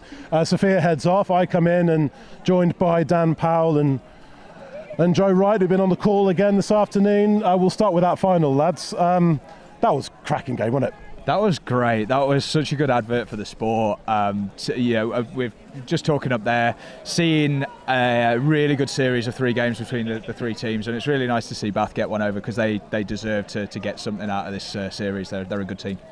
I wasn't listening into your commentary for that final try, but I can imagine it would have involved a lot of hollering.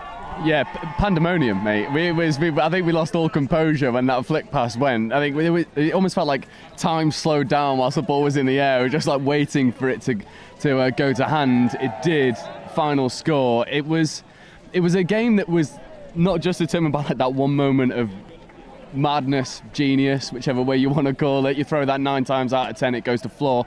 That was the one that it goes to hand. It was like we were saying in comms. It just seemed like Bath were always willing to chase and were always willing to not give up on stuff. It felt like they had a chip on their shoulder about the 2 times that Exeter had got one over on them, and they fully deserve it. And I've taken a bit of a listen into the interview you had before. Some of them not playing touch for that long, coming in and having that experience against some England quality players, it's going to do wonders for the sport. And yeah, I love the celebrations at the end with the Bath supporters storming the pitch. It always makes it nice. 2 weeks ago we said that Bath would need to bring their A game and then some to win, and they did that. Absolutely, yeah, they deserve it. There's quality all over for them. I don't know whether the conditions suit them over Exeter, but it certainly changed the game. It was a much different game to the one that we saw 2 weeks ago, and they just came and executed. Anything could happen in 20 minutes, and yeah, they deserve the win. But if anybody was going to doubt what it actually meant to both teams, just look at some of the defensive touches as well, particularly Bath interception, and the chase back was just absolutely phenomenal. Yeah, Anna Shanolanko, we were saying normally you get 1 person chasing, 6 Exeter players, all 6 chasing back to go and make that touch, getting on side so the quick roll ball doesn't affect the game, and then they go and make a defensive shot out, force a turnover and go back up the other end. Genuinely phenomenal. I want to give a shout out as well to Milo Robinson. Basically had a one-on-one battle with Archie Devlin for a few sets in a row and matched him. And there's not many people who we've been able to say that can do that. It was just heart, I think, for Bath. They finally pieced together that 20 minutes of touch that combined skill, heart, and a little bit of luck. And you always need that against the top sides. They had that, they rode that. Well-deserved winners. Just in terms of the finals, 2 of them went to extra time. Talked about the rain kind of being a little bit of a leveller. It certainly proved it in terms of the afternoon, if nothing else. Yeah, maybe. It definitely changes the way that games go, but maybe it's also just that kind of, we've had a 3 tournament series. The teams are all feeling one another out. Everybody's peaking at the same time, and we're getting some really good competition. It's fantastic to see. In terms of the competition as a whole, Exeter back as champions, worthy champions, and Bath back up there as well. But I think the story of the UTC this year, the BUCS UTC, has been what's happened underneath it in terms of Nottingham, in terms of Durham getting relegated, getting promoted, winning silverware, Edinburgh finishing 4th today. So we've seen some massive changes and a lot of levelling up. Yeah, absolutely. And things are always going to be in flux at the universities as players come and go and quality across the board. But what we're seeing is the standard rise progressively as players are learning from the other leaders around teams. So somebody will come in, everybody gets trained up to their level, and then when they go away to and graduate, the standard is just slowly rising and rising, and we've seen that over the last how many years, and it's just awesome, really good. And Joe, you've been on commentary for all 3 tournaments. How would you sum up this year?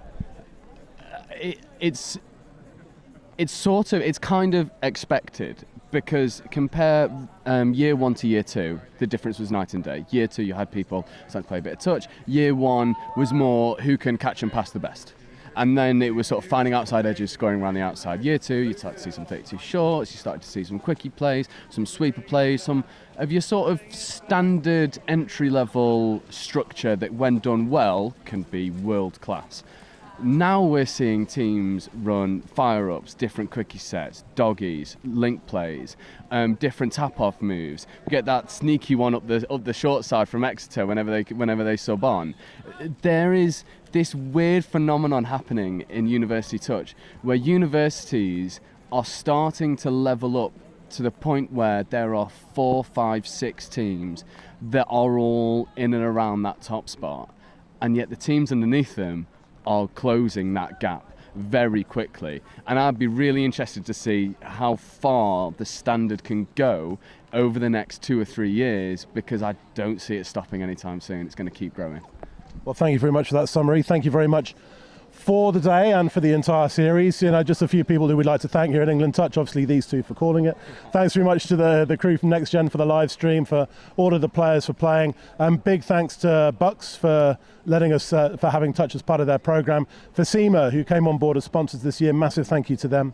And finally, to everybody who's watched, who's engaged with us on social media. It's been absolutely brilliant. Bath are the cup champions today, but all the plaudits go to Exeter, whose consistency over the course of the 3 national rounds means that they are once again BUCS University Touch Championship finalists. On behalf of everybody here at Nottingham Riverside, have a very pleasant rest of the day, and we will see you soon. The right kit changes everything. With the right kit, you're ready for anything. United, connected, unstoppable. Whatever your sport, we are your sporting partner, creating your kit your way. For every team, for every challenge, for every aspiration, feel seen, feel ready, feel part of the team. Kit on, game on.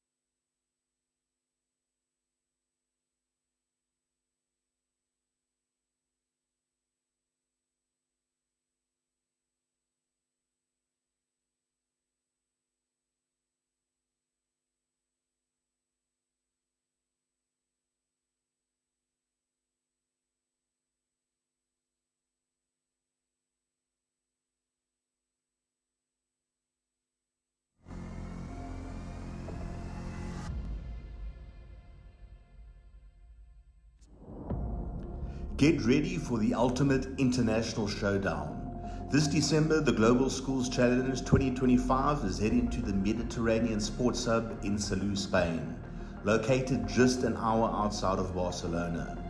From December 14th to 19th, the world's top student athletes will compete in rugby and a range of new sports. Hosted at one of Europe's premier facilities, you'll experience world-class pitches, state-of-the-art equipment, and a vibrant atmosphere designed for excellence.